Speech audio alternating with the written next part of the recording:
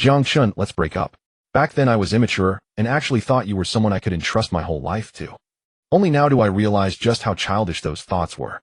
There are countless varieties of abilities and powerful figures emerge one after another in this world. With my looks and my conditions, I deserve someone far better. Stop holding me back. In the future, I will shine brilliantly. As for you, having once been my boyfriend will be the thing you can be proudest of in this lifetime. Jiang Chen had just stepped off the train when he received a message from his girlfriend Yang Xiaoyi. Looking at the text on his phone, he could not help feeling a little surprised. What surprised him was not that Yang Xiaoyi wanted to break up, but that she had actually bothered to notify him with a message. On the earth he came from, there were women who would not even say a word. Some even kept several boyfriends at the same time. That was nothing unusual. Indeed, Jiang Chen was not someone native to this world. 18 years ago, by a stroke of bizarre luck, his fetus had transmigrated into this parallel world called Blue Star. In this world, supernatural abilities existed. Every newborn had a certain probability of awakening a unique ability. Some awakened elemental abilities and could control wind, fire, and lightning. Some awakened healing abilities and could pull the dying back from the brink. Some awakened spatial abilities, moving like ghosts, traversing the heavens and the earth. Some awakened temporal abilities, able to pause time, only to end up behind bars in the end. Unfortunately, Jiang Chen possessed no innate ability at all. Fortunately, he awakened a system. After some experimentation, he discovered that the system's function was exceedingly simple. He could earn points just by going about his daily life. Eating, sleeping, and the like all granted him points.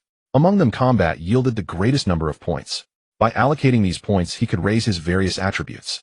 Life, strength, agility. Every parameter could be improved. Relying on this point allocation system, Jiang Chen posed as a strength-type ability user.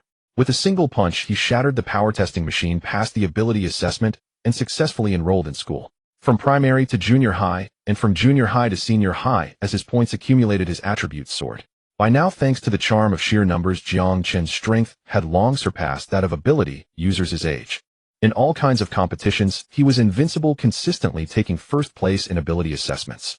His outstanding performance drew the attention of the campus belle Yang Xiaoyi during their high school years. Originally, Jiang Chen had no intention of falling in love. Yet he could not withstand the fierce offensive launched by Yang Xiaoyi. Faced with her relentless pursuit, Jiang Chen finally yielded and agreed. After they started dating, he discovered that as long as he was with Yang Xiaoyi, his points would increase continuously, even more markedly than before. Because of this, Jiang Chen took especially good care of Yang Xiaoyi. Deep down, he always felt as though he were taking advantage of her. Over more than half a year, Jiang Chen did everything a good boyfriend possibly could. Some friends even joked that he was nothing but a bootlicker. He only smiled and brushed off their teasing. What they did not know was that he treated Yang Xiaoyi well, merely so he could feel at ease with himself. I'll be earning far fewer points from now on. Jiang Chen sighed, tapped his phone screen, and replied with a single line, "Got it." Then he immediately moved Yang Xiaoyi's contact information into his blacklist. Jiang Chen left the train station and boarded a bus. He headed straight for Shanghai University. Sitting by the window, he gazed with longing at the bustling streets out. The next 4 years would be spent here in Shanghai City, delving into more advanced studies of abilities, participating in higher-level competitions, and even exploring secret realms. His opportunities to gain points would only multiply. Bang! As he was lost in thought, a sudden thunderous boom erupted ahead. The bus shuddered violently several times. Immediately afterward came the terrified screams of the passengers. Jiang Chen hastily looked toward the front. Dozens of meters away, a giant python was bursting up from beneath the ground. Its head alone was the size of the bus. Its body was sheathed in steel-like scales that gleamed with a ghastly white luster under the sun. Accompanied by rumbling detonations, the monster continued relentlessly to force more of its bulk out of the earth. That's a wild ability beast. An ability beast. How can one appear in the city center? The bus instantly descended into chaos. Yet Jiang Chen's eyes lit up. Ability beast. Until now, he had only ever seen that term in books. Hundreds of years ago, spiritual energy had revived on Blue Star. Humanity gained the chance to awaken ability talents. Yet in the wilds of nature, every species was granted the same opportunity. Besides humans, other species likewise acquired the possibility of awakening abilities. Animals, plants, even large microorganisms, and inanimate matter. All non-human species that awakened abilities came to be collectively known as ability beasts. For human society, ability beasts were a double-edged sword. They brought new opportunities to some. Even those without innate talents could become beast tamers as long as they managed to tame an ability beast. But not all ability beasts could be domesticated. Just as humanity, after thousands of years, still had not tamed every wild animal, so too the ferocious and untamable ability beasts brought calamity and catastrophe upon human society. After centuries of effort by generations of ability users, the vast majority of ability beasts had been driven out of human living areas. Every nation delineated regions for the ability beasts to inhabit. Those areas became forbidden zones for ordinary people, governed uniformly by the Ability Association. Strict laws were enacted by every country. Certain large ability beasts, even when tamed by humans, were absolutely forbidden from appearing within urban districts. Thus the appearance of this giant python, its body clad in steel scales, and clearly a wild ability beast here, in a bustling downtown area, naturally triggered immense panic. On the bus, people scrambled to get off and flee. Most of them were ordinary folk. Even the small number of ability users among them possessed no significant combat power. After all, the true powerhouses among ability users, that elite minority, had all entered the Ability Association to be managed centrally. Very few of them would be wandering the streets on a workday. In the blink of an eye, Jiang Chen was the only one left on the bus. Even the driver had abandoned the vehicle and fled. "Kid, run," someone shouted to Jiang Chen from outside the bus. Another person tugged at the shouting young man. "Forget him, he must be scared stupid. Hurry up, or we'll lose our lives." "Run." Not happening. Looking at the giant python outside the bus, Jiang Chen's heart pounded wildly with excitement, his adrenaline surging. He wondered just how many points this ability beast could yield. He was about to get off the bus when out of the corner of his eye he caught sight of a striking figure already sprinting toward the giant python at incredible speed. The young girl was dressed in a white tracksuit. Her jet black hair fluttered in the wind. Though her face could not be clearly seen judging from her figure alone, she was undoubtedly a stunning beauty whose back view could captivate souls. Jiang Chen froze in bewilderment, hastily rolling down the car window before leaping out of the vehicle. The instant his feet touched the ground, he exerted force and shot forward. With a loud bang, Jiang Chen shot toward the giant python like a cannonball, leaving its chamber afraid that it might be taken down by someone else first. He was almost breaking the sound barrier, yet he was still a step too late. For all his calculations, he had never anticipated that the girl would simply stand at a distance and unleash an ability against the giant python. The girl raised her hand into the air, and a spell formation materialized before her palm. Countless icicles condensed out of thin air and shot toward the giant python in a furious volley. In an instant, the icicles crashed into the python's body, freezing the rampaging monster into a colossal ice sculpture. Jiang Chen watched from the side, utterly dumbfounded. This was the first time he had ever witnessed an ability of such devastating power. The girl before him was far stronger than any ability user he had encountered in the past. "This is not a place where you should be. Go take shelter at once." Having noticed Jiang Chen's presence, the girl turned her head, cast him a brief glance, and spoke in a cool After speaking, she did not wait for Jiang Chen's reply. Instead, she took out her phone, intending to contact the nearby law enforcement squad to handle the aftermath. "Are you a student of Shanghai University?" Jiang Chen did not retreat. Instead, he walked a few steps closer. On the girl's tracksuit, he spotted the emblem of Shanghai University. At the same time, he finally saw her face clearly. Although he could only see her in profile, it was easy to tell that she was an exceptionally beautiful woman. The girl responded with a cold monosyllable and casually dialed a number. "Senior, I'm also a student of Shanghai University. I was just on my way to register at the school." A hint of excitement colored Jiang Chen's tone. He thought to himself that Shanghai University truly deserved its reputation as a top academy for ability users to be able to cultivate such an outstanding expert. Life at the university was certainly not going to be dull. "Hello, I am." The call connected, and the girl was just about to explain the situation when all of a sudden the sound of shattering rang out. Jiang Chen and the girl turned toward the source of the noise at the same time. They saw cracks spreading across the crystalline ice encasing the giant python. With a series of sharp snaps, the ice fractured faster and faster. The python's massive body twitched a few times, and it was clearly on the verge of breaking free. The girl quickly leaped back to evade, while speaking rapidly into the phone. "An ability beast has appeared in the city. The location is..." In mid-sentence, a flicker of movement in her peripheral vision made her see Jiang Chen running straight toward the python. "Stop right there, what are you doing?" The girl's beautiful eyes widened abruptly as she cried out, "Fall back immediately." Yet Jiang Chen remained unmoved by her shout. At that moment, only a single thought remained in Jiang Chen's mind. He had been a step slower just now. This time he absolutely would not let anyone get ahead of him again. Before the girl's eyes, Jiang Chen darted beneath the python's massive body at incredible speed and drove his fist toward that steel-like torso. Her delicate brows immediately knitted into a tight frown. She felt utterly helpless. A newborn calf fears no tiger, she thought. An attack of that level could not even scratch the python's steel scales and would only leave him injured. Freshmen these days really knew how to cause trouble. Just as this thought crossed her mind, a scene unfolded before her eyes that nearly made her jaw drop to the ground. The giant python's enormous body slid several meters backward. Immediately afterward, a thunderous boom rang out. The python's torso had been pierced through by Jiang Chen's punch, leaving a gaping cavity blasted clean through its body. A cascade of crashes followed as the glass of the shop fronts lining the street shattered under the lingering shockwave of that single punch. On the far side of the python's body, blood and flesh burst outward, spraying minced meat across a distance of hundreds of meters. With another resounding thud, the giant python crashed to the ground, dead beyond any doubt. Jiang Chen calmly withdrew his fist, a faint look of disappointment surfacing on his face. This monster had looked so terrifying, yet in the end it was merely an impressive shell with no real substance. Congratulations, host. Battle successful. Ability Beast Steel-Scaled Python eliminated. You have obtained 1,000 points. A mechanical voice from the system echoed within Jiang Chen's mind. Would the host like to allocate points? Available points 1,000. That's quite a generous amount of points, Jiang Chen replied in his mind. Allocate them. As soon as the thought formed, a system panel materialized before his eyes. Host Jiang Chen. Vitality 999, 909, 9999. Each 1 point increases overall physical health, toughness, and recovery ability by 1. Current increase 99,999. Spiritual energy 00. Casting abilities consumes spiritual energy. When it drops to 0, abilities can no longer be used.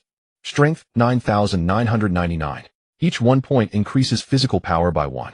Current increase 9,999. Agility 9,999. Each 1 point increases speed by 1. Current increase 9,999. Ice resistance 0. Each 1 point increases resistance to ice attributes by 0. 1 up to a maximum of 100. Jiang Chen noticed the newly added ice resistance entry at the bottom of the panel, something he had never seen before. As he wondered about it, the system's voice sounded again in his mind. Damage from an ice element ability has been detected on the host.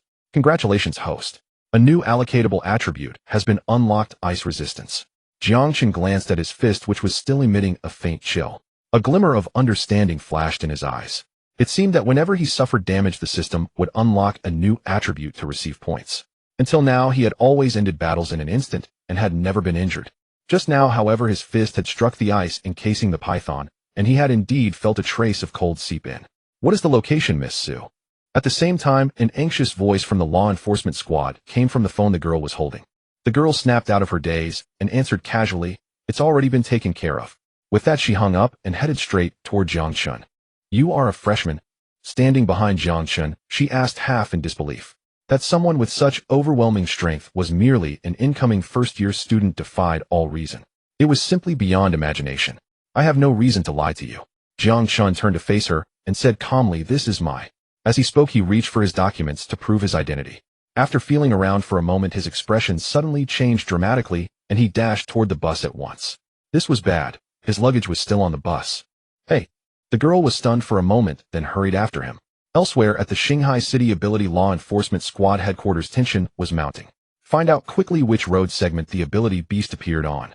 The captain of the law enforcement squad paced back and forth anxiously in the hall. Just moments ago, Su Yambing, daughter of the president of the Ability Association, had personally called to report the appearance of an ability beast within the city. Although she had later said that the situation was resolved, the fact that an ability beast had appeared in the urban area without the squad receiving any prior information was deeply troubling. "Captain, the anomalous beast has been spotted near Shanghai Street No. 9527. A law enforcement officer suddenly shouted. The captain strode forward at once and snapped, "Should be. This is a matter of life and death. No vague speculation. I demand a definitive answer." Captain Hay raced the situation. "I reviewed every surveillance feed across Shanghai City, and only the cameras near No. 9527 were deliberately disabled." The officer turned to face his captain, embarrassment flickering across his features. "That's why I deduced the beast must have appeared there." Hearing this, the captain's brow furrowed sharply. Anomalous beast, surveillance signals deliberately jammed. How could these two facts possibly be connected? Understood. Assemble a team immediately and conduct an on-site investigation at Shanghai Street No. 9527. The captain issued the order in a low, grave tone. Then he swiftly pulled out his phone to report this eerie incident to his superiors. Meanwhile, Jiang Chen located his luggage aboard the bus. He raised his gaze and saw the road ahead shattered by the anomalous beast. Traffic would certainly remain paralyzed for hours. With no choice, he retrieved his phone to search for alternate routes to Shanghai University. "Junior, you ran off before finishing what you were saying." Su Yanbing stepped onto the bus and fixed Jiang Chen with a resigned expression. Senior sister, here's my enrollment certificate. Jiang Chen unzipped one side of his suitcase and held up the document before her eyes. Now will you believe me? Jiang Chen. Su Yanbing's delicate brows drew together faintly. She hadn't expected him to truly be a freshman at Shanghai University. Her peripheral glance fell upon his suitcase. In that instant she understood why he'd rushed so frantically onto this bus. It was me. Jiang Chen tucked the certificate away and zipped his suitcase shut. Senior sister, I need to head to registration now. We'll meet again sometime. With that he grasped his suitcase, preparing to disembark. I'm returning to campus too. I'll give you a ride. Su Yanbing spoke again, watching him steadily. Jiang Chen paused mid-step, eyes brightening. Senior sister, would that be convenient? She replied calmly, my car's parked nearby, and it's perfectly on my way. A small favor. Then thank you very much, senior sister. Jiang Chen smiled warmly. This senior sister was unexpectedly kind. Cool and aloof at first glance, yet genuinely warm-hearted. Jiang Chen and Su Yanbing alighted from the bus together, walking side by side. I'm Su Yanbing, a junior at Shanghai University. She introduced herself simply, then asked Jiang Chen, you're a strength-type adept? Yes, strength-type, Jiang Chen affirmed solemnly. Since childhood, he'd answered that question identically, so often that he nearly believed it himself. Remarkable, even strength-type adepts can manifest such formidable power. Su Yanbing murmured softly. In her memory, strength-type was the weakest category of aptitude. A common saying held that the most despairing fate was lacking any aptitude at all, yet the most despairing was awakening only strength-type. In early years, when peers had barely mastered aptitude techniques, strength types gained advantage through sheer physical resilience. But this edge faded drastically after middle school and vanished entirely by high school. Put plainly, strength types were merely ordinary people endowed with greater strength. Moreover, strength type enhancements consumed spiritual energy and lasted only briefly. Most critically, they permitted combat exclusively at close range, rendering them severely disadvantaged. Few strength-type adepts ever gained university admission to Shanghai University, a premier institution, had never enrolled one. Yet Jiang Chen now seemed poised to break that precedent. Put your luggage in the trunk. Su Yanbing led him to a fiery red sports car and slid into the driver's seat. As the trunk lid rose smoothly, Jiang Chen stowed his suitcase and settled into the passenger seat. His gaze lingered on the opulent interior, silent, awe rising within him. So this senior sister was a wealthy heiress. Moments later, Su Yanbing ignited the engine and pressed the accelerator, the deep resonant roar filling Jiang Chen with quiet rapture. That sound, pure perfection. The sports car surged forward, wind howling past its windows. 20 minutes later, it halted outside Shanghai University. Step out first, the parking lot's outside. Su Yanbing opened the trunk as she spoke. Jiang Chen unbuckled his seatbelt and exited without delay. After retrieving his suitcase, he returned to the front of the car to offer thanks. Thank you, senior sister. Wait for me at the gate. I'll park and join you shortly. There's something I'd like to discuss. Su Yanbing regarded him coolly. Jiang Chen blinked, then nodded. Sure thing, senior sister. I'll wait right here. Before the words fully settled, she revved the engine and sped off. Absolutely stunning, Jiang Chen murmured, gazing after the receding car. He imagined wistfully the day he'd earn enough to own one himself. Jiang Chen stood roadside beside his suitcase, lost in reverie about his future, when suddenly the roar of an engine shattered his thoughts. He looked up and saw a cobalt blue sports car stop directly before him. Inside sat his ex-girlfriend Yang Chen. Over summer, her jet black hair had turned pink. He almost failed to recognize her until he studied her closely. Jiang Chen, what a coincidence. Yang Xiaoyi greeted him lightly, then gestured toward the driver. This is my boyfriend Tang Jia. Xiaoyi, who is he? Tang Jia interjected before Jiang Chen could respond. Oh, he's a high school classmate. Used to do quite well academically. Yang Xiaoyi spoke with serene nonchalance, then slipped her arm around Tang Jia's and cooed. But compared to you, he's light years behind. Ouch, ouch, ouch. Tang Jia winced in sudden pain. Yang Xiaoyi instantly loosened her grip, contrite. Sorry, darling. I forgot you were injured protecting me from the anomalous beast. She bent down and gently blew over his arm. SHHHSHHHSHHH. I'll soothe it. Does it still hurt, darling? Tang Jia smiled tenderly. Not anymore. Anomalous beast. Jiang Chen's brow furrowed. Yes, there was an outbreak near Shanghai Street now. 9527. Yang Xiaoyi pouted playfully. Tang Jia and I were on a date, when he bravely stepped forward to shield me. So utterly manly. All's well, Tang Jia chuckled. Just an ordinary beast. Had I not feared for my darling's safety, I'd have slaughtered it on the spot. Jiang Chen's lips twitched a few times, feeling a deep embarrassment for Tang Jia. This act was too forced, lacking any smoothness. What is this reaction of yours? Yang Xiaoyi furrowed her delicate brows, clearly displeased with Jiang Chen's attitude. That was a mutant beast. The scene back then was truly breathtaking. Alright, shall we discuss this with him? Tang Jie quickly changed the subject, saying, aren't you supposed to report? He'll accompany you. He feared that Yang Xiaoyi might exaggerate too much, making it hard to explain later. The situation was like this. Yang Xiaoyi was buying milk tea inside the shop, while he was outside smoking. Suddenly, a giant python emerged from the ground, scaring him into a frantic escape. During his flight, he accidentally got struck on the arm by a rock flung by the python. Later, when he called Yang Xiaoyi to run away together, she inquired about the injury on his arm. He casually fabricated a lie, claiming it was a wound he received while protecting Yang Xiaoyi. Women should be pampered at least until a home run is achieved. That's right, discussing this with him is pointless. Yang Xiaoyi let out a soft hum, let's go and report. After she spoke, Tang Jie remained unmoved. He was seen gripping the steering wheel, his gaze lost in the distance, as if enchanted. Darling. Yang Xiaoyi frowned slightly, following Tang Jie's line of sight, her gaze landing on a girl in a white tracksuit with flowing long hair. In an instant, a wave of jealousy surged within her. She knew that men are naturally attracted to beautiful women. But if the woman is even more beautiful than her, it made her feel a sense of crisis. Ahem. Yang Xiaoyi cleared her throat. Tang Jie came back to his senses and smiled awkwardly. Xiaoyi, that girl coming from afar, is our student council president Su Yanbing. As a member of the student council, I was just considering whether to greet her. So that's how it is.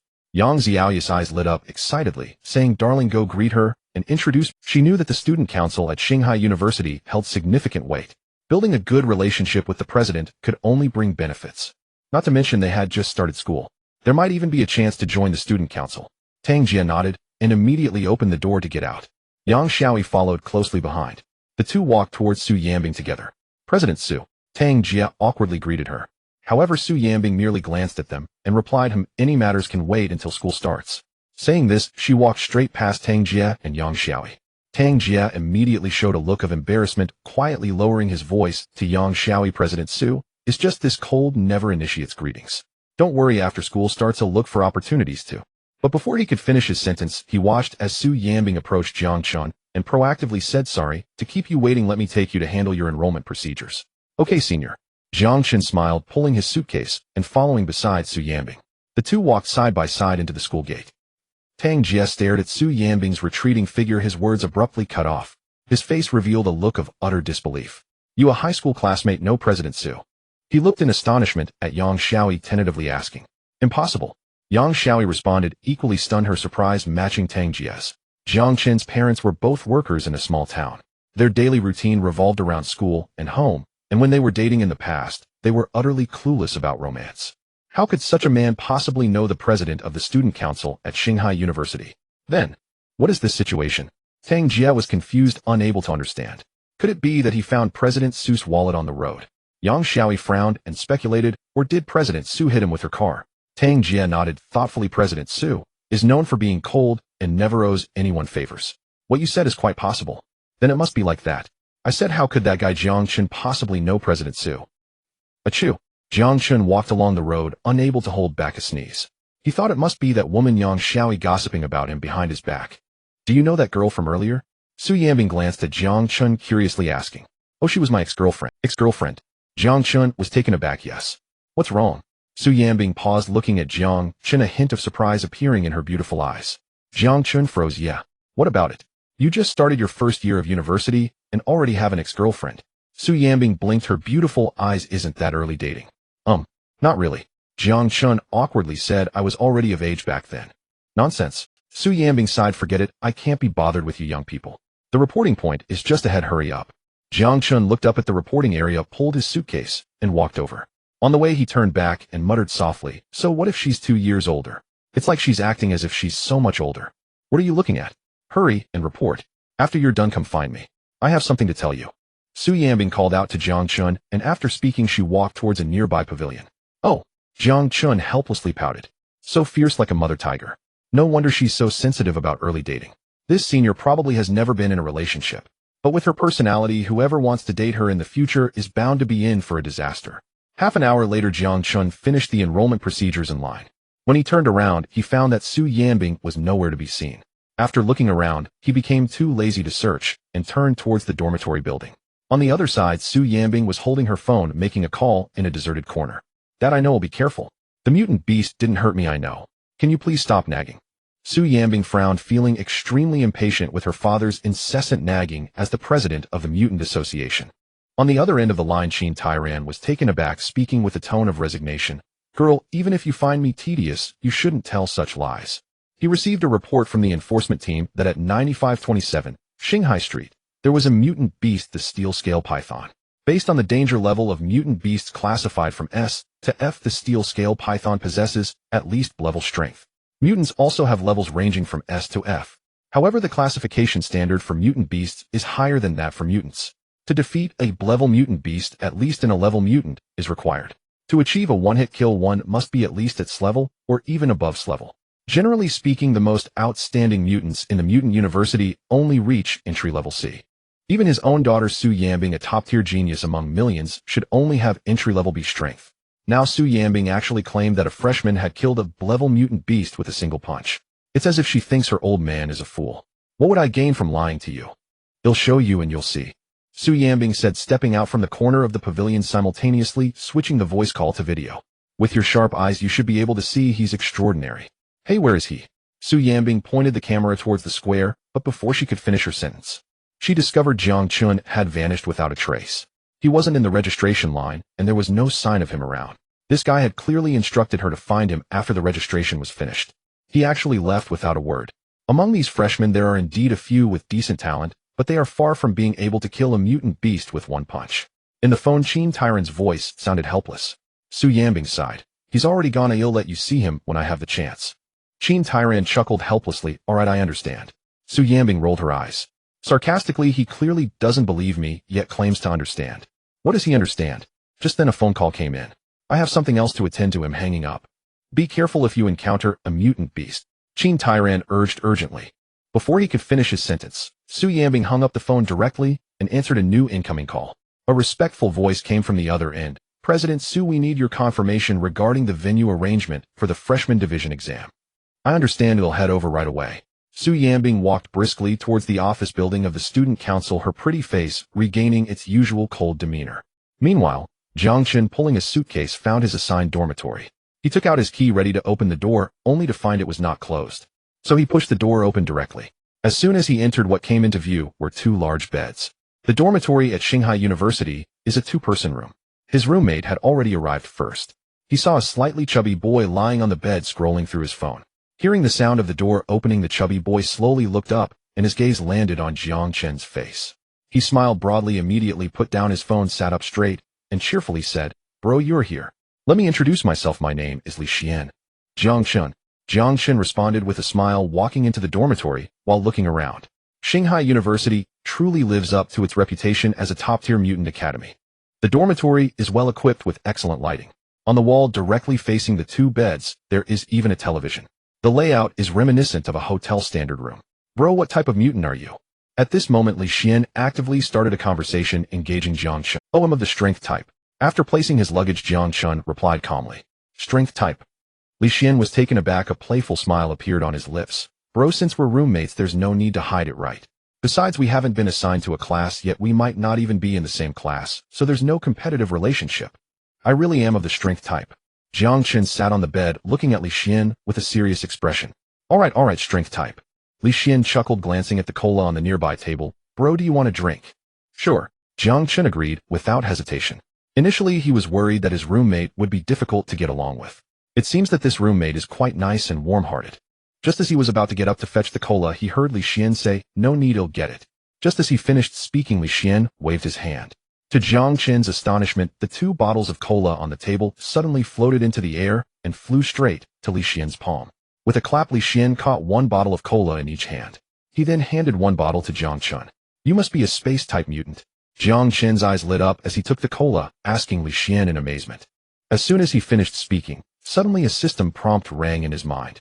Detected that the host is affected by an illusion-type ability. Congratulations, host, you have unlocked a new point allocation option, illusion resistance. Every 1 point increases illusion resistance by 0.1, maximum 100. Upon reaching the maximum, you will be completely unaffected by illusions. Current available points, 1,000 points illusion ability. Jiang Chen was momentarily stunned. Meanwhile, Li Xian smiled and replied, That's right, I am a By the way, bro, the class division exam is coming up. We can form an alliance and work together to aim for Class S. No problem. Jiang Chen snapped back to attention and readily agreed. This is getting interesting. This guy keeps calling me bro and even allows me to be open. But he clearly a user of illusion-type abilities claims to be a space type. This person has some tricks up his sleeve. It seems I need to be cautious. Bro, let's formulate a plan. Li Xian looked at Jiang Chen speaking earnestly. You say it, Pim, listening. Jiang Chen replied calmly, twisting open the cola and taking a big gulp. Congratulations, host, for successfully consuming cola, gaining 2 points. Let's go. We'll head to the cafeteria to eat and discuss. Li Xian jumped off the bed cheerfully. Jiang Chen followed closely behind. The cafeteria was on the first floor of the dormitory. The two used their newly issued meal cards to order a few simple dishes. While eating, they began discussing strategies for the class division exam. Although they were unclear about the specific details of the exam, they had gained a general understanding of the process during registration. This evening, all freshmen will gather together. In a designated area, there will be an elimination match. The final 30 people will enter the one and only Class S. In addition, those ranked 31 to 120 will be divided into 3 Class S, and so on until Class F. The lower the class rank, the more classes there are. Jiang Chen and Li Xian chatted in the cafeteria for over an hour. Most of the time, it was Li Xian leading the conversation. Jiang Chen occasionally chimed in with a few responses and suggestions. It was not hard to see that Li Xian was hiding some thoughts. However, having just met Jiang Chen didn't want to confront him directly to avoid creating tension. Bro, the plan is simply flawless. Oh, let's do it this way. Li Xian smiled broadly. As he spoke, his phone vibrated a few times. He immediately took out his phone to check. At the same time, Jiang Chen also received a message, a mass text from the school, notifying all freshmen to gather at the auditorium. Bro, let's go. The exam should be starting soon. Li Xian stood up first, smiling at Jiang Chen. Following our designated plan, we two brothers can at least enter Class A, and there's even a chance to get into Class S. At Shanghai University, within the main hall, over 1,000 new students gathered. By the time Jiang Chen and Li Xian arrived, most of the seats were already filled. The two found a seat towards the back. As soon as they sat down, Jiang Chen noticed 2 adhesive devices hanging. Curiously, he picked one up to examine it. Bro, this is a virtual reality device. We will use it for the class division exam later. Li Xian explained beside him. At that time, you just stick these 2 things on your temples, and you'll be able to enter the simulated world. Jiang Chen was taken aback, looking at Li Xian in confusion. How do you know? No one explained the use of this during registration. He had never seen it before either. Well, to be honest, my dad works at the Ability Research Institute, Li Xian calmly said. He was involved in the development of this device. I see. Jiang Chen nodded, revealing an expression of understanding. I guess it will still take a while to start, Li Xian jokingly said. Do you believe that the school leaders will drone on for a while? ITLL probably start at least half an hour from now. Hearing this, Jiang Chen couldn't help but laugh. Definitely. As expected, once all the new students were seated, several school leaders took turns to speak before the exam began. This went on for nearly an hour. Originally energetic students were now all drowsy. Jiang Chen was especially close to falling asleep. Suddenly, a commotion arose. The students in the hall instantly perked up.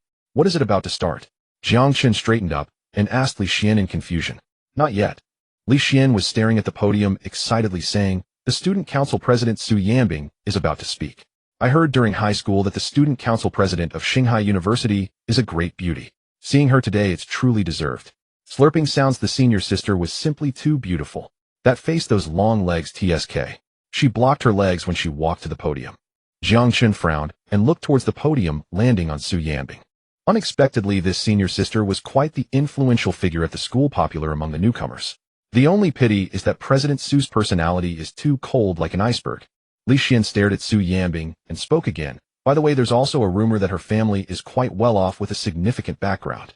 Previously, a senior tried to pursue President Su, but failed, and in anger he intended to cause trouble. As a result, the next day that senior was expelled, and the scariest part was that the people he hired from outside the school were also punished to varying degrees. Jiang Chen was taken aback. How do you know so much gossip? Li Xian replied calmly. Campus forum, didn't you check it during the summer vacation? Jiang Chen said, I didn't do that. Li Xian continued. I checked every day, spent the entire summer on the forum. All right then. Jiang Chen pouted. It seemed that the information on the forum wasn't that reliable. This Su senior sister clearly was a fierce woman with a temper. An iceberg. More like a volcano. Su Yanbing's speech was concise. After a few pleasantries, she got to the main topic. Next, you will all take the entrance class division exam. On the chairs there are 2 electrodes respectively. Jiang Chen listened to Su Yanbing's introduction. Indeed, just as Li Xian had said, it was a virtual reality device. He hadn't expected that in this world, aside from abilities, technology had also developed so advanced. Su Yanbing continued speaking on stage. During the exam, anything goes. Feel free to show your skills. Killing is also permitted. Of course, since it's a virtual world, everyone can rest assured that you won't truly die, but will wake up back in reality. The exam process will be monitored in real time, with rankings displayed, ensuring absolute fairness. Now everyone can pick up the 2 electrodes and stick them on your temples. The blue one goes on the left, the red one on the right. Upon hearing this, Jiang Chen immediately followed the instructions and placed the adhesive-like electrodes on both sides of his temples.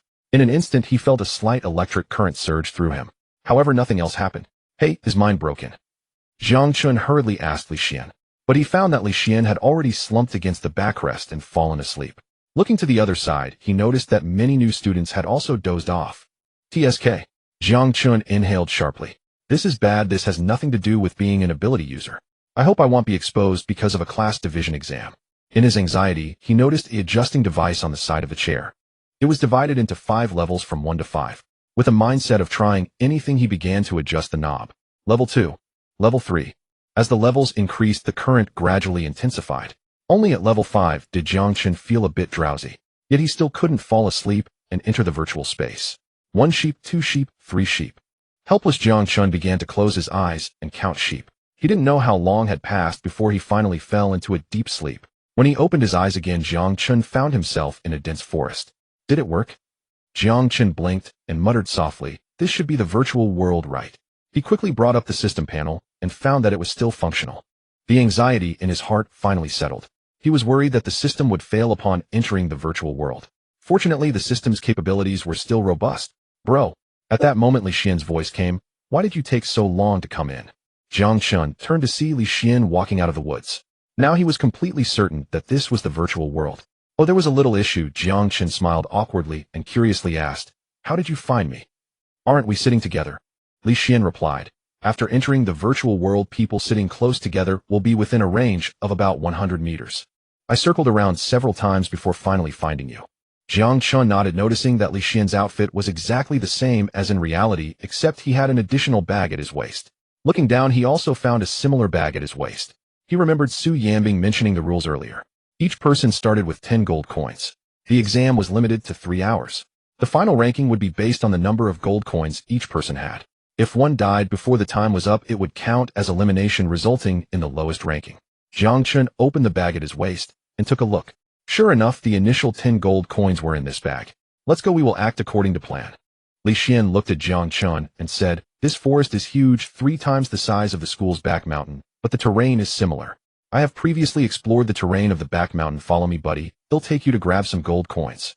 Jiang Chen followed behind Li Xian, venturing deeper into the dense forest. Meanwhile, in the lounge of the conference hall, Su Yanbing was engrossed in watching the situation in the virtual world on her phone. The entire examination could be monitored externally at all times. By using specific software and inputting the corresponding student's name, one could view that student's footage. Moreover, the perspective could be adjusted in 360 degrees. Whether it was at the moment of unleashing a special ability or the destructive power of that ability, every detail could be perfectly captured without omission. "President Su, there's a list that needs your signature." At this time, Tang Jie entered the lounge with a list of newly selected student council members looking for Su Yanbing to sign. After he spoke, Su Yanbing did not respond for a long time, her gaze fixed on the screen of her phone. Tang Jie frowned. As he approached, he tiptoed to take a glance. He discovered that Su Yanbing was actually following the class division examination of the freshmen. This was puzzling. What was so interesting about the freshmen's class division exam? Even those with exceptional talents among the ability users would still have mediocre strength before receiving a university education. Unless they came from prominent families, they would have access to separate educational training in advance. Furthermore, the results of the class divisions were directly calculated and generated by the software. There was simply no need for human attention. As he pondered, Tang Jie suddenly realized that the person on Su Yanbing's phone screen was actually Jiang Chen, a classmate of Yang Xiaoyi from high school. Hiss! Tang Jie couldn't help but gasp in surprise. Could it be that Su Yanbing was not paying attention to the class division exam, but rather to Jiang Chen himself? "What are you doing here?" Su Yanbing suddenly spoke, coldly giving Tang Jie a sharp glance.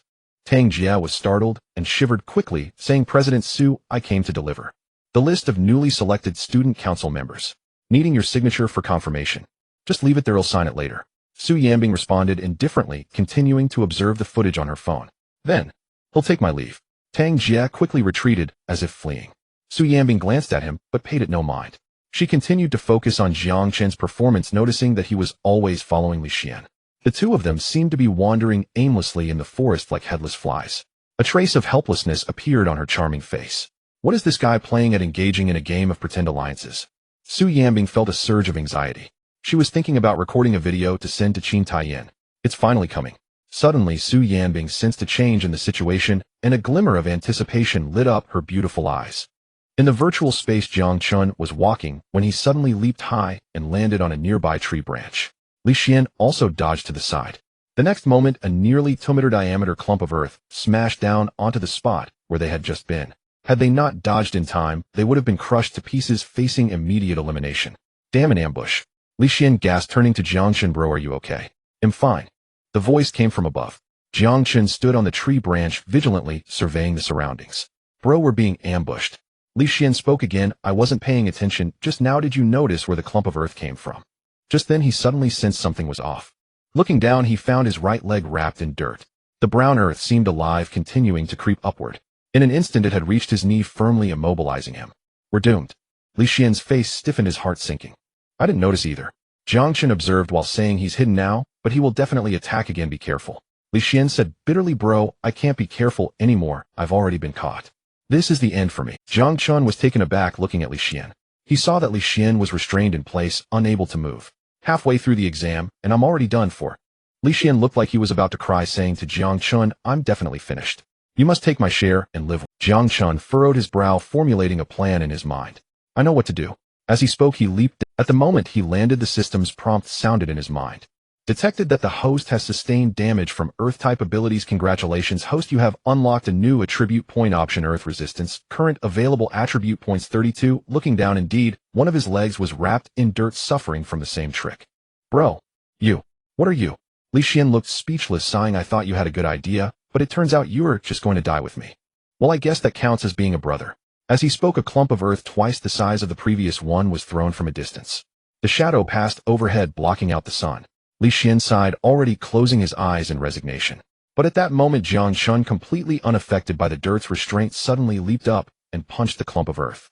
With a loud bang, the clump of earth shattered under the punch, scattering debris in all directions. What the hell? Li Xian opened his eyes wide, stunned by the sight before him. Immediately afterward, he saw Jiang Chen upon landing rush toward the direction from which the clump of earth had come. What the hell, what the hell, what the hell? Li Xian's eyes widened, completely dumbfounded. Bro, you're really a power type. However, this power type was a bit too fierce, wasn't it? Oh. Just then a scream reminiscent of a pig being slaughtered echoed from afar. Before long, Jiang Chen walked over casually. Here. He tossed 5 gold coins to Li Xian, saying, as agreed, half for each. Li Xian caught them staring blankly at Jiang Chen, blinking, as he said, Bro, you're way too strong. It's alright. Jiang Chen responded calmly. In reality, this was just the beginning. That level of restraint didn't even require earth resistance points. He could easily break free with sheer brute force. Awesome, awesome. Li Xian quickly approached Jiang Chen, saying, from now on I'll stick with you. As he spoke, Li Xian reached Jiang Chen, pulled out 10 gold coins from his pocket, and handed them over, saying, Bro, to be honest, I'm actually an illusion type. These are your 10 gold coins. Jiang Chen accepted them, and before he could say anything, Li Xian continued awkwardly, earlier, I used an illusion to swap your gold coins for stones. Having witnessed Jiang Chen's strength, Li Xian didn't dare to play tricks on him anymore. Illusions have their time of dispelling. If he was held accountable later, it was better to come clean in advance. I know. Jiang Chen responded calmly, opening the bag at his waist to put the gold coins inside. Li Xian smiled awkwardly, saying, you can throw away the stones. Oh, I found them cumbersome and threw them away a long time ago. Jiang Chen looked around and asked, let's go. Where should we head next? Do you know that I have exchanged the gold coins? Li Xian looked at Jiang Chen in shock, unable to believe as he asked, then why? Not only did you not expose me, but you even voluntarily gave me 5 gold coins. Isn't it what we agreed upon to share the gold coins? Jiang Chen said calmly. Brother, your vision. Li Xian felt deeply moved, saying, from now on you are my adoptive father, and I will you don't need to be so polite. Jiang Chen smiled awkwardly. In fact, he had already allocated points in advance. Using the 1,000 points from killing the steel-scaled python, he maxed out his illusion resistance. At this moment, he was completely unaffected by illusion-type abilities. He didn't rush to expose Li Xian, thinking that if the other party planned to betray him later, he could turn the tables. Unexpectedly, Li Xian actually confessed and mentioned having a grand vision. It made him feel a bit embarrassed. Adoptive father, follow me, I'll lead the way, let's crush the exam and aim for Class S. Li Xian, filled with excitement, hurriedly walked ahead to lead the way. This is interesting. In the conference hall's lounge, Su Yanbing watched the surveillance footage with great interest. Jiang Chen was surprisingly able to easily break free from the constraints of Earth-type abilities. This indicated that his strength was already far superior to that of his peers. Moreover, this guy's vision was extraordinary. Despite knowing that the boy next to him was using illusion-type abilities to set him up, he still chose to forgive and repay kindness with kindness, successfully winning people's hearts. He is a talent.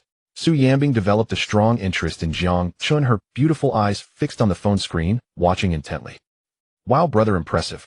In the virtual space, Jiang Chen single-handedly uprooted a towering tree, digging his fingers into the trunk, wielding it as a weapon, and sent dozens of people flying in one fell swoop. The small group that had just formed was utterly annihilated by this move. After dying, they instantly vanished in the virtual world, leaving only gold coins scattered on the ground. Li Xian hurried over to collect the gold coins, and then returned to Jiang Chen to split the loot. This scene left Su Yanbing watching from outside the reception room, gasping in shock. This is so fierce. In 3 hours, she witnessed numerous jaw-dropping events. Faced with the flames of a fire-type ability, user Jiang Chen punched the ground, creating a trench to evade. Vines from a wood-type ability user ensnared him. With just a swing of his hand, as if cutting through vegetables, he severed all the vines. Regardless of the moves used against him, Jiang Chen responded with brute force. His speed was astonishing. Of course, Li Xian also contributed part of his strength through his illusion-type abilities. He confused the enemies, used tricks, and stole a few gold coins.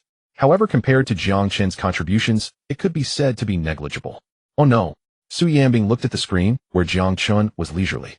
Seeing that time was almost up, she finally realized that she had been too focused and forgot to record the screen. The class division exam was quickly approaching its end. With overwhelming strength, Jiang Chen led Li Xian to survive until the end. The two effortlessly secured their place in Class S. As the exam concluded, Jiang Chen and Li Xian exited the virtual world. At the first moment, his phone received the class division notification. Class S. Brother, I made it into Class S. Thanks to you. I never dreamed that I could get into Class S.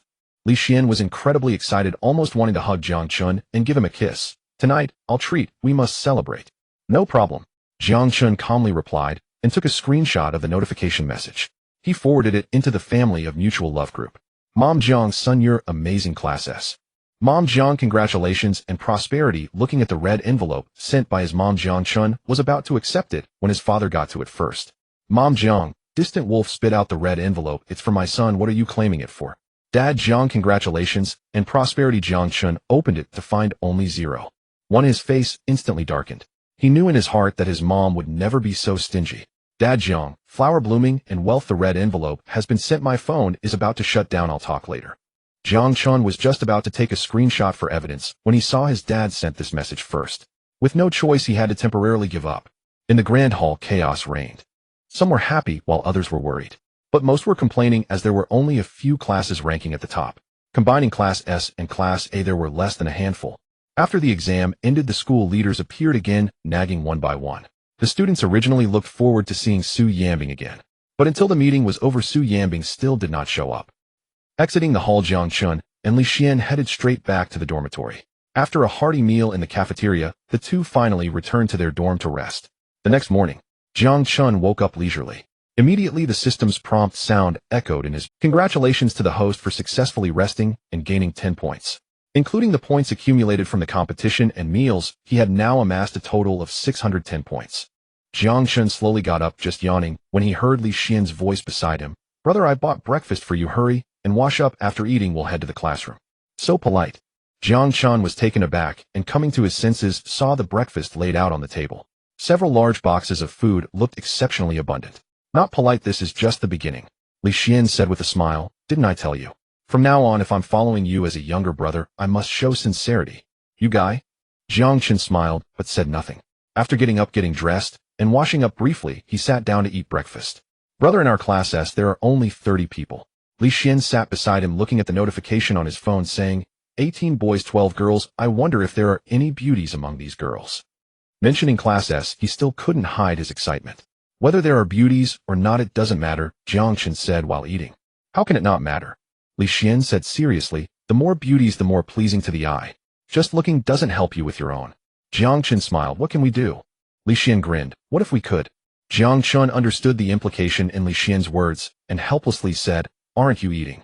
If you don't eat soon, I'm going to finish it all. You eat, I've already had mine. Li Xian said as he continued to check the class roster, analyzing seriously. I feel like there's a girl named Yang Xiaoyi among the girls. She should be pretty. Yang Xiaoyi. Jiang Chen was taken aback. Strange. With this guy's strength, can he really make it into Class S? Li Xian declared earnestly, brother, you don't believe me. Let's make a wager. I bet Yang Xiaoyi is a beauty. Jiang Chen snapped back to himself, smiling as he waved his hand. I won't bet with you. What's so lacking in confidence? Li Xian probed. You might not even lose. My instinct about beauties is not always wrong. Then your intuition must be pretty accurate this time, Jiang Chen said calmly. Of course, unless it's a namesake. Li Xian caught a hint in Jiang Chen's words. Brother, do you know this Yang Xiaoyi? Jiang Chen nodded. I had a high school classmate with that name. She also got into Shanghai University. Li Xian's eyes brightened. So she's a beauty. Yes. Jiang Chen offered no denial. Strictly by looks, Yang Xiaoyi was indeed beautiful. Perhaps the most beautiful woman he had ever seen. This beauty was Jiang Chen's high school classmate. A friend's classmate was for all practical purposes one's own acquaintance. When opportunity is, what's your relationship like? Introduce me. Li Xian crossed his legs, eyes full of expectation as he looked at Jiang Chen, already making mental calculations. This beauty was Jiang Chen's high school classmate. A friend's classmate was for all practical purposes one's own acquaintance. When opportunity is close at hand, shouldn't one seize it? Relationship. Jiang Chen hesitated, words catching in his throat. He had not meant to say more if the thought made him uncomfortable. Seeing Li Xian's eager expression, he chose to be frank. Forget it. Telling you won't hurt. She was my... Li Xian froze for a moment, then lightly patted Jiang Chen's shoulder. Brother, I understand. He knew enough to be cautious. In such matters one must speak with care. If the elder would not speak, it was not the little brother's place to pry. Heaven forbid he should rub salt into Jiang Chen's wound. That would be unbecoming. Understand what? Jiang Chen asked helplessly. No need to say more, I get it. Li Xian sighed softly. Come on, let's eat. After breakfast, we'll go to class. Never mind. Jiang Chen, too weary to explain, bowed his head and resumed his breakfast. After a hearty meal, another 30 points were credited to his account. His accumulated points had reached 640. Jiang Chen and Li Xian left the dormitory and, following the notice, arrived outside the classroom. As soon as they entered, they saw a group gathered together, chatting and laughing. Jiang Chen glanced over, indifferently slipped past the crowd, and took a seat by the window. Li Xian sat down beside him. Barely had he warmed his seat when he turned to the throng, a restless excitement stirring within him. Aren't you curious what they're talking about? Li Xian whispered. They're likely gathered around Yang Xiaoyi, Jiang Chen replied lightly. Jiang Chen's tone was flat. The scene felt familiar. Back in the final year of high school, he had been placed in the same class as Yang Xiaoyi. On the very first day of term, it had been the same spectacle. Yang Xiaoyi had brought dozens of small gifts, one for each classmate. She went down the line, distributing them, appearing exceedingly friendly. Because of her striking looks, she quickly cultivated good relations with most of the class. At first, Jiang Chen had been fooled by the gesture, thinking her kind-hearted. Later he discovered she was merely skilled at masquerade. Yang Xiaoyi. Li Xian's curiosity was instantly piqued. She must be extraordinarily beautiful to draw such attention. Then a sweet female voice rose from the crowd. Everyone please make way. Some classmates haven't received gifts, yet he'll give theirs first. Jiang Chen recognized the voice as Yang Xiaoyi's. So it was not a mere coincidence of names. But this made the situation stranger. Yang Xiaoyi's talent was mediocre, and she had scraped into Shanghai University through connections. By all rights, she should not have qualified for this class. Could it be she had influence within Shanghai University as well? Wow, she's so beautiful. Li Xian's excited voice broke Jiang Chen from his thoughts. Yang Xiaoyi stepped out of the crowd carrying a pink bag. As she walked, she drew out small gifts and handed them to each classmate. While distributing them, she politely offered a self-introduction. Soon she reached Li Xian, her face lit by a sweet smile. Hello classmate, nice to meet you. I'm Yang Xiaoyi. This is a little token. Oh, I hope we can look after one another. In Li Xian, nice to meet you. Li Xian took the gift and stared at her with a foolish grin. Yang Xiaoyi felt a twinge of disdain, but forced a smile nonetheless. She glanced inward again, and then blurted, classmate, nice to meet you. Jiang Chen. Before she finished, she had recognized him, surprise coloring her pretty face. Aren't you Yang Xiaoyi? Jiang Chen asked calmly. No, how are you here? Yang Xiaoyi replied. Indeed, she had once been drawn to Jiang Chen's strength and pursued him. Later she learned that strength-type talent was only impressive in the early stages, compared with other abilities it ranked far lower. So she had resolutely ended their relationship. She had not expected, however, that Jiang Chen as a strength type would still make it into class. The placement exam put the top 30 in class, didn't it? Jiang Chen shrugged, then narrowed his eyes and asked pointedly, but you? How did you get into class? Yang Xiaoyi's heart trembled. She had approached Tang Jie and tampered with her scores to get into class. In her view, class educational resources were far superior. She planned to rely on those resources and Tang Jie's help to rapidly improve, quietly closing the gap, so the cheating on the placement exam would never be exposed. But she had not expected Jiang Chen to be in class as well. He knew her through and through. If he spoke the cheating, no, she could not allow that to happen. I earned my place in the placement exam. You a strength-type superhuman, what right have you to be in class? Yang Xiaoyi feigned surprise and accused him. First, Jiang Chen, you didn't cheat on the exam, did you? Hey, what are you talking? Before Jiang Chen could reply, Li Xian bristled. With my friend's ability, why would he stoop to such despicable Yang Xiaoyi was stunned and stared at Li Xian in bewilderment. This chubby boy had been gawking at her with a silly grin moments before, clearly taken by her beauty. How had he turned on a dime like that? Brother to him, not talking nonsense. Yang Xiaoyi forcefully swallowed the words, dead fat man, feigning a pitiful look. He and I are high school classmates. He is a power-type ability user. How could it be possible? Her words were cut short, as Li Xian interrupted sternly, what's wrong with being a power-type? Is the power-type eating your family's rice? Even if my brother is a power-type, he is the most formidable power-type, a leader among power-types, absolutely, not someone ordinary power-types can afford to provoke. Jiang Chen's performance during the class division exam was witnessed in full by him, completely shattering his illusion of the power-type. You. Yang Xiaoyi frowned, her pretty face filled with anger as she glared at Li Xian. What is this dead fat man doing? Why is he defending Jiang Chen so fiercely? Saying a few words about Jiang Chen is like stepping on his tail. But seeing people coming over, Yang Xiaoyi couldn't make a scene. Suppressing her displeasure, she continued to play the part, little brother, you're not familiar with him. I am his high school classmate. I know him, this person. Not familiar with him. The class division exam, but my brother led. Li Xian angrily interrupted. Before he could finish, Jiang Chen raised his hand to press on his arm. Forget it, why say so much? Jiang Chen gave Li Xian a look. Li Xian was taken aback, then immediately understood Jiang Chen's intent. Though it's not stated in the exam regulations that alliances are forbidden. But if the fact that he was carried through spreads, it would surely invite jealousy and unnecessary trouble. Jiang Chen didn't want him to speak out of consideration for him. Thinking of this, Li Xian felt a wave of emotion. What is a sworn brother? This is what a sworn brother is. Let's go, don't be an eyesore here. Who would want your broken stuff? Li Xian casually tossed Yang Xiaoyi's small gift into the bag she was holding, waving his hand impatiently to drive her away. Yang Xiaoyi was still thinking of pretending to be pitiful, leading public opinion to condemn Jiang Chen. But her peripheral vision suddenly caught sight of the teacher entering the classroom. She had no choice but to give up, feigning that nothing happened, and return to her seat. Brother, I now understand why you broke up with her. Li Xian lowered his voice, indignantly speaking to Jiang Chen. This woman is simply venomous. Don't mind her. Jiang Chen whispered, she is best at reversing right and wrong. The more you engage with her, the more spirited she gets. Treat her like air, and she'll quiet down. Li Xian nodded heavily. Brother, you see it through. Jiang Chen smiled helplessly. It's also experience gained from classmates. Quiet down. At this moment, a tall and beautiful female teacher walked to the podium. Before Jiang Chen could respond, Qin Ruoshi's gaze turned towards Li Xian, coldly stating, I know I'm beautiful. I don't need certain. You can also understand me as the homeroom teacher. Brother, this teacher is stunning.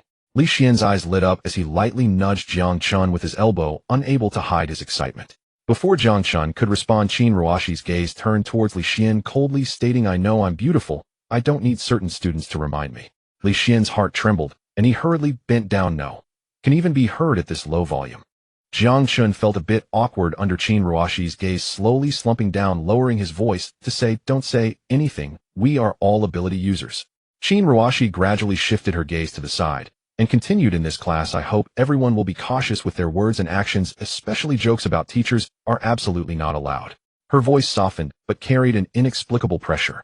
The students present all lowered their heads, displaying anxious expressions. It's already 8 o'clock. I see some students haven't arrived. Oh, we won't wait. Let's start taking attendance. Qin Ruoshi said, taking out the attendance sheet. Those who are absent will receive 1 absence. If absent more than 3 times, you will be downgraded to Class A. Jiang Chen. Present. Jiang Chen quickly responded. Qin Ruoshi squinted her eyes, glanced at Jiang Chen, and continued taking attendance. Li Xian. Present. The order was based on academic ranking, and Qin Ruoshi called each name, noting down the absent students. The entire morning felt exceptionally long. Jiang Chen felt that the pressure of university was no less than high school. He didn't know if it was unique to Class S, or if it was like this for everyone. Li Xian saw that Qin Ruoshi left the classroom slumping down in his seat, as if his body had been hollowed out. Brother, this teacher is too fierce. He glanced at Jiang Chen, speaking weakly. You can't blame others for this. Jiang Chen smiled awkwardly. Throughout the morning, Qin Ruoshi had called Li Xian's name more than 10 times. She made him cooperate for a basic teaching demonstration. When it came to the point of exerting force, Qin Ruoshi literally directed her attention towards Li Xian. The sound of fists hitting the acupoints was loud and painful to hear. "Oh no, I won't talk back anymore," Li Xian gasped, speaking in a mournful tone. "Just rest here if I'll go buy lunch." "What do you want to eat?" Jiang Chen slowly stood up, looking at Li Xian and asking. Li Xian's eyes lit up. "Really, sworn father? Tell me, what do you want to eat?" Jiang Chen calmly asked. This kid might be a bit too talkative and loves to play little, but he isn't a bad person. He had treated him to 2 meals. Based on the principle of reciprocity, he naturally had to treat him back. Li Xian quickly said, "Anything is fine. Whatever sworn father eats, I eat. Just get me one. I'm not picky." "All right, wait for me." Jiang Chen gently patted Li Xian's shoulder and walked straight out of the classroom. Half an hour later, Jiang Chen returned to the classroom with the meals. As soon as he entered, he heard Li Xian's anxious voice. "Brother, something bad has happened." "What happened?" Jiang Chen smiled as he walked towards Li Xian. "Did the teacher give you a hard time this morning?" "Not that." Li Xian waved Jiang Chen over, and when Jiang Chen approached, immediately handed him his phone. Jiang Chen took a look and saw that the screen displayed the school forum interface.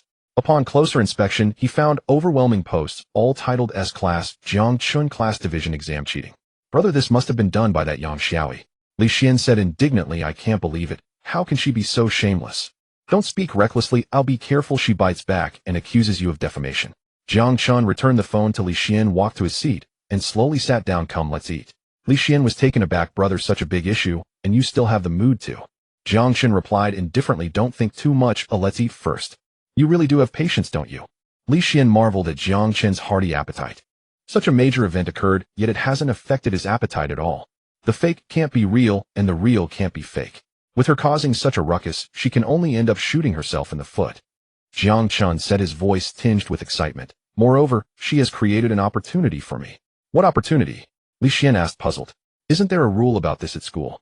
Jiang Chen pondered. Within 3 days after the class division exam, students who have objections to the class division can raise reasonable doubts and challenge the suspect. Now that the forum is making such a big noise, there must be quite a few people doubting me, and those who want to challenge me are certainly not few. As long as they agree they can swap classes with me, they must be eager to try it out. Hearing this, Li Xian furrowed his brow. "Yeah, brother, how could I forget about this? Yang Xiaoyi must want to use this rule to make you the target of everyone. This is bad. Why don't you take a leave of absence to avoid the spotlight? Once the 3 days are up." Jiang Chen interrupted. "Why hide? I actually hope someone challenges me. Just relying on eating and sleeping to accumulate points is too slow. Although the higher the food quality and the better the sleep quality, the more points one can earn. However, with limited family conditions, it's impossible to have lobster and abalone every meal. Sleep quality also has its limits, at most just a little over 10 hours. The best way to gain high points is still through combat. But starting trouble for no reason or street fights is clearly inappropriate. Formal competitions have become the optimal choice. Over the past decade, Jiang Chen has participated in every competition he could join. He has amassed over 100,000 points, gaining his current strength. "Brother, I know you are strong, which is why you have the confidence to say this," Li Xian said with a worried expression. "But the challenge matches aren't like the class division exam. They have fixed arenas and rules. If anything goes wrong, it will be too late for regrets. I know you're thinking of me, but there's no need to worry. I have it under control." Jiang Chen smiled lightly. "Let's eat." Li Xian saw the desire for battle in Jiang Chen's eyes and couldn't help but gasp. While others would prefer to stay out of trouble, Jiang Chen was eager for a challenge. Hiss!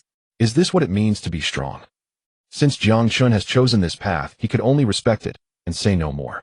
But he couldn't help but feel worried. Li Xian kept eating while holding his phone.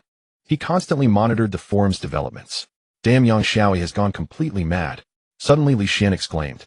Fortunately, there are only Jiang Chen and Li Xian in the class, so it hasn't caused too much of a stir. "Why are you still paying attention?" Jiang Chen looked at Li Xian, exasperated. Not this, brother. Yang Xiaoyi actually splashed dirt on the head of the student council president. "Really?" Li Xian frowned. "This woman is truly daring." "Su Yanbing?" Jiang Chen asked tentatively. "Yes." Li Xian nodded emphatically and handed his phone to Jiang Chen. "Brother, take a look." Jiang Chen glanced at it and saw numerous posts claiming he entered Class S through Su Yanbing's connections. To dare slander even the student council president, Yang Xiaoyi truly has the audacity of a bear. Li Xian sighed beside him. She really dares to say anything. Su Yanbing is famously an ice queen, in existence that's desirable yet unreachable. How could she possibly? He said, a helpless smile curling at the corners of his mouth. Let alone helping someone through connections, even ordinary people wouldn't be able to have a conversation with her. As soon as he finished speaking, suddenly a cold female voice rang out. "Jiang Chen, come out for a moment." Jiang Chen looked up to see Su Yanbing standing at the classroom door, frowning at him. "Oh." Jiang Chen replied, and stood up walking over. What is it? Come out to talk, Su Yanbing said. Wait. Buddy. Li Xian was frozen in place, his face displaying a look of disbelief. He rubbed his eyes, realizing he was not mistaken. Standing at the classroom door was none other than the student council president, Su Yanbing. Damn. Jiang Chen, you didn't really go through the back door for Su Yanbing, did you? Hey, wait a minute, how did I get into Class S then? Jiang Chen looked back at Li Xian helplessly. It seems Teacher Qin's lesson wasn't enough. This guy's mind has gone haywire again, starting to talk nonsense. Jiang Chen followed Su Yanbing out of the classroom. He looked at her and tentatively asked, Senior, what is it? This isn't a place to talk, follow me. Su Yanbing led Jiang Chen to a temporary lounge in the teaching building. After closing the door, she handed her phone to Jiang Chen. Take a look at this. Jiang Chen took it with confusion and saw the interface paused on the school forum. The displayed post was about the scandal between him and Su Yanbing. Senior, I know about this, I just saw it a moment ago. Jiang Chen replied calmly, returning the phone. Su Yanbing received it back and asked, Don't you have anything to say? What is there to say? Isn't it just a misunderstanding? Jiang Chen said, If nothing unexpected happens, the instigator is Yang Xiaoyi, she must have used some means to get into Class S. Seeing that I was also here, she was afraid that the truth would be revealed, so she acted preemptively. Yang Xiaoyi. Su Yanbing narrowed her beautiful eyes and asked, Is she your ex-girlfriend? Yes, Jiang Chen admitted frankly. Su Yanbing snorted coldly. The student council will investigate this matter. Although these posts are false, they have already spread and caused a very negative impact.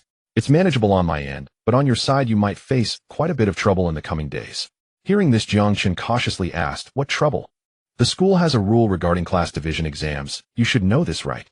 Su Yanbing said, Students who have objections to the division can challenge the suspected individuals. Many people have already applied to the student council. Of course, you can choose to take a leave to avoid it, but if you do. Before she could finish, Jiang Chen eagerly asked, Senior, when does the challenge start? Su Yanbing was taken aback. Looking at Jiang Chen's eager expression, she couldn't help but feel a hint of surprise. She had come to persuade him personally, hoping he would accept the challenge. At that time, she planned to record the battle process and send it to Qin Taiyan. 1, to prove that he hadn't lied.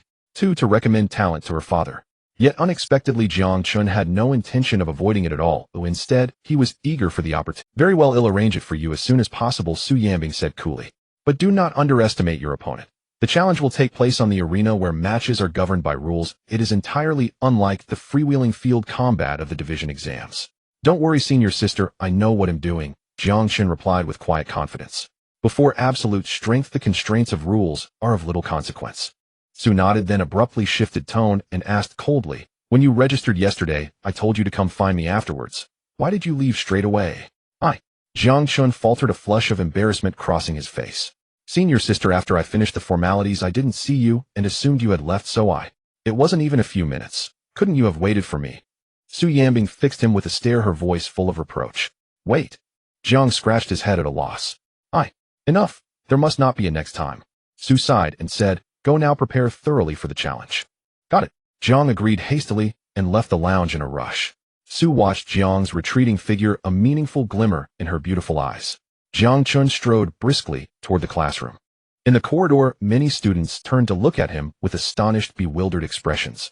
As soon as he entered the classroom, Li Xian hurried over, stammering, Brother, you and President Su. Jiang Chen replied calmly, There's nothing between us, we simply happened to meet before registration. Really? Are you sure you two aren't dating? Li Xian said with lingering doubt. I treat you as a brother. Don't lie to me.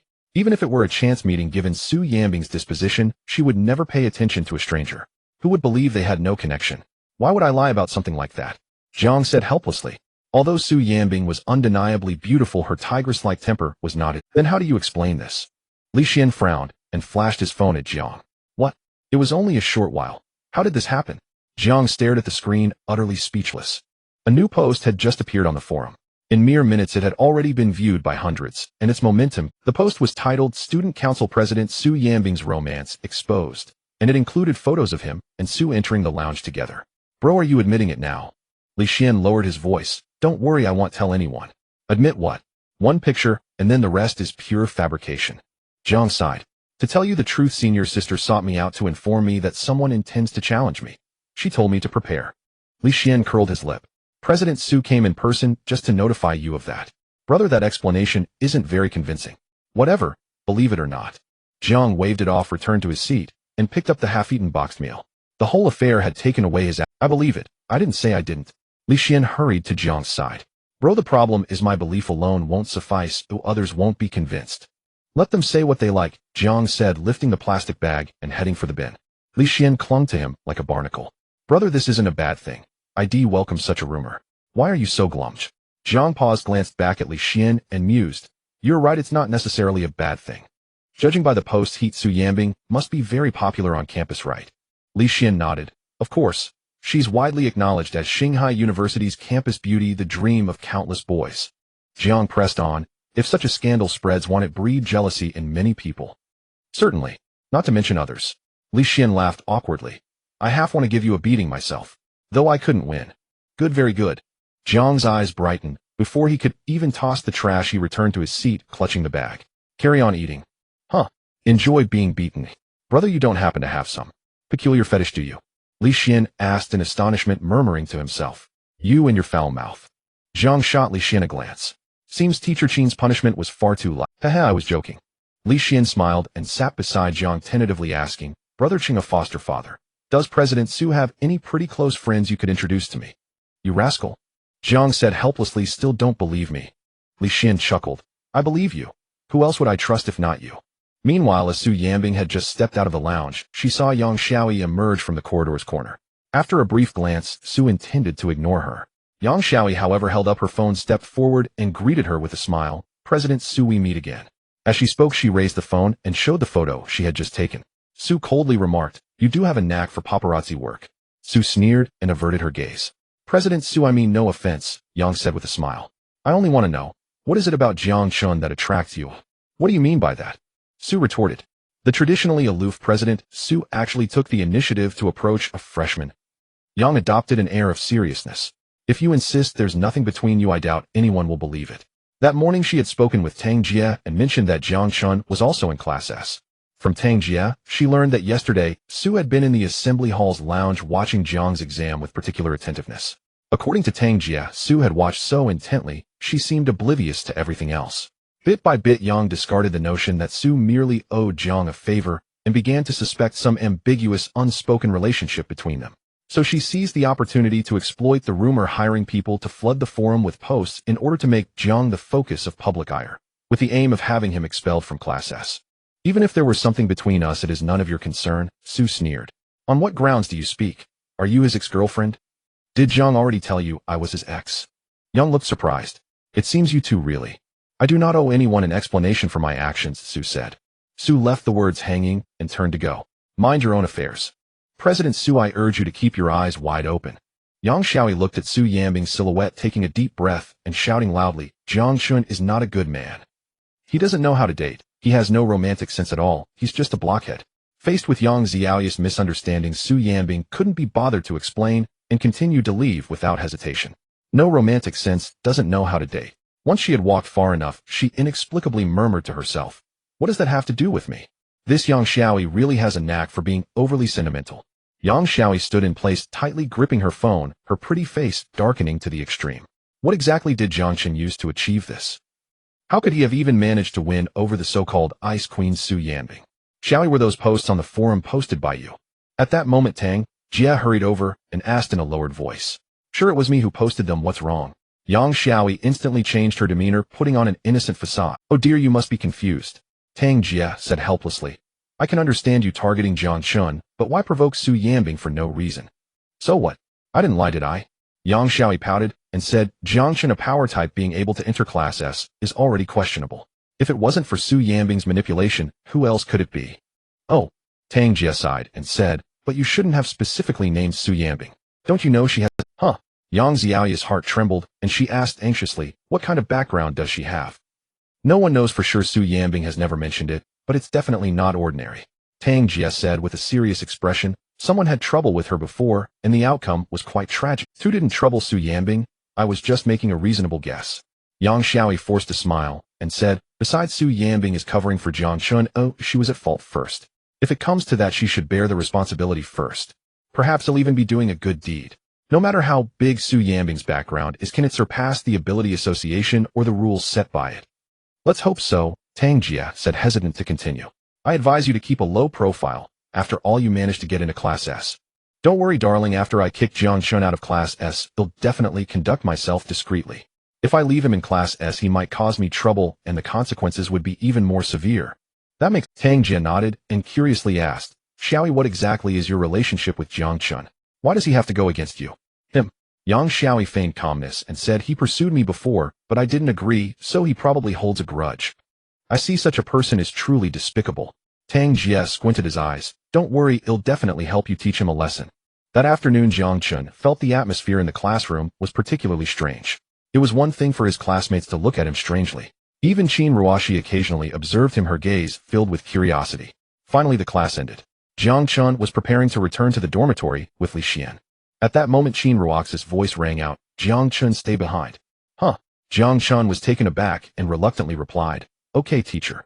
Bro, I'm heading back first. Li Xian whispered, it's not that I don't want to face difficulties together, it's just that the teacher just targeted me today, and I'm afraid I. Jiang Chen sighed. I understand, you go ahead. Bro, long live understanding. Li Xian awkwardly smiled. I've bought dinner waiting for you in the dorm. After saying that, he gently patted Jiang Chen's shoulder. Giving Jiang Chen a take-care look, he stood up and walked out of the classroom. The other classmates also left one. Before leaving, without exception, they all cast a few glances at Jiang Chen. It was evident that the male classmates' gazes were filled with jealousy. The female classmates, however, looked on with curiosity, their eyes filled with gossip. In a short while, all the students left the classroom, leaving only Jiang Chen and Qin Ruoxi inside. Teacher, you. Jiang Chen slowly stood up, preparing to talk to Qin Ruoxi. But he saw Qin Ruoxi on the podium pressing her palms down a few times. Then she stepped down from the podium in her high heels. Watching Qin Ruoxi approach, Jiang Chen's heart began. With each step closer, his anxiety intensified. Jiang Chen, what is your relationship with the student council president, Su Yanbing? Qin Ruoxi came before Jiang Chen and lowered her voice to ask. There was a hint of gossip in her tone. Jiang Chen was taken aback and honestly replied, we have no relationship. Teacher, you might have misunderstood, those posts on the forum are all rumors. The situation is like this. Jiang Chen had no choice but to explain the encounter with the ability beast before the school started and how he met Su Yanbing. In the end, he summarized, Su Sr. must have spoken more to me because we have the experience of fighting side by side together. We haven't dated at all, and it's not even about love. If I had to say, it's merely a friendship formed from battle. After listening to Jiang Chen's narrative, Qin Ruoxi's expression shifted from surprise to helplessness and ultimately to speechlessness. All right, since you don't wish to share, I won't pry any further, she sighed. I was just asking casually, don't take it. The main thing is to notify you to go to the gym. Someone has questioned your class division results and has challenged you. Keeping you here alone is to avoid causing a commotion and to prevent your classmates from speaking ill of you. All right, you should go now. Upon hearing this, Jiang Chen's eyes lit up. Okay, teacher, I'll head over right away. Qin Ruoxi waved her hand. Jiang Chen wasted no time and quickly walked toward the classroom exit. This kid. Qin Ruoxi watched Jiang Chen's back, shaking her head helplessly. If you are going to lie, at least make it believable. What ability beasts and battle friendships? It's simply treating the teacher like a fool. Moreover, what's so embarrassing about dating? This is college, it's not like high school. True. Qin Ruoxi pouted, thinking that Jiang Chen had just started school, so his mindset probably hadn't shifted yet. He probably thinks it's still like high school, where dating has to be done secretly. But this kid actually managed to get close to Su Yanbing, that ice princess. TSK tisk, this is interesting. Looks like I need to pay more attention from now on, staying in the loop. Ding ding. At that moment, Qin Ruoxi's phone rang. She picked it up and saw it was a message from the gym teacher asking her when she would arrive as the challenge match was about to start. Only then did she realize and replied with, on my way. So caught up in the gossip that she forgot about the important matters. According to regulations, as the homeroom teacher, she must be present to supervise when a student from her class is challenged. Inside the gymnasium, dozens of first-year students clustered around the ring, clamoring to challenge Jiang Chen. They muttered that they never expected the placement exam could be rigged. They sneered about connections and favors, claiming he had used a woman's influence, a pampered pretty boy riding on someone else's reputation. None of these people had met Jiang Chen during the placement exam. As for those who had crossed blades with him, they understood that the forum posts had been manipulated, yet not one of them was willing to speak up for Jiang Chen. After all, they had been eliminated by him in the exam. They nursed their resentment privately. How could they possibly come out to uphold justice? Many even hoped the scandal would grow ever larger. Where is Jiang Chen? Why hasn't he shown up? Someone demanded. He won't be hiding like a coward, will he? Damn it, is this kid really President Su's boyfriend? Even if he is not President Su's boyfriend, there must be something between them, another voice said. She actually took him to the lounge in the teaching building. I saw that photo too. What on earth did those two do in the lounge during lunch? The crowd continued to gossip, their imaginations running wild. The din made the gym teacher irritable. Suddenly, the venue fell silent. The teacher looked up surprised. Shanghai University employed a student-assisted management system. The student union held certain Shanghai University employed a student-assisted management system. The student union held certain administrative authority and the power wielded by the president often eclipsed that of most teachers. Su Yanbing strode straight toward the judge's table. At that moment, Jiang Chen followed and stepped into the gym as well. Senior, am I late? Jiang Chen quickened his pace to catch up with Su Yanbing and asked. No, you arrived just in time, she replied calmly. They entered the gym one after the other. The ease of their interaction immediately set many tongues wagging. The girls looked on with the relish of spectators. The boys ground their teeth. Even the gym teacher murmured under his breath, wondering if the rumor were indeed true. There are so many people, Jiang Chen observed as he saw the crowd around the ring and could not help but remark. Su Yanbing glanced at him and said lightly, there were far more at first. What remains now is less than 1/10 of those who signed up. According to the tally, more than 300 students had registered to challenge Jiang Chen, nearly a third of the entire freshman cohort. What about those others? Jiang Chen looked toward the gym entrance. Haven't they arrived yet? I could wait for them. No need. They will not come, Su Yanbing said with conviction. Ever since the photo of her and Jiang Chen was posted on the forum, some had reported to the student union demanding to withdraw their registrations. Unsurprisingly, those were the students who had faced Jiang Chen during the placement exam. Having witnessed his terrifying prowess and knowing they stood no chance, they chose to forfeit. They will not come, Jiang Chen said, regret flickering across his face. He lamented how many challengers had vanished, the points he would lose as a result. Su Yanbing poured cold water over his mood. Do not underestimate them. You might not win. Among the freshmen, there were hidden talents. Each year, a number of students with true strength failed to display it during the chaotic placement exam. Such tests are full of uncertainty and a fair measure of luck. Yet gold is not afraid of fire. Those who are genuine will reveal themselves in time. Those strong ones would sooner or later emerge, and the school would grant them another chance to enter S class. Jiang Chen smiled, rest assured. I scorn the enemy in strategy, but treat them with due care in tactics. You have some sense after all, Su Yanbing said. She scanned the crowd for Qin Ruoshi's figure. Where is your homeroom, teacher? Only after she arrives can we announce the start. As if on cue, Qin Ruoshi came trotting into the gym just as Su Yanbing finished speaking. Is everyone here? Qin Ruoshi forced a smile. Once we are complete, we shall begin. You were the only one missing. Now that you are here, we are complete, Su Yanbing said. Su Yanbing shot Qin Ruoshi a glance and then strode toward the judge's table. Qin Ruoshi, embarrassed, quickened her pace to follow. Jiang Chen watched the two of them with curiosity. It was odd. In class, the formidable Qin teacher acted fearsome, yet she seemed oddly deferential to Su Yanbing. He watched as Qin Ruoshi reached to tug at Su Yanbing's sleeve only to have Su Yanbing disdainfully brush her off. What he wondered was the nature of their relationship. Jiang Chen, you may take the ring first, the gym teacher called. Oh, very well, Jiang Chen answered, and without further thought walked toward the ring. Who wants to challenge first? Qin Ruoshi asked loudly from the judge's table as she looked at the students gathered. At once the crowd clamored to be first. Me. I'll go first. Let me have a turn. They shouted in eager succession. Each had their own motives. Jiang Chen alone stood as the challenger to be overcome. Whoever first defeated him would take his place in S class. The rest could only watch with envy. Some entertained fantasies that defeating Jiang Chen might also win Su Yanbing's favor, securing both the class seat and a lover's place. Enough, stop the noise. Su Yanbing frowned impatiently at the clamoring crowd. She then shot Qin Ruoshi a disdainful look and said, in a situation like this, you actually asked directly. Have you no sense? Qin Ruoshi pouted and began to protest, but a single withering glance from Su Yanbing shut her up completely. Qin Ruoshi muttered helplessly, you are not as cute as you used to be. Jiang Chen watched the two women on the judge's table with keen interest, his curiosity about their bond only growing. In the end, they drew lots to select the first challenger. The chosen challenger was a neat, short-haired girl wearing thick glasses, her appearance quiet and unassuming. She walked onto the ring with small, measured steps, head bowed. My name is Luoxia. I am currently in Class A. Please be kind to me, she said, bowing politely to Jiang Chen with an almost exaggerated courtesy. The audience jeered. Are you here to make friends or to fight? If you cannot, then get down. They taunted. Qin Ruoshi suddenly shouted quiet. Her voice carried a command, and in that instant she recovered the authority she used to wield, sweeping away the previous deference she had shown to Su Yanbing. The room fell into sudden stillness, though many faces still betrayed their displeasure. Voices murmured warnings not to be too quick to instruct. On the ring, Jiang Chen measured Luoxia with a cold, assessing smile and said, there is something I need to ask you. Ask, go ahead. Luoxia said timidly. You are here to challenge me, wanting to replace me in Class S, right? Jiang Chen inquired. Yes. Before Luoxia could finish her sentence, Jiang Chen continued, so you want to challenge me, or question? If you succeed in your challenge, you joyfully enter Class S. But if you fail, Just walk away without any consequences. That seems very unfair. If you succeed in your challenge, you joyfully enter Class S.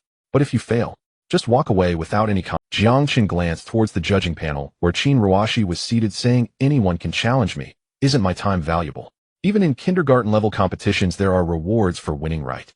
The challenge matches are still competitions.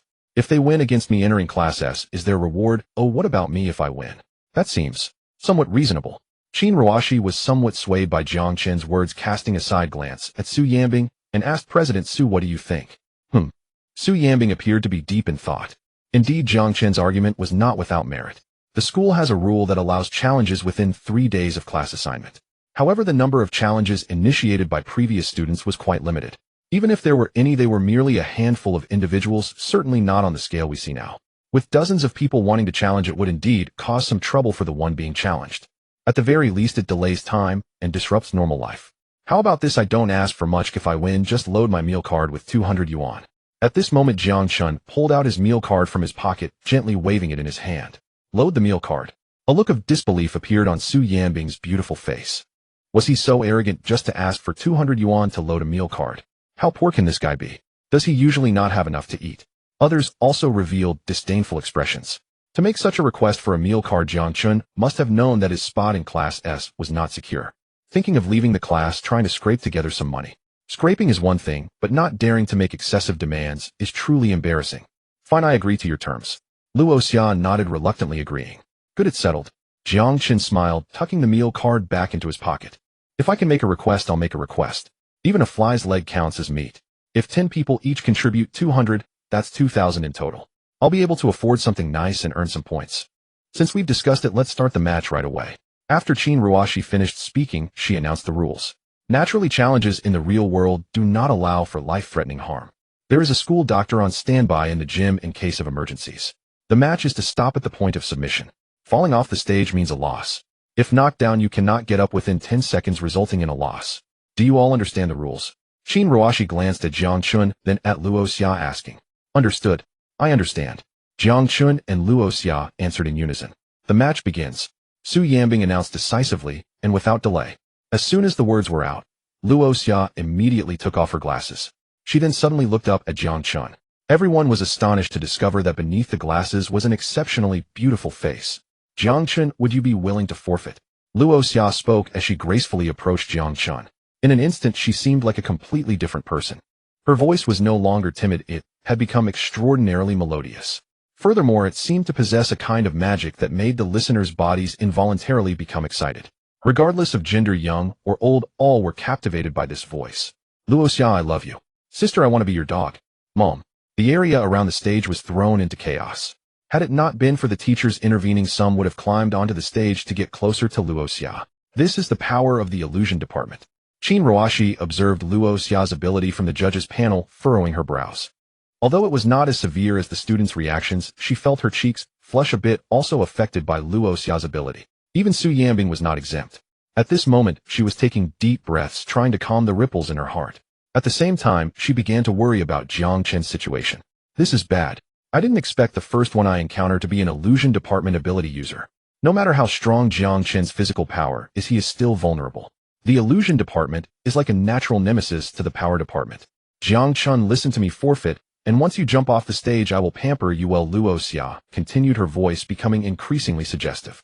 At this time, Qin Ruoshi looked at Su Yanbing and quietly advised, don't be jealous. Luo Xia is using her ability. Oh, Jiang Chen is affected too. Su Yanbing shot Qin Ruoshi a glare. Qin Ruoshi immediately fell silent.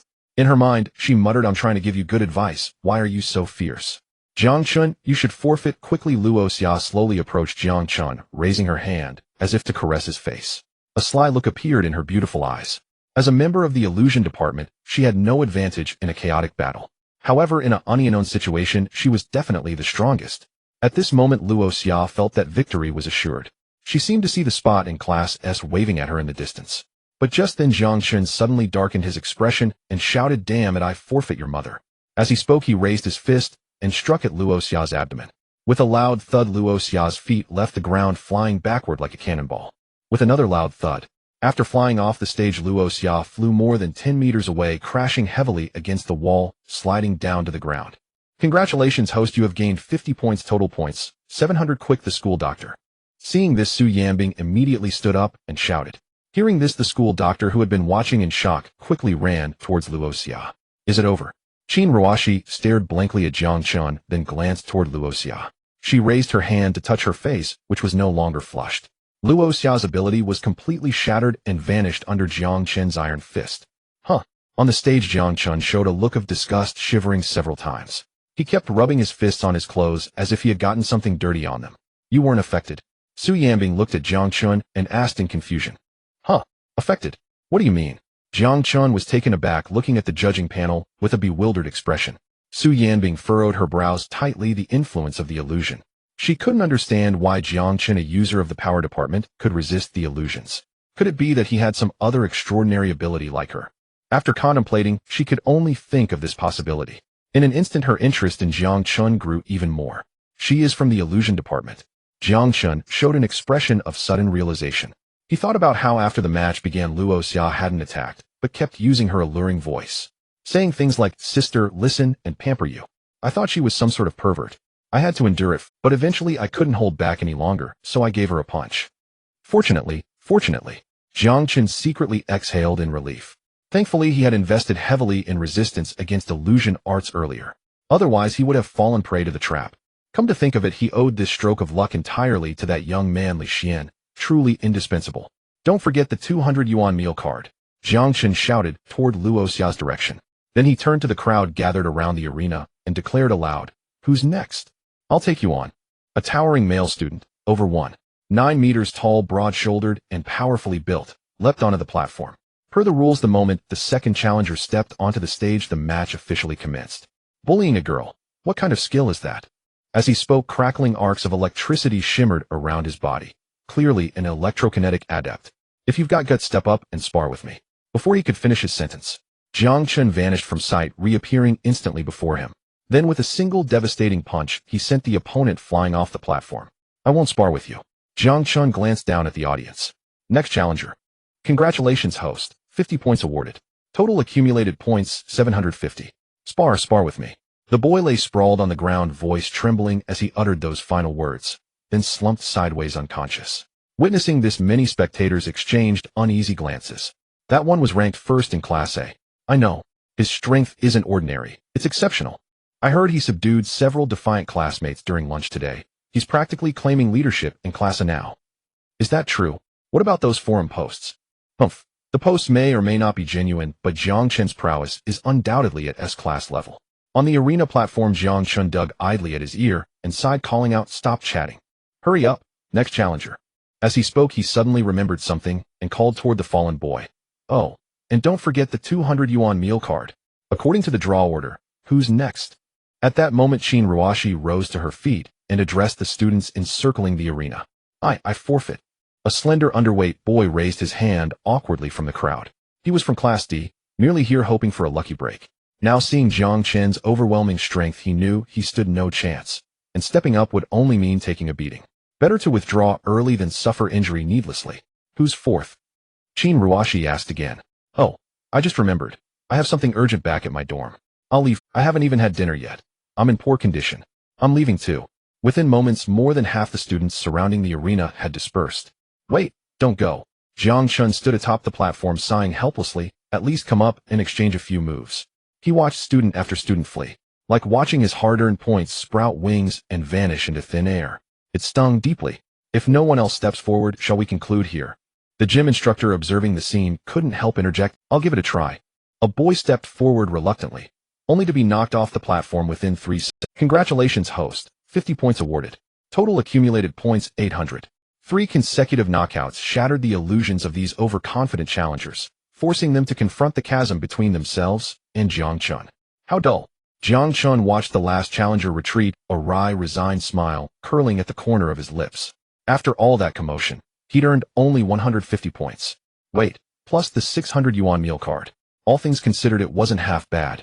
Congratulations, Jiang Chen. You've successfully. Qin Ruoxi smiled warmly as she began. But before she could finish, a cold voice cut through the doorway. Hold on. I challenge him. Qin Ruoxi froze, turning instinctively toward the source. There stood Tang Jia, a sophomore, accompanied by a strikingly beautiful young woman. Upon closer inspection, it was Yang Xiaoyi from their class. Tang Jia, what are you doing barging in like this? Su Yanbing rose, her delicate brows knotted in sharp disapproval. Hearing that familiar voice, Tang Jia's heart lurched. School regulations stipulated that the student union must dispatch a supervisor for every event. He'd assumed someone else from the union would be overseeing this.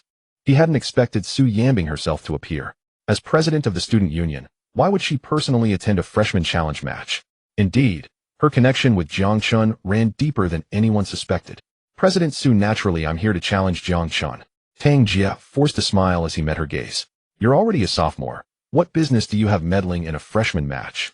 Su Yanbing demanded icily. President Su, the rules never prohibit sophomores from participating in freshman challenges. Tang Jia chuckled nervously. The regulation only states that upon victory, challengers may swap classes with the challenged. If I win, I'll voluntarily repeat my freshman year. Surely that's permissible. Are you insane? Su Yanbing snapped. Young man, please refrain from causing unnecessary disruption. Qin Ruoshi interjected helplessly. If you win and join Jiang Chen's class, where does that leave Jiang Chen? And if he loses, does he skip ahead to sophomore year?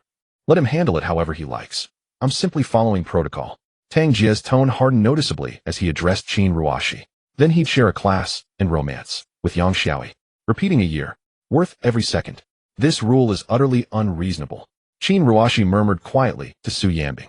The rule does contain loopholes, Su Yanbing replied grimly. But who could have foreseen someone as shameless as Tang Jia emerging? She immediately turned her frost-laced gaze upon Yang Xiaoyi. Was this your doing? I had no idea.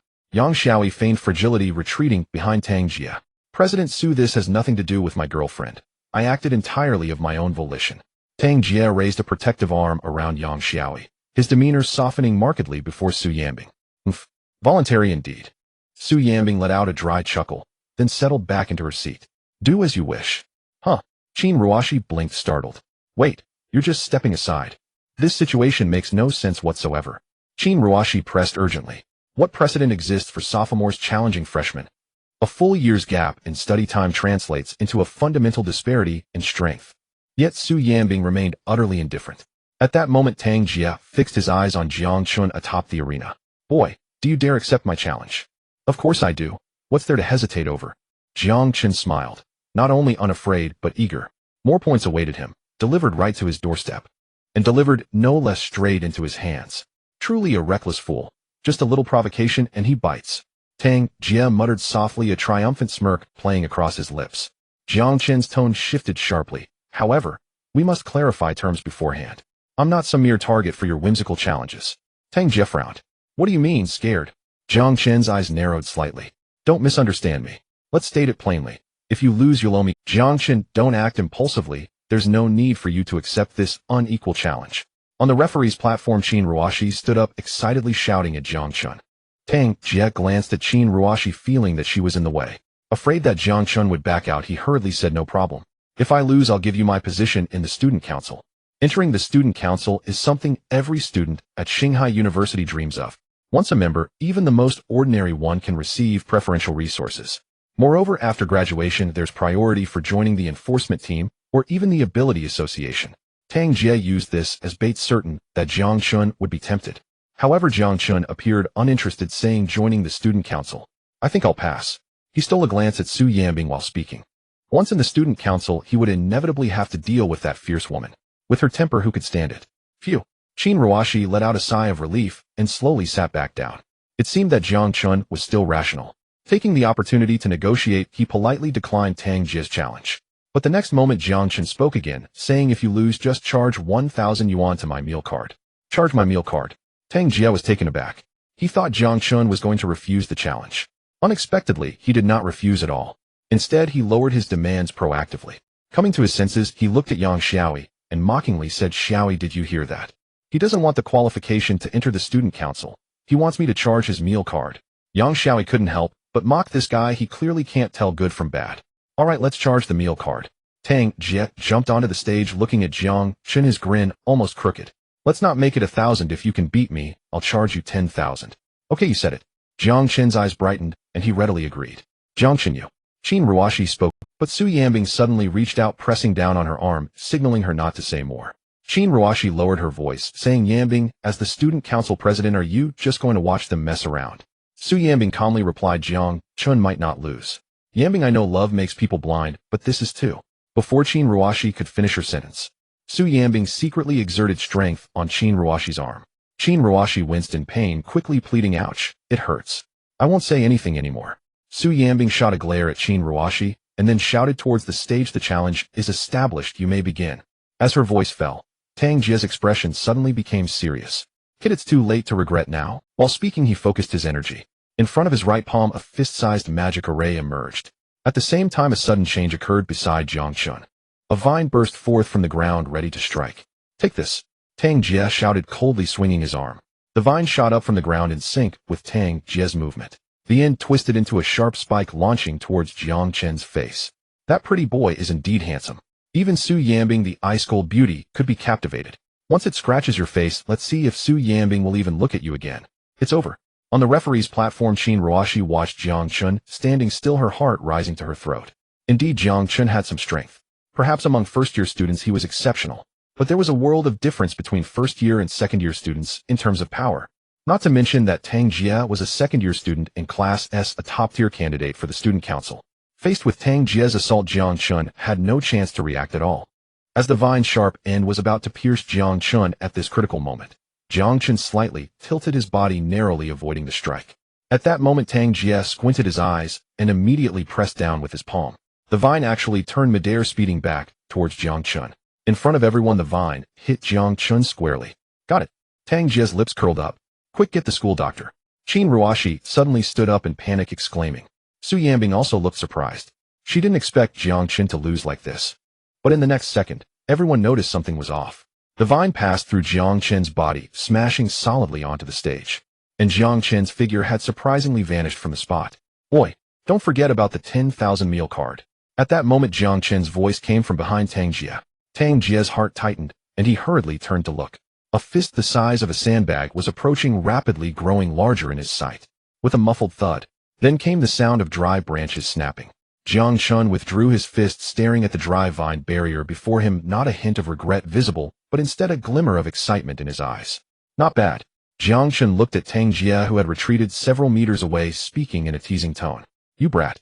Tang Jie's eyes turned fierce, his heart filled with utmost vigilance. He sensed a powerful pressure from Jiang Chen's punch. If it weren't for the timely vine cover earlier, if he had taken that punch, the consequences would be unimaginable. Moreover, what was up with Jiang Chen just now? Why did he suddenly appear behind him?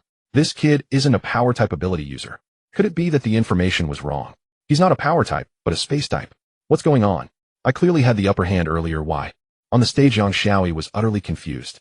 Qin Ruoshi sat back down in her chair. She had discerned some clues from this. Why is this guy's speed so fast? Qin Ruoshi glanced at Su Yambing, asking in surprise. If you ask me, who should I ask?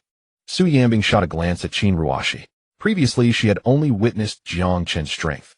During the class division exam, although Jiang Chen was fast, he was nowhere near as fast as now, leaving afterimages. You're not him. Qin Ruoshi frowned slightly, seeing Su Yambing glance over, quickly silencing herself. Jiang Chen, you're hiding something from me. Suddenly, Yang Xiaoyi loudly questioned the stage. You clearly have this strength. Ooh, why didn't you tell me earlier? She didn't expect Jiang Chen to be able to suppress Tang Jie. If she had known this earlier, she wouldn't have broken up with Jiang Chen. At the very least, it wouldn't have been so soon. Jiang Chen glanced at Yang Xiaoyi, too lazy to pay her any mind. Indeed, he had participated in quite a few arena matches in the past. For others, the key to a match lies in how to give their all and unleash their maximum power. But for Jiang Chen, the key is how to control his power. If the precision of power control isn't sufficient, it's very easy to accidentally kill the opponent. Xiaoyi, what do you mean by that? Tang Jie turned toward Yang Xiaoyi outside the arena, his voice laced with stunned disbelief. Darling, Yang Xiaoyi faltered, speechless, at a loss for how to respond. Huh. Tang Jie exhaled deeply. He wasn't foolish. He sensed vaguely yet unmistakably that something unspoken and complicated had once existed between Yang Xiaoyi and Jiang Chen. That only stoked the fury burning within him. No matter what it took, he would bring Jiang Chen down. Boy, you've got some skill. I admit, I underestimated you just now. From this moment on, I'll hold nothing back. Tang Jie fixed Jiang Chen with a cold, unwavering gaze as he spoke. Gladly, Jiang Chen replied, calm and unruffled, hoping Tang Jie would deliver a battle truly worth savoring. Huh. Suddenly, Tang Jie roared. Instantly dozens of thick vines erupted from the ground, twisting, coiling, interweaving into a dense living net. The vines kept multiplying. Within seconds, over 100 writhed together, forming an impenetrable layer upon layer, inner, middle, outer. They encased Tang Jia perfectly at the center. From the outside, the hemispherical barrier appeared flawless, seamless. There was no opening, no weakness to exploit. Boy, whether you're a strength type or a spatial type, you're finished now. Tang Jia peered through a deliberately left gap, his voice icy and contemptuous. This technique was his ultimate trump card, though admittedly crude in appearance, like a coward retreating, yet its absolute defense could withstand assaults from Class C, and even Class B, abilities. A freshman like Jiang Chen stood no chance of breaching it. If I had fire affinity abilities, wouldn't you just explode? Jiang Chen suddenly smirked. What a... Tang Jia's heart lurched. You possess fire affinity. Panic flickered across his face. He knew. The sole flaw of this technique was its vulnerability to fire. What if Jiang Chen did? Before he could finish the thought, Jiang Chen scoffed. Just kidding. Scared you, didn't I, You wretched bastard. Enraged beyond endurance, Tang Jia bellowed, and unleashed his ability in furious retaliation. In an instant, dozens of vines surged up around Jiang Chen, striking toward him in perfect unison. Jiang Chen leapt, soaring effortlessly several meters into the air. Dozens of vines pursued him skyward, yet froze midair before they could make contact. Where is he? Inside the barrier, Tang Jia scanned wildly, bewildered as Jiang Chen vanished from sight. Right here. Jiang Chen's voice rang out, suddenly startlingly, from above Tang Jia. There he stood, balanced calmly atop the vine barrier itself. As he spoke, he tapped his foot against the surface. Thump, thump, each impact reverberating deep into Tang Jia's eardrums. Damn it. You son of a bitch, you actually. Tang Jia gritted his teeth, veins bulging with fury.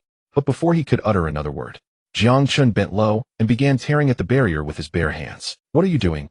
Cowering inside, Tang Jia heard the sickening crack of snapping vines, and his face paled with dawning horror. His pride, the vines reinforced by spiritual energy, had withstood Class B ability strikes without flinching. Yet now, Jiang Chen ignored him entirely, peeling away the layers like an onion. Within moments, he'd ripped open a jagged fissure in the otherwise flawless dome. Doesn't it get stifling in there? Jiang Chen looked down, his tone cool and detached. What are you, a monster? Tang Jia's voice trembled. He collapsed onto the ground, limbs shaking uncontrollably.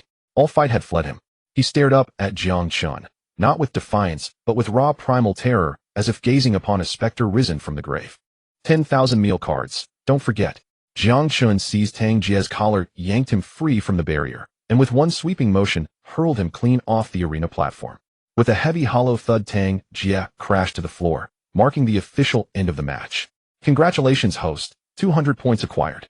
Total points accumulated 1000. Tang Jia actually lost. Outside the arena, Yang Xiao stared incredulous at Tang Jia lying unconscious on the ground. She'd never imagined Jiang Chen's strength could be so overwhelming, that even Tang Jia, a second-year elite from Class S, stood no chance against him. So he'd earned his place in Class S, not through favoritism, but sheer undeniable power. Yet, wasn't Jiang Chen classified as strength type?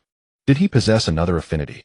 Seeing Jiang Chen still standing on the arena floor, Yang Xiao hurried. Jiang Chen, I was only testing you. You passed. I want us to reconcile. Before she could finish, a piercing, bone-deep chill swept over her, her expression contorting in sudden pain. She looked down. Ice had already spread beneath her feet, freezing her shoes solid to the floor. Ms. Yang Xiao, do you recall hiring forum users to smear my reputation, and Jiang Chen's, with slanderous posts? I haven't confronted you about it yet. A frigid voice cut in from the side. Yang Xiao turned, and saw Su Yambing approaching, glacial and deliberate. President Su, I have no idea what you're referring to, she retorted, brow furrowed, denying everything. Some truths cannot be erased by denial. Su Yambing offered a faint, chilling smile, then raised her voice toward the gymnasium entrance. Come in. The moment she spoke, a squad of enforcement team members entered, flanked by several civilian youths. You know these people, don't you? Su Yambing locked eyes with Yang Xiao. I don't know them. Yang Xiao shook her head violently. I have no idea what you're talking about. It's understandable you wouldn't recognize them. They transacted online. But the evidence is irrefutable. There's no escape now. The enforcement team captain stepped forward, voice unyielding. Aye. Yang Xiao stammered, beads of cold sweat breaking across her forehead. Only now did she grasp why Tang Jia had whispered. Su Yambing's background is terrifying. In less than a day, she'd uncovered every thread, down to the last detail. Even the enforcement team. Student, please accompany us. As the captain finished speaking, two officers stepped forward, taking Yang Xiao firmly by the arms, and led her away. Not a single word, or even a glance, passed between the captain and Su Yanbing. Jiang Chen, save me. This was just a test. I need you to believe me. Her voice dwindled, fading into silence as she disappeared through the doors. Do you believe she was testing you? Su Yanbing asked softly, watching Jiang Chen descend from the arena. Testing or not, it's none of my concern, Jiang Chen shrugged indifferently. Even if it were a test, why must I accept it?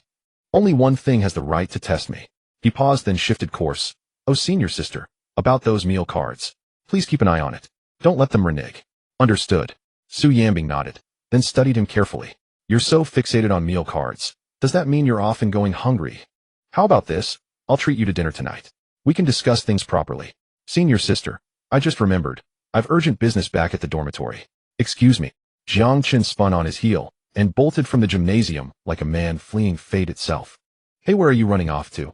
Su Yanbing gazed at Jiang Chen's retreating figure, slightly furrowing her delicate. She had originally intended to discuss joining the student council with Jiang Chen during lunch. Suddenly, a surprised voice from behind her echoed. It was Qin Ruoshi. Su Yanbing cast a glance at Qin Ruoshi, too lazy to say another word, and walked directly towards the exit of the gymnasium. Why are you ignoring me, you little brat? Qin Ruoshi hurriedly followed her. As they quickly exited the gym, Qin Ruoshi jogged a few steps to finally catch up with Su Yanbing. Yanbing, why are you so cold to your sister? Qin Ruoshi asked Su Yanbing, exasperated as she walked. I don't want to reveal my identity, is that okay? Su Yanbing coldly retorted. It's just a normal conversation, it doesn't expose your identity at all. Besides, you have your mother's surname, while I have my father's. Who would guess we are sisters? By the way, sister wants to ask you what exactly is going on between you and that Jiang Chen. Have you started dating or not? Don't worry, I won't tell the family. Su Yanbing paused, looking at Qin Ruoshi, and said helplessly, are you done? I've already told you there's nothing between us. Why keep asking? It's annoying. Alright, I won't ask anymore, you don't. Qin Ruoshi awkwardly started, but before she could finish, Su Yanbing continued. In the future at school, don't talk to me. As her words fell, Su Yanbing turned and left, leaving Qin Ruoshi alone in the wind, feeling disheveled. This child. Qin Ruoshi sighed softly, a bitter smile curving her lips. It's not like I don't know what you're thinking. Why always be so contradictory? Why bear it all alone? Meanwhile, Jiang Chen hurried back to the dorm. Bro, why are you just getting back? As soon as he entered, he heard Li Xian's puzzled voice. Oh, I was just participating in a challenge match at the gym. Jiang Chen replied, taking a big gulp of the cola on the table. Phew. Fortunately, he managed to run back in time. Otherwise, he would have been called by that fierce woman to dinner. Challenge matched. Li Xian sat up straight, surprised. Is it already over? I thought it would at least be in a day or two. The arrangements were too fast. So how did it go, bro? I won. There wasn't a single worthy opponent. Jiang Chen sat down calmly, saying, moreover, I quelled the rumors on the forum, so there should be no more gossip. That's good as long as you won. Li Xian patted his chest, showing a relieved expression. Then he said to Jiang Chen, bro, the food is in the fridge. If you want to eat, just take it out and heat it in the microwave. I've already eaten. Thanks, bro. Jiang Chen smiled, immediately getting up to head for the fridge. Upon opening it, he found the dinner Li Xian bought to be quite lavish. Eating so well, Jiang Chen said, while taking the dishes out and putting them in the microwave to heat. I thought you were kept back by Teacher Qin, so I figured I should buy something nice to make it up to you. Li Xian awkwardly. Hearing Li Xian mention Qin Ruoshi, Jiang Chen suddenly thought of something and turned to Li Xian, asking, bro, do you know any gossip about Teacher Qin? Huh? Li Xian was taken aback, a mischievous smile appearing on his face. What are you interested in, Teacher Qin? That won't do. Teacher-student relationships are not allowed. What nonsense are you talking about? Jiang Chen replied helplessly.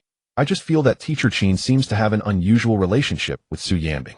After saying this, he shared his discoveries from the gym with Li Xian. Is that for real? Li Xian said incredulously. That fierce Teacher Qin actually playfully interacted with President Su in the gym. To be accurate, Teacher Qin took the initiative to approach Su Yanbing, but she didn't pay much attention to her, Jiang Chen said. That's why I wanted to ask you if you had any gossip about Teacher Qin. He'll check the forum. Li Xian immediately took out his phone and started searching the forum. At this moment, the microwave beeped, indicating the food was ready. Jiang Chen took it out and began to eat. A few minutes later, Li Xian's voice sounded again. It seems there's no... I found just a few things about Teacher Qin. Let me read them to you. Go ahead, Jiang Chen replied. Continue. Star C University's ranking of beautiful female teachers, number 1 is Qin Ruoshi. You know, the other female teachers can't compare to her in beauty, although they are decent, especially that one with glasses. She reminds me of a movie I watched from Japan. Li Xian stared at his phone, a lewd smile creeping onto his face. Suddenly, I feel that this glasses-wearing female teacher is becoming more and more beautiful, perhaps even more than Teacher Qin. Jiang Chen interrupted helplessly. Can we get to the point? What I want to know is what's the relationship between Teacher Qin and Su Yanbing? Oh, Li Xian awkwardly replied, continuing to look up. After a moment, Li Xian's eyes brightened excitedly, saying, wow, Teacher Qin is actually the daughter of Qin Tyran, the president of the Superpower Association. Such a big background. Jiang Chen was stunned, his expression one of shock.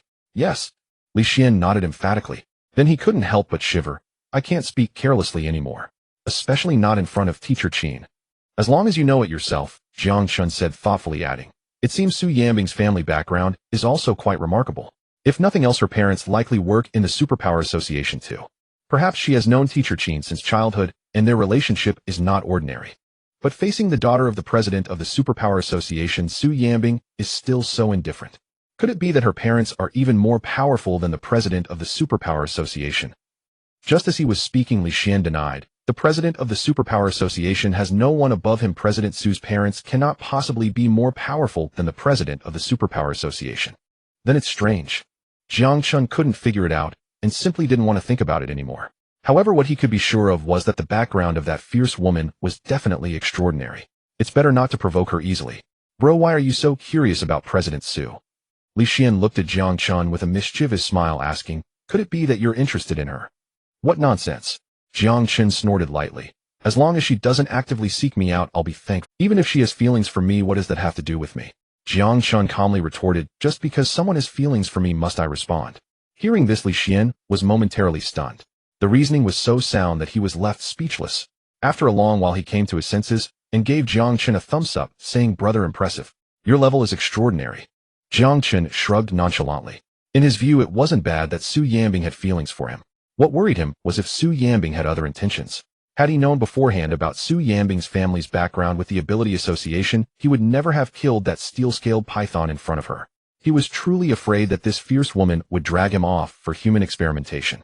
Lying on a cold operating table in a white coat with a scalpel. Just thinking about it sent chills down his spine. Meanwhile, in the girls' dormitory, Su Yanbing stood alone on the balcony. The moonlight cascaded down, casting a long shadow, making her appear especially lonely. Born with a silver spoon in her mouth, Su Yanbing awakened her extraordinary abilities the moment she came into the world.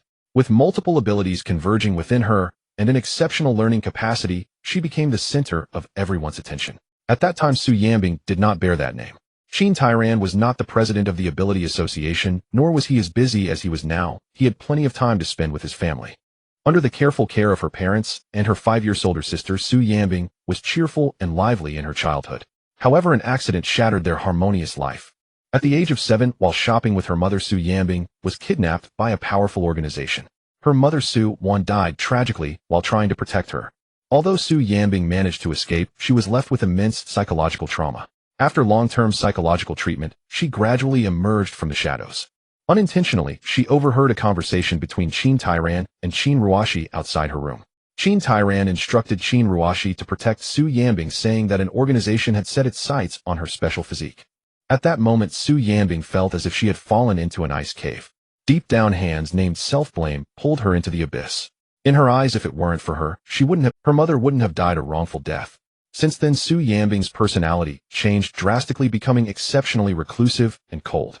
She sealed away many of her ability attributes, retaining only her ice powers. To avoid dragging her family into tragedy again, she took her mother's surname, changed her name, and moved out.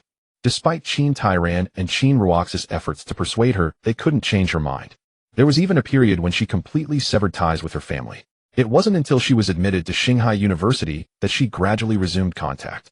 Qin Tyran was overjoyed whenever he received a call from Su Yanbing. Qin Tyran asked Su Yanbing to recommend talented individuals in an attempt to maintain contact with her. Suddenly, a cold voice rang out. Su Yanbing picked up her phone and saw that it was a call from Qin Tyran. She swiped to answer. Girl, I saw the video you sent me. This guy's strength is indeed extraordinary. During the challenge match, Su Yanbing secretly recorded a video of Jiang Chen fighting and sent it to Qin Tyran to prove that her previous words were not false. His fists are enough to annihilate class ability beasts, Su Yanbing said calmly. He deliberately concealed his strength during the match. Setting strength aside, his speed alone is already outstanding. On the other end of the line, Qin Tyran's voice was thoughtful. Moreover, he is just a freshman. If he is properly trained, he can definitely join the Ability Association. Can you tell what type of ability user he is? Su Yanbing narrowed her beautiful eyes and asked tentatively. Well, Qin Tyran hesitated for a moment. His moves are quite simple. Didn't you say he is a strength type? It should indeed be the strength type. Su Yanbing replied. In the first match I didn't record it, but he faced an illusion type ability user. The opponent's abilities even affected me, yet he remained completely unscathed. What? Qin Tyran was surprised this kind of thing was unheard of and simply inconceivable. After a long while, Qin Tyran's voice came through again. Are you saying he possesses multiple ability attributes? Su Yanbing retorted, apart from that, is there any other possibility? Then this guy has limitless potential. Qin Tyran's voice revealed a hint of excitement. I've decided the ability association will reserve a spot for him. Girl, keep a close eye on him and inform me of any further developments. By the way, you need to be careful lately. According to my investigation, the recent ability beast incident was likely not an accident, but targeted at you. Hearing this, Su Yanbing's beautiful face darkened. Was that organization responsible for it? Qin Tyran said solemnly, it's still unclear, but it's better to be cautious. Su Yanbing's beautiful eyes turned crimson as she said anxiously, how could they know my identity? Did you leak information? Or was it the captain of the law enforcement team from Shanghai? I told you before that I don't need anyone to take care of me. Why did you have to reveal my identity to him? Isn't it as? Qin Tyran's tone was troubled. Girl, don't get agitated, the matter is still under investigation. I've said it long ago, why didn't you listen? Do I need someone to take care of me? Can you stop acting on your own? Su Yanbing clenched her phone, speaking rapidly. As she spoke, a layer of frost covered the phone. In no time, it was completely frozen, turning into a block of ice. With a slight exertion, she crushed the phone. She tossed the ice shards aside on the balcony and turned to walk back into the room. A gust of wind suddenly swept through the room, drawing the curtains tightly shut. In an instant, the entire dormitory was engulfed in darkness, unable to see a thing. Meanwhile, at the headquarters of the Ability Association, Qin Tyran heard strange sounds coming from the phone that hurt his eardrums. He knew that Su Yanbing must have acted up again.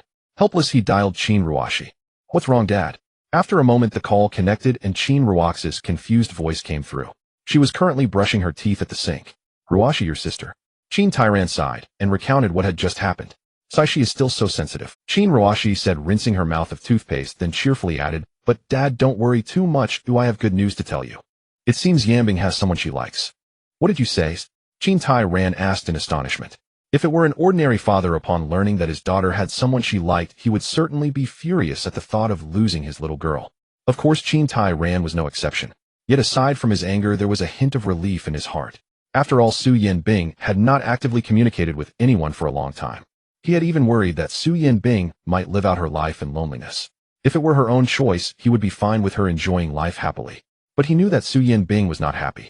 This was merely a shackle imposed upon herself. Even to a near pathological extent. Dad, it's absolutely true. I discovered that Yanbing actively chatted with that boy several times. Moreover, there are rumors on the campus forum that they are dating. Although Yanbing denied it, I can tell she has some thought. Tell me more about this. What exactly happened? Qin Tyran asked with great interest. Qin Ruo, she shared everything she had seen and heard today. Jiang Chen. Upon hearing this name, Qin Tyran sighed softly. I think you must be mistaken. This boy is someone your sister recommended to me. There is no other relationship. As he spoke, he felt both relief and disappointment, a mix of emotions swirling within him. Dad, trust my intuition. This time is definitely different. Think about it, as she has recommended other people to you before, but those were always formalities. After she briefly understood the other person's situation, it was the boy who took the initiative to contact her. She has always handed things over to others, afraid that people would know about your relationship. But this time is different, as she even wants to invite Jiang Chen to dinner. Qin Tyran's eyes lit up. Really? There is definitely something going on. Qin Ruo, she added with a hint of helplessness in her tone. However, that girl Yanbing doesn't know how to interact with boys. She scared Jiang Chen off today. Then, as her older sister, you must help her. Are you willing? Qin Ruo, she asked tentatively. After hesitating for a moment, Qin Tyran awkwardly said, I permit it. You handle this and try to bring them together. Dad, since you've said so, we'll go all out. Qin Ruo, she thoughtfully said, it's perfect that Jiang Chen is a student in my class. It'll be easier for me to handle. I hope this time can help Yanbing step out of the shadows and live a normal life. Achoo. Jiang Chen lay in bed and sneezed. What's wrong, bro? Li Xian turned over and looked at Jiang Chen. Caught a cold? No, just a sudden itch in my nose. Jiang Chen rubbed his nose. Maybe someone is talking about me. Isn't it Su, the president? Li Xian said with a sly smile. Go to sleep. Jiang Chen shot him a glance and pulled the blanket over his head. The next morning, Jiang Chen gradually woke up.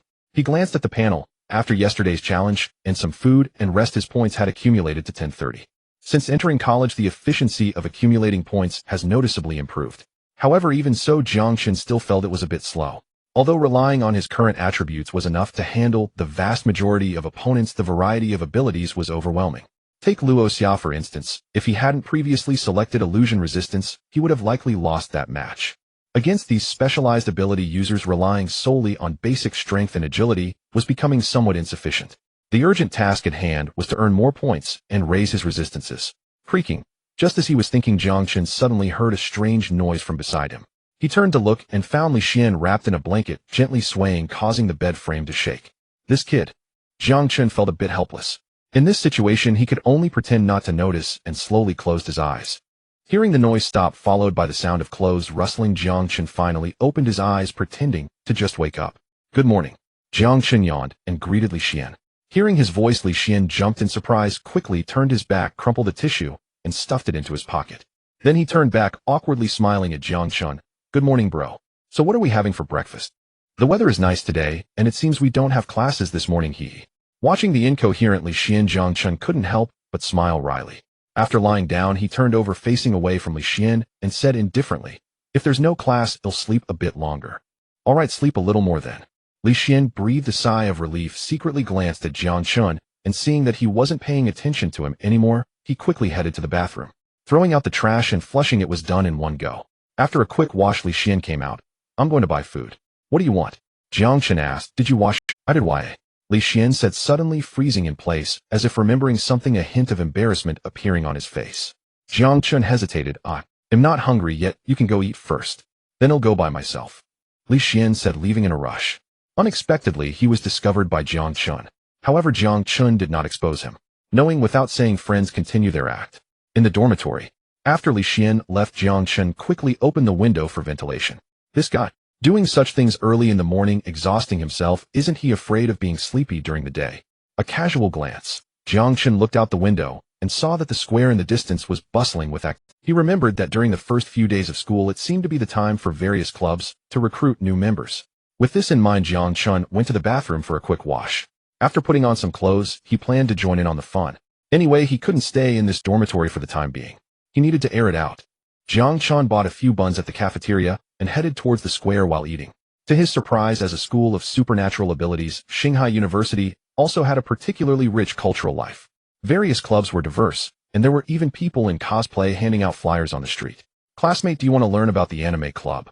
At that moment, a girl holding flyers approached Jiang Chen with a cheerful smile. No thank you. Jiang Chen waved his hand, politely declining. After saying that, he walked straight to the martial arts club booth. Compared to anime, martial arts piqued his interest more. Who knows, he might be able to earn some points in the club. Teacher Qin. Jiang Chen looked at Qin Ruashi in surprise. At that moment, she stood before the dance club's booth, wearing the pink uniform of the dance club. What a coincidence, are you here to join a club? Qin Ruashi asked with a smile. Yes, Teacher Qin. Jiang Chen nodded, then awkwardly said, Teacher, I'm not coordinated enough to join the dance club. He was afraid that Qin Ruashi would force him into the club. Taking advantage of Qin Ruaxi's silence, he proactively expressed his stance. He wanted to avoid being put in a difficult position later. Look at you, scared. I have no intention of dragging you into the dance club. Qin Ruashi covered her face and laughed. That's good. Jiang Chen breathed a sigh of relief. Qin Ruashi continued, however, I know a place that would be suitable for you to join. Teacher Qin, it wouldn't be related to dancing, would it? Jiang Chen asked with concern. No, making you practice dance would be like using a cannon to shoot a mosquito, a waste of talent. Qin Ruashi said with a smile, but suddenly furrowed her brows. However, the club I'm talking about, let's just call it a club, has high requirements, and you need to compete often, even carry out tasks, and you might face ability beasts. You're only a freshman, maybe you should reconsider. Jiang Chen's eyes lit up excitedly, saying, Teacher Qin, I want to join that club, could you recommend me? Competing often and possibly facing ability beasts, no other club could be more suitable for him. If he could join, he could earn points like crazy. Do you really want to join? Qin Ruashi asked cautiously. I want to join. Jiang Chen replied firmly, I'm not afraid of difficulties. All right, then you can fill out an application form first. Qin Ruashi turned around and took out a form and a pen from her bag, placing them on the table. Without thinking, Jiang Chen picked up the pen and started filling out the information. Qin Ruashi narrowed her beautiful eyes, a smirk appearing at the corner of her mouth. Little did he know she had already seen through him. Jiang Chen was particularly fond of competitions. Thus, with the right approach, it was easy to manipulate him. Teacher Qin, I'm done. After finishing the form, Jiang Chen placed the pen on the table and eagerly asked, when can I join this club? Just wait for my message, I'll notify you via text. Qin Ruashi took the form and gracefully left. Jiang Chen glanced at the combat club. With the club recommended by Qin Ruashi, he didn't need to consider others. Thus, he simply turned back to the dormitory preparing to grab a bite. Over an hour later, Jiang Chen received a message from Qin Ruashi in the cafeteria. It instructed him to report to room 502 of the office building. After replying with received, he immediately set off. In no time, he arrived outside the office building and took the elevator straight to the 5th floor. Student Council Office. Jiang Chen arrived outside room 502, looking at the sign on the door, his face showing confusion. What am I doing here? Didn't they say I was joining a club? Jiang Chen felt puzzled, but then thought. The club Qin Ruashi mentioned involved frequent competitions and facing ability beasts. It must be an extremely mysterious club. Perhaps he needed to go through the student council to join. Moreover, this club wasn't even set up a booth in the square. It was definitely because the thresholds were high, not just anyone could join.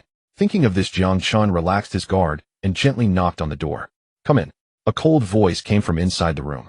Hiss. Jiang Chen felt the voice was somewhat familiar and slowly pushed the door open to take a look. He found that only Su Yanbing was inside, sitting behind the desk. I'm sorry, I must have come to the wrong place. Jiang Chen's heart tightened, and he hurriedly turned to leave. Stop! Su Yanbing called out sharply.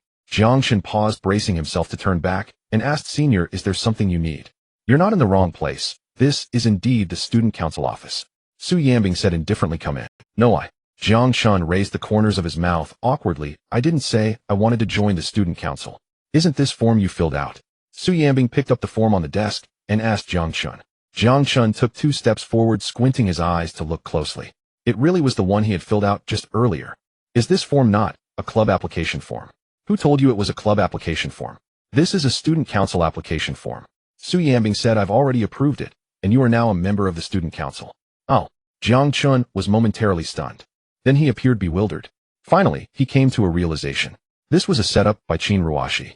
No, Senior, there's been a misunderstanding. I didn't intend to join the student council. Jiang Chen hurriedly said, is it still possible to withdraw now? Withdraw? Su Yanbing let out a cold laugh and said Tang Jie withdrew from the student council, and he also dropped out of school. Gulp. Jiang Chen swallowed. A threat. This is a blatant threat. He couldn't just drop out because of this matter. Su Yanbing looked at Jiang Chen with a smile that was not quite a smile. Tang Jie indeed withdrew from the student council and dropped out of school. However, the reason was the abuse of power, manipulating the results of the class division exam. But she had no intention of sharing this with Jiang Chen. Well then, all right.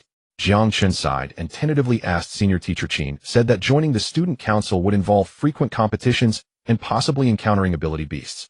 Is that true? Yes, competitions between schools at the municipal, provincial, and even national levels will prioritize selecting members from the student council. Su Yanbing said calmly. Additionally, there will be some tasks, and there's a chance of encountering low-level ability beasts, but the odds are slim. That sounds reasonable.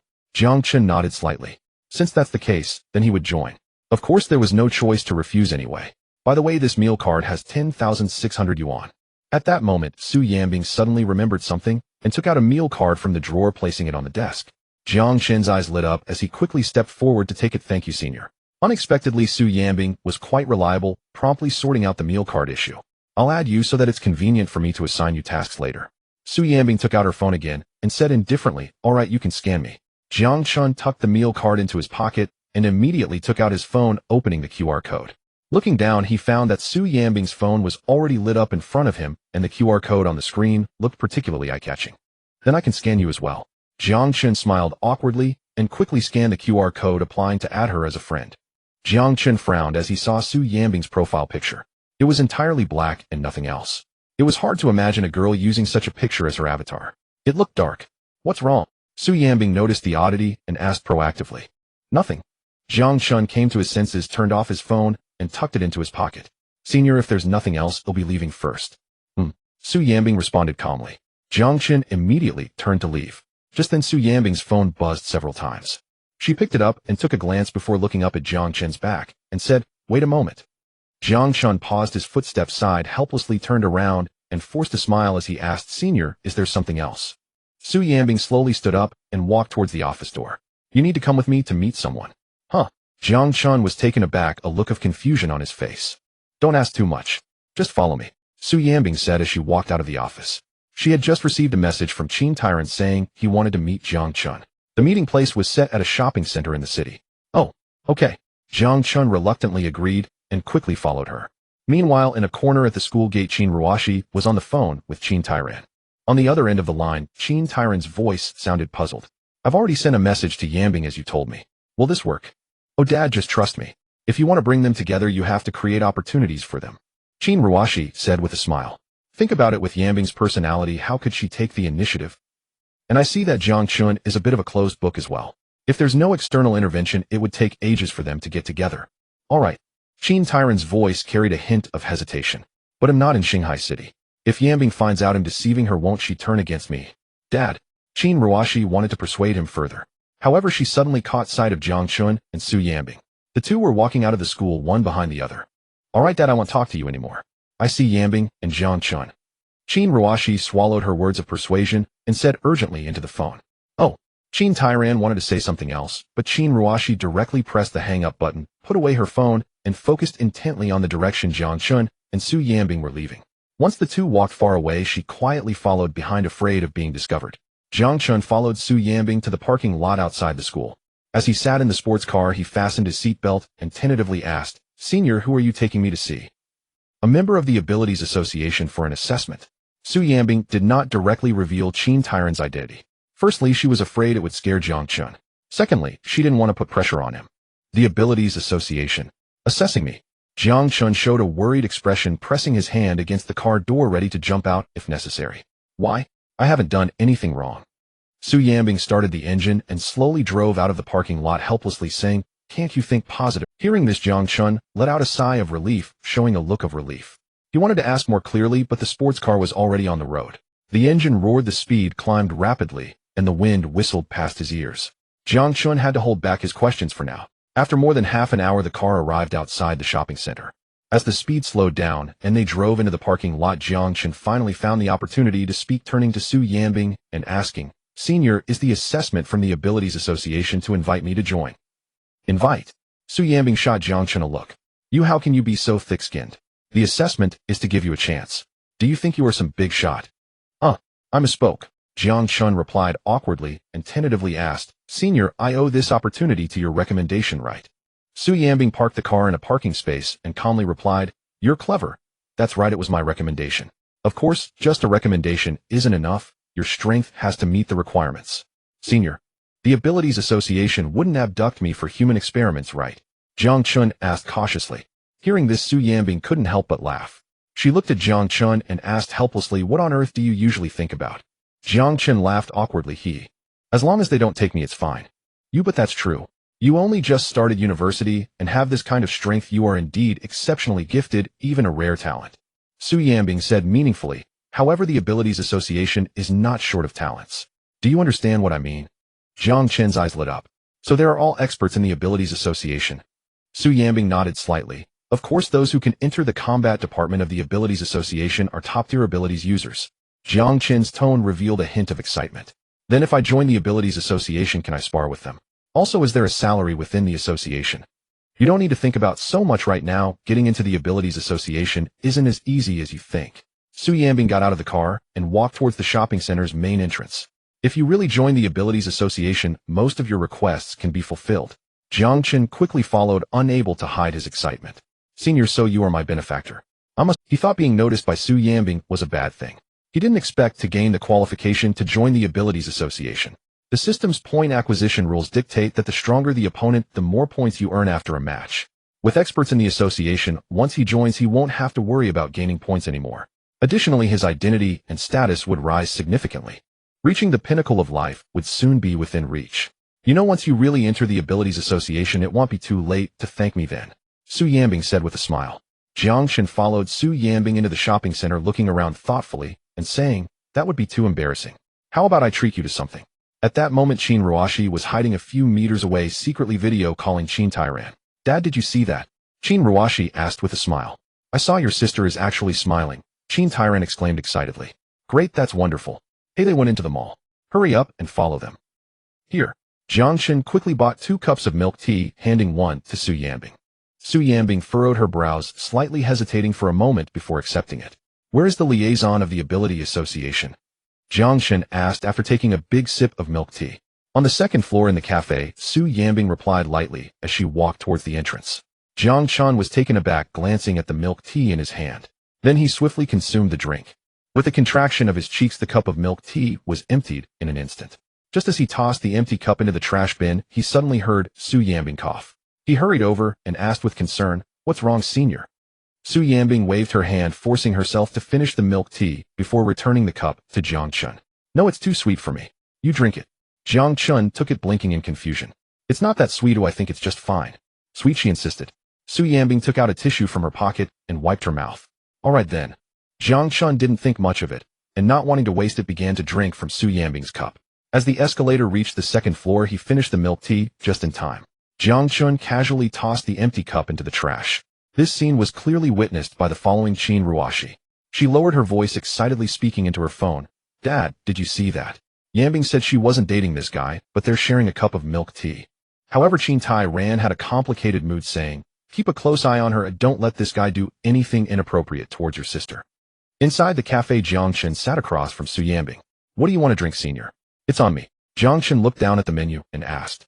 "Just water will do," Su Yanbing casually replied, sending a message to Qin Tai Ran. "I brought Jiang Chen here." Where Jiang Chen looked at the menu and saw that a bottle of mineral water cost $10. While coffee was also rather, but $10 for water was particularly painful.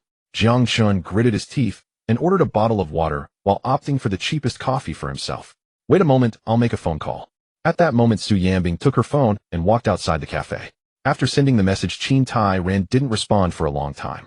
Su Yanbing sensed something was off. She decided to call to inquire about the situation. Jiang Chen, alone in the cafe, was bored and gazed out the window. In a casual glance, he saw Qin Ruoshi hiding around the corner of the escalator, looking sneaky. "Teacher Qin." Jiang Chen was stunned, showing a look of surprise. How strange, or why would Teacher Qin be here too? By the time he looked back at the corner of the escalator, Qin Ruoshi had vanished. Soon after, Su Yanbing returned, and as soon as she sat down, she helplessly said to Jiang Chen, "Let's wait a bit. I just called and was told there's a traffic jam. It'll probably take 2 hours." Jiang Chen glanced at the time on his phone and calmly said, "I don't mind. I have no classes this morning. By the way, Senior, I think I saw Teacher Qin just now." Su Yanbing furrowed her brows. "Teacher Qin?" "Qin Ruoshi."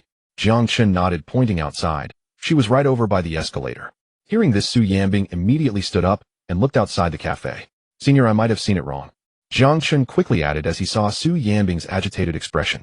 Su Yanbing's brows furrowed deeply. "No, you didn't see it wrong. We let her play us." Jiang Chen was confused. "What do you mean?" Su Yanbing didn't respond, but opened her phone, accessing the chat with Qin Tai Ran, rapidly typing on the virtual keyboard. "You didn't even come to Shanghai City. You and Qin Ruoshi teamed up to fool me."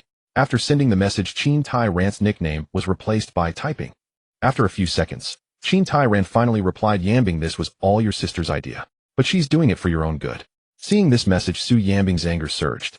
She had just confirmed her suspicions. Immediately she replied, "Is it fun to mess with people? You better explain what you two mean." After a few dozen seconds, Qin Tai Ran replied, "Dad has an unexpected meeting. I'll talk to you after it's over. You let Qin Ruoshi meet me."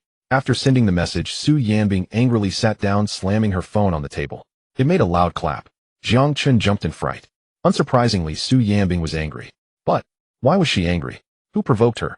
Jiang Chen couldn't figure it out, but he didn't dare to ask or say anything. The atmosphere became somewhat awkward. Minutes later, Jiang Chen noticed that Su Yanbing was still sulking, gazing outside. He mustered the courage to push the water cup towards Su Yanbing as Senior. "Drink some water." He felt heartache over the $10 spent if she didn't drink. Su Yanbing turned to look at the water cup and downed it in one go. Gulp. Jiang Chen swallowed nervously and cautiously asked, "Senior, did something happen?" "Jiang Chen."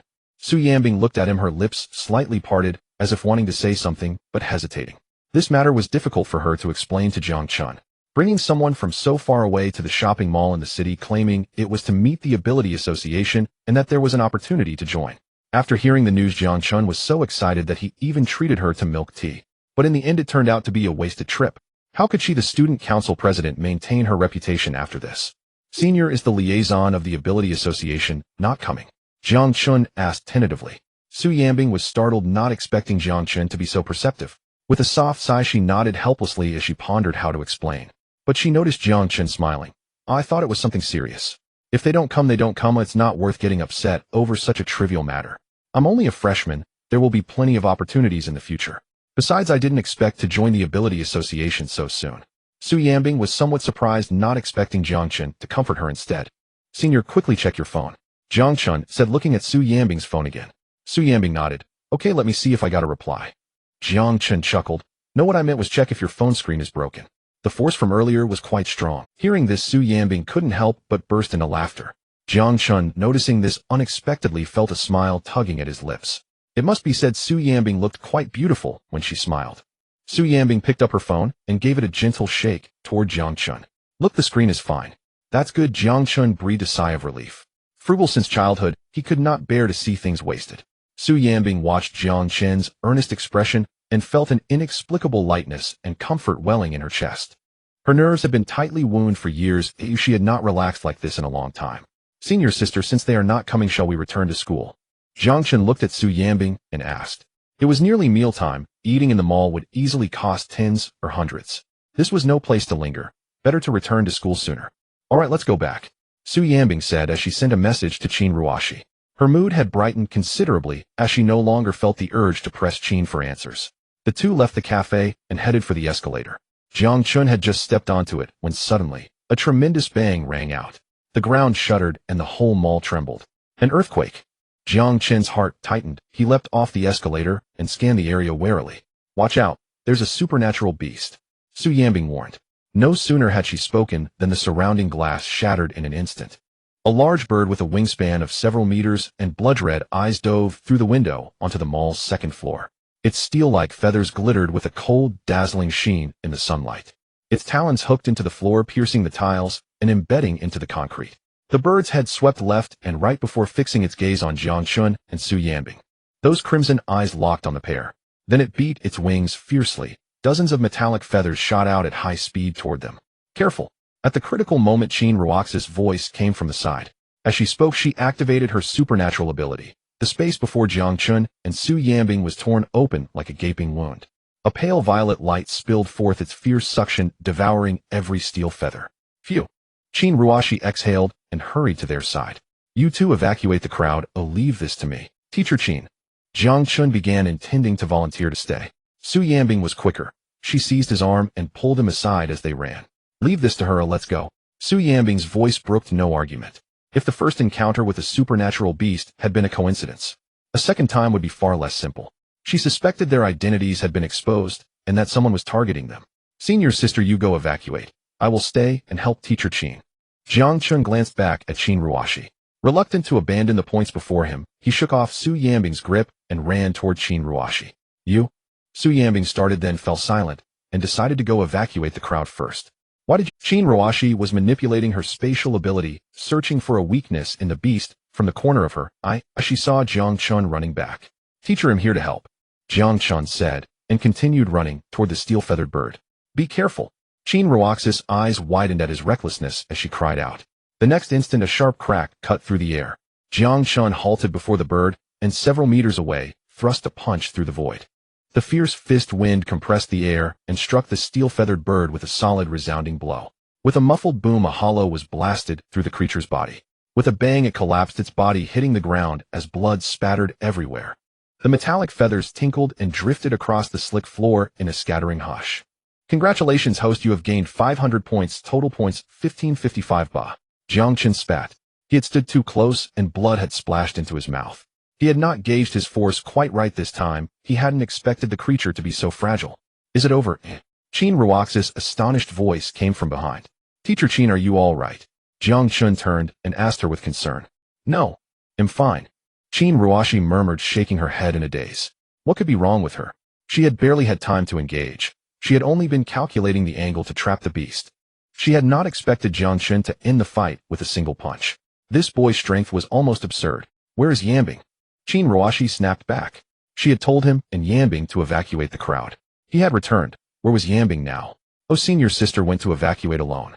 Jiang Chen replied calmly. But there probably isn't any need to evacuate now.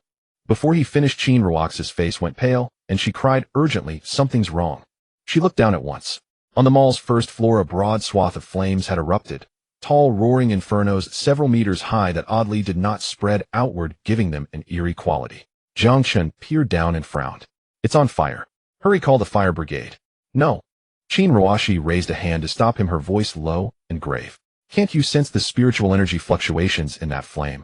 This is not ordinary fire. It is a barrier formed by supernatural ability. Jiang Chen began, then hesitated. How could he sense that?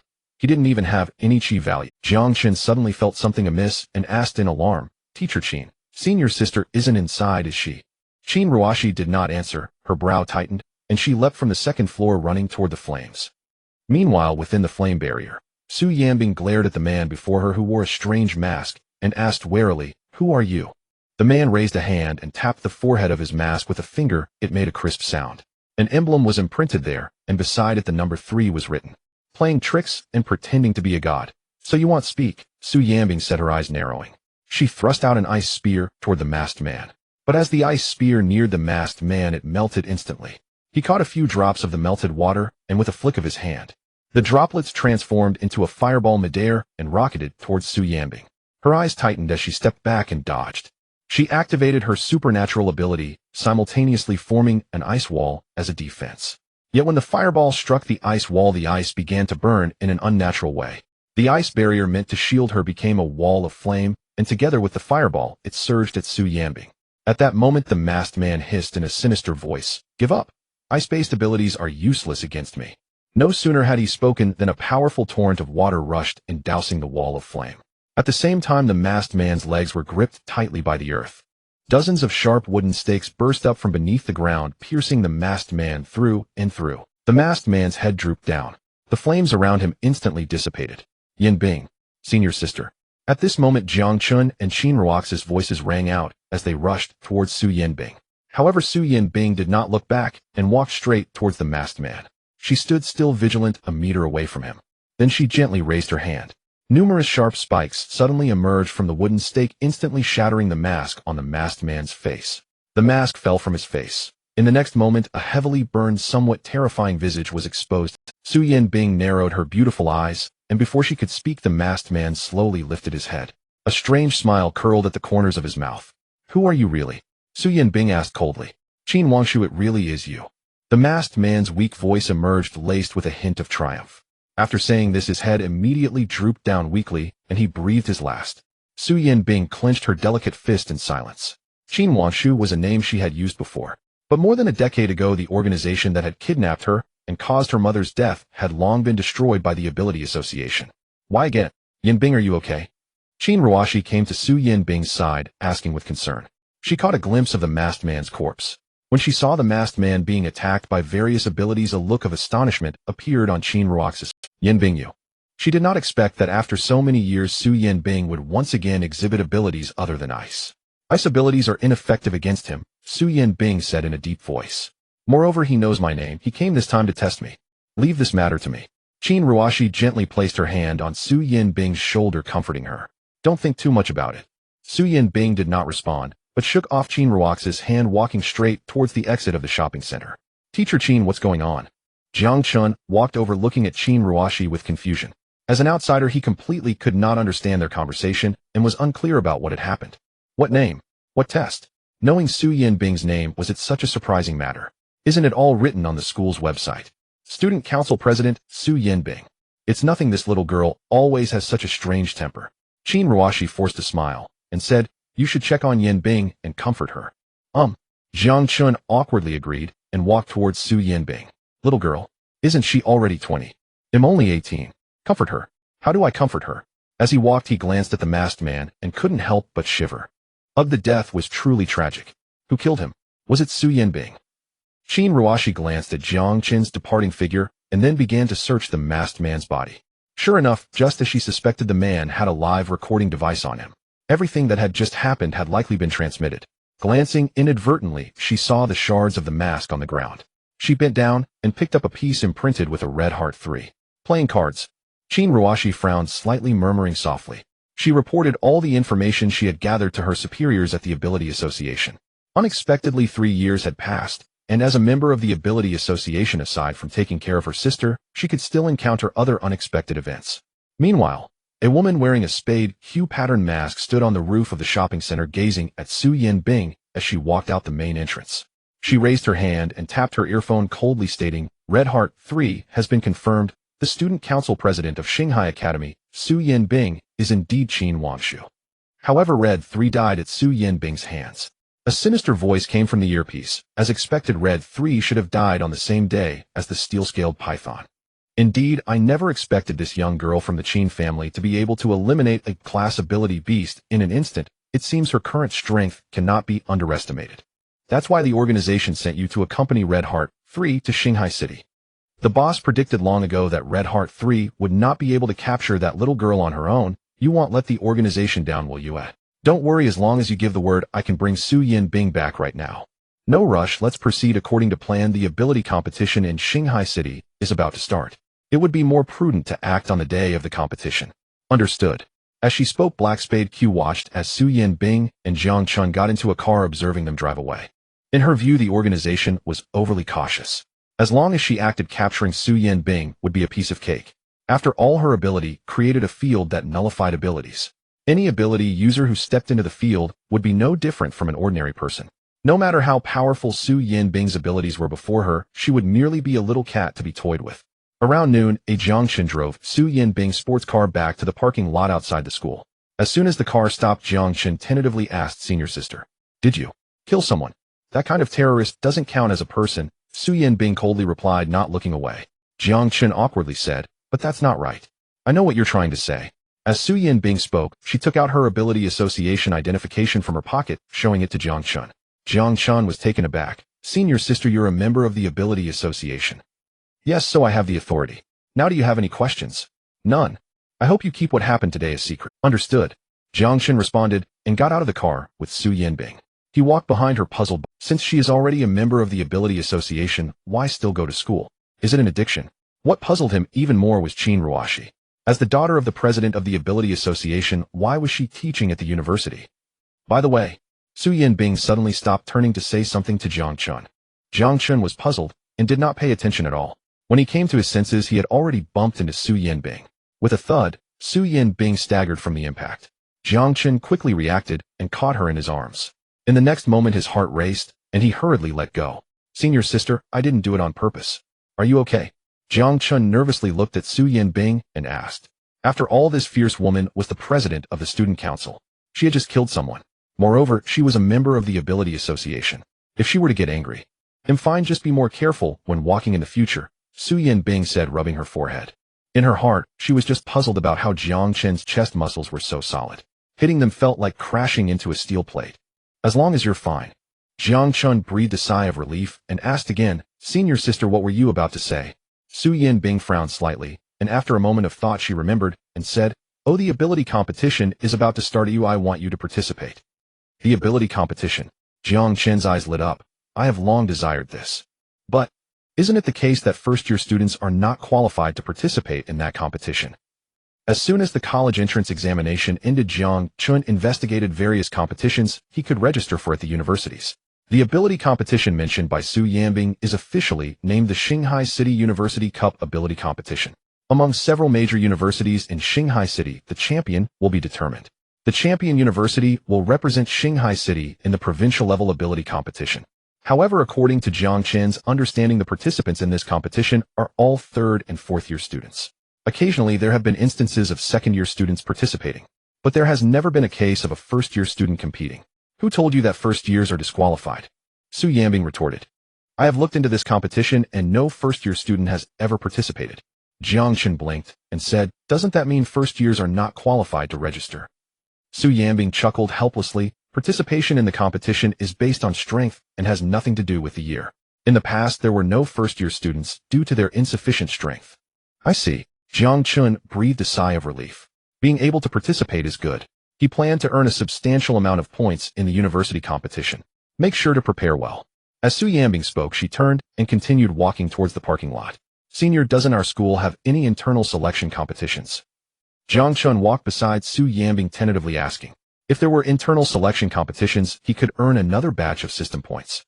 Although it might not be much, even a fly's leg is meat. "Yes, but you don't need to participate. I'll reserve a spot for you," Su Yinbing said calmly as she walked. In her view, based on Jiang Chen's strength, participating in the internal selection would be superfluous. It would be better to rest and conserve energy. Jiang Chen quickly replied, "Senior, there's no need for that. I prefer to follow the rules and participate in the selection competition." Su Yinbing waved her hand and said, "Don't worry, according to the rules, I originally had a reserved spot, and choosing you is based on your strength, nothing else. This. Jiang Chen was momentarily at a loss for words. After hesitating for a moment, he advised, Senior, what you say is indeed true. But if it's reserved, and if some rumors come out, it wouldn't be good for either of us, would it? What do you mean by that? Su Yanbing narrowed her beautiful eyes and looked at Jiang Chen. I'm speaking literally. Jiang Chen smiled awkwardly. You know about those posts on the forum, right? They can be quite troublesome. Are you really concerned about those rumors, hey? Su Yanbing asked. Jiang Chen nodded. Then it's up to you. Su Yanbing said one last thing before for some reason a strange feeling arose in his heart. Would spreading rumors be a bother? Does this guy really dislike her that much? So it means I can participate in the selection competition now, eh? Jiang Chen smiled. It seemed that Su Yanbing was quite easy to talk to. Earlier when he accidentally bumped into her, she hadn't gotten angry. It seemed he had been viewing her through colored glasses. Upon regaining his senses, he noticed that Su Yanbing was already out of sight. Jiang Chen didn't think much of it and returned to his dormitory. As soon as he entered, he felt the fresh air in the dorm and relaxed. At that moment, Li Xian came out of the bathroom looking at Jiang Chen with a mischievous smile and asked, Bro, back from a date? Jiang Chen frowned. Date? Are you still pretending with me? It's all over the forum. Did you think I wouldn't know? Li Xian said with a grin.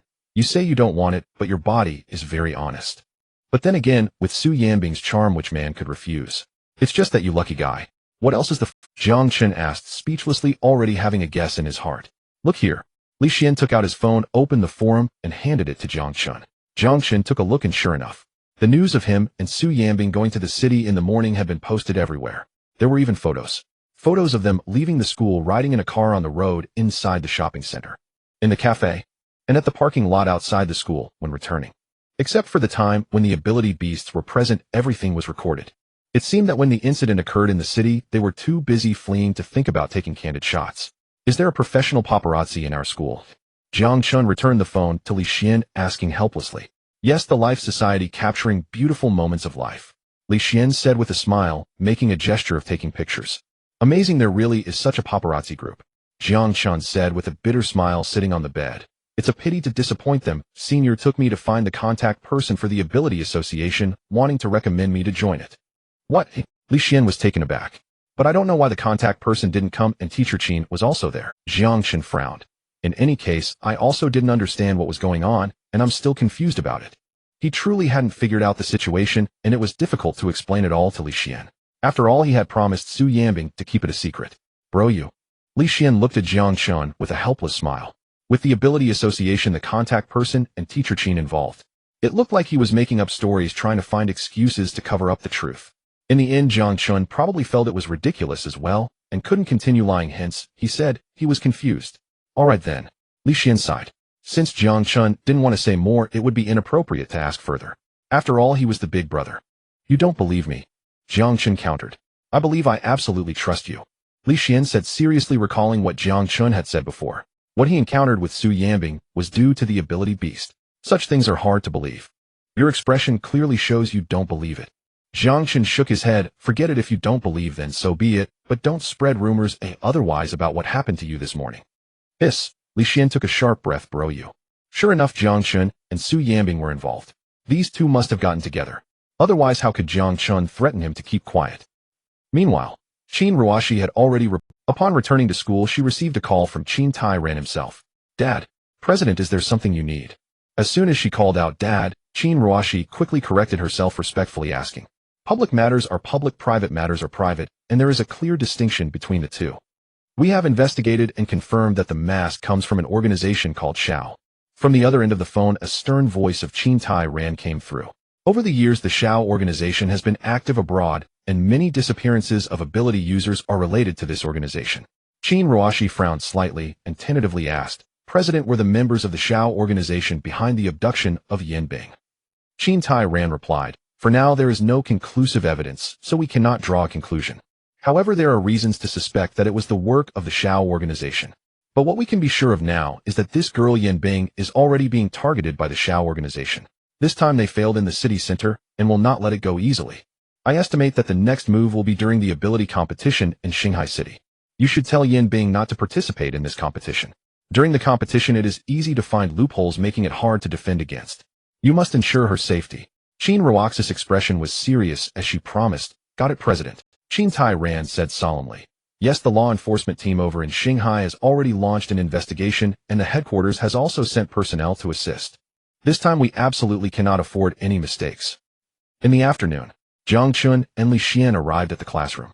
After the class bell rang, however, Qin Ruoxi's figure was still nowhere to be seen.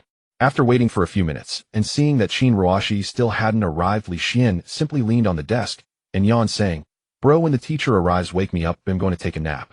Just as he finished speaking, Jiang Chen caught sight of a figure walking into the classroom. He hurriedly nudged Li Xian with his elbow and whispered, "Don't sleep, the teacher's here." Li Xian sat up straight.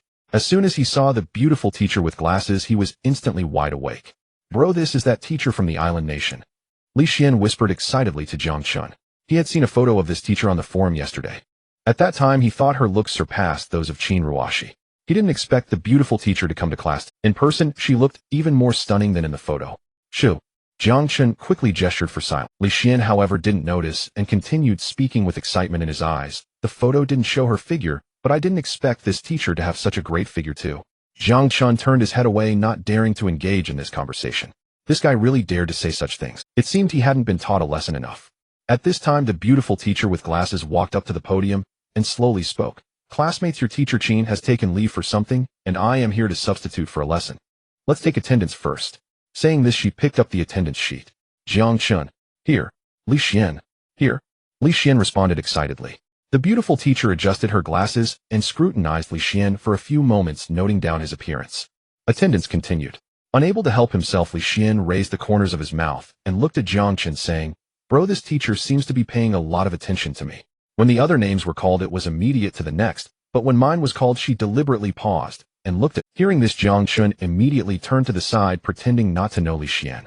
When will this guy ever realize that those who can become university teachers are all-powerful ability users with senses far superior to ordinary people? What he was whispering down there could be clearly heard by the teacher. "Bro, why aren't you talking?" Li Xian, seeing that Jiang Chen had not responded for a long time, couldn't help but ask quietly, "Li Xian, are you done?" Suddenly, the beautiful teacher scolded Li Xian. Li Xian's heart sank. Before he could react, the beautiful teacher continued, "You go stand in the corridor as punishment." Li Xian's face turned awkward. "Teacher, get out." The beautiful teacher's tone was firm, leaving no room for doubt. Li Xian's face flushed red as he reluctantly got up and walked towards the outside of the classroom. Jiang Chen looked at Li Xian's back, shaking his head helplessly. Once is one thing, twice is another, but not thrice. Hopefully this guy will learn his lesson. The beautiful teacher's face was filled with anger. "Let's continue with attendance, Yang Xiaoyi." As soon as she finished speaking, no one responded. "Is Yang Xiaoyi here?" The beautiful teacher looked around, her anger increasing. "Really? There's even truancy in this year's S class." Buzzing. The beautiful teacher was clearly in a foul mood. At this moment, a vibration from a mobile phone echoed below. "Who is it? Stand up." The beautiful teacher slammed the desk and questioned sternly. "Teacher." Jiang Chen awkwardly stood up. "Sorry, you'll silence it right now. You also get out." The beautiful teacher pointed outside the classroom. Jiang Chen sighed and walked straight out of the classroom. What a stroke of bad luck. There weren't many contacts in the phone book. Normally, he wouldn't receive a single call in a month. Why did it have to happen now of all times when the teacher was angry? Stepping out of the classroom, Jiang Chen immediately took his phone out of his pocket. "Let's see who the fool is that called." "Good bro, you actually came out to keep me company." Outside the classroom, Li Xian was leaning against the wall, looking bored, and his eyes lit up upon catching sight of Jiang Chen. Jiang Chen glanced at Li Xian. "I got caught by the teacher because my phone rang." After saying that, he looked down at his phone. To his surprise, the caller ID was Qin Ruoxi. The next second, he received a message: "Jiang Chen, come to the office building." This must be fate. Just right, we can stand together and won't be bored. Li Xian looked at Jiang Chen, grinning. Jiang Chen ignored Li Xian and headed directly towards the stairs, preparing to head to the office building to find out what was going on. "I go." Li Xian stared at Jiang Chen's back, completely stunned. He just left like that. No wonder he was called Brother Chen.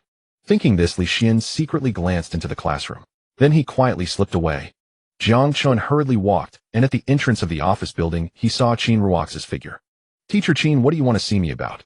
Jiang Chen stepped forward and asked tentatively. "Sigh." Qin Ruoxi sighed, not knowing where to start. Earlier, she had gone to the student council office to persuade Su Yinbing to give up on the ability competition. However, the two ended up having a big argument.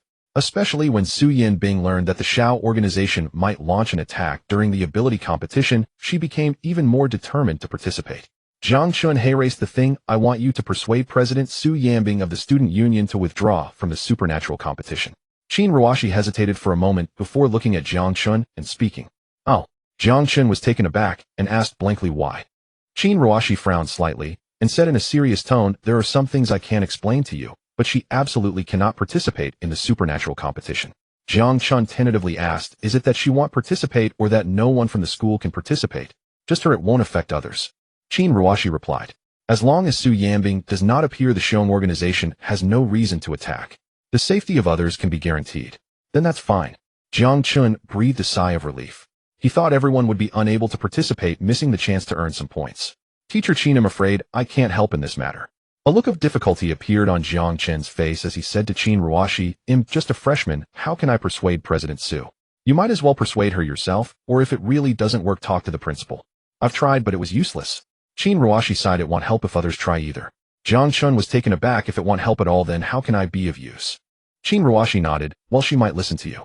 That's not. Jiang Chen said helplessly, Teacher Qin, I really have nothing to do with senior sister. The forum rumors are all false.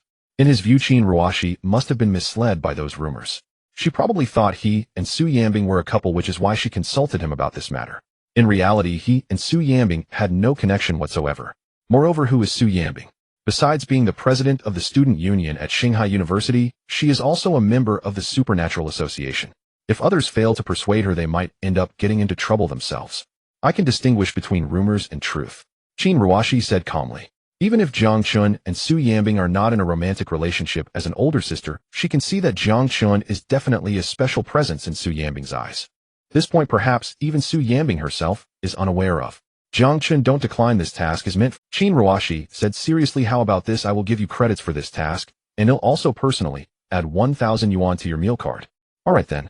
Jiang Chen agreed without hesitation, then curiously asked, teacher, what about the credits? You just started school, so you might not know yet. After a while you will receive various tasks on your mobile phones. Qin Ruoshi explained, you can choose to accept these tasks to earn credits. Credits are used to assess your performance and can also be exchanged for various spiritual potions to enhance your spiritual power. Hearing this, Jiang Chen instantly lost interest. He didn't need spiritual potions. After pondering for a moment, Jiang Chen said, Teacher Qin, I need to make it clear that I'm not certain I can persuade senior sister Su. Qin Ruoshi said, even if you fail, I will still add 500 yuan to your meal card, but you must do your best to persuade her. Don't try to be lazy. Okay, I understand. Jiang Chen nodded. Teacher Qin, where is senior sister Su now? I'll go persuade her right. Qin Ruoshi shook her head, I don't know. After she had an argument with me, she ran away.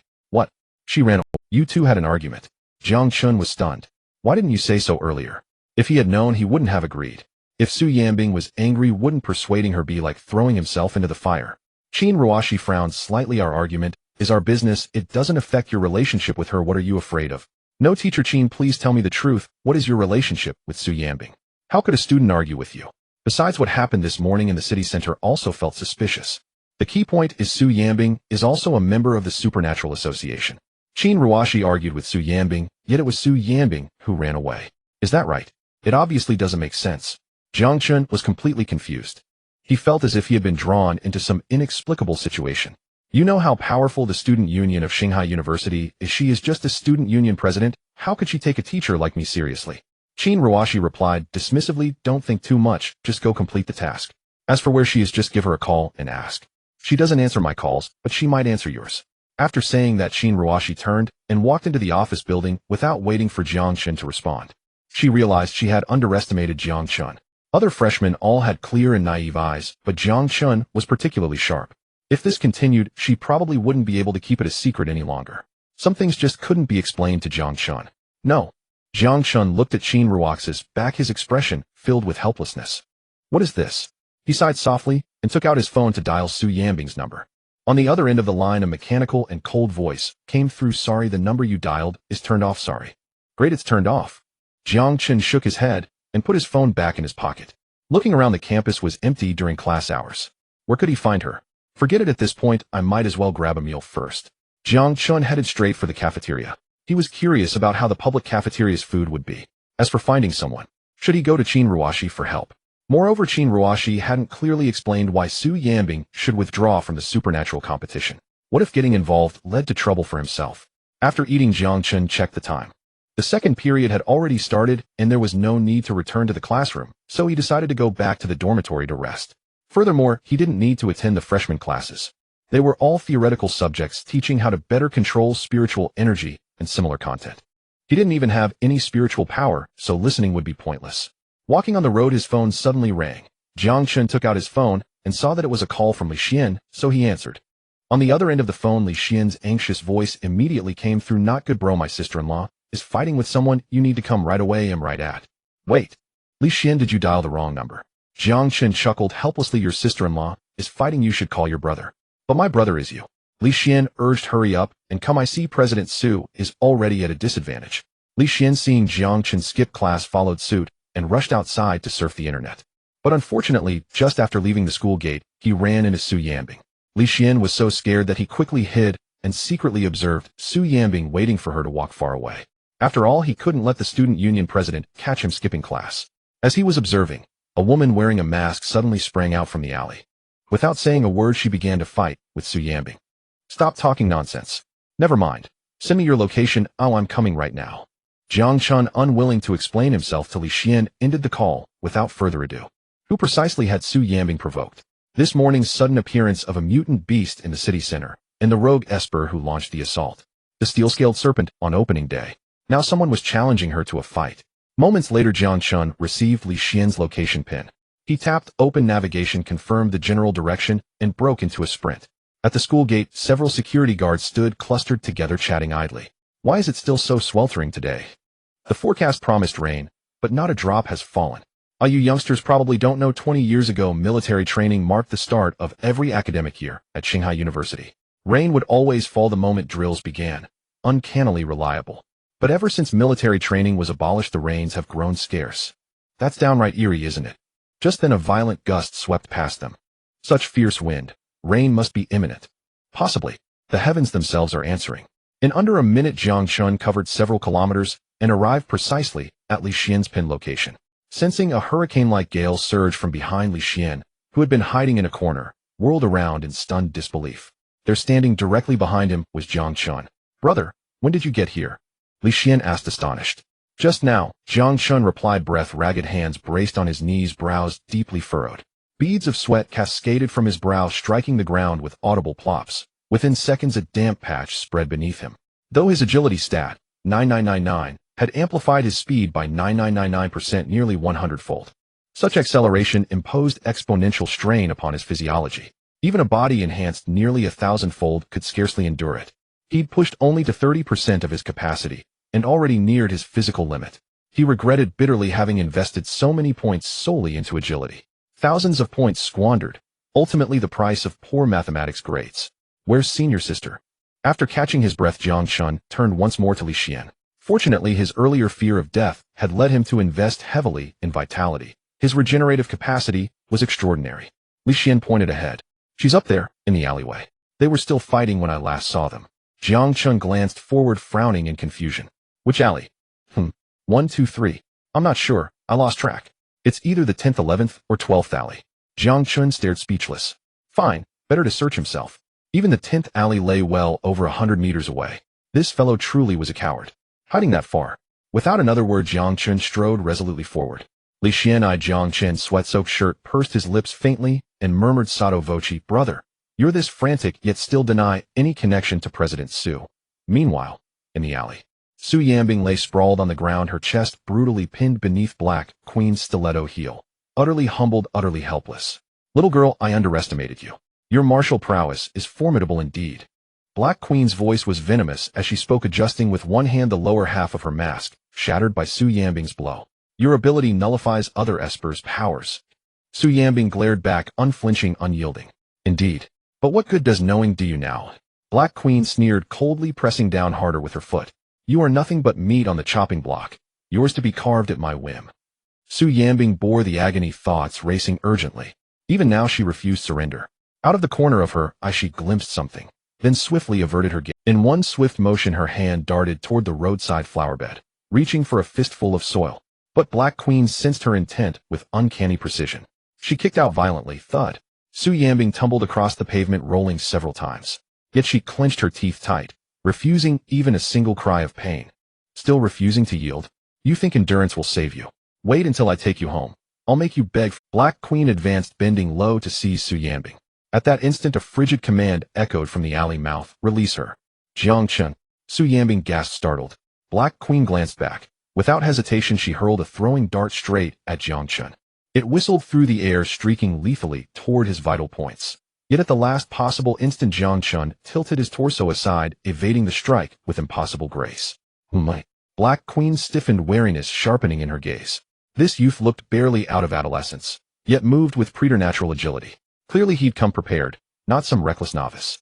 Jiang Chen, watch out. Her ability is, Su Yanbing cried out, desperate to warn him. Black Queen struck faster, kicking Su Yanbing hard in the ribs. Thud. Her warning cut off mid-sentence, but a heartbeat later Su Yanbing gritted her teeth against the searing pain and shouted anew. She negates Esper abilities. Don't get close. Wretched wretch. Black Queen snarled, teeth grinding. She hadn't expected such iron resilience. Now he'd grown wary. Surely he'd hesitate to approach. Just then an unexpected sight thrilled Black. Jiang Chen charged forward, unshielded, unhesitating, straight toward her. Black Queen's brow relaxed, a triumphant smile curved her lips. I misjudged you. You're no strategist. Just a foolhardy boy. Foolhardy your mother. Before the words fully left his lips, Jiang Chen materialized before her and drove his fist forward. A muffled crunch echoed. Then Black Queen's body rocketed backward like a cannonball, hurtling dozens of meters before crashing to earth. She lay crumpled like a stray dog, blood erupting from her mouth in a crimson arc. Congratulations, host. 50 points. Senior sister, are you all right?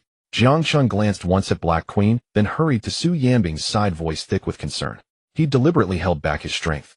Though non-lethal, the blow had been devastating, enough to incapacitate her utterly. Resistance was now. I'm fine. You go after her. Su Yanbing whispered, voice frail. Jiang Chen sighed. You say you're fine, but let's get you to the hospital first. Su Yanbing's delicate brows nodded, her voice rose sharp with urgency. Don't worry about me. Go catch her. All right. Jiang Chen acquiesced hastily, inwardly exasperated. Wounded this badly, and still commanding him like a drill sergeant. Jiang Chen slowly raised his head, looking towards the direction of the spade cue. To his astonishment, a mass of black mist appeared before him. Without a second thought, it was clear that the spade cue intended to take this opportunity to escape. Just as he prepared to give chase, he heard the sound of Su Yanbing spitting blood behind him. Jiang Chen was startled and turned to glance back, seeing Su Yanbing forcing herself to stand, her delicate face etched with pain. Senior sister, forget it. A desperate enemy should not be pursued. Let me take you to the hospital first. Jiang Chen sighed, choosing to deal with Su Yanbing's situation first. Su Yanbing took a deep breath and with Jiang Chen's support stood up. It's a pity I couldn't finish her off with a single punch just now. However, within the range of her abilities, you couldn't exert your full strength. Having such power without using your abilities is already impressive. Jiang Chen responded, not bothering to explain. Forget about it, let's just get you to the hospital. In reality, he wouldn't be affected by the abilities of the spade cue at all. It wouldn't be difficult to defeat the spade cue. However, having just arrived, he was unaware of what had transpired. His attention remained focused on Su Yanbing, who usually appeared majestic, but now looked terribly injured. All right, let's go to the hospital. Su Yanbing nodded, not wanting to be stubborn, and as Jiang Chen supported her, they walked out of the alley. As they walked, Su Yanbing sensed something unusual. Jiang Chen's hand unintentionally brushed against her softness. In an instant, a hint of embarrassment rose in his heart. She gently pushed Jiang Chen away, her gaze evasive. No need to support me. Just let me lean on your shoulder for a bit. Jiang Chen asked with concern, Senior sister, is this all right? It's fine. Su Yanbing said, shifting the topic. What are you doing here? Li Xian said he saw you fighting someone and asked me to come over, so here I am. Who was Li Xian? How did he end up here? Who knows, maybe he skipped class. Skipped class. Then I have to deduct his credits. Go ahead, let him learn a lesson. Jiang Chen and Su Yanbing chatted casually as they walked. The setting sun cast long shadows of the two. It was as if nothing had happened just moments ago. Hiss. The spade cue hid in a corner of the alley, clutching her abdomen, gasping in cold air. Just when she was about to succeed, she was only a step away from capturing Su Yanbing. Unexpectedly, a boy named Jiang Chen emerged halfway, disrupting her plan. Who exactly is this kid? A member of the Ability Association. The spade cue pondered, arriving at only one possibility. Jiang Chen was a martial arts master sent by the Ability Association to secretly protect Su Yanbing. She dared not report this matter to the Hawk organization. After all, this operation was something she had taken upon herself. If successful, it would be a great achievement, and she could return to the organization in glory to claim credit. She dared not report this matter to the Hawk organization.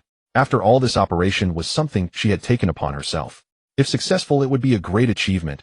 The spade cue was extremely unwilling, but had no other choice. Inside Star C Hospital, Jiang Chen sat in the corridor scrolling through his phone while waiting for Su Yanbing. Let's go. Suddenly Su Yanbing's voice reached his ears. Jiang Chen looked up and saw that her head was bandaged. Other than that, she seemed to be fine. As they walked, she appeared much more at ease than when they first came out of the alley. Jiang Chen slowly stood up and walked alongside Su Yanbing. The two walked side by side towards the hospital exit. By the way, senior sister, there's something I need to tell you. Just now Qin Ruashi had sent a message asking how things were going. Could it be that Teacher Qin has told Jiang Chen everything?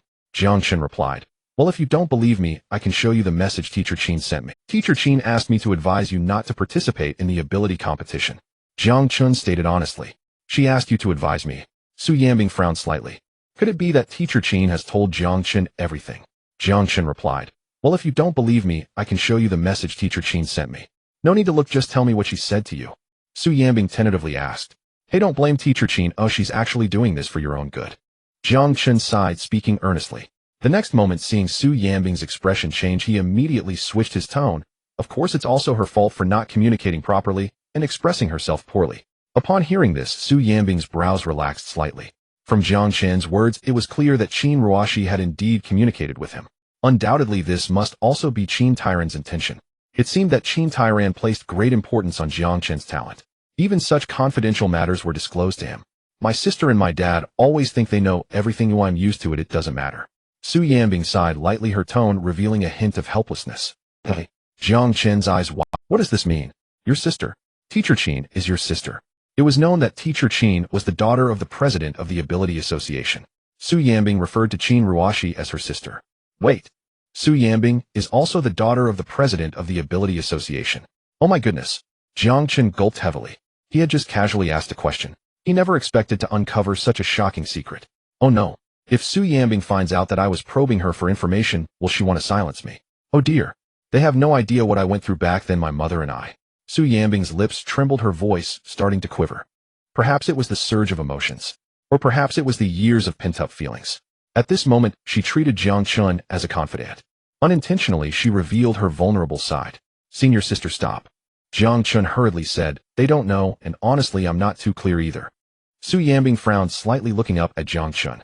Well, Jiang Chen stammered, isn't there a saying that goes, a fair official can hardly settle family matters? Besides, I'm still young, just turned 18. I haven't experienced others' hardships. In short, to sum it up. Though he said this, he was internally shouting, sister, don't say anymore, I don't want to know. Knowing too much isn't good for me either. I understand. Su Yanbing's lips curled into a bitter smile. It was I who spoke too much. Jiang Chen laughed awkwardly. I didn't mean it like that. Su Yanbing removed her hand from Jiang Chen's shoulder, returning to her usual aloof demeanor, and firmly stated, I will still participate in the ability competition. If the people from the Hawk organization want to capture me, then let them come. I plan to use this opportunity to find out who killed my mother. I want them to pay for their blood debts with their own blood. Hiss. Jiang Chen inhaled sharply. Oh no. I didn't want to hear any of this. But now, I know everything. Jiang Chen and Su Yanbing took a taxi back to school. As soon as the taxi arrived, Jiang Chen opened the passenger door and climbed in. On the way, he occasionally glanced at Su Yanbing in the back seat through the rearview mirror, feeling an indescribable nervousness and a mix of emotions. Before long, the taxi stopped at the entrance of Shanghai University. Jiang Chen took the initiative to pay the fare, and as he got out of the car, he saw a figure approaching. Upon closer inspection, it was Qin Ruashi. Jiang Chen, why is your phone off? She questioned, frowning. She had sent messages to Jiang Chen, but received no response. When she called, his phone was off. She then turned to call Su Yanbing. To her dismay, she found that the number had long been blocked by Su Yanbing. Unable to shake off her worry, she contacted the enforcement team. The enforcement team checked the surveillance and informed her that Jiang Chen and Su Yanbing had gone to the hospital together. Upon hearing this, her imagination began to run wild. What could two young people be doing at the hospital? She hoped it wasn't anything serious. While she didn't oppose Su Yanbing and Jiang Chen dating, she also hoped Su Yanbing could find redemption through Jiang Chen. However, it shouldn't get too out of hand. Your phone is off. Jiang Chen looked at his phone and feigned calmness, saying maybe it ran out of battery on the way. From Qin Ruaxi's tone, he sensed a hint of anger, and a foreboding feeling arose within him. Could it be that the matter of probing had already been discovered? But how could that be? When had Su Yanbing contacted Qin Ruashi? Jiang Chen, you and Su. Qin Ruashi began to speak again. However, before she could finish her sentence, she caught sight of Su Yanbing getting out of the taxi. Seeing Su Yanbing with a bandage on her head, she was taken aback. It turned out to be a misunderstanding. Jiang Chen and Su Yanbing went to the hospital not because of, but because Su Yanbing was injured. What happened to your head? Qin Ruoxi quickly turned to Su Yanbing, asking with concern. It has nothing to do with you. Su Yanbing replied coldly, striding towards the school gate. Qin Ruoxi hesitated, then turned to Jiang Chen, saying, I'm sorry Jiang Chen, the teacher has misunderstood you. It's dark now, so you should return to your dormitory to rest early. After saying that, she did not wait for Jiang Chen's response, and quickly chased after Su Yanbing. Misunderstanding? What misunderstanding? Jiang Chen mumbled in confusion. He then quietly followed behind Su Yanbing and Qin Ruoxi. He dared not return directly to the dormitory. If Su Yanbing and Qin Ruoxi started talking, and Su Yanbing found out about the probing, that would be disastrous. Yanbing, how did you get hurt? Qin Ruoxi came to Su Yanbing's side, asking with concern. Su Yanbing, too lazy to waste words, quickened her pace towards the girls' dormitory. Why are you such a brat? What happened? Why are you injured? Qin Ruoxi pressed on her brows, furrowing as she adopted a relentless attitude. She was worried that Su Yanbing had encountered an attack from the organization. She could think of no other possibility. With Su Yanbing's strength, no one in Shanghai City could possibly injure her. But Su Yanbing refused to cooperate. She arrived outside the girls' dormitory building, climbed the steps, and shut the door to the hallway directly. You. Qin Ruoxi sighed heavily as she saw Su Yanbing's figure disappear from her sight. On the other side, Jiang Chen saw that the two hadn't talked about him, and his anxious heart finally relaxed. He turned to head back to the dormitory. Jiang Chen, wait. Suddenly Qin Ruoxi's voice called out. Jiang Chen paused, turning stiffly. Awkwardly, he said, Teacher, I just enrolled and am not familiar with the campus environment. I thought this was the boys' dormitory, No need to explain, the teacher understands your thoughts. Qin Ruoxi said lightly, it's normal to worry about your girlfriend when dating. Hearing this, Jiang Chen's expression turned to one of speechlessness. Before he could explain, Qin Ruoxi's face suddenly grew serious again as she asked, Jiang Chen, do you know why President Su was injured? In her view, Jiang Chen accompanied Su Yanbing to the hospital. There were some things that Su Yanbing didn't want to tell her. Perhaps she would confide in Jiang Chen, her boyfriend. Senior Shi. Jiang Chen pondered for a moment and confirmed that he wouldn't expose the probing. He then recounted everything that had happened that afternoon to Qin Ruoxi. Listening, Qin Ruoxi's eyes widened in shock as she exclaimed, Yanbing was attacked in the alley. Yeah, Jiang Chen nodded, but I scared them off, and then I accompanied Senior to the hospital. Don't worry, teacher, Senior's injuries aren't serious. Qin Ruoxi's brows furrowed deeply as she asked urgently, do you remember who they were? Describe. Jiang Chen thought for a moment. I couldn't see their face. They were wearing a mask. There was a spade Q printed on the mask. It looked like a playing card. Upon hearing this, Qin Ruoxi felt a buzzing in her head. The playing card mask. It was the organization that attacked Yanbing. At this time, Jiang Chen, knowing the answer, asked, Teacher, who are they? Why did they want to attack Senior Su? Qin Ruoxi sighed softly. Jiang Chen, there are some things I can't discuss with you. All right, then I won't ask. Jiang Chen obediently replied. In reality, he was well aware. Wait a minute, you just said that President Su couldn't defeat that person, but you scared them off. Qin Ruoxi suddenly sensed something amiss, looking at Jiang Chen with narrowed eyes. Yes, Senior told me that the opponent has the ability to nullify abilities. Jiang Chen put on an innocent facade, but I have great strength. I didn't use my abilities, it was purely physical skill. She couldn't beat me. I see. Qin Ruoxi nodded thoughtfully, her gaze evaluating Jiang Chen. This guy is tall and strong, and he is in the strength category. Even without using abilities, his physique far exceeds that of an ordinary person. In the challenge competition, she had witnessed Jiang Chen's strength, and his physical skills were indeed impressive. If he were to use his abilities, he might even have the power to take out ordinary ability beasts with a single punch. Thank goodness you were there. Coming back to her senses, Qin Ruoxi sighed in relief. If it weren't for Jiang Chen, her sister might have been kidnapped, and the consequences would have been dire. I understand you have done very well, Qin Ruoxi said with a smile. The more she looked at Jiang Chen, the more satisfied she felt. In her gaze there was nothing but expectation. Although Jiang Chen was a bit younger, 2 or 3 years younger than his sister, he could remember tasks assigned to him at all times. At a critical moment, he even saved Yanbing's life. Having responsibility is the mark of a good brother-in-law. You're too kind, teacher, Jiang Chen said earnestly. What I've done is far from enough. I've let down your expectations. Don't say that you are very responsible. Qin Ruoxi gently patted Jiang Chen on the shoulder. Jiang Chen feigned a look of remorse and said, Teacher, if there's nothing else, I'll head back to my dorm to rest. Go ahead, get some rest early. Good night, teacher. After saying this, Jiang Chen immediately turned and left, letting out a long sigh. Fortunately, he was clever and escaped a disaster. Back in his dorm, Jiang Chen charged his phone immediately. As soon as he powered it on, he saw a transfer notification from Qin Ruoxi. 10,000. Jiang Chen's heart trembled. He never expected that Qin Ruoxi would directly transfer him 100,000 yuan. What happened to the promised 500? How did it suddenly multiply by 200 times? Did she input the password incorrectly? No. What kind of good person has a password of 100,000? Jiang Chen's finger hovered in the air wanting to click to claim it, but he held back feeling awkward. Teacher, you sent it by mistake. In the end, Jiang Chen still asked. Qin Ruoshi almost instantly replied, no mistake, just claim it. This is your reward. Seeing this, Jiang Chen didn't hesitate and directly clicked to claim it. Then he quickly added, thank you, teacher. Wow, she really has money. Jiang Chen exclaimed, his lips curving into a smile that he couldn't suppress. A university teacher casually gave out a transfer of 100,000 yuan. Is this reasonable? The daughter of the president of the Ability Association can be this wealthy. Her father can't be corrupt, right? Jiang Chen thought that perhaps the ability users on Blue Star have other avenues for making money. One cannot fully compare the situation to Earth. Although it is a transmission from the fetus, he had only been going to school all along. He hadn't yet come into contact with money-making endeavors. But it is certain that the stronger one is the more opportunities there are to earn money. When he finds the time, he should research what part-time jobs he can do while studying to earn a good sum and improve his living conditions.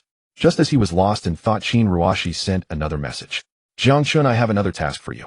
Recently, you should spend more time with President Su. If she leaves the school, you must go with her.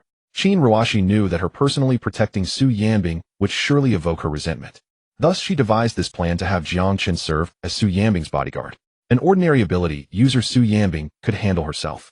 But the fear was that Su Yanbing might encounter the Spade Q that could nullify abilities. Having Jiang Chen protect her would be a precaution. Although this kid was only a freshman, but his strength was indeed formidable, worthy of trust. The most critical point was that Jiang Chen doing this would not raise Su Yanbing's suspicions. After all, it's only natural for young couples to be close. Moreover, even if she didn't instruct Jiang Chen, she believed he would protect Su Yanbing. Mentioning this was merely to be more secure. Teacher, this doesn't seem appropriate. Teacher, my abilities are limited. Jiang Chen sat on the bed typing and deleting repeatedly, feeling indeed one cannot bite the hand that feeds. Having just received 100,000 yuan red envelope, he felt embarrassed to refuse. After a sigh, Jiang Chen steeled himself and typed, Teacher, how long will this task take? At most 3 days. Don't worry, the class schedule for Class S is consistent, so it won't interfere with your classes. Qin Ruoshi provided her answer. Earlier, she had already reported the situation to Qin Tyran. The headquarters had also dispatched ability users capable of effectively dealing with Spade Q to Shanghai City. As long as the personnel are in place, Jiang Chen won't need to be troubled anymore. All right. Jiang Chen reluctantly agreed. He then collapsed onto his bed as if all his strength had been drained. At that moment, Li Xian walked out of the bathroom, drying his hair with a towel. Seeing Jiang Chen like this, he comforted, Brother, this is nothing, don't take it to heart. If you need money, just tell me. Jiang Chen suddenly sat up, looking at Li Xian with disbelief. Did you see some news on the forum again? Li Xian was taken aback. How did you know? Jiang Chen helplessly retorted, Don't you have anything else to do all day? No. Brother, that statement hurts my feelings. Li Xian pouted, and then took out his phone, preparing to show Jiang Chen the post. No need, I can find it myself. Jiang Chen waved his hand, took his phone, and opened the Shanghai University. Without a doubt, the latest news would definitely be in the top position. Sure enough, new rumors had emerged. Jiang Chen couldn't help but curse, these paparazzi are such bastards.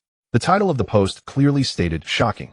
The School Flower Student Council President, Su Yanbing, terminated her pregnancy at the hospital accompanied by her boyfriend. The subtitle read, Mystery. The timeline of their relationship is unclear, possibly during the summer vacation. Following that, there was another post, terrifying. Su Yanbing is suspected of being involved in a risky relationship with a minor.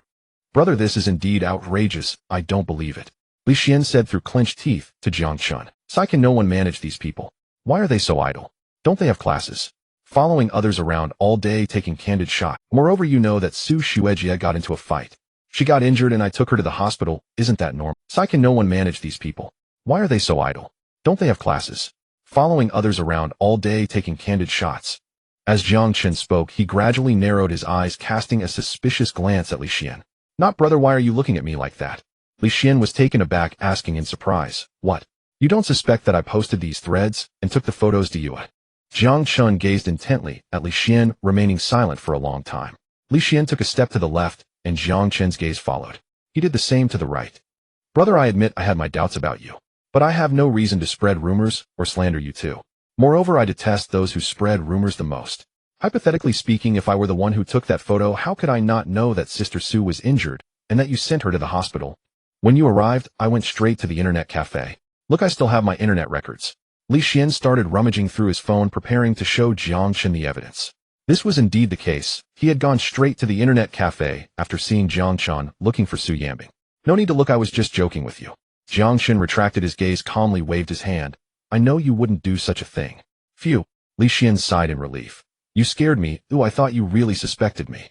Being slandered really doesn't feel good. Ooh, I can understand you now. As he spoke, Li Xian's face showed a hint of anger. Ultimately, the instigator is that Yang Xiaoyi, she started it all. Yeah. Jiang Chen sighed inwardly. He was genuinely disgusted by Yang Xiaoyi. He thought that after she was taken away by the enforcement team, there would be no more gossip. Who would have thought that the rumors not only didn't subside, but actually escalated? In just one day, it had reached an outrageous level. Yesterday, they were spreading rumors about dating. Today, they're spreading rumors about an abortion. In a few days, they might even say there's a love child. By the way, brother, why haven't I seen Yang Xiaoyi today? Li Xian suddenly thought of something and asked in confusion, did she skip class too? She was taken away by the enforcement team. Jiang Chen briefly explained the situation to Li Xian and helplessly said, but the current problem can't be resolved just by dealing with Yang Xiaoyi. So many people are spreading it, the law doesn't punish the majority. Brother, leave this matter to me.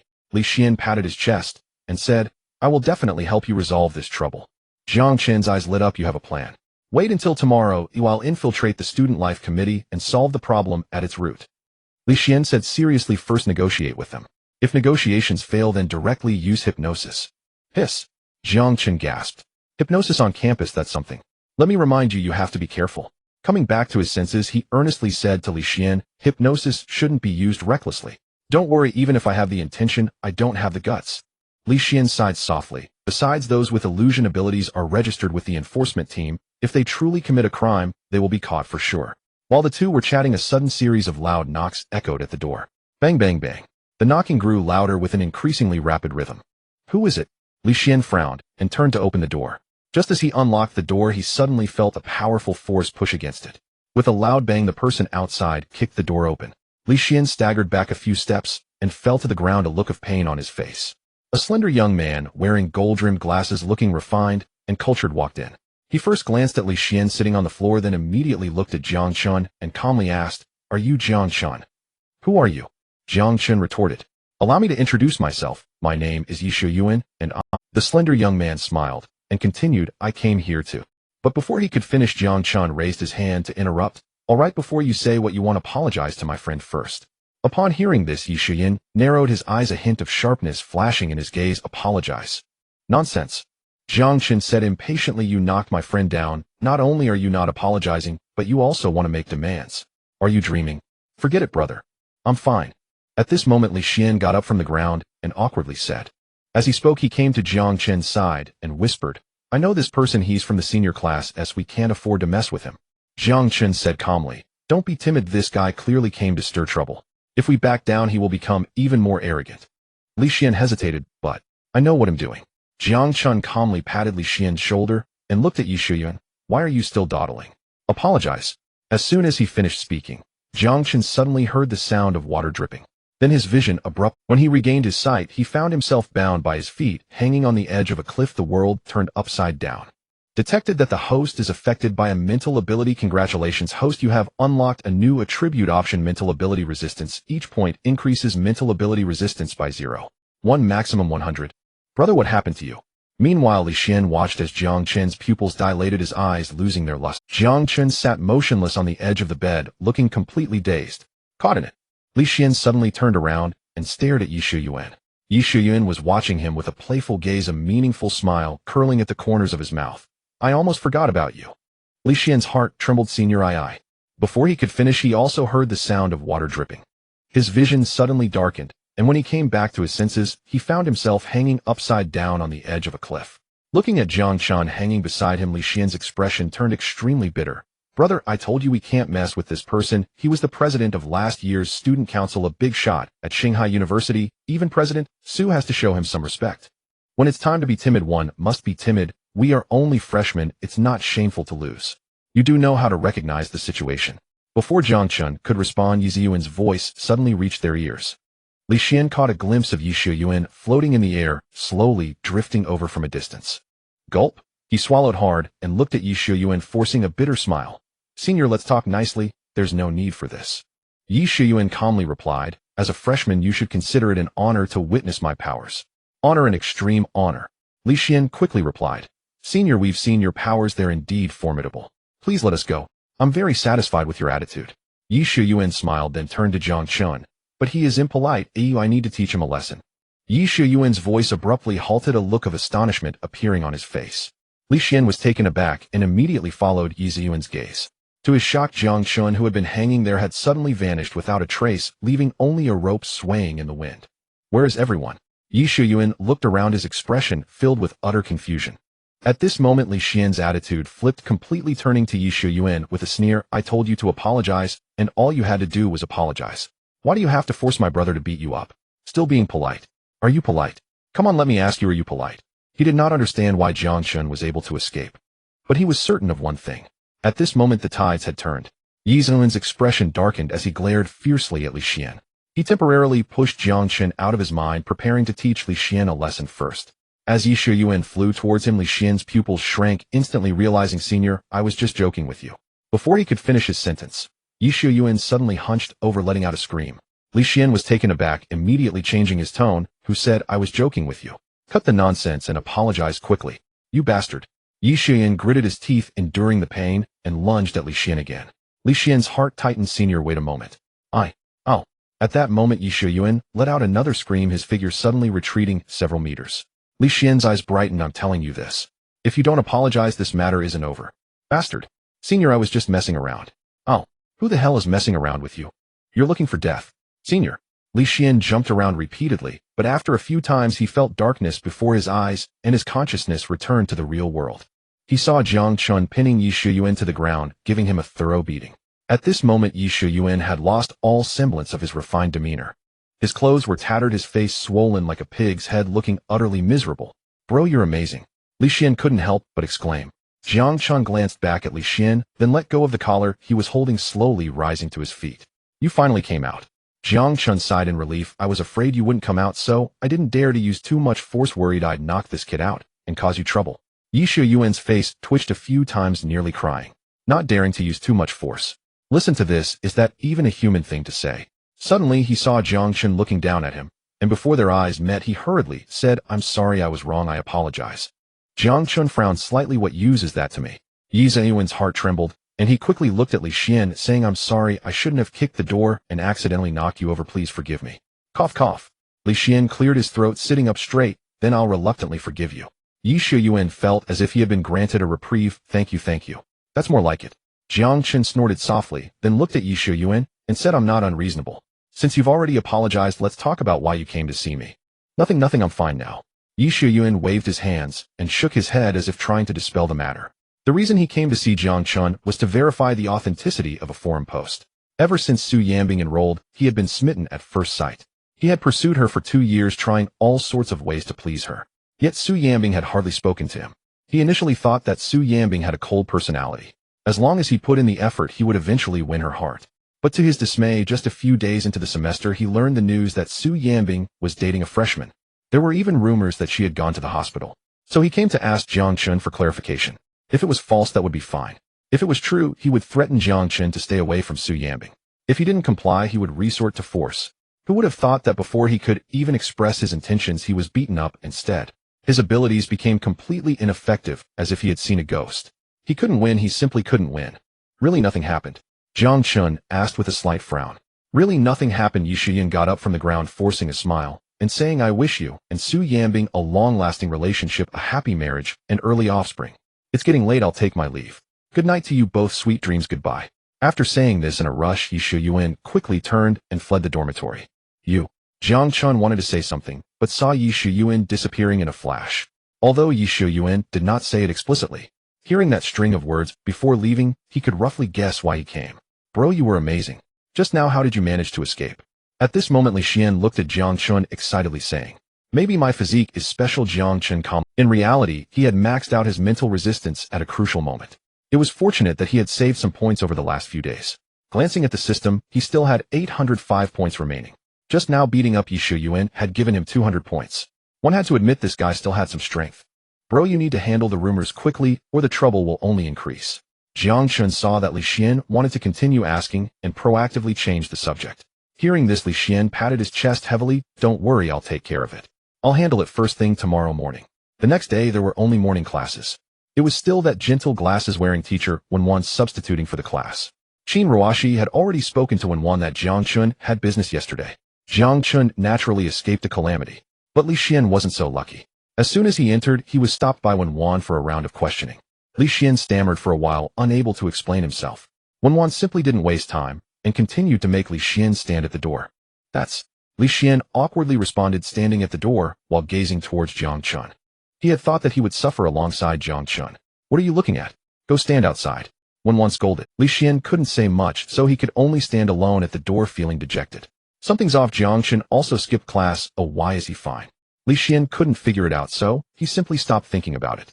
He took a discreet glance into the classroom, and while Wenwan wasn't paying attention, he quietly slipped away. This time he didn't go to the internet cafe, but instead went to help Jiang Chen investigate the source of the forum rumors. Around noon, as soon as the class bell rang, Jiang Chen received a message from Qin Ruoshi. There are no afternoon classes, so remember to accompany President Su.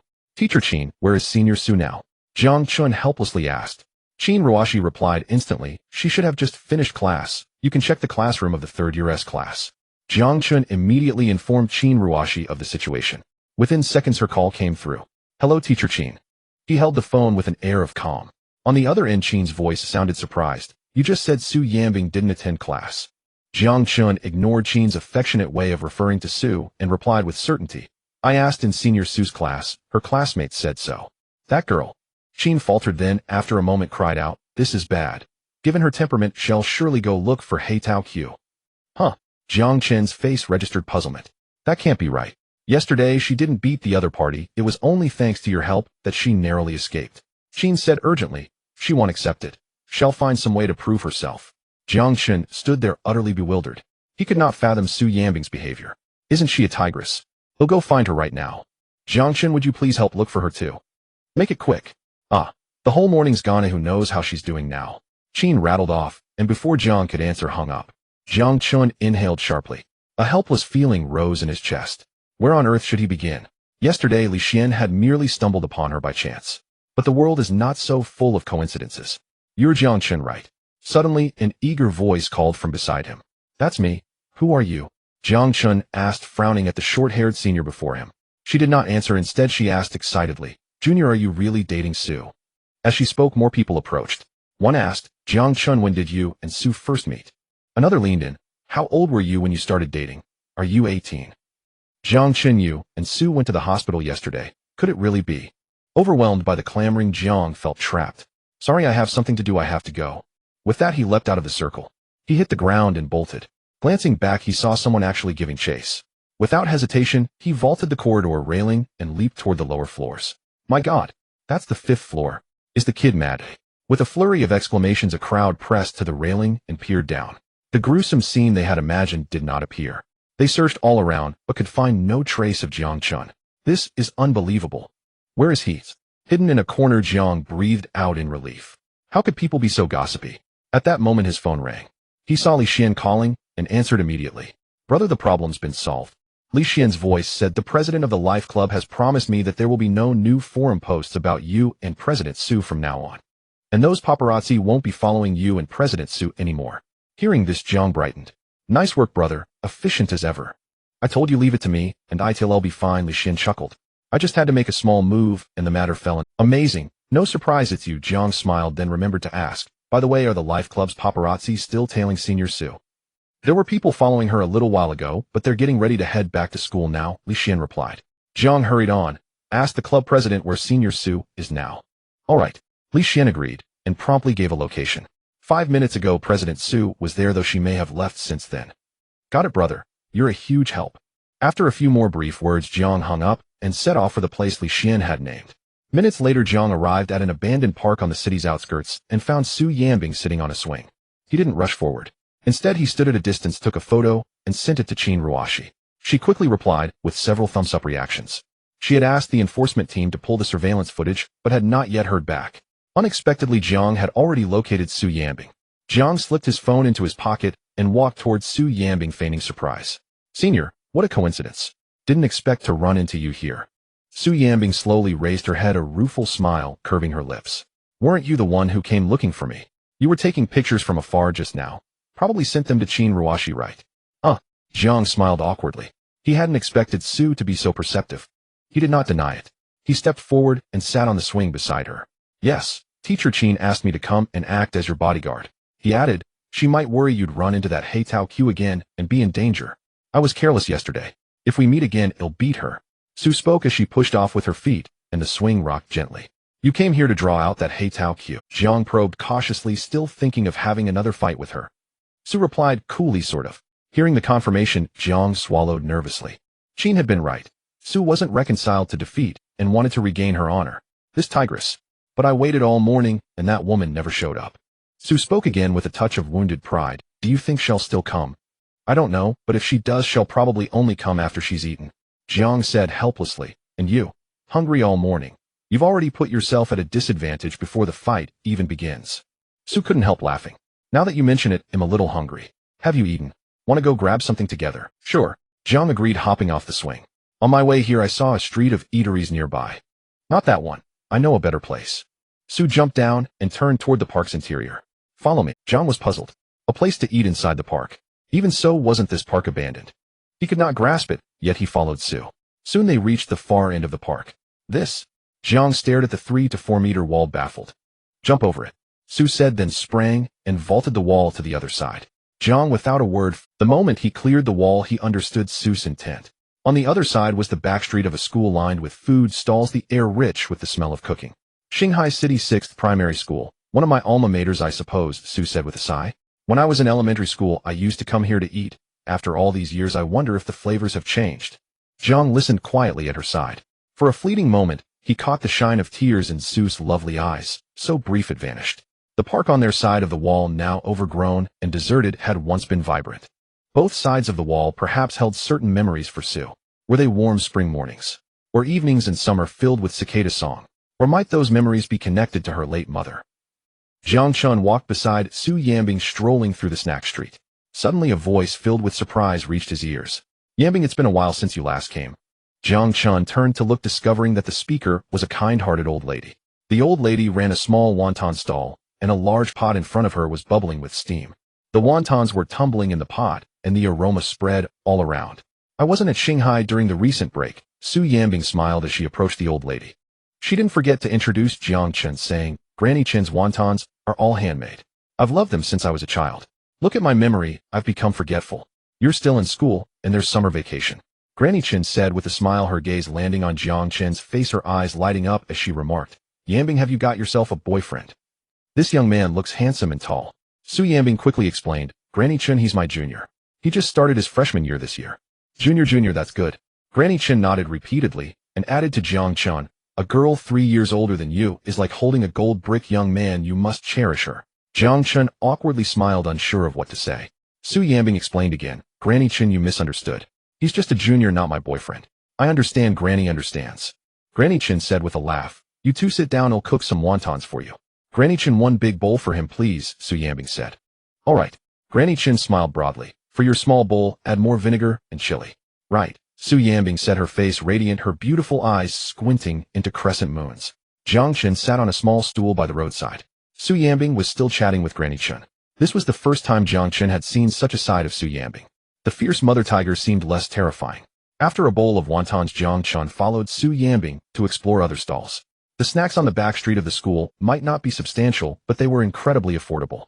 Moreover, many people recognized Su Yambing and would deliberately give her extra. As a result, he could get a large portion for just a few dollars. The most crucial part was that the stall owners were exceedingly enthusiastic. Time flew by as they wandered around the back street. For the first time, Jiang Chen ate from noon until afternoon, hardly stopping. Various snacks provided him with a full 100 points. The last time he managed to accumulate so many points through eating was during the new year with a table full of dishes at home. Senior, let's head back to school.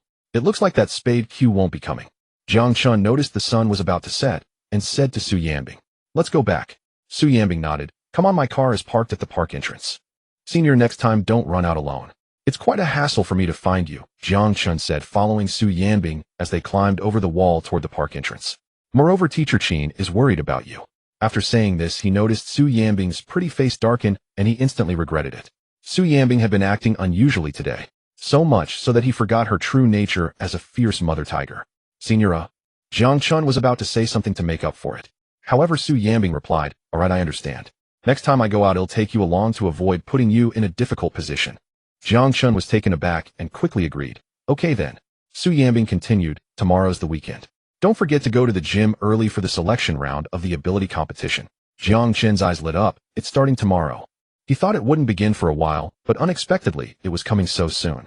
This is great, he could earn another wave of points. In October, there will be a secret realm opening in Shanghai City, so the ability competition is starting a few days earlier than usual. Su Yanbing explained calmly.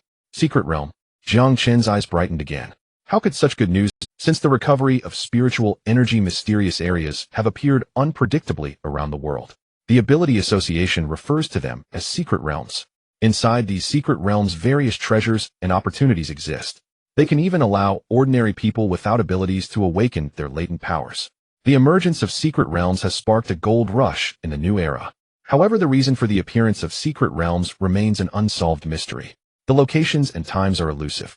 In times of frequent occurrences, several secret realms can appear within a single country in a year. Yet there are also times when none will appear anywhere in the world for years or even decades. The longest gap lasted for 18 years. Only a month before a secret realm starts can one find a hint of its coming.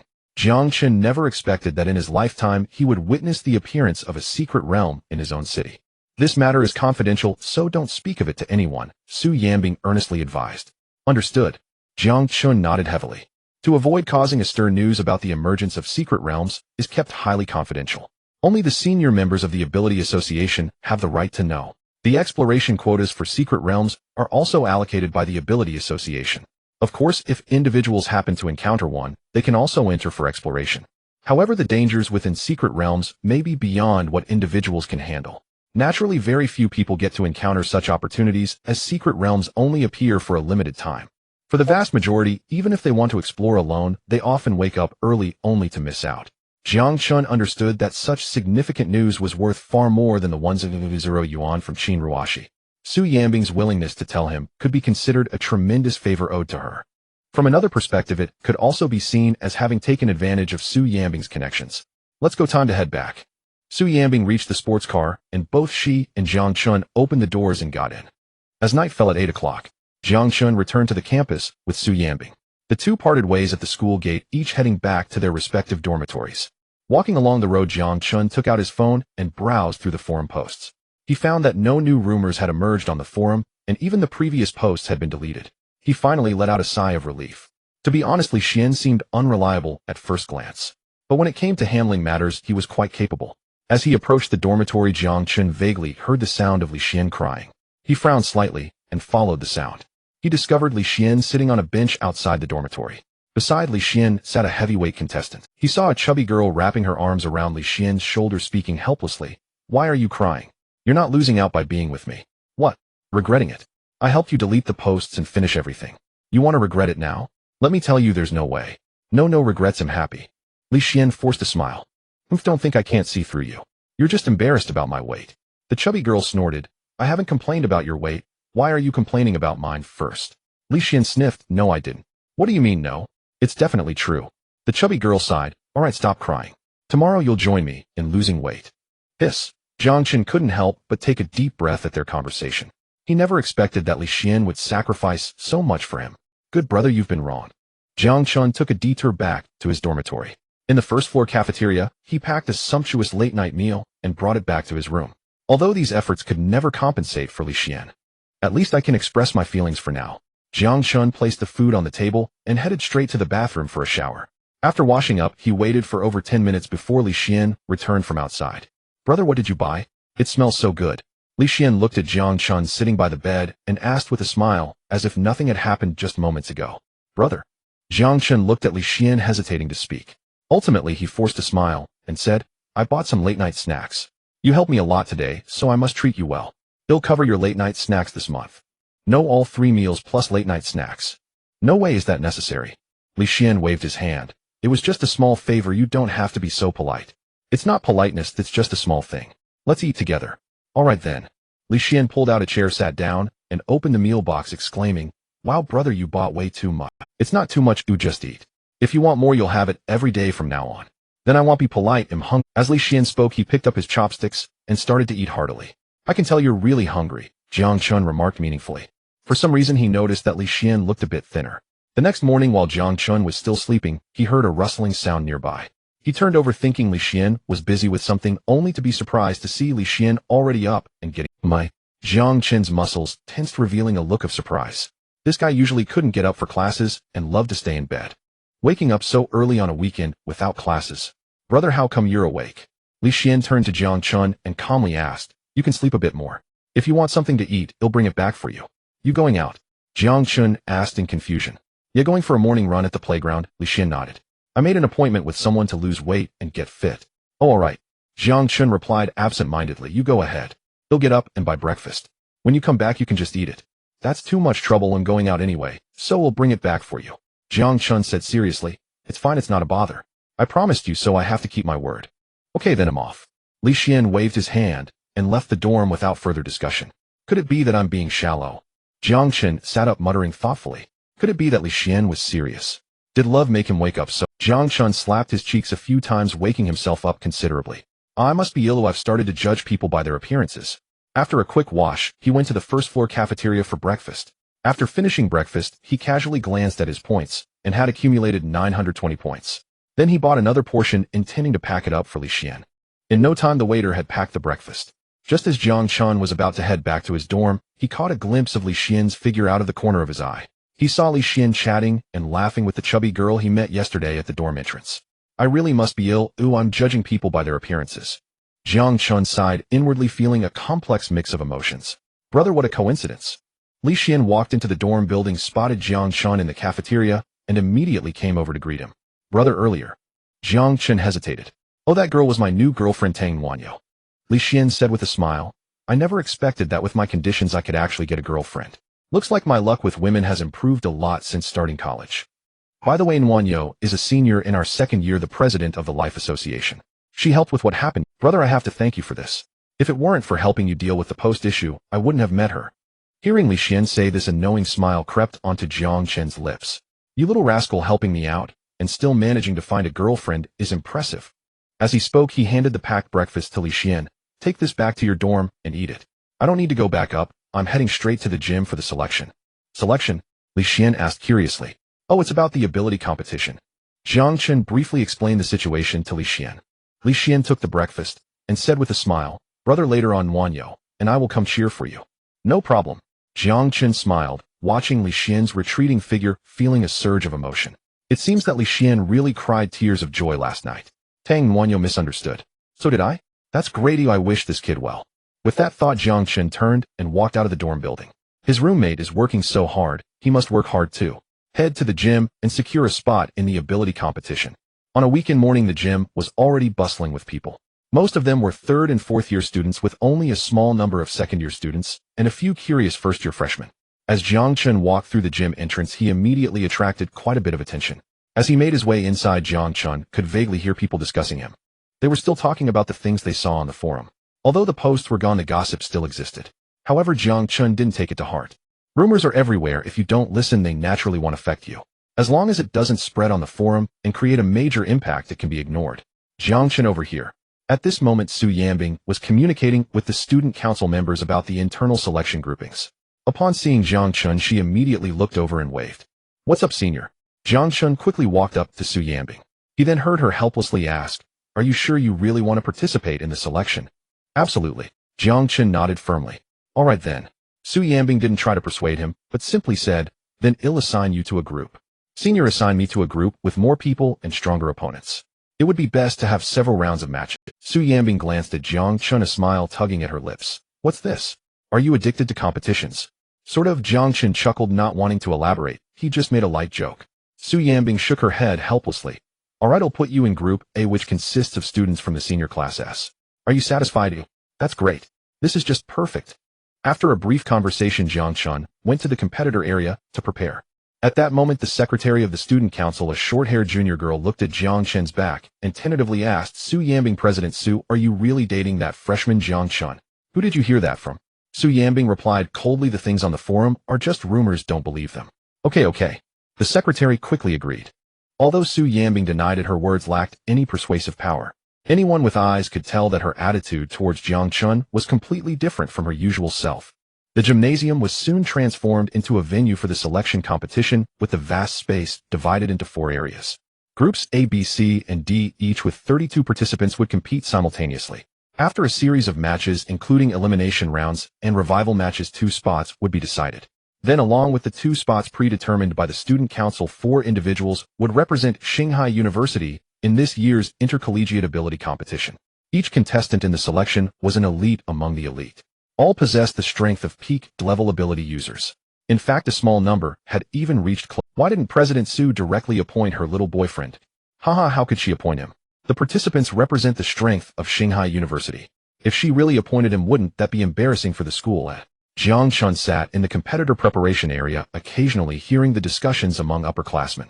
His ears were almost getting calloused from listening. The groups have been announced. Quick, let's see which group that kid Jiang Chen got assigned to. Let me check. Not in Group D, Group C. Group B, damn, he's in Group A. Is that for real? Group A is the strongest Group A. Does President Su really want to put her little boyfriend in Group A? It's already absurd for a freshman to participate in the selection, and now he's in the same group as seniors. Isn't that looking for trouble? Is this Jiang Chen really Su Yanbing's boyfriend? Why do I feel something is off? I think it's off too. Oh, it's probably just the forum spreading rumors. Haha, I saw through it long ago. That's just gossip. Do you all really believe it? But I just saw Su Yanbing chatting with Jiang Chen. So what chatting means? Dating. I chat with you too. Are you my boy? This. At the same time, Jiang Chen received the grouping message on his phone.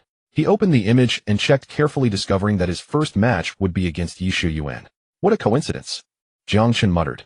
However, he didn't pay much attention to it. Although they had already fought last night, facing off again wouldn't affect his point gain. Furthermore, according to the system's rules, a proper arena match rewarded more points than a fight behind the scenes. He had earned 200 points for beating Yi Shuyuan yesterday. In today's arena match, the points would only increase, not decrease. Buzz, suddenly his phone vibrated a few times. Jiang Chen looked and saw a message from Su Yanbing. In the first match, you will be facing the former president of the student council, who is very strong. Moreover, he has represented Shanghai University in the previous few ability competitions and has been a runner-up for 3 consecutive years. Your chances of winning against him are slim. If you lose, there will be no chances left. If you want to secure a spot, it's not too late now. Looking at the string of messages from Su Yanbing, Jiang Chen glanced at the referee's table. At that very moment, Su Yanbing was also looking at Jiang Chen, a meaningful smile appearing on her pretty face. Jiang Chen realized that Su Yanbing was provoking him. He didn't expect this fierce woman to have such a scheming side. He lowered his head and replied with 2 words, no. At the referee's table, Su Yanbing felt her phone vibrate and immediately checked the message with anticipation. She had thought that Jiang Chen would give in. However, she saw Jiang Chen's attitude was exceptionally firm. Su Yanbing took a breath, furrowed her brows, and replied to Jiang Chen with a hammering on the head emoji. Meanwhile, Qin Ruashi was sitting behind Su Yanbing. Peeking at Su Yanbing's phone screen, her pretty face couldn't hide her amusement. After Su Yanbing sent the message, she waited for a long time without receiving a response from Jiang Chen. Turning her head to look at Jiang Chen, she found that he was actually resting with his eyes closed. This guy. Su Yanbing pouted, feeling a slight annoyance rise in her heart. She turned off her phone screen and placed it face down on the table. After a short while, the competitions in each group began simultaneously. All contestants, please take the stage according to your group. Qin Ruaxi's voice echoed in the gymnasium. Jiang Chen immediately stood up and walked toward the A group arena.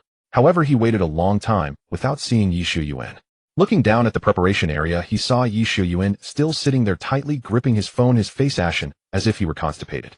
President Yi, it's your turn to go on stage. Yi Lada, hurry up, show that kid Jiang Chen what you're made of. Yes, President Yi, with your strength you can definitely take him out in a second. His classmates around Yi Shuyuan chimed in. Some whispered in his ear, President Yi, haven't you been pursuing President Su? If you beat Jiang Chen, you might just win her heart. Right, this Jiang Chen is Su Yanbing's rumored boyfriend, President Yi. Before he could finish speaking, Yi Shuyuan impatiently interrupted. Enough, stop talking, it's annoying. As soon as he said that, everyone around fell silent. Yi Shuyuan stood up, wanting to say something, but hesitating. Only he knew in his heart that he was not Jiang Chen's opponent at all. He had just been beaten up yesterday, and his body was still bruised. If it weren't for the special medicine, his face would still look like a pig's head, and he wouldn't be able to show himself at all. Yi Shuyuan cursed inwardly. What a twist of fate. How come I have to face Jiang Chen in the first match? I will definitely lose. Losing would be embarrassing. Not fighting and forfeiting would be even more humiliating. If I had met someone else, it wouldn't be a big deal, but the key point is that this Jiang Chen is a freshman. Yi Shuyuan steeled his heart, clenched his fists, and walked towards the arena. Yet he felt as if his legs were suddenly filled with lead. Each step he took required immense effort. On the arena, Jiang Chen looked at Yi Shuyuan and urged him helplessly. This senior was already in his 4th year. Why did he act as if he were made of paper? Was it really necessary just because he had beaten him up yesterday? Come on, coming. Hearing Jiang Chen's voice, Yi Shuyuan forced a smile and quickened his pace. Behind him, the mocking voices of his classmates echoed. Yi President is deliberately delaying just to give this kid time to surrender. Exactly, this kid is oblivious and still dares to urge us on. Just wait and see how Yi Boss deals with him. He will definitely be beaten to the ground. Yi Shuyuan stepped onto the arena, glanced at his classmates, and furrowed his brows. What a bunch of ancestors, couldn't they say a little less? It's not like they were the ones being beaten. Yi Senior, are you ready? At this moment, Jiang Chen's voice sounded. Yi Shuyuan shivered awkwardly, looking at Jiang Chen. Jiang Chen, in this sparring match, let's just go easy on each other. Sure. Jiang Chen nodded and readily agreed. Let's begin. Yi Shuyuan swallowed hard. As soon as he finished speaking, he saw Jiang Chen walking towards him. He hurriedly unleashed his psychic ability, trying to pull Jiang Chen into his spiritual world. However, the spiritual energy he directed at Jiang Chen dissipated without a trace, as if a mud cow had sunk into the sea. Jiang Chen remained unmoved, taking 3 steps to close the distance, and asked in confusion, Yi Senior, why aren't you attacking? I am. Yi Ziyuan's expression was troubled. But it won't work on you. Don't you have any other techniques? Jiang Chen asked again. No, none. Yi Shuyuan forced a smile. His psychic ability, being a form of rule system, could be considered the Brahman among abilities. He had relied solely on this ability throughout his life, never facing defeat. Therefore, he had never practiced physical techniques or swordplay. This puts me in a tough spot. Jiang Chen sighed lightly. The system calculates points based on the opponent's strength and the intensity of the battle. Now, with the resistance points of the psychic ability at 100, Yi Shuyuan appeared no different from an ordinary person before Jiang Chen. Naturally, he wouldn't earn many points. Jiang Chen, I admit, I really can't beat you. Yi Shuyuan chuckled awkwardly. But if I lose, I'll be utterly humiliated. How about this? We can just exchange a few blows, and in the end I'll concede. What do you think? As long as you agree, name your price. Forget the money, just tell me how to go about it. After a moment of hesitation, Jiang Chen agreed. It said that one should not strike a smiling face. This senior has it tough. Moreover, he was about to graduate. A losing face at this point must be difficult. Jiang Chen, thank you so much. Yi Ziyuan's eyes brightened, and he quickly lowered his voice, saying, let's do it this way. At the judges' table, Su Yanbing frowned slightly, looking at Jiang Chen with a gaze full of confusion. What does this guy mean? Why are they still chatting? Are they going to fight or not? What's going on with Group A? All the other groups have finished 2 rounds. Why haven't these 2 started yet? Other judges began to whisper among themselves. At this moment, Qin Ruoshi cleared her throat. There are 4 groups A. Everyone, don't just focus on Group A. Pay attention to the other groups as well. As soon as she said this, everyone echoed in agreement. However, their gazes still lingered on the area where Group A was located. Many were inwardly grumbling. It's not that they are focusing on Group A, they are clearly focusing on Jiang Chen. That kid is the only freshman among the contestants, and also Su Yanbing's rumored boyfriend. The buffs are almost stacked to the max. Su President, do you think they are engaging in insider trading on stage? Suddenly, the secretary beside Su Yanbing tentatively asked. Impossible, Jiang Chen is not that kind of person. Su Yanbing denied without a second thought. Qin Ruoshi strongly agreed. Jiang Chen is my student. I know his character. The secretary quickly turned to Qin Ruoshi and said, Teacher Qin, please don't overthink it. I was just speculating. Just as the words fell, Jiang Chen and Yi Shuyuan on the arena suddenly began to move. The 2 exchanged punches and palm strikes, each move back and forth. It couldn't be more fake. A few minutes later, Jiang Chen's weak palm struck Yi Shuyuan's chest. Yi Shuyuan stumbled back a few steps and sat down heavily on the arena. Congratulations, host, you have gained 0.1 points. Sigh. Jiang Chen secretly sighed. He hadn't expected to earn many points anyway, but the system giving him 0.1 felt too humiliating. It felt like a mockery. I lost. Yi Shuyuan climbed up from the arena, turned, and shouted towards the Su Yanbing's brows furrowed tightly. Qin Ruoshi looked so green in the face. She had just vouched for Jiang Chen's character. Immediately after, this kid was blatantly acting on stage. Isn't this a slap in her face? The judges were bewildered. The competitors in the waiting area below erupted in confusion. Seeing Yi Shuyuan return, a group of seniors asked in disbelief. Yi President, what's going on? Are you messing around with him? Or did he give you some kind of benefit? They were all dumbfounded. They had expected Yi Shuyuan to teach Jiang Chen a severe lesson. Who would have thought it would turn out like this? Besides the possibility of Yi Shuyuan accepting Jiang Chen's bribe, they couldn't think of any other explanations. Facing the crowd's doubts, Yi Shuyuan quickly cast a glance at Jiang Chen. Noticing that the other party wasn't paying attention to him, he whispered, I'm already in my 4th year, having represented the school in the ability competition for 3 years. It's time to give the opportunity to the younger ones. Yi President, what's wrong with your voice? Why are you speaking so softly? Cough, cough. Yi Shuyuan coughed a few times, raising his voice a few degrees. I'm feeling a bit unwell. By the way, I have some matters to attend to and need to hurry and handle them. After saying that, he walked directly towards the exit of the gymnasium. Not long after, he suddenly quickened his pace and disappeared in a flash. You this be? Jiang Chen helplessly looked at Yi Ziyuan's retreating figure. Although Yi Ziyuan's voice was as low as if he were weak, he still heard it clearly. He helped him save face, and he didn't just keep a low profile, he had to put on an act. Acting is fine, but after the act he ran away. Isn't he leaving the mess for me to clean up? So unscrupulous. Su President, this is clearly cheating. It must be severely punished. Exactly, I suggest directly disqualifying Jiang Chen. At the judges' table, several student council members took the opportunity to pressure Su Yanbing. Qin Ruoshi opened her lips to say something, but hesitated. The match between Jiang Chen and Yi Shuyuan was blatantly fake. Even if she wanted to speak up for Jiang Chen, she didn't know how to begin. I will handle this matter strictly. After taking a deep breath, Su Yanbing waved her hand to interrupt the crowd's accusations. Then she called out to Jiang Chen on the arena, Jiang Chen, come over here. Jiang Chen sighed inwardly and jumped off the arena, walking towards the judging table. Do you have any explanation for the earlier match? Su Yanbing coldly questioned as Jiang Chen approached. Senior Yi was afraid of losing face against me, so he asked me to cooperate with him in this act. Jiang Chen replied honestly. Hearing this, the Secretary General couldn't help but scoff, retorting, Senior Yi is afraid of losing to you. Jiang Chen glanced at the Secretary General and calmly said, well, we had a fight yesterday, perhaps he was frightened by me. What kind of joke is that? Do you know who Senior Yi is? The Secretary General's expression suddenly turned serious, saying, he is the president of the last student council, a powerful figure who led Shanghai University to 3 consecutive second-place finishes in the ability competition. How could he lose to a freshman like you? Second place. Let's not use the term powerful here. Jiang Chen chuckled helplessly. The Secretary General scolded, don't interrupt. Do you think second place is easy to achieve? Jiang Chen shrugged, anyway, that's how it is. If you don't believe me, there's nothing I can do about it. The Secretary General narrowed his eyes. Humph, although I don't know how you bribed Senior Yi, I am certain that you and Senior Yi have reached some kind of deal. Where's the evidence? Jiang Chen replied assertively. You have no evidence, or I can sue you for slander. At this point you still dare to quibble. This guy how? The Secretary General's words were cut off as Su Yanbing raised her hand and interrupted. You can't make baseless conclusions without evidence. Oh, what does that look like? President Su. The Secretary General hesitated, his face filled with indignation. It was clear that Su Yanbing and Jiang Chen had something going on. Otherwise, why would she protect him so much? I believe your explanation. Su Yanbing looked at Jiang Chen, her tone softening a bit. Go on and compete. Prove your strength in the next rounds, and no one will doubt you. All right. Jiang Chen calmly nodded and turned to head back to the arena. But at that moment, another member of the student council spoke up. Wait. The speaker was Vice President Fang Ming. He was another designated candidate besides Su Yanbing. He was ranked second in the 3rd year S class. What, is there something else? Jiang Chen paused and turned to ask Fang Ming.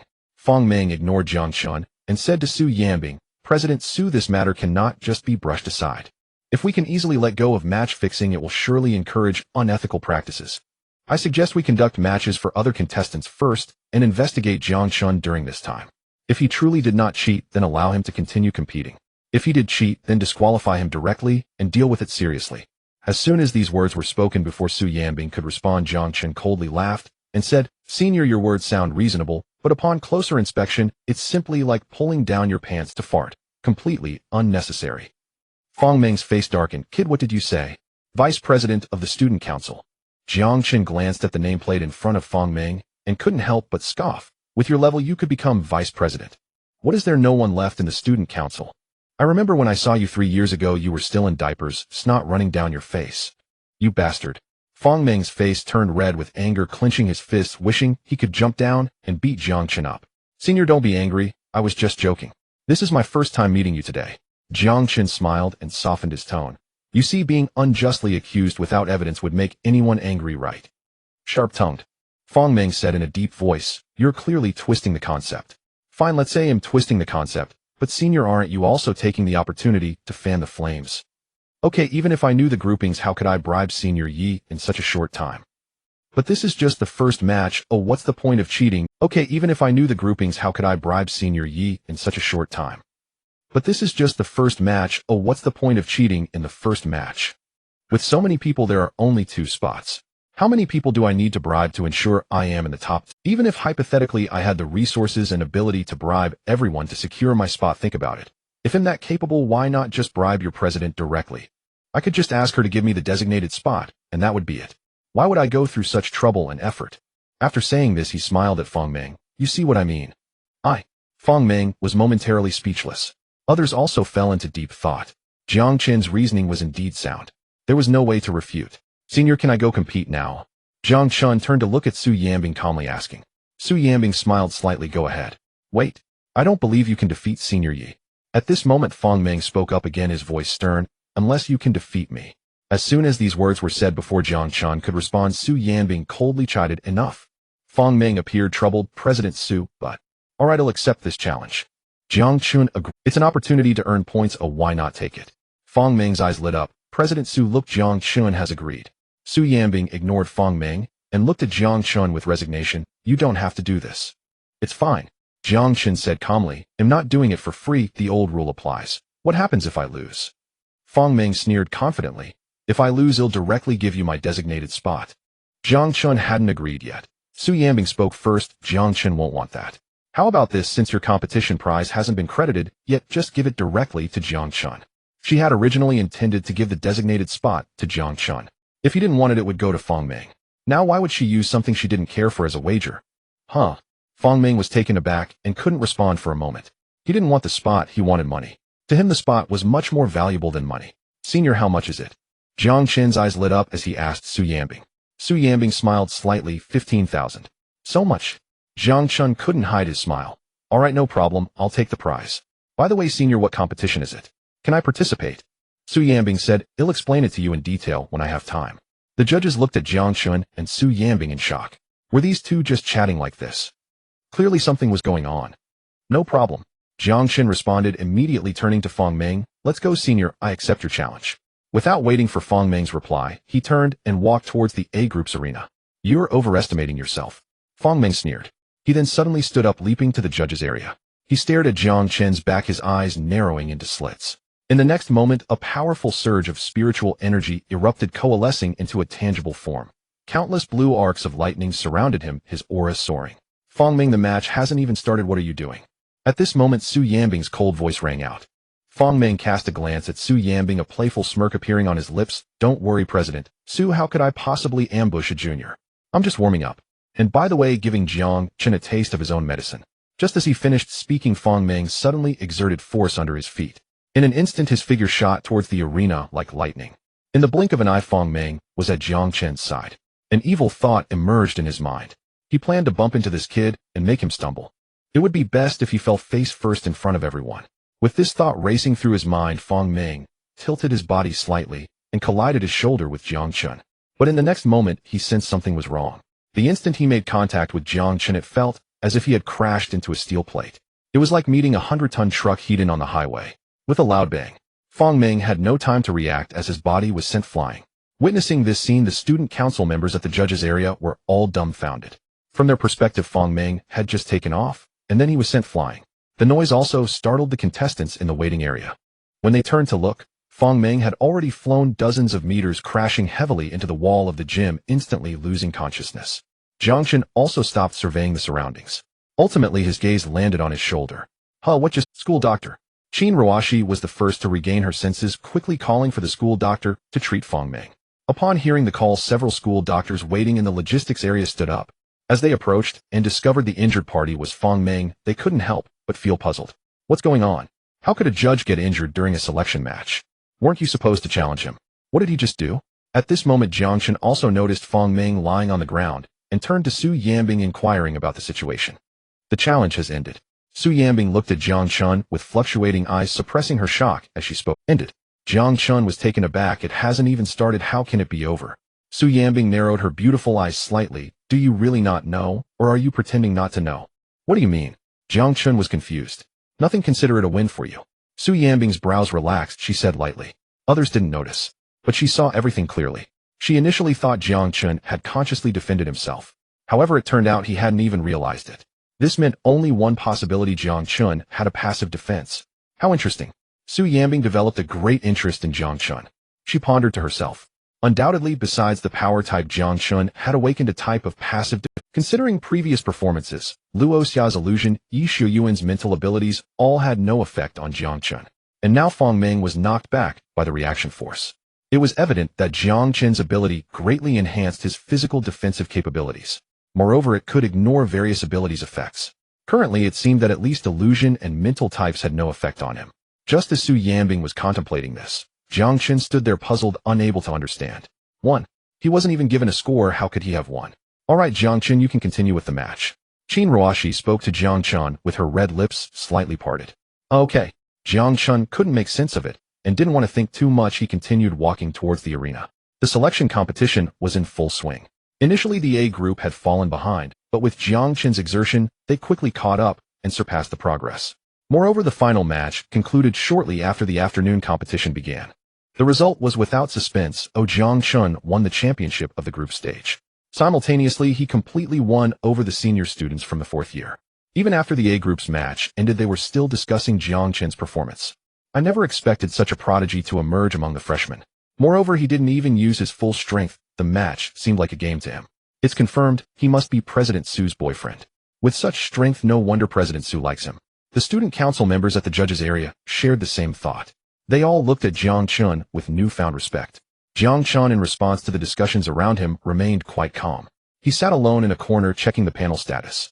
Host Jiang Chen vitality 999, 999, 9999, 99999, spiritual energy 00, strength 9999, 999, agility 9999, 999, illusion resistance 1000, 100 mental ability resistance 1000, 100 earth resistance 0, ice resistance 0, available points 1370.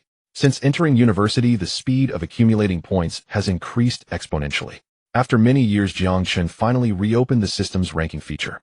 Host Jiang Chen overall rating, a system rating overall ranking 103, ranking within the top 100 allows for the next level reward. The system ranking encompasses all powerful beings on Blue Star. The last time he checked, his ranking was still 149. Jiang Chen had been stuck at this position for years. Unexpectedly, just by increasing his illusion and mental resistance, he broke through the bottleneck. Undoubtedly, most ability users in this ranking range are primarily of the illusion and mental types. Jiang Chen had grasped the pattern. As long as he steadily accumulates points, when encountering new strong opponents, he could invest points in corresponding resistances. This would enhance his strength and subsequently improve his ranking. Even when facing abilities he couldn't defeat, yet as long as he had enough points, he could rely on temporary boosts to achieve victory. Moreover, ranking rewards would provide a significant amount of points. Such a repetitive cycle would lead to a virtuous cycle. As long as nothing unexpected happens, he would eventually become the top. Buzz! Suddenly the phone vibrated. Jiang Chen took it out and discovered a message from Su Yambing. I already know your secret. Jiang Chen's heart skipped a beat. He hastily turned his gaze towards Su Yambing seated on the judging panel. She too was gazing directly at him, her delicate face adorned with a knowing, enigmatic smile.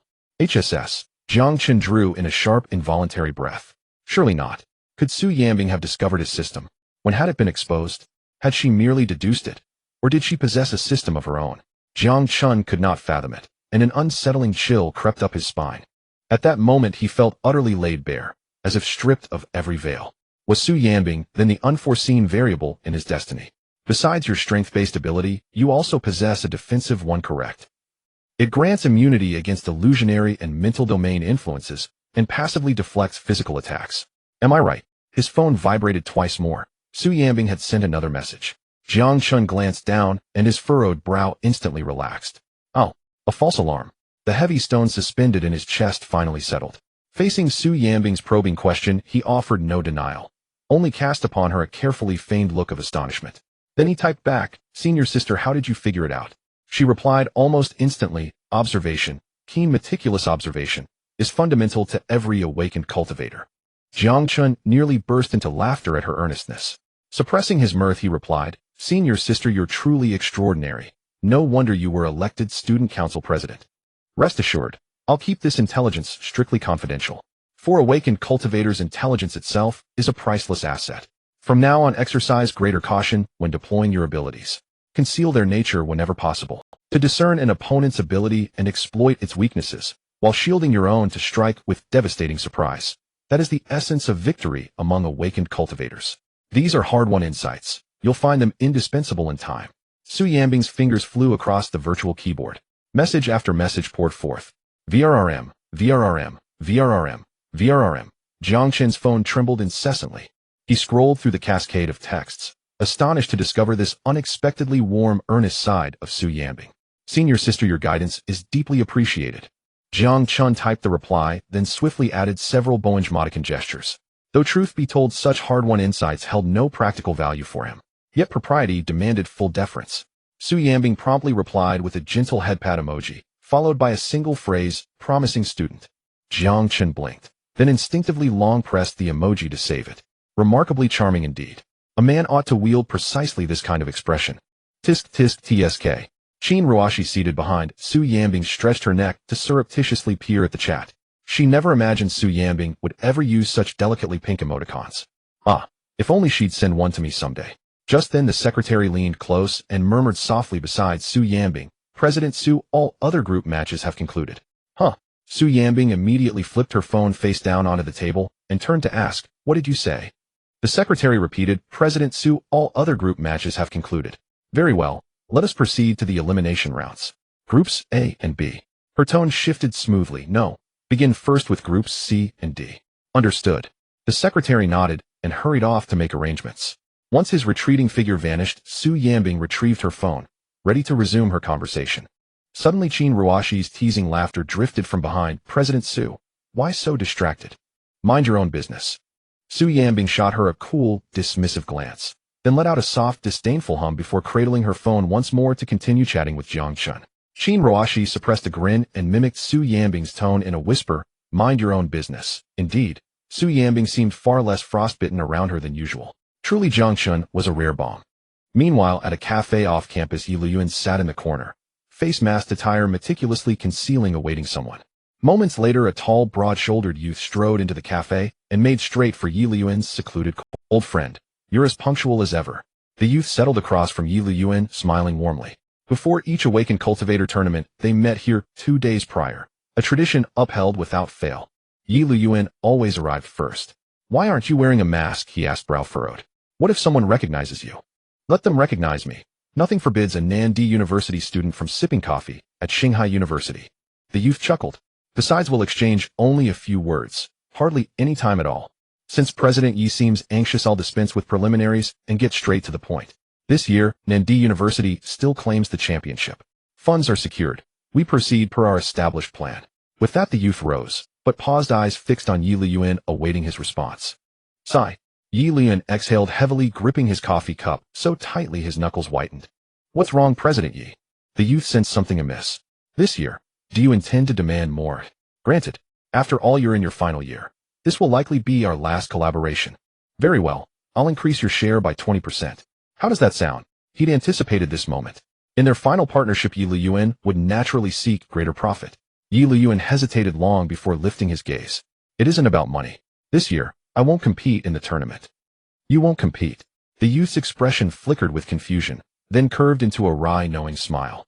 Did they uncover your deliberate underperformance during matches? I warned you long ago. Watch out for Su Yanbing from your university. Even last year when she served as vice president, she dared question your conduct.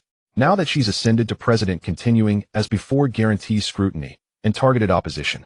I know you harbor feelings for her. Still, I must offer this counsel: accumulate wealth. Your talent ensures entry into the Awakened Cultivators Association, should you strive. Wealth and status open every door. What woman could resist such a man?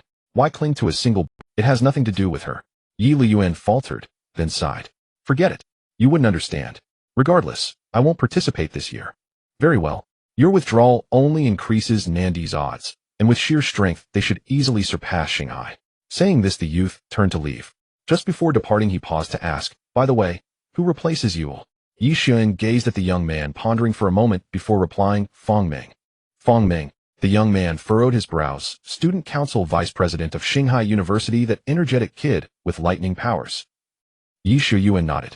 It seems that there's no one left to rely on at Shanghai now. The young man scoffed, turning to walk out of the cafe. No one left to rely on. Quite the opposite. The people from South Emperor University could hardly imagine that among the first-year students of Shanghai, there was an exceptional prodigy rarely seen in a century. If nothing unexpected occurs, Jiang Chen would lead Shanghai to reclaim the glory that rightfully belonged to it. Who? Yi Shuyuan watched the car drive away, exhaling a long sigh. Concealing information about Jiang Chen could not make up for the mistakes, but at least it eased his mind somewhat. It was dusk. South Emperor University. In the student council office. The young man who had spoken with Yi Shuyuan at the cafe earlier was now seated in the president's position.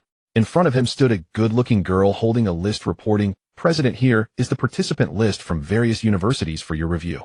It seems Yi Shuyuan did not deceive me. He truly does not intend to participate. The young man took the list and immediately checked the situation of Shanghai University, a cold smile appearing at the corner of his mouth. He quickly noticed something strange. The 4 competitors from Shanghai University. The first was Su Yambing, the president of the student council. The second was Fang Ming, the vice president of the student council of Shanghai University. Yi Shuyuan had mentioned him. The third, who had represented Shanghai University in the competition last year, had undeniable strength. But what about the last one, this Jiang Chen? The list from Shanghai University can't be fake, can it? The young man looked at the girl, suspicion flashing in his eyes. The girl quickly replied, "President, this list is definitely authentic. The information is never wrong." Never wrong. How do you explain this, Jiang Chen? Jiang Chen, 18 years old, first year, a power type ability user. The young man placed the list on the table, pointing at Jiang Chen's information and questioning. Being a first year is fine. After all, this world is not short of geniuses.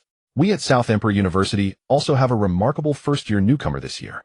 Moreover, he was selected to compete and would represent South Emperor University in this ability competition. Yet a power-type user. That was simply unfathomable. It's already quite difficult for a power-type ability user to get into college. To enter a top-tier ability institution like Shanghai is already outrageous. And now he was supposed to represent Shanghai University in the ability competition. Did the other people from Shanghai University all perish? The girl showed an awkward expression. After compiling this list, she hadn't looked closely yet. She didn't expect such a bizarre situation would arise. The ability competition is about to start soon. And now we still haven't confirmed who the participants from other universities are. I'll give you one day to verify the authenticity of this list. Especially the list of participants from Shanghai University, it must be taken very seriously. The young man issued commands to the girl in rapid succession. Understood. The girl replied respectfully. The young man waved his hand, urging her to leave before pinching the bridge of his nose. He was already in his 4th year this year.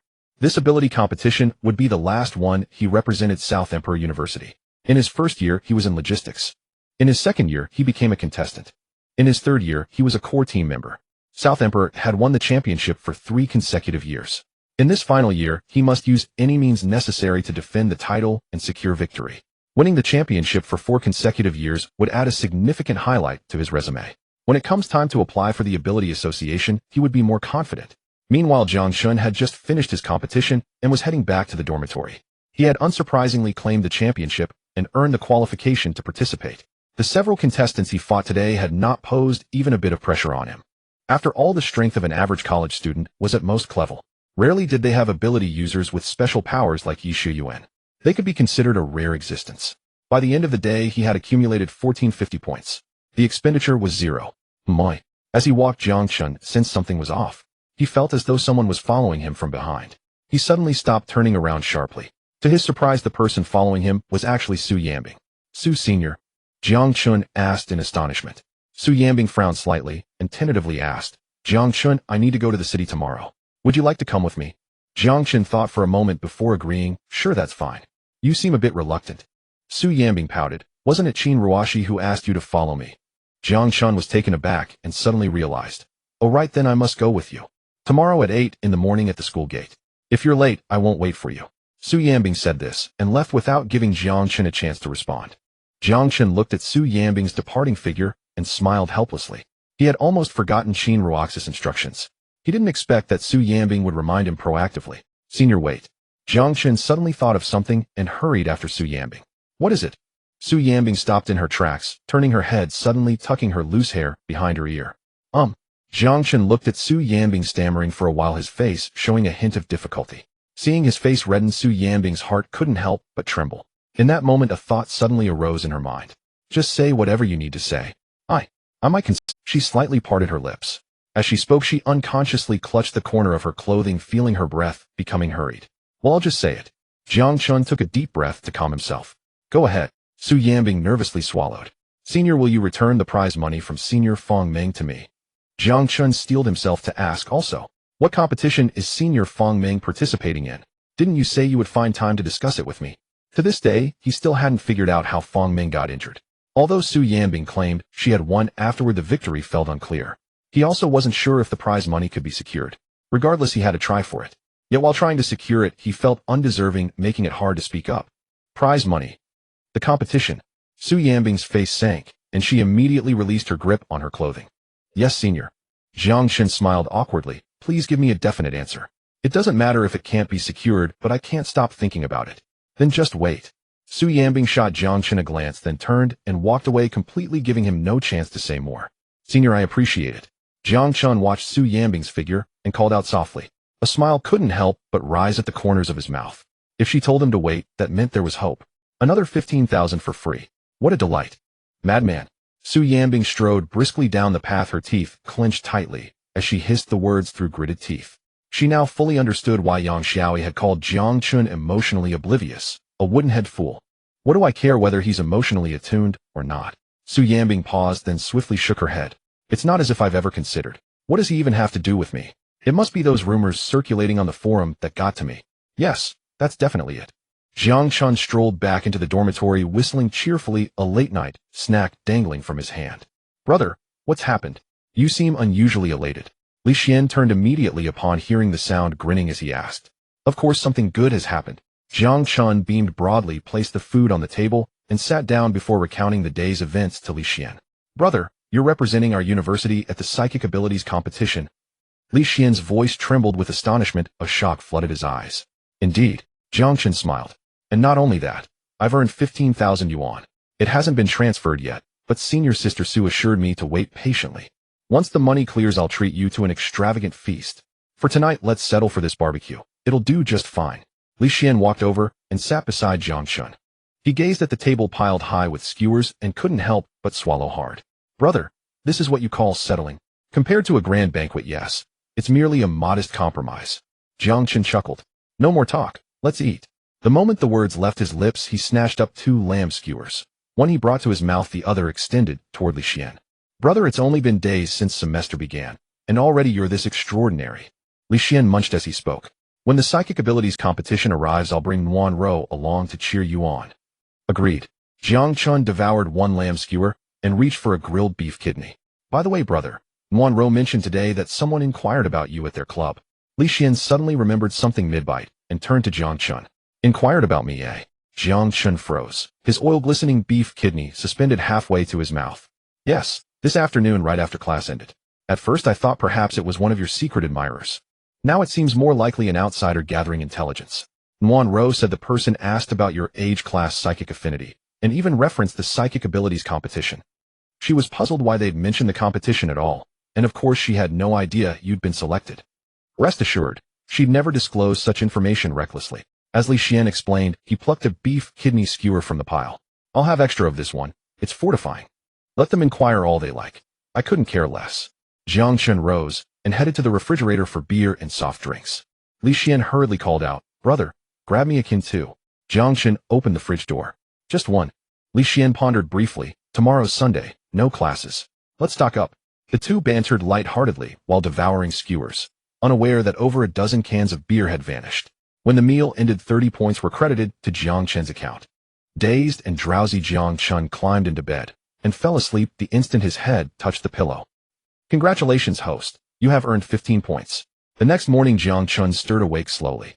Yawning, he sat up and glanced idly at his point balance. 1495. Brother, you're up? I brought breakfast for you.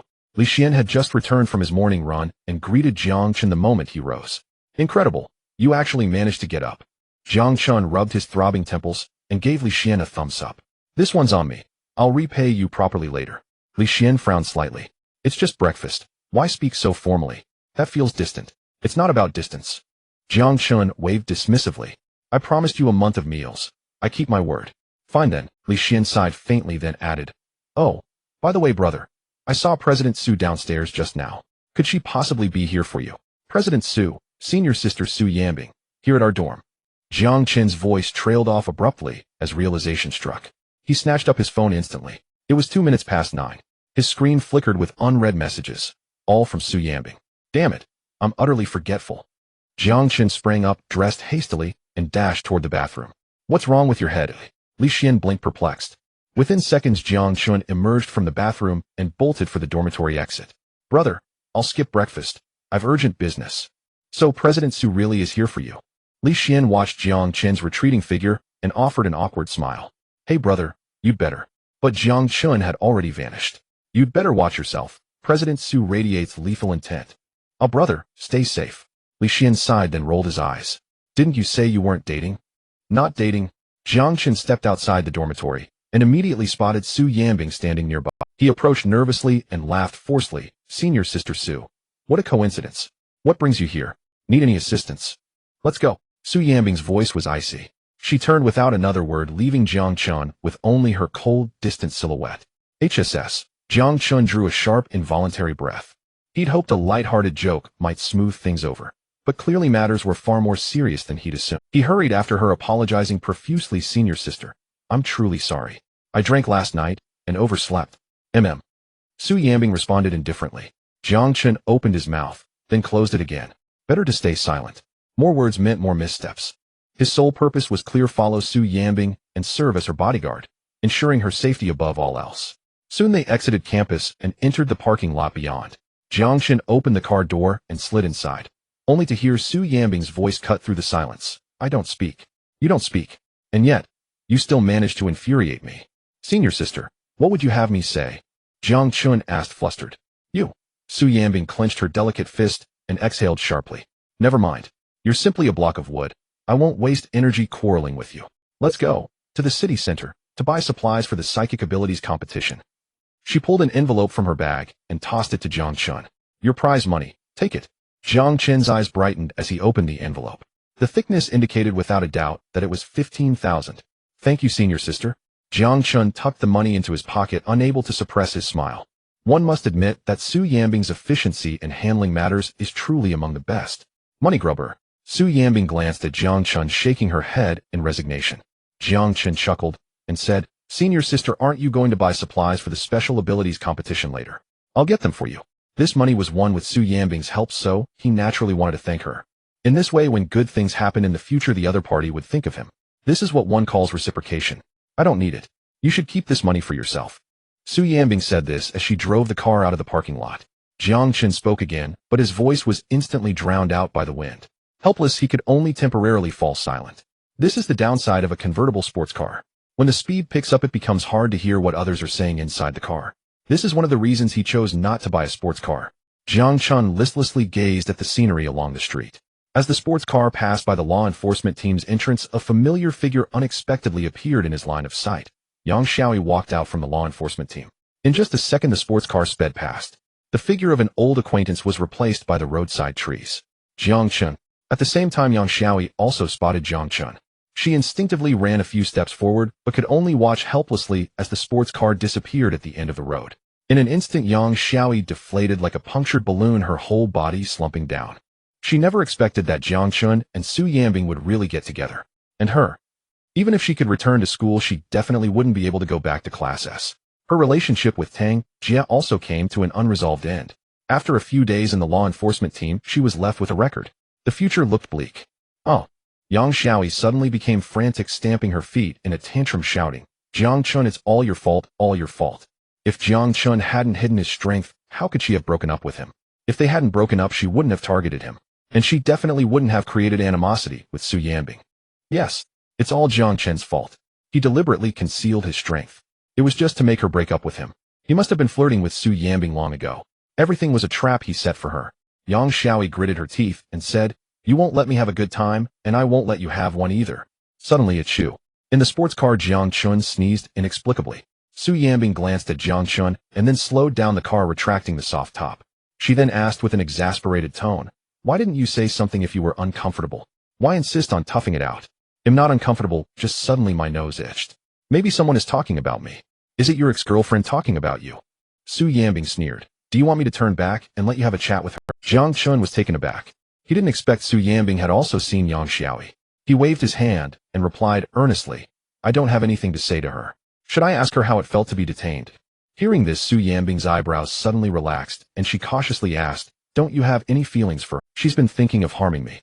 How could I have feelings for her? Jiang Chen snorted coldly and retorted, what would I become then? A ninja turtle, eh? Su Yanbing blinked her beautiful eyes. Ninja turtle. What's that? Jiang Chen explained thoughtfully. Oh, it's an animated series from my hometown telling the story of 4 turtles who gained special abilities and fought for justice. Isn't that just special ability beasts? Su Yanbing asked in confusion. Your hometown actually has such an animated series. Not only special ability turtles, but also lightning mice and garlic turtles. Jiang Chen said with a smile. Anyway, I used to watch various animated series about special ability beasts when I was a child. He was just joking casually. Unexpectedly, Su Yanbing became serious. Aren't these animated series misleading for children? Where is your hometown, and which TV station aired these shows? My hometown. Jiang Chen didn't know how to explain, awkwardly saying, it's not important. Su Yanbing frowned deeply. How is it not important? Children who watch these will subconsciously think that special ability beasts are benevolent beings. Once they lose their vigilance and respect, the consequences would be unthinkable. Well, that animated series is no longer available. Was it banned? Something like that. Anyway, you can't see it in this world anymore. That's good. As Jiang Chen and Su Yanbing chatted, time flew by. Soon the two arrived outside a large shopping mall located in the city center. Jiang Chen followed Su Yanbing into the mall. They took the elevator to the 3rd floor and entered an outdoor supply store. Su Yanbing browsed through the items and eventually bought a pure black tent. Then she turned to Jiang Chen and asked, what color do you like? Jiang Chen was taken aback, showing a look of surprise. Su Yanbing urged, hurry up and pick a tent, we still need to go to the next store after this. Do I really have to buy this myself? Jiang Chen was somewhat dumbfounded, his tone filled with disbelief. He understood that the special abilities competition was not in the form of a ring match. Instead, the contestants were placed in the wilderness. In complex and changing conditions, the team that occupies the most territory at the end would be the winner. He had seen the videos of previous special abilities competitions before. Lasting 3 days in the wilderness, outdoor gear was naturally necessary. But he never expected that the gear would need to be purchased out of pocket. Don't worry, there's funding. Su Yanbing glanced at Jiang Chen and said, just choose a color quickly. Oh, that's a relief. Jiang Chen sighed in relief. Looking at the price tag, just a single tent cost over 20,000. They also needed to buy other outdoor gear. If he had to pay out of his own pocket, it would be unaffordable. Jiang Chen looked around and said, then I'll choose a black one too. Boss, check us out.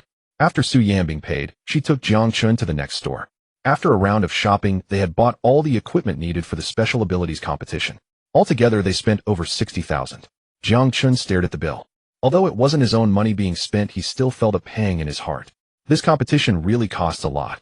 Jiang Chen pouted, can't last year's equipment be kept for this year's use? Don't worry about that. You're not spending your own money. Su Yanbing calmly said, do you need anything else? Let's buy it together, and we'll head back to school after we finish shopping. Jiang Chen's eyes lit up, and he cautiously asked, senior sister, does the school reimburse whatever we buy? Well, you can just buy it. Su Yanbing nodded and said without hesitation. Jiang Chen brought Su Yanbing to the first basement level. After storing the items, they began to browse the supermarket. He first arrived at the personal care section and stopped in front of the shelf displaying sanitary napkins. Watching Jiang Chen carefully select sanitary napkins, Su Yanbing couldn't help but smile slightly. She didn't expect Jiang Chen to have such a thoughtful side, knowing to prepare this for her. Although the timing was off, it showed he had good intentions. As she watched Jiang Chen pick up the extra large size, Su Yanbing pouted and quietly reminded him, you don't need something that big. Senior sister, you just don't understand.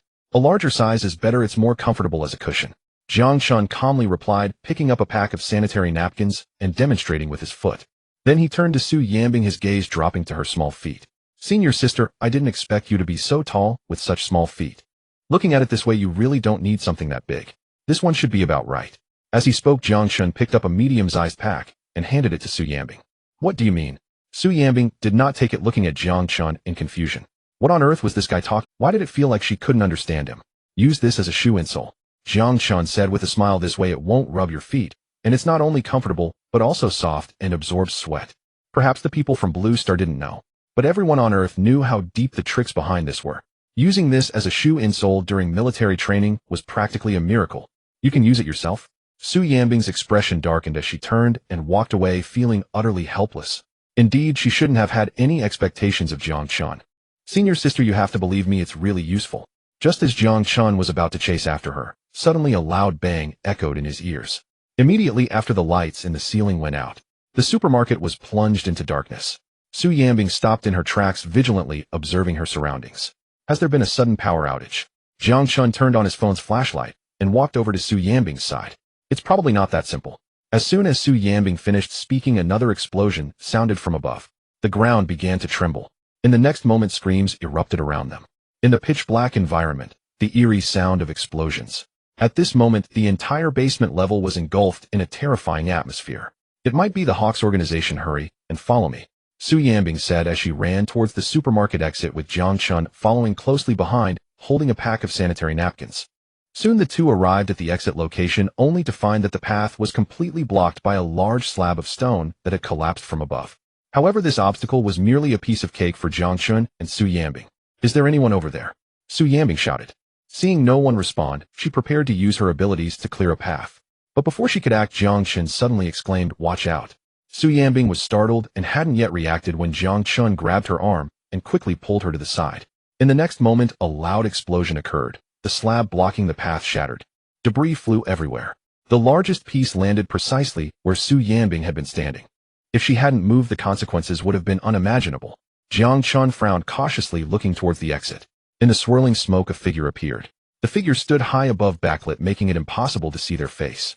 But just from the outline, it was clear that the person was exceptionally tall, at least 2 meters. Moreover, they had an exceptionally noticeable afro. "Senior sister, the enemy is coming." Jiang Chen narrowed his eyes. "I'll make a move. It should be fine, right?"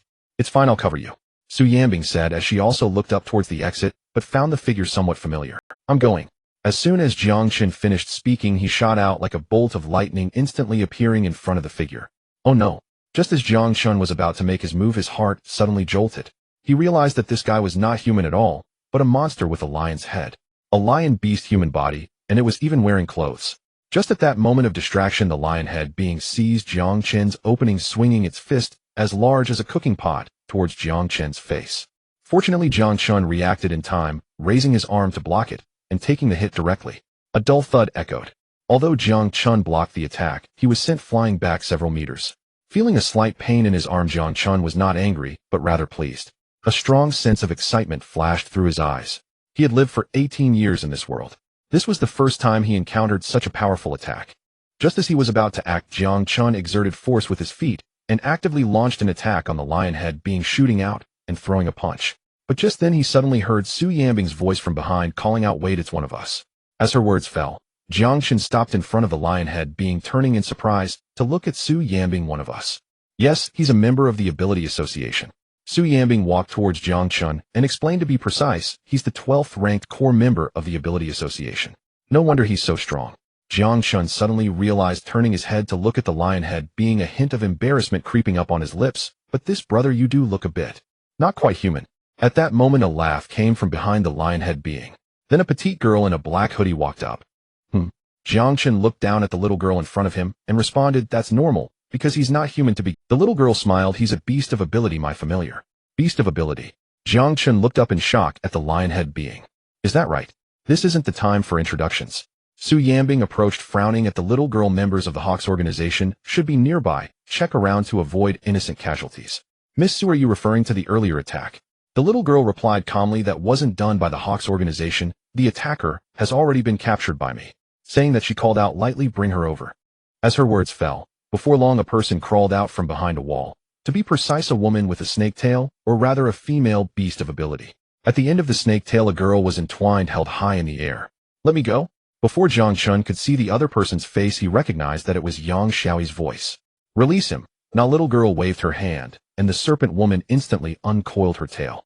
In an instant, Yang Xiaoyi plummeted from nearly 2 meters above ground. With a heavy thud, she landed squarely on the floor. "HSS." In pain contorted Yang Xiaoyi's face, her brows knotted tightly. "What are you doing? You hurt me."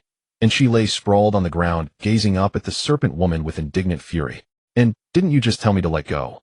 The serpent woman crossed her arms and sneered, "You're displeased when I hold on, and displeased when I release. Truly, you're impossible to please. Enough idle talk. Leave her be." The little girl addressed the serpent woman, then turned to Su Yanbing. "Miss Su, this individual is a fire affinity esper who just unleashed an explosive ability. I happened upon the scene and apprehended her mid-act." "Miss Su?"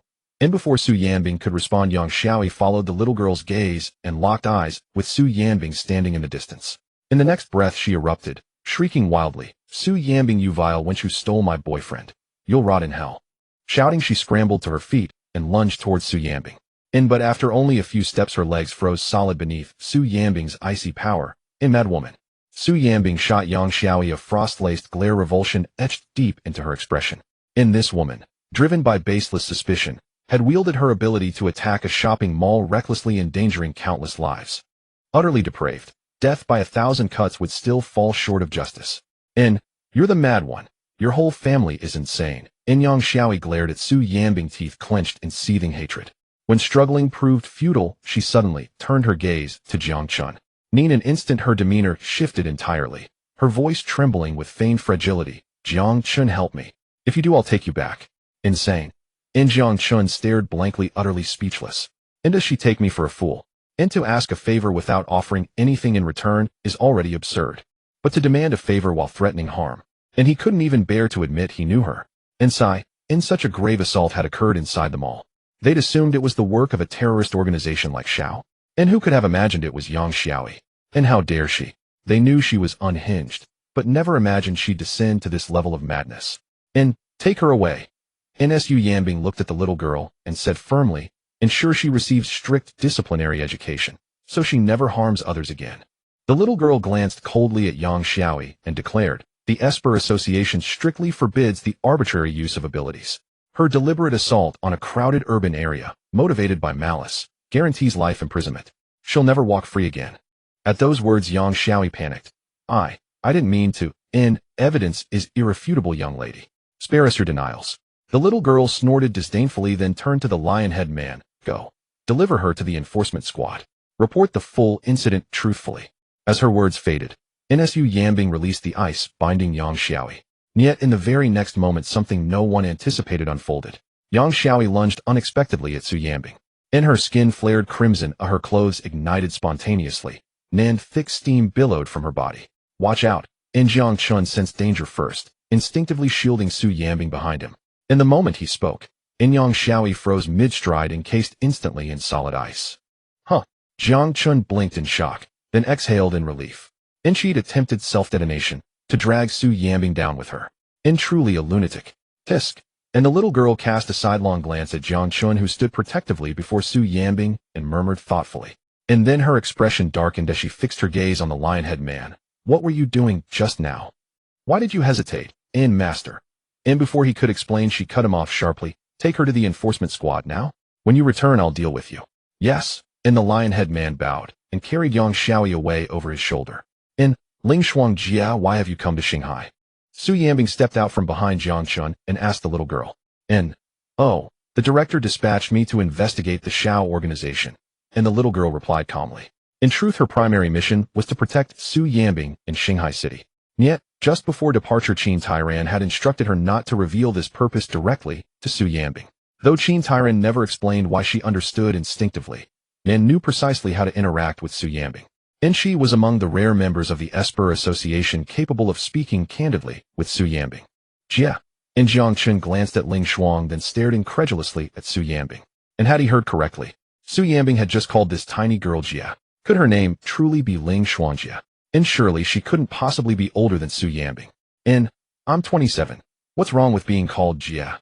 Ling Shuang frowned slightly at Jiang Chen. 27.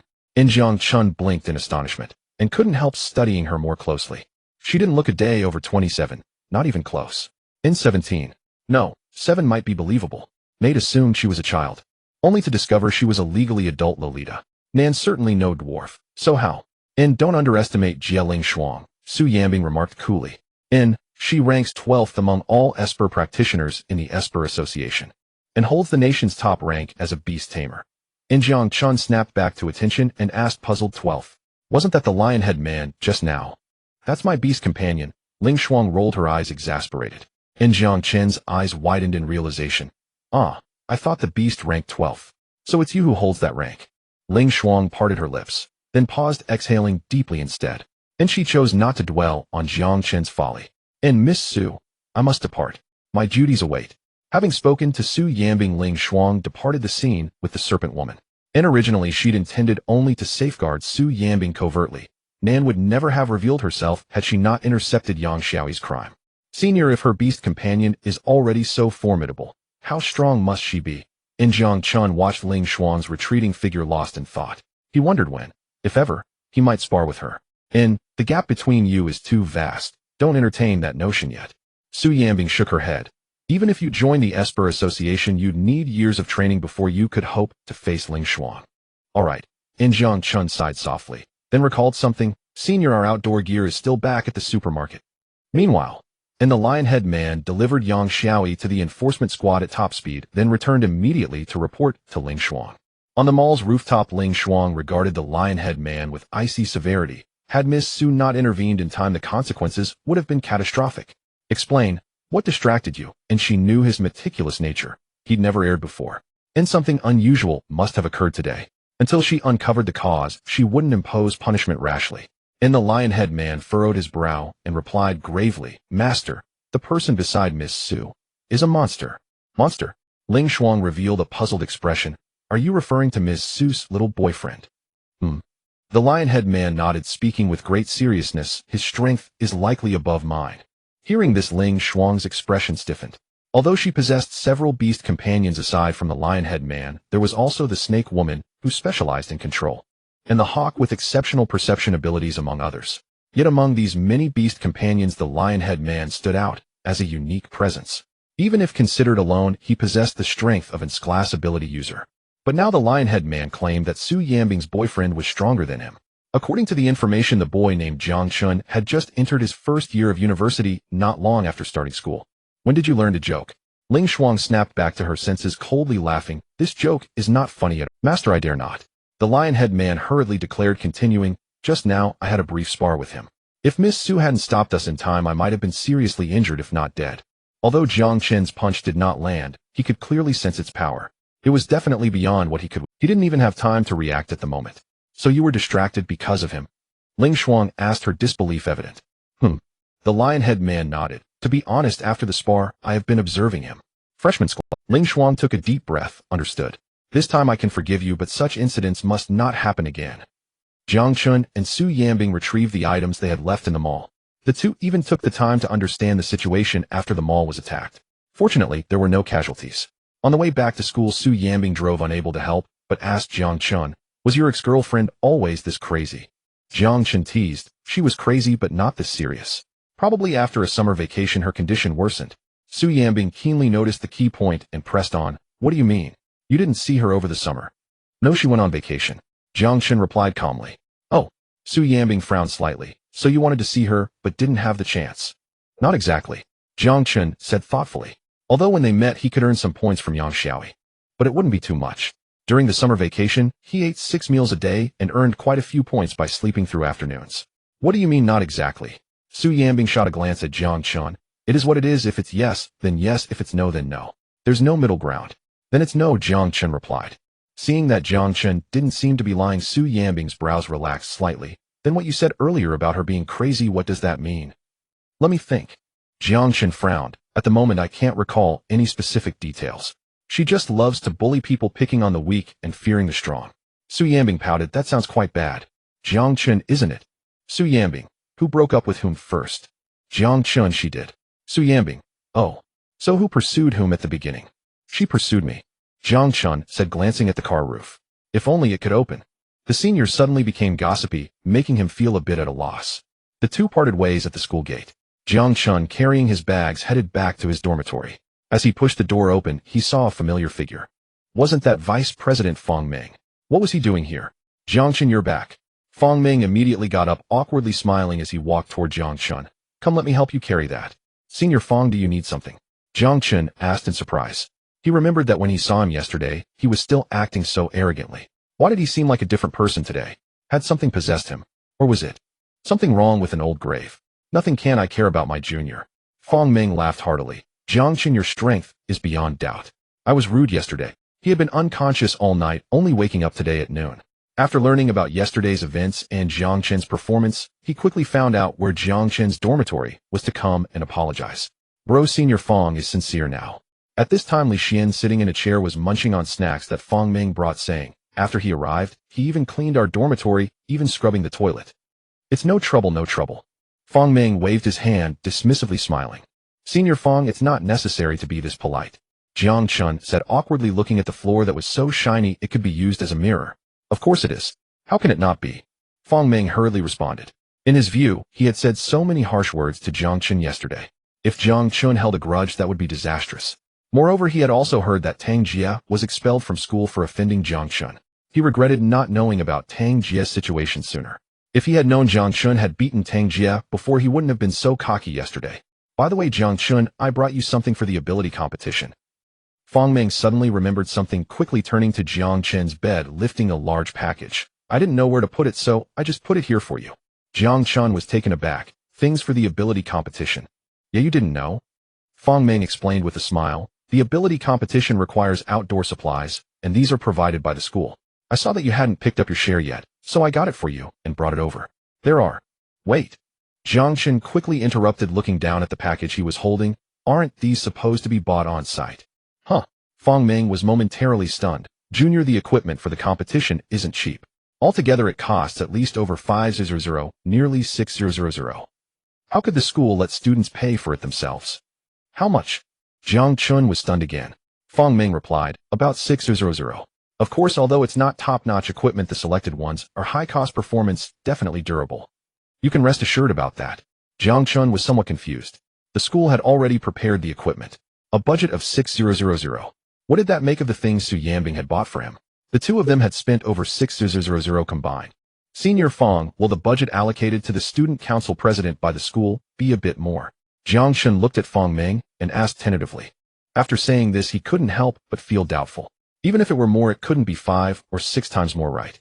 No, everyone has the same budget. Fong Ming replied indifferently. Moreover, President Su often pays out of her own pocket for equipment, distributing her portion of the budget evenly among us. Out of pocket? Jiang Chen was taken aback. Could it be that the equipment bought today was paid for by Su Yanbing herself? Junior Jiang Chen, do you have any other questions? Fong Ming smiled and took the initiative to ask. None. Jiang Chen shook his head, still puzzled. Then I'll take my leave. If you have any questions, feel free to find me. Fong Ming smiled and left the dormitory. This Senior Fong is quite nice. Li Xian, seeing Fong Ming leave, couldn't help but say. He then looked at the large bag Jiang Chen was holding and asked, bro, what did you buy? Equipment for the ability competition. Jiang Chen came to his senses and replied with a frown. Li Xian showed a look of surprise, turned to the package sent by Fong Ming, and asked curiously, isn't the equipment provided by the school? Yes. I'm puzzled too. Jiang Chen couldn't figure it out. If the school provides the equipment, why did Senior Su take me to buy these? Moreover, she paid out of her own pocket.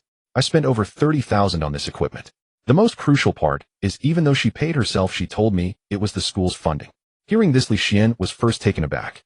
Then a look of disbelief appeared on his face. What does President Su mean by that? I don't know either. Jiang Chen was confused. Even if she has money, she wouldn't spend it like this. Li Xian wanted to say something more. Suddenly his phone vibrated several times. He looked down and saw a message from Tang Nuanru. Bro, I can't talk right now. My girlfriend bought me a weight loss meal, and it's downstairs. I'm going to get it. Li Xian said this and quickly walked out of the dormitory. You go ahead, I'll think about it for a bit. After watching Li Xian leave, Jiang Chen sat on the bed and began to ponder. It's strange, why would Su Yanbing lie to him? Unable to make sense of it, he decided to take out his phone and directly message Su Yanbing. Senior, the money for the equipment isn't from the school's budget, it's from your own pocket. After sending the message, it wasn't long before Su Yanbing replied him, what's wrong? Jiang Chen frowned. Didn't you say the school would reimburse it? Su Yanbing, when did I say that? Jiang Chen was momentarily speechless. Thinking carefully, it seemed that Su Yanbing really hadn't said that. He subconsciously believed that the school would provide financial support. The key is, who would have thought at the time that Su Yanbing would buy such expensive items out of her own pocket? Just as Jiang Chen was contemplating, Su Yanbing sent another message. The school prepared it, but I wasn't used to it. Since you were there, I just bought it for you. Hearing his phone vibrate, Jiang Chen looked down. At that moment, Su Yanbing sent 3 words. Don't worry, Senior, there's nothing to misunderstand. Jiang Chen smiled and sent the message, Senior is generous, Senior is making a fortune.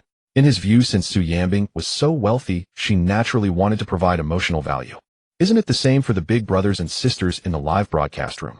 They don't lack money, but they must spend happily and joyfully. After sending the message, Su Yanbing didn't reply again. It seems that Senior Su is already satisfied. Jiang Chen exited the chat box, placed his phone aside, laid down on the bed, and let out a relaxed sigh. Bro, I think I figured it out. Suddenly Li Xian returned to the dormitory, holding a lunchbox, excitedly speaking to Jiang Chen.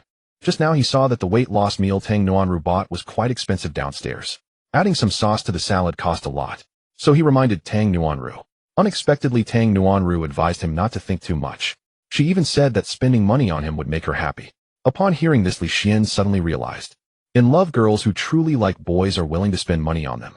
In this light, Su Yanbing spending so lavishly on Jiang Chen. Doesn't it prove that Su Yanbing likes Jiang Chen? After chatting with Tang Nuanru downstairs for a while, Li Xian hurried back to the dormitory eager to tell Jiang Chen about this major discovery. Bro, you don't need to worry. I've already figured it out. Jiang Chen sat up and looked at Li Xian calmly. Figured it out. Li Xian was taken aback. Yeah, it's such a simple truth, I can't believe I didn't realize it earlier.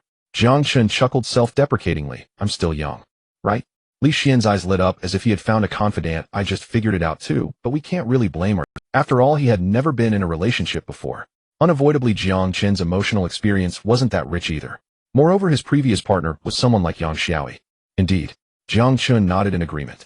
After all, live streaming wasn't popular on Blue Star. He also didn't really enjoy watching live streams in the past. Naturally, he wasn't aware of the consumption psychology of the big brothers and sisters in the live broadcast room. Bro, how are you considering this? At this moment, Li Xian tentatively asked Jiang Chen. Previously, Jiang Chen had always denied his relationship with Su Yanbing. Perhaps they really hadn't been dating. But now it seemed that Su Yanbing truly liked Jiang Chen.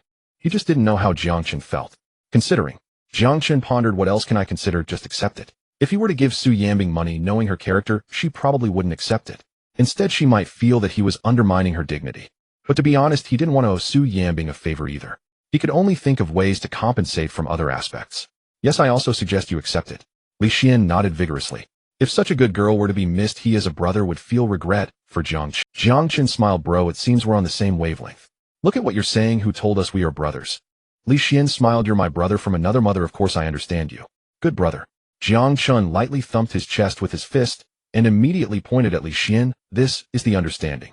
Li Xian mimicked Jiang Chen's gesture in response. Our understanding is unquestionable. The two looked at each other and smiled, the atmosphere exceptionally harmonious. The next morning, Jiang Chen was still lost in his dreams. Li Xian arrived at the playground and met with Tang Nuanyuan to go for a morning run. At the entrance of the playground, Tang Nuanyuan had not yet arrived, but Li Xian had already spotted a familiar figure. The student council president Su Yanbing was walking towards the playground. As Su Yanbing passed by, Li Xian cheerfully greeted her. Good morning, sister-in-law. Su Yanbing paused, her cold gaze directed sharply at Li Xian. What did you call me? As their eyes met, Li Xian's heart trembled and his voice quivered as he stammered, sister-in-law. Oh, President Su, you might not know me. Jiang Chen is my older brother. So I just... Hearing this, Su Yanbing's brows slightly relaxed and her tone softened. Don't use such titles casually. With that, she continued walking towards the playground. All right, President Su. Li Xian called out loudly, watching Su Yanbing's retreating figure. As he watched Su Yanbing walk away, a look of relief appeared on his face, and he murmured quietly, it seems sister-in-law doesn't want to draw attention. A few minutes later, Li Xian waited for Tang Nuanyuan. Just as he was about to set off for a morning run with Tang Nuanyuan, he saw Su Yanbing approaching. President Su. Li Xian hurriedly greeted, no longer daring to use the term sister-in-law. Su Yanbing hesitated, eventually responding with a nonchalant hum. She then walked straight out of the playground. President Su is truly impressive.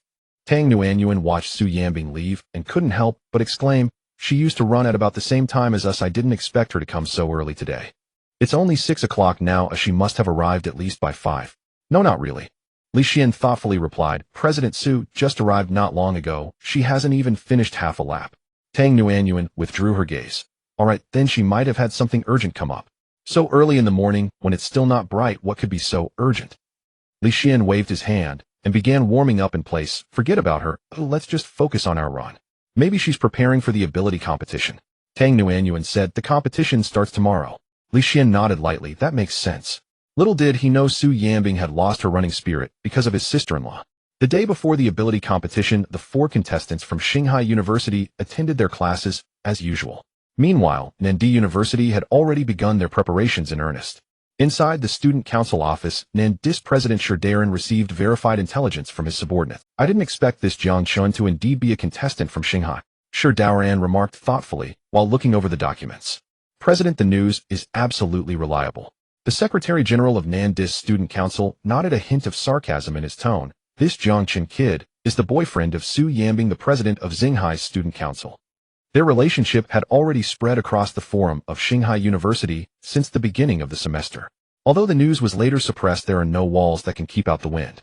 After finishing the documents, Shi Daoran casually set them aside and sneered. I never expected Su Yanbing to be so infatuated. To help her boyfriend shine, she's willing to sacrifice Shanghai University's honor. He glanced at Jiang Chen's profile again. How I must admit this kid is quite handsome. No wonder Su Yanbing. The Secretary General chimed in. He is handsome, but unfortunately, he just started college and is in the strength department. He will surely hold us back. With Jiang Chen as a deadweight, plus we have already seduced one over. Out of the 4 contestants, 2 are useless. Even if Su Yanbing is amazing, she can't stir up much of a storm. Upon hearing the Secretary General, Shi Daoran nodded in agreement. A freshman in the strength department, this kid will not only be useless, but will likely drag us down. No matter how well we prepare, it can't compare to Su Yanbing's impulsive decision. This year Shanghai won't even make it to the runner-up. If we can avoid coming in last, it would be a blessing. This year the championship is already a sure thing. Heaven is helping us, Nendi. In the evening, Jiang Chen arrived at the student council office. According to the customs of Shanghai University, the day before the competition, the contestants needed to gather to discuss strategies. Except for Jiang Chen, the other 3, including Su Yanbing, were all third-year students in Class S. They were all members of the student council. Jiang Chen, a freshman, felt somewhat out of place. Everyone is here, let's discuss things. Su Yanbing said as her gaze swept across her teammates' faces. Upon seeing Jiang Chen, she instantly averted her eyes. Jiang Chen Jr., we don't know your abilities, yet would you introduce yourself? With that, Su Yanbing casually picked up a file from the table and pretended to browse through it earnestly. He'll go first. Fang Ming took the lead and spoke. From the lightning system, my strengths are power and speed, and I'm very useful when capturing points. From the fire system.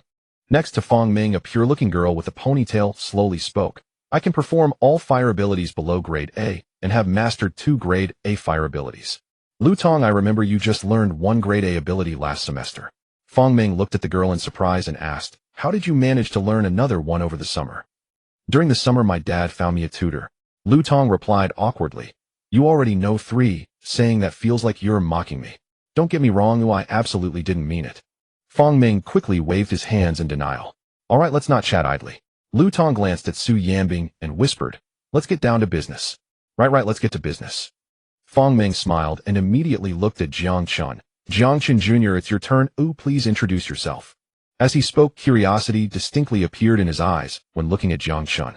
Having seen Jiang Chen's prowess, he was certain that Jiang Chen's abilities were anything but simple. I am from the strength department, Jiang Chen replied seriously. Fang Ming looked at Jiang Chen with anticipation, waiting for him to continue his introduction. However, Jiang Chen remained silent. That's it? Fang Ming asked tentatively after a long wait. That's all. Jiang Chen blinked. Senior Fang, what else would you like me to say? Jiang Chen Jr., you probably aren't just from the strength department, right? Fang Ming chuckled awkwardly. You shouldn't be modest. The competition starts tomorrow, and we need to understand each other better to cooperate effectively. Upon hearing this, Lu Tong was taken aback. During the selection competition, she had not encountered Jiang Chen on the other half of the field. She had assumed Jiang Chen had gained entry through Su Yanbing's connections. But now hearing Fang Ming's words, it seemed it was not that simple. Senior Fang makes a valid point. Jiang Chen nodded seriously. However, he was feeling extremely troubled inside. He actually wanted to say, the key point is he didn't possess any abilities at all. He didn't even know how to perform any ability techniques. Just as Jiang Chen was at a loss for words, Su Yanbing slowly spoke. All right, let's move on to the next discussion. No need to say much, I am already aware of Jiang Chen's ability, Su Yanbing asserted without room for doubt. During the competition, he only needs to work with me. There's no need for coordination. Understood, President Su. Fang Ming, although curious, felt it was not appropriate to say anything further since Su Yanbing had spoken. Jiang Chen secretly breathed a sigh of relief. Fortunately, Su Yanbing was there to help him out. Otherwise, he truly wouldn't know how to steer the conversation back on track. Meanwhile, a playful expression appeared on Lu Tong's face. In her eyes, Su Yanbing's words were solid evidence of Jiang Chen's connections. Here's the tactical arrangement for tomorrow. I've printed it out for you all to review. Su Yanbing distributed the documents, and the 4 of them discussed until 8 in the evening before returning to their dorms. Here, brother. As soon as Jiang Chen returned to his dorm, he saw Li Xian tossing something at him. What is this? Jiang Chen caught it and asked curiously. I was eating with Muan Ro on the commercial street outside and saw someone selling talismans, so I bought one for you, Li Xian said with a smile. May it bless you for a smooth competition tomorrow and achieve good results. Thanks, brother. Jiang Chen responded, putting the red string of the talisman around his neck. It's too bad the venue for this year's ability competition is set at South Emperor University. At that moment Li Xian sighed lightly, saying, those from other schools can't be there in person, Monroe, and I can only watch the live stream and cheer you on. It's fine, even if I were there, I would just be staring at the big screen anyway, Jiang Chen joked. It's actually more comfortable to watch from the dormitory. That's true, Li Xian chuckled. During the ability competition the school will be on break, so I'll take Monroe to an internet cafe to watch you and your sister-in-law compete. Sister-in-law? Jiang Chen paused, slightly taken aback. You mean President Su? Li Xian laughed. You rascal. Jiang Chen showed a helpless expression. At this point Jiang Chen was bemused that Li Xian was still joking about this. However, he was accustomed to it, and said nothing more.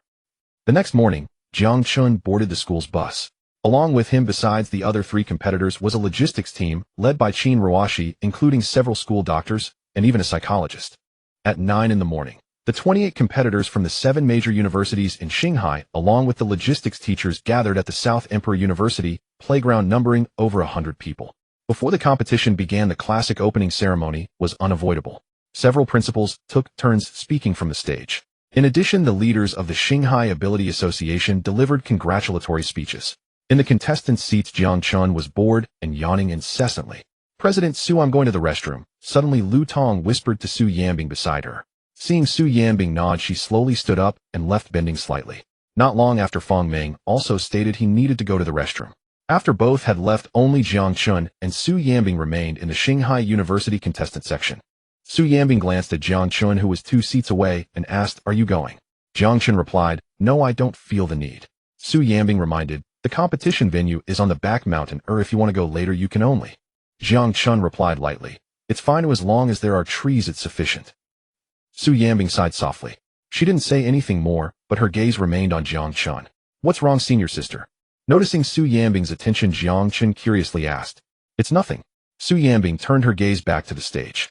She had intended to ask Jiang Chen about his roommate Li Xian, referring to her as sister-in-law. But then she thought, what if it was just Li Xian's personal behavior and Jiang Chen didn't know? If that were the case, it would be awkward. It would seem like she cared too much.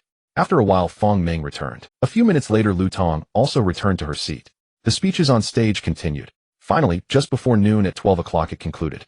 Watching the school leaders step down one after the other, Jiang Chen sighed in relief and asked Fong Ming beside him, Senior Fong, have you been to South Emperor University? Where's the cafeteria? Fong Ming looked puzzled. I haven't been. Jiang Chen, why are you asking about the cafeteria? To eat. Jiang Chen glanced at the time on his phone. Isn't it already mealtime? What are you talking about? The competition is about to start. Fong Ming replied helplessly. Let's go grab our luggage from the bus and head straight to the back mountain. After saying that, Fong Ming stood up and walked toward the bus parked at the playground entrance. Lu Tong glanced at Jiang Chen and quickly followed Fong Ming. What the? Jiang Chen stared blankly at the hurriedly exiting figures, competing on an empty stomach. The leaders' speeches had lasted nearly 3 hours. Couldn't they spare a moment for a meal? Here, suddenly Su Yanbing's voice rang in his ear. Jiang Chen came back to his senses and saw Su Yanbing handing him a pack of chocolate. Thank you, senior sister. Jiang Chen's eyes lit up as he quickly accepted it. It's normal not to adapt well since this is your first competition. Su Yanbing calmly said, From now on, for the next 3 days until the competition ends, you will have to spend time on the back mountain.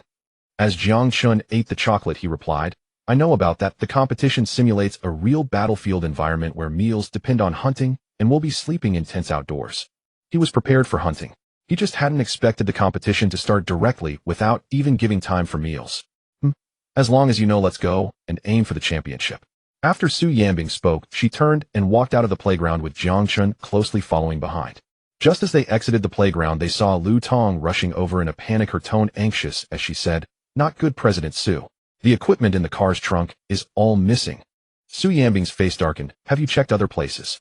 Fong Ming also approached, responding nervously. We've searched everywhere, but it's all gone. Upon hearing this, Su Yanbing took out her phone and immediately called Qin Ruoshi. As a result, Qin Ruoshi asked around, but the logistics teachers and school doctors all said they hadn't seen anything. Damn it must be South Emperor University playing tricks. Fong Ming cursed angrily. Damn. The student union president of South Emperor is notorious for being cunning and treacherous. They caused trouble during last year's ability competition. Lu Tong looked at Su Yanbing and asked, President Su, what should we do now? Su Yanbing's brows furrowed tightly, and for a moment, she didn't know how to respond. Suddenly Jiang Chen spoke up. This is easy to handle, we can just take what others have. As Jiang Chen's words fell, Su Yanbing, Fong Ming, and Lu Tong were all taken aback. Jiang Chen Jr., you shouldn't be joking at a time like this. Lu Tong was the first to speak, her tone filled with helplessness. Before others could respond, the loudspeaker on the playground blared with the referee's urging voice. Please, contestants from Shanghai University, take your positions. Su Yanbing took a deep breath, saying, at this point we can only do as Jiang Chen suggested. Let's go. With that, she walked towards the competition venue at the back mountain. Jiang Chen followed closely behind. Isn't it thrilling to steal from others? Fong Ming muttered as he hurried to catch up. Lu Tong walked last, casting a helpless glance at Fong Ming. Thrilling my ass. What does Jiang Chen know about sneaking in? He was just a naive rookie, impulsively saying whatever came to his mind. If we're really going to steal, it should be you, Fong Ming. When do you get to be thrilled? The announcement continued. Please, contestants from each university, prepare in your respective areas. At the entrance of the back mountain, the referee was making final arrangements. Jiang Chen followed Su Yanbing into the area designated for Shanghai University. He curiously surveyed his surroundings, watching contestants from other major universities enter one after another. 7 universities had been divided into 7 areas. The 7 areas formed a circle with a high platform in the center. What kind of ceremony is this? Jiang Chen pondered to himself. Previously, he had only watched the broadcasts online. This was his first time witnessing the pre-competition preparations. It all seemed rather mysterious. Just as he was thinking, he suddenly noticed a figure appearing on the platform out of thin air. Though he couldn't see the person's face clearly, he could tell that the individual was wearing a uniform from the Ability Association. The other contestants remained calm, already accustomed to the sight. Only Jiang Chen showed an expression of surprise. How did he get up there? He turned to Fong Ming, asking in astonishment. If it was a teleportation, the speed would be such that he couldn't even catch it. This indicated that the person's power was far beyond his own. Fong Ming whispered back, he is a space-type ability user. All right. Jiang Chen nodded thoughtfully. His actions attracted the attention of contestants from other universities. The president of the student council from Nanda University, Shi Daerin, sneered without reservation. Is there no one left at Shanghai University? How did they pick such a useless person to compete? Jiang Chen looked in the direction of the voice, just thinking of a retort, when suddenly a bright light flashed before him. By the time he regained his senses, the surrounding scenery had already changed. The 7 teams had been randomly transported to 7 different locations on the back mountain. The vast competition venue was filled with various hidden cameras, large and small. Above each team and each person, several drones hovered.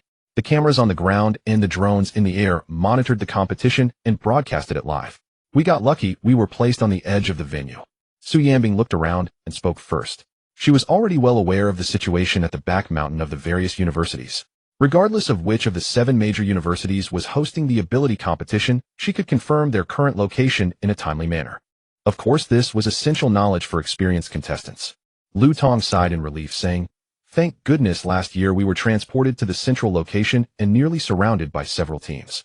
Su Yanbing seemed to ponder and continued, this year's competition venue has been divided into 16 areas. We can occupy area number 8 first, since it's the closest.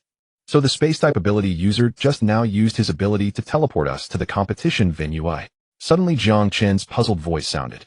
As soon as he spoke, Lu Tong shot him a helpless glance. Fong Ming also looked embarrassed. Only Su Yanbing patiently replied, that's right, the competition has officially begun, and it's being live-streamed in its entirety. Understood, senior sister. Jiang Chen nodded seriously. From now on, whether in speech or action, he had to be careful. What if it gets broadcasted live? That would be embarrassing. Wait, what if I need to use the restroom? Would they even broadcast that too? Meanwhile, Li Xian and Tang Wanyo were in a private booth at an internet cafe, watching the live broadcast of the ability competition. The competition had been divided into 7 major broadcast rooms corresponding to the 7 major universities. At this moment, in the live room of Shanghai University, the barrage was going crazy. Who is this clueless guy? He doesn't even understand the competition rules, yet he came to compete. What the hell, why is the beautiful Su so patient with this guy? He is the boyfriend of our school's president, Su. What? The beautiful Su has a boyfriend. Whoa, I'm heartbroken. Due to Su Yanbing, there were particularly many viewers in the live room of Shanghai University. Besides the students and faculty of Shanghai University, there were also individuals from other schools, and even members of society. The reason was simple, no matter the world, there were always lectures. The competition had just begun. The viewership in the live room of Shanghai University had already surpassed 10,000. The second most popular live room had barely crossed 1,000 viewers. This guy knows nothing. Is he here to embarrass himself or to compete? Isn't Su Yanbing the president of the student council at Shanghai University? This guy must have gotten in through the back door. Damn it, getting in through the back door is one thing, but it absolutely cannot be allowed. Isn't it normal for someone to be clueless in their first competition? Li Xian looked at the barrage flashing by feeling furious. He quickly typed on the keyboard, defending Jiang Chen. Do any of you know what the preparation phase of the ability competition is like? Shut your filthy mouth about backdoors. You filthy idiot, your own mind is dirty, seeing everything as filthy. The sound of keyboard clacking echoed in the booth. Before long, Li Xian was muted. Nuanyo, my account got muted, use yours. I got muted too. Jiang Chen didn't think much more and followed the team towards area number 8. As they approached area number 8, a deep, powerful voice suddenly echoed from above. Congratulations to Nandi University for being the first to occupy area number 8. Su Yanbing stopped in her tracks, her face showing astonishment. She didn't expect that Nandi University would seize the opportunity first. Lu Tong furrowed her brows and looked at Jiang Chen, saying, the occupied area will enter a 2-hour protection period. After the protection period ends, other teams can contest for it. Fang Ming also looked at Jiang Chen and added, 1 hour before the end of the competition, the protection rule will be lifted, and that's when we can freely seize territories. Lu Tong nodded and continued, at that point the competition will enter a heated stage, and during the struggle, there's even a risk of serious injury. Jiang Chen looked at Lu Tong in surprise, then at Fang Ming, saying, senior sister, senior brother. Why are you telling me all this? I know the rules. Junior Jiang Chen, don't get me wrong, I'm just helping you solidify a bit. Fang Ming said with an awkward smile. He had great confidence in Jiang Chen's strength. One might even say he was wary. Although he was unclear about Jiang Chen's ability attributes, he was certain that Jiang Chen's powers would definitely restrain him. Fine. Jiang Chen responded, dismissively turning to Su Yanbing and saying, Sister Su, let's not linger, we should hurry to Zone 8. This statement caused Lu Tong to be momentarily stunned. Fang Ming also wore a look of surprise. In an instant, the live stream of Shanghai University exploded with chatter. You said you knew the rules, but now you've been exposed. I just said this kid pretends to understand. What is Shanghai University thinking? Why let this connected person participate in the competition? Haha, it seems Shanghai University doesn't want a place anymore. How did such a prestigious institution become so trashy? I never expected that this year's ability competition in Shanghai City would have such a clown. There will be a good show to watch. Junior Jiang Chen Zone 8 has already been occupied. There is a 2-hour protection period. Going there now would be pointless. Fang Ming looked at Jiang Chen and patiently explained. Lu Tong said with a bitter smile, do you really want to wait 2 hours in Zone 8 until the protection period ends? Sigh, that's completely meaningless. Let me explain it to you once more. The competition is ranked by points. Occupying a stronghold can earn points. The first to occupy a stronghold can earn 5 times the points. Instead of waiting, we might as well go occupy other strongholds and seize the first occupancy opportunity. On the first day of the competition, widening the point gap as much as possible is key to victory. As she spoke, her heart was filled with helplessness. She truly did not understand how Su Yanbing had come to notice Jiang Chen. Sigh. With Jiang Chen as a deadweight, this year's competition looked grim. Sister Su Zone 8 was just occupied. They definitely haven't gone far. Let's go grab their belongings. Jiang Chen ignored Fang Ming and Lu Tong, continuing to look at Su Yanbing. Listening to the two speak, especially Lu Tong's voice, was making him feel frustrated.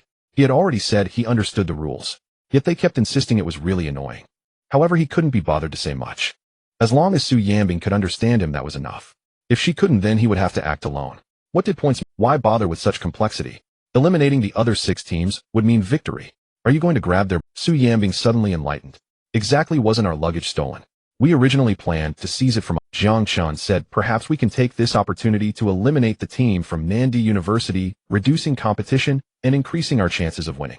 Sister, time is of the essence, let's go. After speaking, Jiang Chen did not wait for Su Yanbing to respond and quickly walked ahead. Su Yanbing did not hesitate and hurriedly followed Jiang Chen's pace. What do you mean?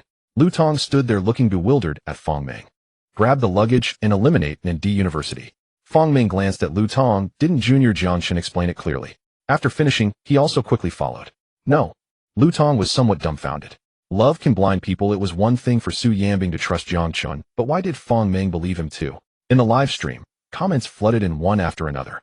I'm not watching anymore. It's infuriating to see Shanghai University like this. 1. It's making me so angry that Su Yanbing and Fang Ming actually listen to the commands of this connected person. Who exactly is this Jiang Chen? It's over. Shanghai University is finished this year. I see only Lu Tong is clear-headed, but it's a pity it's just her one tree cannot support a forest. I dare to bet that Shanghai University is definitely at the bottom this year, if they don't all wash my hair upside down. With Jiang Chen as this connection, isn't it obvious that Shanghai University will be at the bottom? Do you really need to say it? What does washing your hair upside down matter? If Shanghai University isn't at the bottom, I'll eat on livestream. In the comments, some students from Shanghai University who had witnessed Jiang Chen's strength occasionally defended him. Unfortunately, their messages were quickly pushed to the top. Even if someone saw, they thought it was someone trying to clear Jiang Chen's name and didn't pay it any mind. Sister, where's Zone 8? Jiang Chen walked quickly, glancing back at Su Yanbing. Just ahead, go straight. As soon as the words fell, Jiang Chen instantly vanished from his spot, leaving only a cloud of dust swirling in the air. In the blink of an eye, Jiang Chen burst out from the forest, and ahead was suddenly wide open. A vast open space where Zone 8 was located. Not far away, a tall figure appeared. It seemed to be a contestant from Nandi University who had just occupied the stronghold and was preparing to leave. Jiang Chen narrowed his eyes. Without a word, he instantly appeared behind the other party. A muffled thud. Jiang Chen first tripped him to the ground, then slowly leaned down to ask, "Where is everyone else?" As his words fell, the contestant from Nandi University did not respond. At that moment, he was sprawled on the ground looking at Jiang Chen with eyes full of shock, as if he had been stunned by— "Forget it."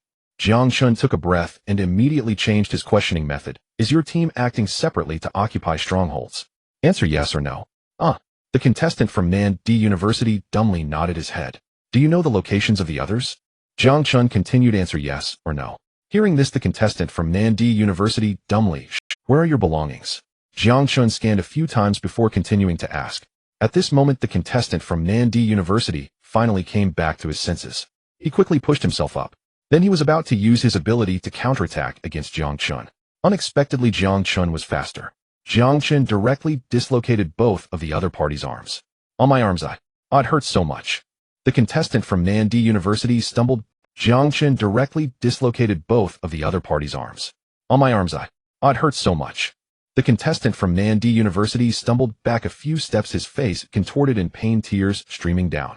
The look he gave Jiang Chen was filled with terror, as if he had seen a living devil. He was indeed one of the strongest at Nandi University. But no matter how strong he was still just a university student. Furthermore, it was his first time encountering someone as ruthless as Jiang Chen, who resembled a gangster. He was almost scared to the point of wetting himself. Jiang Chen looked at him with disdain and said helplessly, "Stop crying, a grown man. Crying like this, what does that say? Answer me. Where did you leave your luggage?"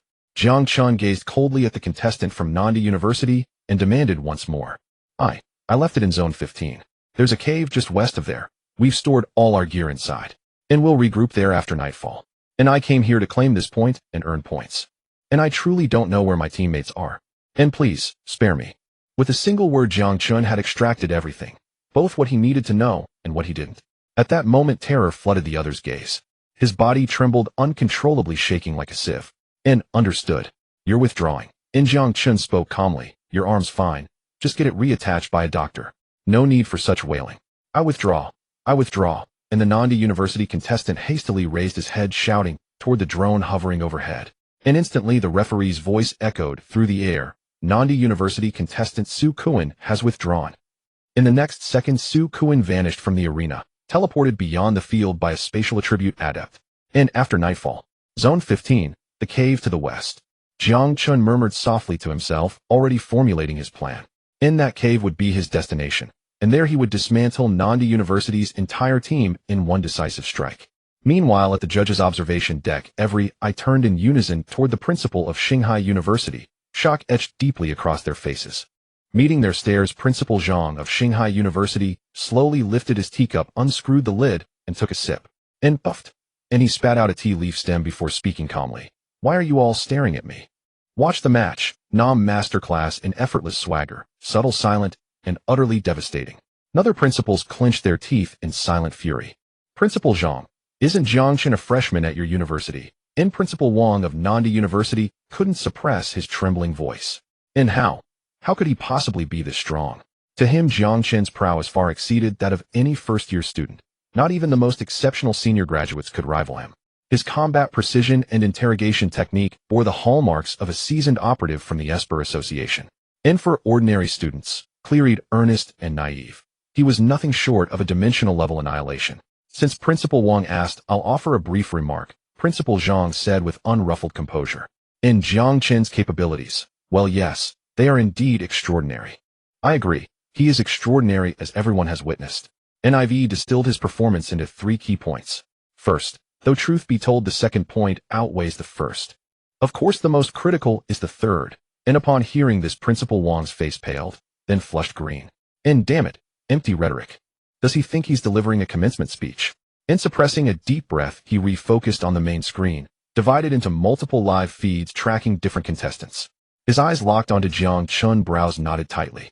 And before the tournament began, Student Council President Shi Daoran had sworn to him, "This year, we will reclaim the championship for Nandi." He'd warned Shi Daoran not to underestimate anyone, especially Shanghai University. Yet Shi Daoran had dismissed it. Shanghai's got a quota student this year, already washed up. They'll finish last, no surprises there. But reality mocked that prediction. The so-called quota student was in fact a dark horse galloping faster than any other. At that moment, Principal Wang burned with restless anxiety, like a moth trapped over scorching coals. Yet this intelligence could not reach his students. Shi Daoran, blissfully unaware, would surely underestimate Jiang Chen. This year's tournament was already veering perilously toward disaster. Elsewhere, the live stream chat exploded, screen after screen flooded with question marks. Every viewer stood stunned by Jiang Chen's performance. At that very moment, Li Xian, who'd been muted for 5 minutes, had just regained his voice. What the hell? Mute lifted, inside a cyber cafe booth, keyboard clatter erupted, a relentless percussive storm. Black Dog, speak up. Where's the guy who promised to live stream eating earlier? Step forward. Withdrawn. What's going on? Shi Daoran was rushing toward Zone 6 when the announcement blared overhead. Simultaneously, another Nandi contestant froze mid-stride, his expression mirroring Shi Daoran's utter disbelief. They'd anticipated losses. After all, splitting up to secure high-value zones carried both immense reward and grave risk. But they never imagined Su Kuan would surrender immediately after claiming just 1 point. Had he fought to the death for that position? You little fool. That thought struck Shi Daoran like lightning, and stirred something deeper within him. For the sake of collective honor, he'd sacrificed himself without hesitation. I won't forget this. After the tournament, I'll personally recommend you for commendation. With solemn resolve, Shi Daoran pressed onward toward Zone 6. Within Zone 8, Jiang Chen met Su Yanbing as she arrived breathlessly. Senior sister, the 4 Nandi contestants split up to occupy separate zones. Only one remained here, and I've already secured his withdrawal. Su Yanbing gave a slight composed nod. Hearing Su Kuan's elimination announcement, she'd known instantly. It could only be Jiang Chen. Outwardly serene, inwardly her thoughts roiled like a tempest. Hunch flickered, unspoken yet unmistakable. Could Jiang Chen truly intend to eliminate all 6 remaining teams? Brother Jiang Chen, you're incredible. Truly outstanding. Fang Meng had just joined Jiang Chen's side, unable to contain his curiosity any longer. He leaned in and whispered, Brother Jiang Chen, tell me what's your Esper ability? Don't worry. I won't breathe a word to anyone. Senior Brother Fang. I'm truly a strength-type adept. Jiang Chen replied, exasperated. Fang Meng, what are you doing? Su Yanbing shot him a sharp glance from nearby. Senior President Su, I was just checking in on Brother Jiang Chen. Just checking in. Fang Meng flushed with embarrassment. He hadn't realized his whisper carried so far. Nearby, Lu Tong watched Jiang Chen, Su Yanbing, and Fang Meng chatting easily together, and her expression twisted as if she'd seen a ghost. Unbelievable. Whatever Jiang Chen says, you swallow whole. Su Kuan withdrew, not because of some quota student, but because of him. Fine. If Su Yanbing believes him, that's her choice. But Fang Meng. Really? Utterly clueless. Blatantly, painfully so. By the way, Su Kuan wasn't carrying his luggage. Though I missed grabbing it earlier, I confirmed the location. Your team stashed it in Zone 15, in a cave to the west. Jiang Chen suddenly recalled the detail and turned to Su Yanbing. He said their team stored all their gear in a cave west of Zone 15. After dark, they will gather there. Jiang Chen looked at Su Yanbing and said earnestly, however, there's no need to go over now. We can wait until dark and catch them all at once. To the west of Area 15, there is indeed a cave. Su Yanbing pondered for a moment and nodded gently. All right, let's do as you say. Nearby, Lu Tong showed a look of astonishment. Is this for real? Is this kid just bluffing? Congratulations to Nandi University for being the first to occupy Area 12. Congratulations to Nandi University for being the first to occupy Area 1. Congratulations to Jiangbei University for being the first to occupy Area 4. At this moment, 3 announcements echoed from above. Su Yanbing, Fang Meng, and Lu Tong were all taken aback, their faces displaying tension. Only Jiang Chen's eyes sparkled with excitement as he looked at Su Yanbing and asked, Sister, which point is closest from here? Hearing this, Su Yanbing immediately understood Jiang Chen's intention and replied, Area 1. Where is it? Jiang Chen pressed on. Su Yanbing thought for a moment. It's about 400 meters in the 2 o'clock direction from you. All right. Jiang Chen exclaimed, immediately running towards the 2 o'clock direction, vanishing in an instant. Let's go cover Jiang Chen. Su Yanbing looked in the direction Jiang Chen had left, and as soon as she finished speaking, Fang Meng transformed into a streak of lightning heading straight after Jiang Chen. We should hurry and follow. Su Yanbing glanced at Lu Tong and quickly chased after. Okay, President Su, Lu Tong replied, though a mix of feelings stirred within her. Could it be that Jiang Chen really has strength? If that's the case, then Nandi University will have one less competitor. In the referee's viewing area, Principal Zhang of Shanghai University watched Jiang Chen rushing towards Area 1, unable to suppress a smile. He turned to Principal Wang of Nandi University and teased, Old Wang, sorry about that. Jiang Chen, that kid, why is he looking for your school's competitors again, and he's so fast? Ah, this is too inconsiderate. How can he keep targeting competitors from one school? It's outrageous, truly outrageous. Hearing this, Principal Wang of Nandi felt furious. How could he not understand that Principal Zhang was deliberately provoking him? Old man, your mouth is about to split from grinning, yet you still pretend to be serious. Principal Wang, why aren't you speaking? Principal Zhang, seeing that Principal Wang did not respond, spoke again. Don't you like to talk? Principal Zhang, our school's matters don't require your concern. Talented competitors aren't exclusive. Currently in Area 1 is Xiao Zhiro, a rare ability user.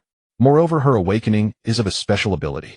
By the way, a few days ago, someone from the Ability Association contacted her. Principal Zhang's smile froze, and he became agitated instantly. There's this matter. This time who wins and who loses is uncertain. Principal Wang said confidently. If Xiao Zhiro accidentally eliminates your Jiang Chen, don't blame us. Principal Zhang stopped speaking and focused intently on the screen, silently cheering for Jiang Chen. Soon Jiang Chen arrived at Area 1. As soon as he stepped onto the territory, he saw a striking figure. The opponent wore a blue and white sports outfit, her looks rivaling Su Yanbing. She was the genius girl Xiao Zhiro, who had awakened a special ability. However, in Jiang Chen's eyes there was no beauty, only a thirst for victory. He charged forward, preparing to replicate the tactic he used to eliminate Su Kuan. But just then a wall of earth suddenly rose before him, blocking his path. My! Jiang Chen's eyes narrowed as he used the wall for leverage to spring up. With a few quick steps, he landed on top of the wall. As their eyes met, Xiao Zai's gaze flickered with surprise. You are Jiang Chen from Shanghai University. Jiang Chen did not respond, but jumped down the wall, charging towards Xiao Zhiro again. Xiao Zai's expression stiffened, and she hurriedly used her ability to defend. Bang bang bang. A series of spiked walls rose continuously, separating her from Jiang Chen. The intel was wrong. Xiao Zhiro looked around, her mood reaching a state of alertness. Before the competition, the Student Council President Shi Daoran had informed her that Jiang Chen from Shanghai University was just a filler. But now it seems that this Jiang Chen fellow was far from a filler. He was clearly a top-tier powerhouse. Perhaps it was Jiang Chen who eliminated Senior Su Kuan. In a flash, just as she pondered, a series of loud noises rang in her ears. In an instant, earth fragments flew everywhere. The wall of earth before her was actually being pierced through by Jiang Chen. Jiang Chen's figure charged towards her with unstoppable momentum. Xiao Zhiro looked astonished. Before she could react, Jiang Chen was already in front of her. With 2 loud slaps, he disarmed her of both arms. Xiao Zhiro felt a piercing pain surge through her. A few drops of cold sweat dripped down her forehead.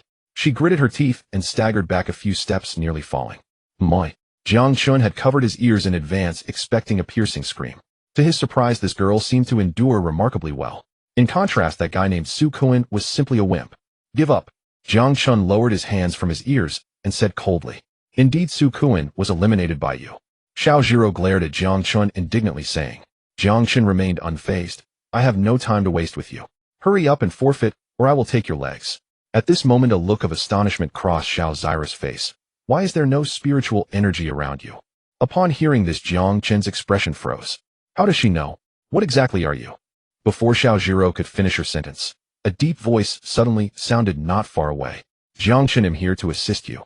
Immediately after, she caught sight of a yellow electric ball soaring through the air, aiming directly at her.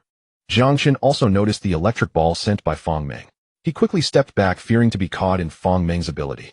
But just then, the electric ball in the air mysteriously disappeared. Also gone was Xiao Zai's figure. What the heck, where did she go? Jiang Chen stared blankly at the spot where Xiao Zhiro had been standing. He couldn't comprehend what had just happened. Did she just vanish into thin air? At that moment, Fang Meng approached, shocked, and said, Damn, this woman can actually use my secret technique. Your secret technique? Jiang Chen frowned and turned to Fang Meng. Fang Meng answered earnestly, Yes, Junior. The strength's secret technique I have been honing, the Leidan method, Leiduan technique. I had planned to keep it as my finishing move, strike when least expected, catch them off guard. I never imagined that little girl could use it as well. As he spoke, a look of stupefaction crossed Fong Meng's face. Damn, I forgot the match was being broadcast live. By saying this, haven't I just exposed my trump card? Jiang Chen paid Fong Meng no mind, and instead began to ponder in silence. The woman had just used an Earth-type ability, and then a Lightning-type one. Could she be dual attribute? Yet something about it felt wrong. Suddenly, a daring idea took shape in his mind. If that woman could copy other people's abilities, then this would make some sense. The Earth ability she first released might have been acquired earlier through copying. When she fled just now, she could have temporarily copied Fong Meng's ability. No, that did not quite fit. Fong Meng had not actually released his so-called secret technique. If she merely copied visible ability techniques, how could she copy something that had never appeared? At that thought, a flash of astonishment crossed Jiang Chen's eyes. Could it be that she was not simply copying techniques at all, but sensing qi and replicating it? Or perhaps she directly duplicates an opponent's innate talent. Jiang Chen could not untangle the matter immediately, but one thing was certain: Xiao Zhiro absolutely possessed the ability to sense spiritual energy. Otherwise, she would never have asked, "Why is there no qi?" "Jiang Chen Jr., are you all right?" Fong Meng asked when Jiang Chen remained silent. "It's nothing." Jiang Chen came back to himself and caught sight of Su Yanbing and Lu Tong. "Let's go, Senior Fong. Oh, let's join the two senior sisters." With that, Jiang Chen strode towards Su Yanbing. "How did it go?" Su Yanbing quickened her pace to meet him. "She ran off." Jiang Chen exhaled softly. That contestant from Nandi University is not to be underestimated.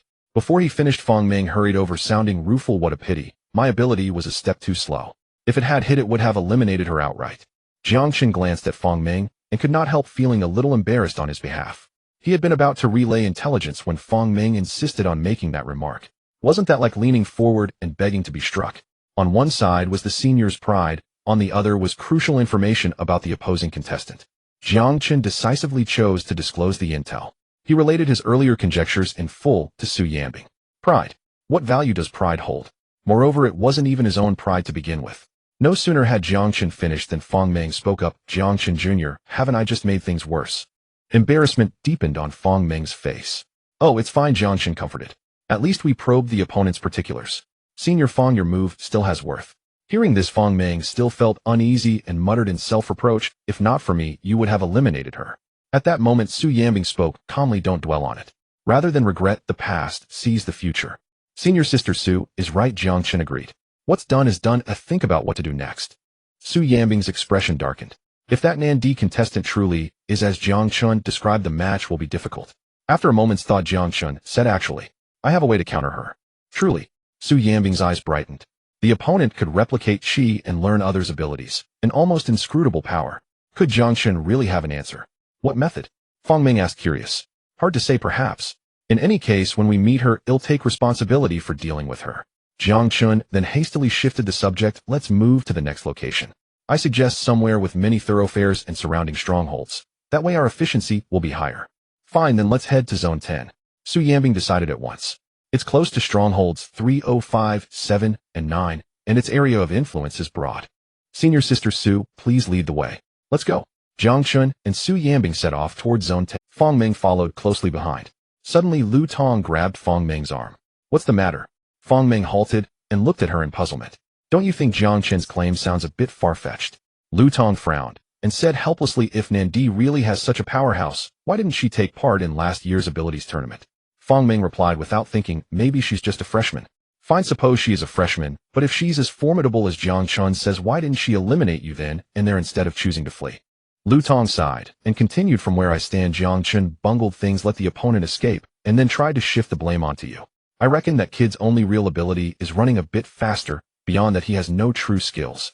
You're overthinking it. Jiang Chen Jr. does have strength." Fong Meng shook off Lu Tong's arm and hurried after Jiang Chen and Su Yanbing. Without looking back, he called President Su. "Didn't say anything, so stop making baseless guesses." Lu Tong stood where she was, gazing at Fong Meng's departing back with a look full of helplessness. She could accept Su believing Jiang Chen's story, but how could even Fong Meng be convinced? Since the match began, they had not taken a single stronghold. Their score remained at 0. This was far worse than last year's showing. They failed to secure points or contest first capture, and yet insisted on moving into crowded areas. How was that any different from courting death? If this continued, elimination was only a matter of time. And the match was streamed live. The viewers must be tearing into Jiang Chen right now. Being criticized was a small matter. The crucial point was that the principal and the teachers were watching too. To perform like this and not be penalized afterwards would be unthinkable. No, she could not continue to follow their nonsense. If they would not compete properly, then she would do it herself. At least she would have a clear conscience. With that thought, Lu Tong turned and walked in the opposite direction. Meanwhile, Su Yanbing, who was leading Jiang Chen toward Zone 10, noticed that Lu Tong had fallen behind. Fong Meng, where is Lu Tong? She looked back at Fong Meng trailing behind and asked with a puzzled tone. Hey, where is she? Fong Meng turned back and finding Lu Tong missing wore an expression of bewilderment. I'm asking you, why are you asking me? You're asking me. Su Yanbing countered coolly. President Su, I honestly have no idea. Fong Meng offered an awkward smile, then hastily added, oh, by the way, President Su, Lu Tong seems to hold some grievance against Junior Jiang Chen. What do you mean by that? Su Yanbing's delicate brows narrowed as she asked in a frost-laced voice. Here's what happened. Fong Meng recounted word for word everything Lu Tong had told him moments earlier. Understood. Su Yanbing exhaled deeply. Never mind her for now. We must reach checkpoint 10 as quickly as possible. President Su, I'm faster. I'll go search for her first. We'll rendezvous at checkpoint 10. Before Su Yanbing could respond, Fong Meng spun on his heel and dashed off in pursuit of Lu Tong. Wait. Su Yanbing tried to interject. But Fong Meng had already vanished like smoke into the distance. That man. Su Yanbing sighed, sprinting toward checkpoint 10 while glancing sideways at Jiang Chen. I suspect Lu Tong has been bought off. Jiang Chen's eyes narrowed slightly. Senior sister. You mean the luggage incident was orchestrated by senior sister Lu Tong? Yes. Su Yanbing nodded. Nandi University has long favored underhanded tactics. During last year's Esper tournament, they bribed several Shanghai competitors, though I've never managed to secure concrete evidence. Understood. Don't worry, senior sister. I'll trust no one but you from this moment forward. Meanwhile, Lu Tong, preparing to claim a checkpoint alone, spotted a furtive figure lurking nearby. She instantly tensed and ducked behind a tree. Who was that person? Xiao Zhiro clenched her teeth, warily glancing back. Only relaxing once she confirmed Jiang Chen wasn't pursuing her. Then staggering unsteadily, she approached a broad-trunked tree. Sidestepping, she slammed her shoulder hard against the bark, twice. Gritting her teeth, she struck again and again, enduring the searing pain. On the fifth impact, she found the precise angle. A sharp crack echoed. The dislocated arm snapped back into place. HSS. From behind another tree, Lu Tong, who had been watching covertly, drew a sharp, involuntary breath. Who's there?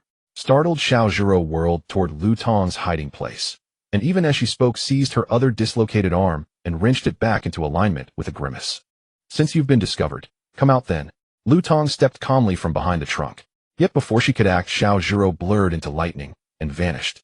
So cowardly. Already fled. Lu Tong frowned, then faintly recalled Xiao Zhiro's identity. Wasn't she a Nandi University competitor? She'd studied Nandi's roster before the tournament. This girl had been among them.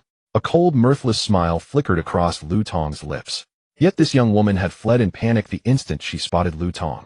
And Jiang Chen dared call her a master capable of replicating spiritual energy. Yet this young woman had fled in panic the instant she spotted Lu Tong.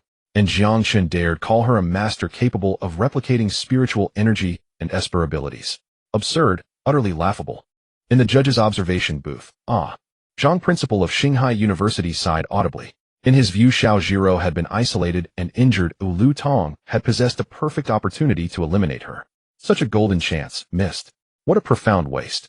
On the opposite side, Wang, principal of Nandi University, let out a long, weary sigh. He knew full well Xiao Zhiro's strength could easily have overwhelmed Lu Tong, removing a key rival.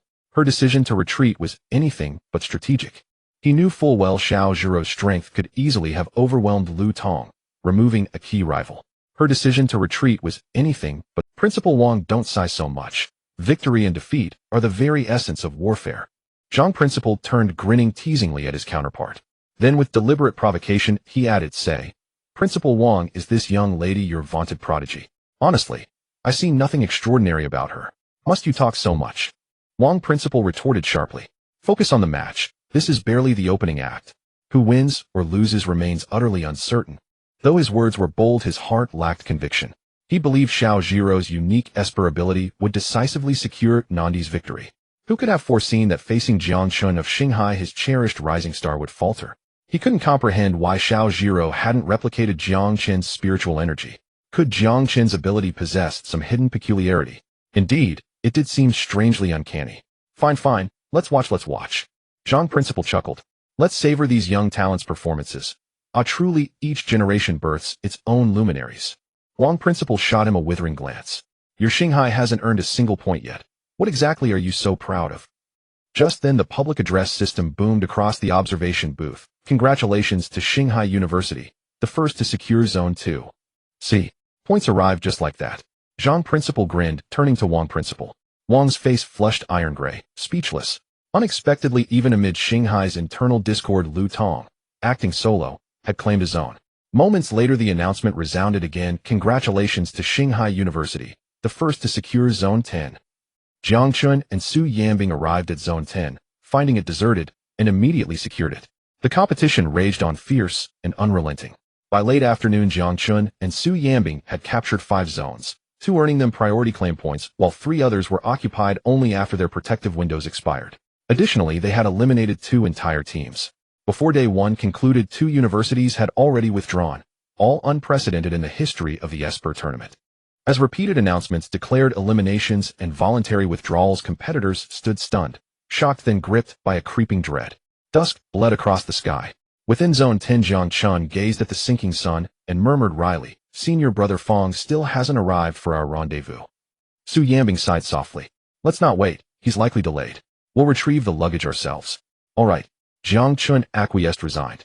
Together they sped toward a cave near Zone 15 to raid the luggage Nandi University had stashed there. Jiang Chen and Su Yanbing had just arrived at Zone 15. Just as they were preparing to continue their journey towards the cave in the west, suddenly a drone plummeted from the sky, landing right in front of them. Jiang Chen halted in his tracks. Su Yanbing also stood still. Then they witnessed a second and third drone crash down. At the same time, they heard a series of strange sounds coming from the trees ahead. Just as Jiang Chen was puzzled, Su Yanbing spoke lightly. "If nothing unexpected happens, there is an electrical type ability user ahead. Their electrical abilities may cause a short circuit in the mechanical devices. Could it be Senior Fong?" Jiang Chen narrowed his eyes. "Senior sister, let's hurry and take a look. Maybe Senior Fong is fighting with someone else." With that, he immediately rushed forward. "Hey."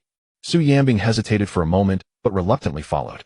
She couldn't understand how Jiang Chen had so much energy. They spent the entire afternoon running around. She was nearing her limit. Jiang Chen, however, still seemed full of energy. Not to mention he had also eliminated 2 teams. Soon Jiang Chen arrived outside the cave. From a distance he spotted Fong Meng's figure. Fong Meng was sitting on the ground leaning against a large tree. His face was etched with weariness and age, and his clothes bore signs of burning. "Senior Fong, what happened to you?" Jiang Chen approached, asking with concern. "Jiang Chen, junior brother." Fong Meng looked up at Jiang Chen, a bitter smile tugging at his lips. "I was just attacked by Lu Tong. I never expected she would be bought off by Nandi University." Before Jiang Chen could respond, Su Yanbing came over, furrowing her brows as she asked, "Where is Lu Tong?" Fong Meng sighed, saying, "President Su, after she attacked me, she ran away. Moreover, she set fire to the belongings of Nandi University inside the cave." Jiang Chen frowned. "So senior sister Lu Tong came here just to burn the belongings of Nandi University?" "Yes." Fong Meng nodded, sighing. "It seems that's the case. I didn't expect her to go to such extremes to prevent us from obtaining the belongings. However, I managed to snatch a backpack, but I haven't had the chance to check it yet. I hope there are useful items inside." Saying this, he picked up the backpack beside him and handed it to Jiang Chen. Jiang Chen received it, not in a hurry to open it, but thoughtfully asked, "Senior Fong, how did you know that Senior Lu Tong was bought off by Nandi University? Isn't it obvious?" Fong Meng replied without hesitation. "Jiang Chen, you may not understand Nandi University. Their specialty is using such unscrupulous means. In that case, Nandi University really is despicable."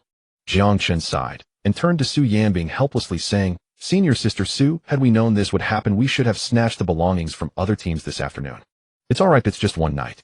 We can manage." Su Yanbing said, looking towards the cave. "Let's rest in the cave tonight. It's enough to shelter us from the wind and rain. It seems we have no choice." Jiang Chen nodded, then helped Fong Meng up from the ground. "Senior Fong." Fong Meng smiled slightly. "I'm fine, thank you for your concern, Jiang Chen." Jiang Chen didn't say anything, holding the backpack in one hand and supporting Fong Meng with the other. He followed behind Su Yanbing towards the cave. Meanwhile, several new drones flew overhead, continuing to broadcast the competition. Upon entering the cave, Jiang Chen opened the backpack to check the supplies inside. Fong Meng stretched his neck to take a look and exclaimed in delight, "There are actually food items. This saves us from having to hunt." Jiang Chen took out the supplies one by one from the bag. Inside there were not only mineral water, but also bread and vacuum-packed braised dishes. The quantity was substantial enough for the 3 of them. Thank goodness it was worth the trouble to grab this backpack. Fong Ming said with a smile. President Su Jiang Chen, after a long day, let's eat quickly. At the entrance, Su Yanbing, who was vigilantly observing the situation, replied indifferently before turning and walking into the cave. Here, President Su. Fong Ming picked up a piece of bread and handed it to Su Yanbing. Then he stuffed a pack of braised pig's trotters into Jiang Chen's hands, smiling as he said, Jiang Chen, weren't you hungry at noon?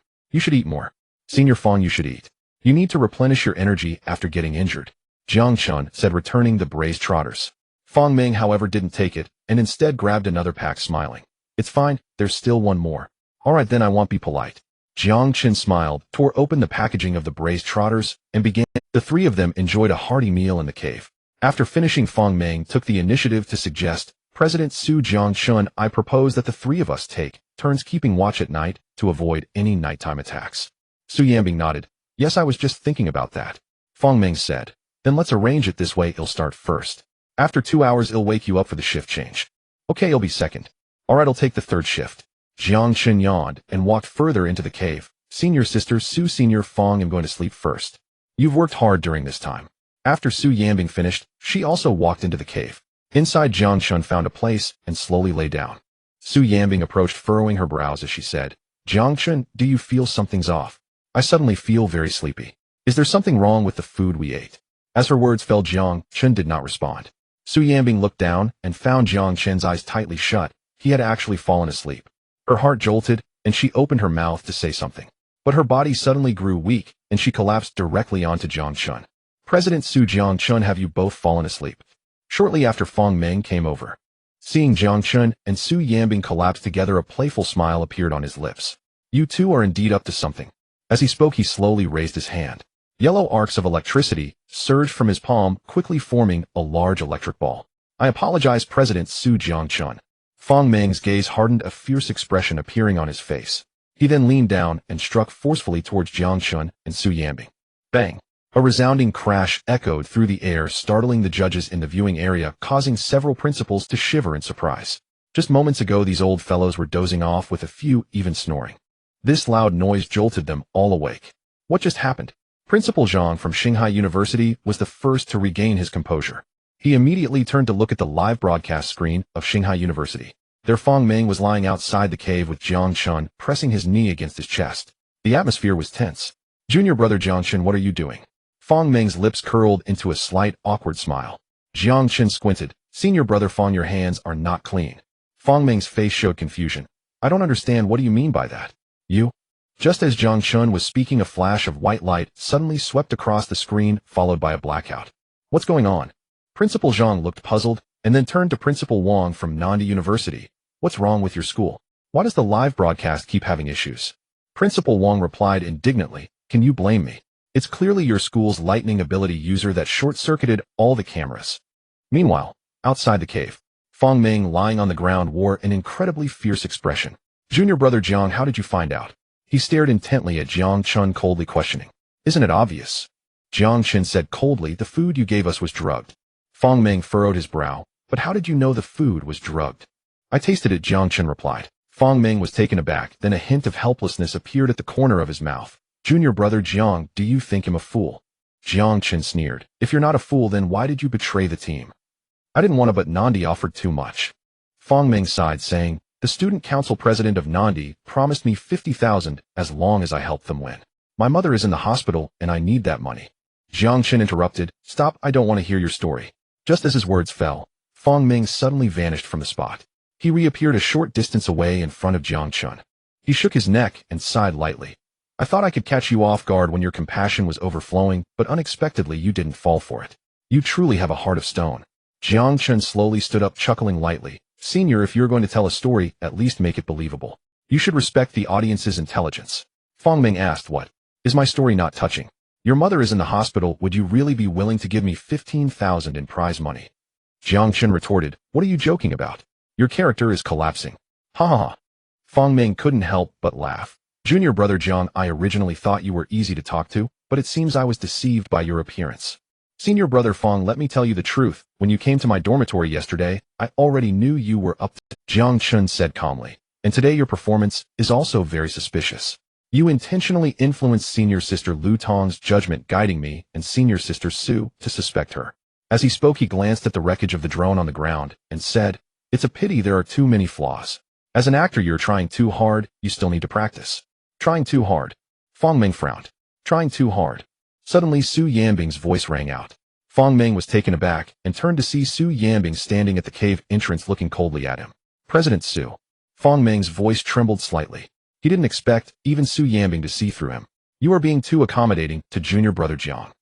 Su Yanbing spoke up again coldly, saying, "Moreover, if Lu Tong is a traitor, then why did you block the live broadcast signal?"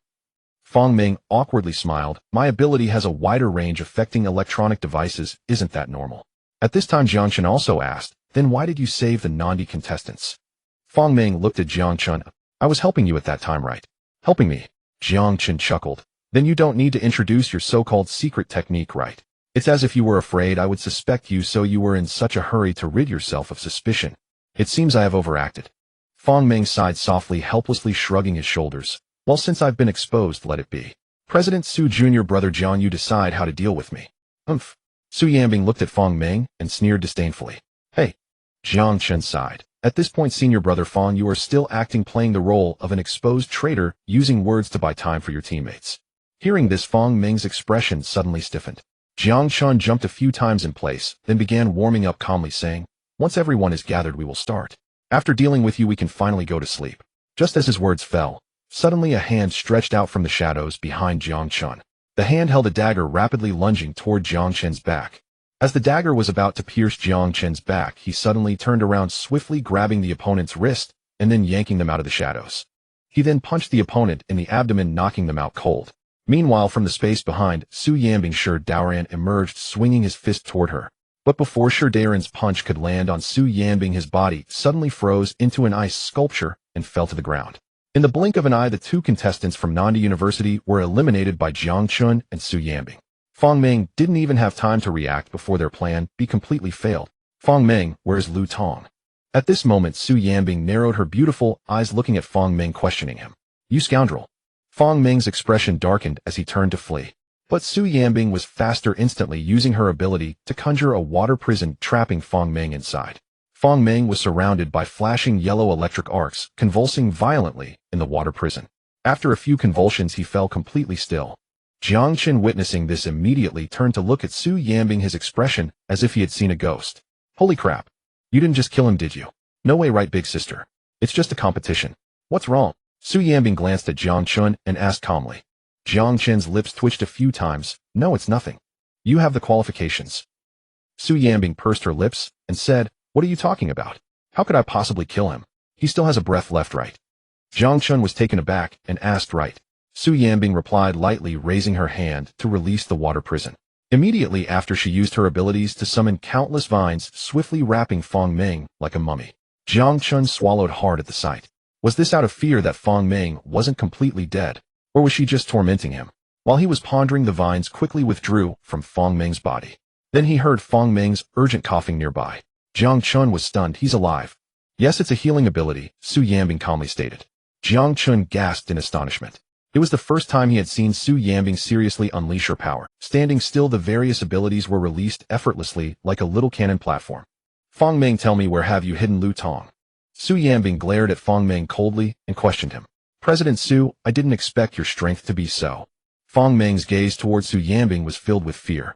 Before he could finish, a jolt of electricity surged through his feet and up to the crown of his head. Fong Meng shivered violently, and then heard Su Yanbing's icy voice say, "Stop wasting time, answer the question." Fong Meng dared not waste more words and hurriedly said, She's in President Shi. No, in Shi Daoran's space." Hearing this, Su Yanbing glanced at Shi Daoran lying on the ground, and then released her ice-type abilities. Once again, she employed the same technique, using her healing abilities to awaken him. After waking, Shi Daoran let out a long sigh. When he saw Su Yanbing, he was initially startled. Then he immediately used his space abilities to tear open a rift in the void, preparing to escape through it. "Senior Su, he's going to run," Jiang Chen quickly reminded her. However, the next second, Lu Tong appeared beside Su Yanbing, and the rift in the void had vanished without. Looking at Shi Daoran, he had fainted again without anyone noticing. "My." Jiang Chen was taken aback. Then he heard the system's voice in his mind. Detected that the host has been affected by time-type abilities. "Congratulations, host, you have unlocked a new option for attribute points, time ability resistance. Off." Jiang Chen was stunned again. Did Su Yanbing just unleash time-type abilities? Damn, this completely bewildered him. How many attributes of abilities does this woman possess? He initially thought he was hiding his strength. He didn't expect Su Yanbing to be even more concealed. If they were to fight, he might not be able to defeat Su Yanbing. With so many types of abilities, the points simply wouldn't be enough. He couldn't even allocate them properly. President Su, be careful of Fong Meng. He has been bought off by Nandi University. At this moment, Lu Tong looked at Su Yanbing and said in a terrified tone, Fong Meng is right there. Su Yanbing glanced at Fong Meng and calmly said, it's already fine.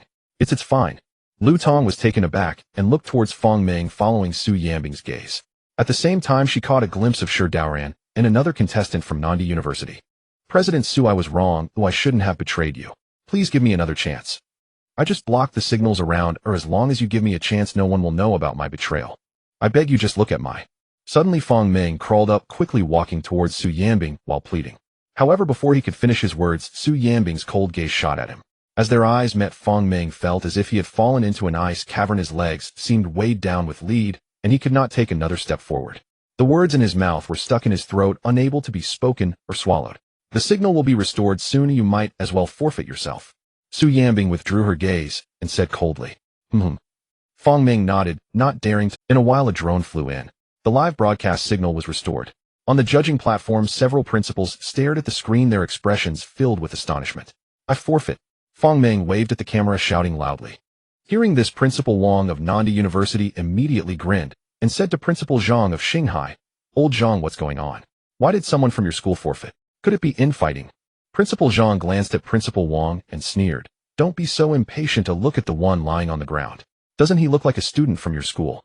My. Principal Wang was taken aback and quickly looked at the screen.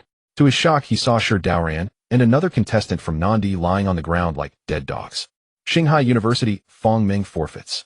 Nandi University, Shi Daoran is eliminated. Nandi University, Kai Kuan is eliminated. Upon hearing the announcement, Principal Wang instantly slumped in his chair, his eyes becoming hollow and vacant, as if all his strength had been drained. Seeing this, Principal Zhang immediately laughed and teased. Is there a doctor? Someone's not feeling well. Who isn't feeling well? Principal Wang straightened his back upon hearing this.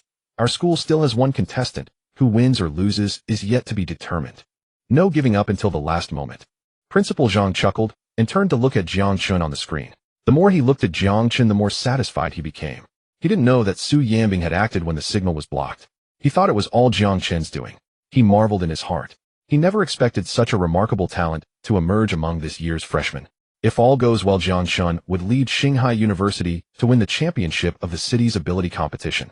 Then he would represent Xinghai City in the provincial competition and win glory. Just thinking about it made him proud. Who would dare to say that Xinghai University was just a prestigious school? After Fong Meng and the others were teleported out of the competition venue, the matter came to a close. Jiang Chen and Su Yanbing took Lu Tong to rest in a cave. President Su, what just happened? Lu Tong asked Su Yanbing in astonishment. Don't think too much, you're injured and need to rest well now. Su Yanbing said calmly, and then looked at Jiang Chen, giving him a secret signal. Okay. Lu Tong didn't ask further and found a place to sit down slowly. Jiang Chen meanwhile walked deeper into the cave with Su Yanbing. Senior Su, do you have something to tell me? Jiang Chen asked tentatively.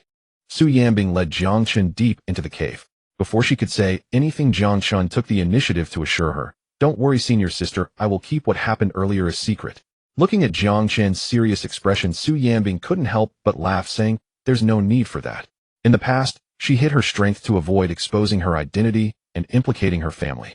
However, now that her identity had already been discovered by the Shao organization, there was no need for secrecy. Su Yanbing quickly composed herself and calmly said to Jiang Chen, I am looking for you to discuss how we should arrange for tomorrow's competition.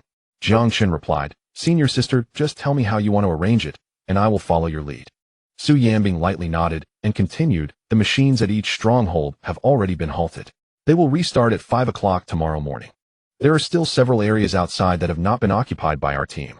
So I think we should split up early tomorrow. You and Lu Tong will team up to occupy the western area. I will go alone to the east, which will be more efficient. Hearing this, Jiang Chen furrowed his brow, sensing something was off. He tried to suggest, Senior sister, why don't you team up with Senior sister Lu? I can manage on my own, and I might even be faster that way. Su Yanbing anticipated Jiang Chen would say this, and had already thought about how to respond. Without hesitation, she said, this is your first competition, and you are unfamiliar with the various stronghold areas. Acting alone may not be efficient. With Lu Tong, she can help guide you. Jiang Chen replied, Senior sister, that's not quite right. I'll just go in one direction, fight anyone I see, and occupy any points I find. Bringing senior sister Lu along would just waste time. You? Su Yanbing hesitated, taken aback by Jiang Chen's words. For a moment they fell into a... The atmosphere became somewhat awkward. Finally, it was Jiang Chen who broke the silence, saying, All right, since senior sister has arranged it that way, I will obey orders and follow your command. Su Yanbing relaxed her eyebrows and secretly breathed a sigh of relief. Okay, then it's settled. It's getting late, let's rest. At this time there shouldn't be anyone else coming. Jiang Chen nodded and found a nearby spot to rest. The next day at 4:44 in the morning, Jiang Chen woke up early. He stepped out of the cave and looked around, finding that Su Yanbing had already left. Standing at the entrance of the cave, Jiang Chen gazed eastward. Although Su Yanbing hadn't explicitly stated it, he guessed her thoughts. Acting alone was likely a strategy to draw out members of the Shao organization. He had to admit this woman was exceedingly cunning. Jiang Chen, where is President Su? Suddenly, he heard Lu Tong's voice from behind. Senior sister Su went to occupy a point. Jiang Chen turned to look at Lu Tong and then glanced at his watch. There's less than 20 minutes until the competition starts. Senior sister Lu, get ready, or we'll head to the western point soon. What do you mean by that? Lu Tong asked in surprise. Are we two teaming up to occupy a point while President Su is acting alone? Jiang Chen nodded. Yes, that's senior sister Su's arrangement. Are you joking? Lu Tong said, exasperated. I can't carry you. Jiang Chen shot her a glance. I told you this is senior sister Su's arrangement, and I don't need you to lead me. If you say it's President Su's arrangement, then why did she only tell you, and not me? Yeah. Lu Tong huffed softly. While speaking, her gaze flicked to the backpack on the ground. She had seen that bag last night, even opened it to check, and found it filled with food. Since Su Yanbing was present at the time, she didn't say anything.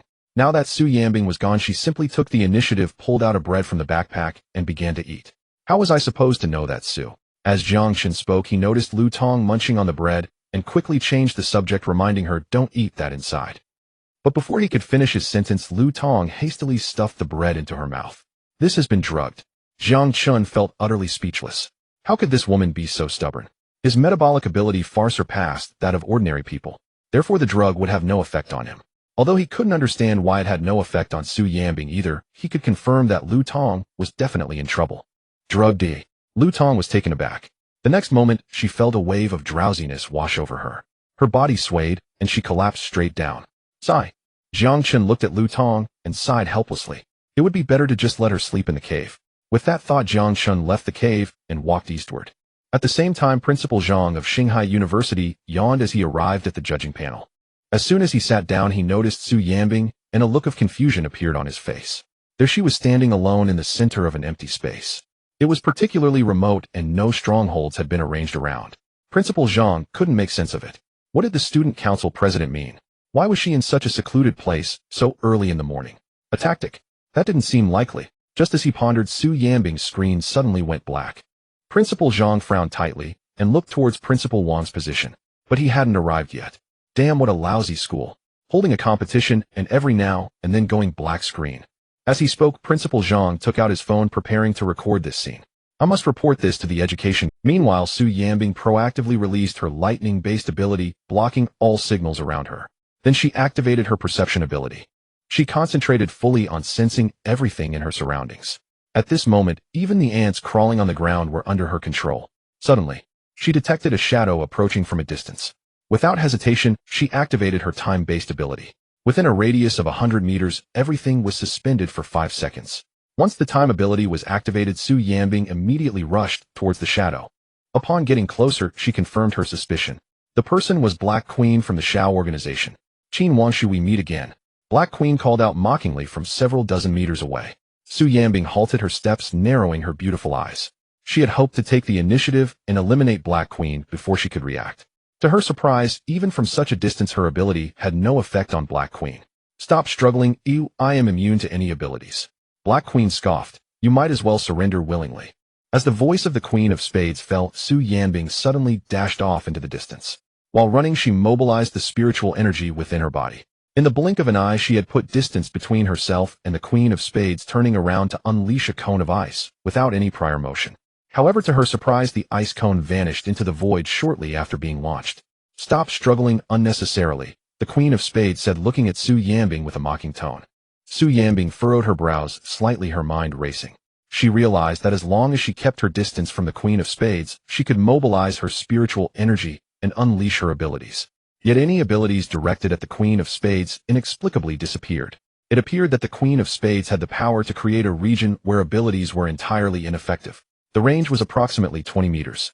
No wonder the time-based ability had no effect on her earlier. Could it be that to deal with her one could only rely on physical skills? Miss Chen, will you come over on your own, or shall I take action? At this moment the Queen of Spades spoke again, a powerful killing intent emanating from her. You talk too much nonsense. Su Yanbing scoffed coldly, then waved her hand to condense a steel knife, using her abilities gripping it tightly. In the next second, she charged directly towards the Queen of Spades. Simultaneously, she silently counted in her heart, 30 meters, 25 meters, 20 meters. As she entered the range of the Queen of Spades' ability, Su Yanbing was relieved to find that the steel knife in her hand had not vanished instantly, coming up with a countermeasure. As long as the physical object condensed using her abilities had no spiritual energy, it could exist within the Queen of Spades' ability zone. It seemed that the Queen of Spades' powers were not invincible after all. You still want to compete in physical skills with me, eh? The Queen of Spades saw Su Yanbing charging in and immediately drew out a soft whip from her waist. Since you don't learn your lesson, I shall indulge you. Accompanied by a whooshing sound, the soft whip lashed out at Su Yanbing with incredible speed. Su Yanbing dodged to the side, narrowly escaping the blow. Then she aimed to close the distance again, but out of the corner of her eye she suddenly spotted the soft whip curving in midair, coming at her from an awkward angle once more. In a critical moment, Su Yanbing hurriedly changed her tactics and threw the steel knife in her hand. The Queen of Spades' eyes tightened as she easily evaded the knife. Taking advantage of the opening, Su Yanbing distanced herself, while the first clash between the two came to an end in a flash. A serious expression emerged on Su Yanbing's delicate face. The Queen of Spades wielded her whip with such skill that if they engaged in close combat, it would be difficult to gain an advantage. In a fleeting moment, she shifted her thoughts and turned to flee into the distance. The Queen of Spades stood still, her eyes playfully observing the retreating figure of Su Yanbing. After a short distance, she began to chase leisurely. Her eyes sparkled with excitement, thoroughly enjoying this game of cat and mouse. Su Yanbing fled ahead. The Queen of Spades pursued from behind.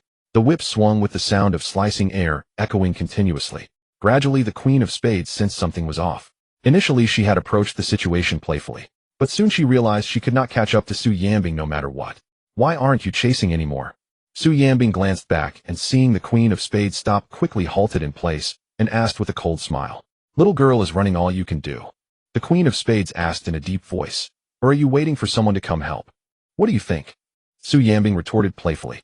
Fine, since you want to play, I'll accompany you to the end. The Queen of Spades said, her figure shooting towards Su Yanbing. To her astonishment, Su Yanbing stood her ground, not flinching or avoiding. Before she could think clearly, suddenly a sharp pain surged through her. Looking down, she was shocked to find steel needles buried among the fallen leaves on the ground. But at this moment she realized it was too late. The steel needles had pierced her foot, and bright red blood flowed endlessly. Seizing the opportunity, Su Yanbing quickly retreated out of the Queen of Spades' ability range. Then she condensed two steel swords using her abilities.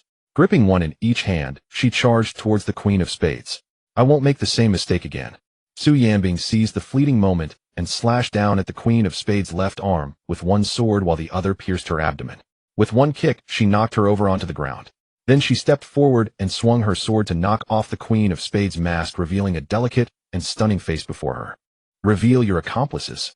Su Yanbing pressed the sword against the Queen of Spades' throat, looking down at her coldly, and said, and the truth from 12 years ago. I underestimated you. The Queen of Spades narrowed her beautiful eyes, a hint of fierce intent flashing in her gaze. She had not expected that Su Yanbing was feigning a retreat, actually creating distance to set a trap along the way.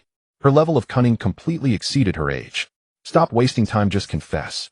Su Yanbing tightly gripped the steel sword, not letting her guard down for a moment. Earlier, the Queen of Spades had speculated that she was waiting for reinforcements, yet did not show any sense of urgency. It seemed this woman must still have a backup plan, as she absolutely could not let her guard down. Just as she was thinking this, the Queen of Spades suddenly sprang to her feet. Su Yanbing's heart tightened. She tried to retract her sword, but was a step too late. She watched helplessly as the steel sword pierced the Queen of Spades' neck. In an instant, blood splattered everywhere. The Queen of Spades' body went limp, collapsing straight to the ground. Damn it. Su Yanbing sighed inwardly. She had not expected that the members of the Hawk organization would all be willing to die. It seemed impossible to obtain answers through interrogation.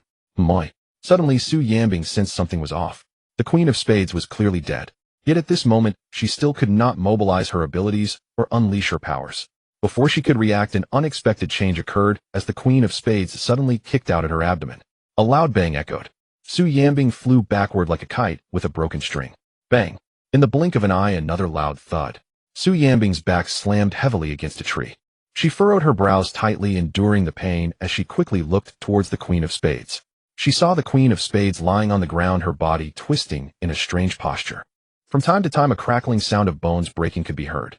Gulp! Su Yanbing swallowed hard. She tried to mobilize her spiritual energy to no avail and could only keep her eyes on the Queen of Spades as she slowly retreated. What in the world was going on? This woman, her pupils were dilated, her eyes vacant, was clearly dead.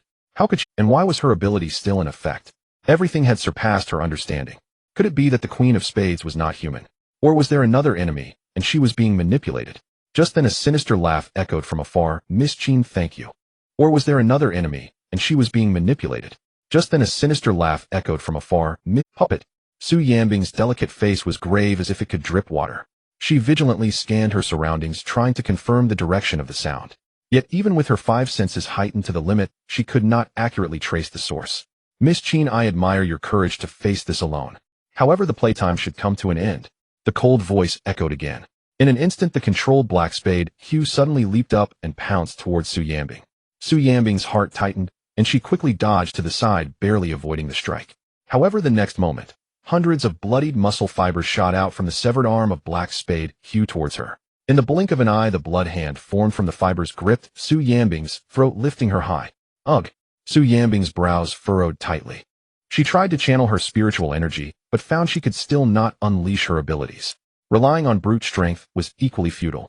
Miss Chen, it's over. A sinister laughter echoed from all directions. As the words fell, Black Spade QS clothing on its back tore apart, followed by a burst of blood mist from the shoulder blade. Countless fibers spread and grew from the blood. In the blink of an eye, they formed 2 blood-soaked wings. Seeing this, Su Yanbing's beautiful eyes widened instantly. A storm of shock surged within her. It was her first encounter with a puppet-type ability. This scene surpassed all her previous understanding. At this moment, under the influence of Black Spade QS ability, she was unable to unleash her powers. Even her physical skills were no match. Facing this terrifying undead creature, Su Yanbing saw no hope of victory. After many years, she once again felt the taste of fear. Bang! Blood splattered, and the flesh wings flapped, raising a cloud of dust. Black Spade Q held Su Yanbing in one hand under the control of the puppet master, soaring into the sky. Su Yanbing gave up, resisting, despairingly closing her eyes, waiting for the impending disaster to descend. Suddenly, a sword-like cut through the air, severing Black Spade Q's claws.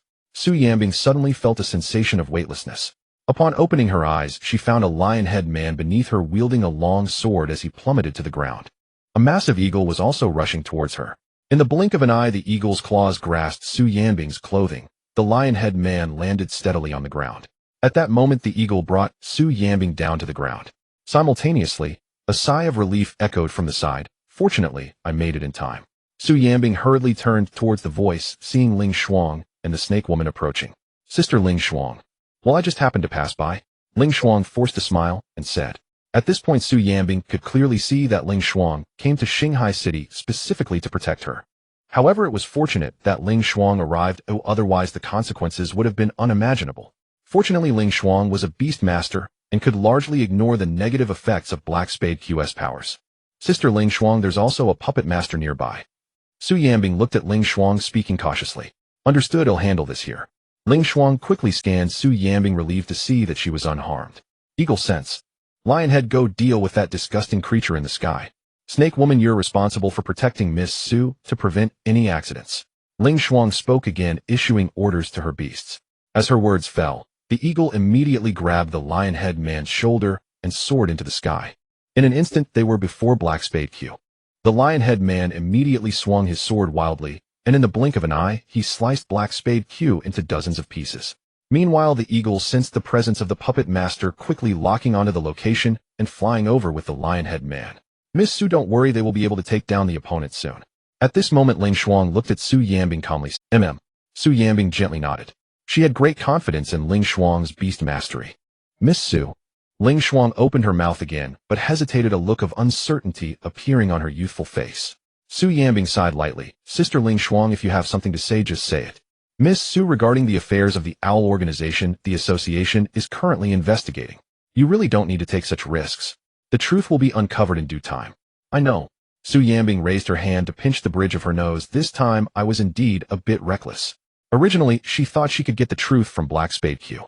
But she never expected that these guys were so tight-lipped that they would risk their lives. Moreover, their abilities were more bizarre than the last. Ling Shuang smiled, awkwardly unsure of what to say. Su Yanbing admitted her recklessness, and she neither agreed nor disagreed. However, the fact that Su Yanbing could reflect on herself was somewhat surprising to her. In her impression, Su Yanbing's character was one-trick-minded, not looking back until she hit the wall. Senior. Suddenly Jiang Chen's voice rang out. Su Yanbing and Ling Shuang turned around simultaneously. They saw Jiang Chen walking over quickly. Senior, I've been looking for you for a long time. What are you doing here? Jiang Chen approached Su Yanbing, speaking helplessly. What do you want with me? Su Yanbing asked in confusion. Didn't I tell you to go with Lu Tong to scout? Don't mention it. I wasn't paying attention, and Senior Lu ate the food left by Fong Ming and fell asleep. Jiang Chen smiled helplessly. I can't figure things out on my own, so I had to come look for you. In reality, he could have scouted alone. He just couldn't stop worrying about Su Yanbing, so he came over. What if something happened? But he didn't want to let down the 100,000 yuan given by Qin Ruashi. Besides that, he also didn't want anything to happen to Su Yanbing. All right. Su Yanbing, without thinking too much, smiled helplessly. That Lu Tong. Ling Shuang watched Jiang Chen, and Su Yanbing, a look of understanding flashing in her eyes. It seemed she understood the reason behind Su Yanbing's changes. Ling, the 12th expert, is also here. Jiang Chen looked at Ling Shuang, thinking for a moment, but unable to recall her name, a hint of embarrassment appearing on his face. My name is Ling Shuang. Ling Shuang shot Jiang Chen a glance, and then said to Su Yanbing, Miss Su, don't you have a competition? Leave this to me to handle. As her words fell, before Su Yanbing could respond, a fierce gust of wind from a fist surged towards the Jiang Chen. Su Yanbing and Ling Shuang were all startled, quickly dodging in different directions. The snake woman burrowed into the ground, narrowly evading the strike. As they regained their senses, they realized it was the lion-head man attacking from a distance. Ling Shuang immediately showed a furious expression. Are you trying to devour your master? At this, a chilling voice echoed from afar. Devour your master. Get it straight, I am his master now. Ling Shuang's expression stiffened. Su Yanbing looked surprised. Could it be that the lion-head man was also under the control of that puppet master?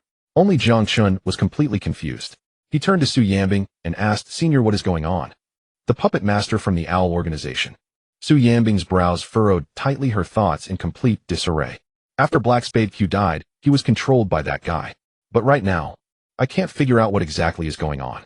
She initially thought that the puppet master could only control inanimate objects. But unexpectedly, even a living being like the lion-head man could be manipulated. The most critical point was that Black Spade Q had clearly been dismembered by the lion-head man. Yet the influence of her abilities still lingered. It seemed to have expanded even more than when she was alive. What on earth is going on? Jiang Chen listened, bewildered. Miss Qin, stop resisting. The cold voice sounded again with an arrogant tone. My goo insects can control everything. Anything with spiritual energy can be used by me. Today you cannot escape. Rather than increase the casualties, it would be better to obediently come with me, and you can spare the lives of the others.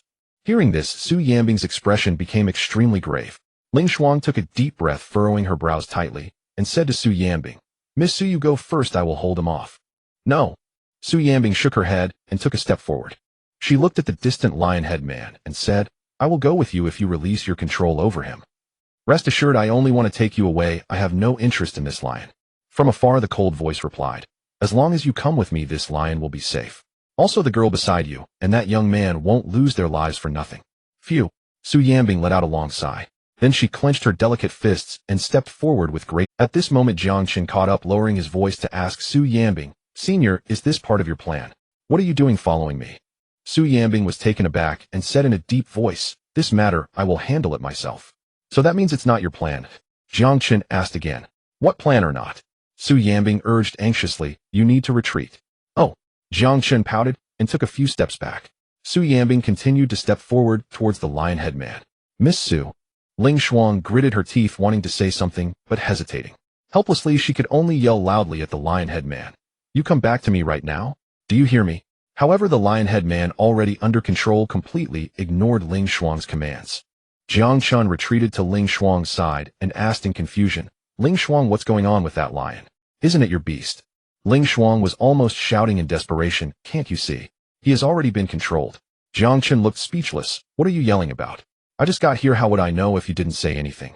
Ling Shuang stamped her foot in frustration, not in the mood to deal with Jiang Chen. Alright, just don't make things. Jiang Chen took a deep breath. So can I hit him or not? Ling Shuang retorted. If you can beat him, you can kill. Understood. Jiang Chen rolled his eyes at Ling Shuang, feeling utterly speechless. Urgent. Just urgent. What can urgency solve?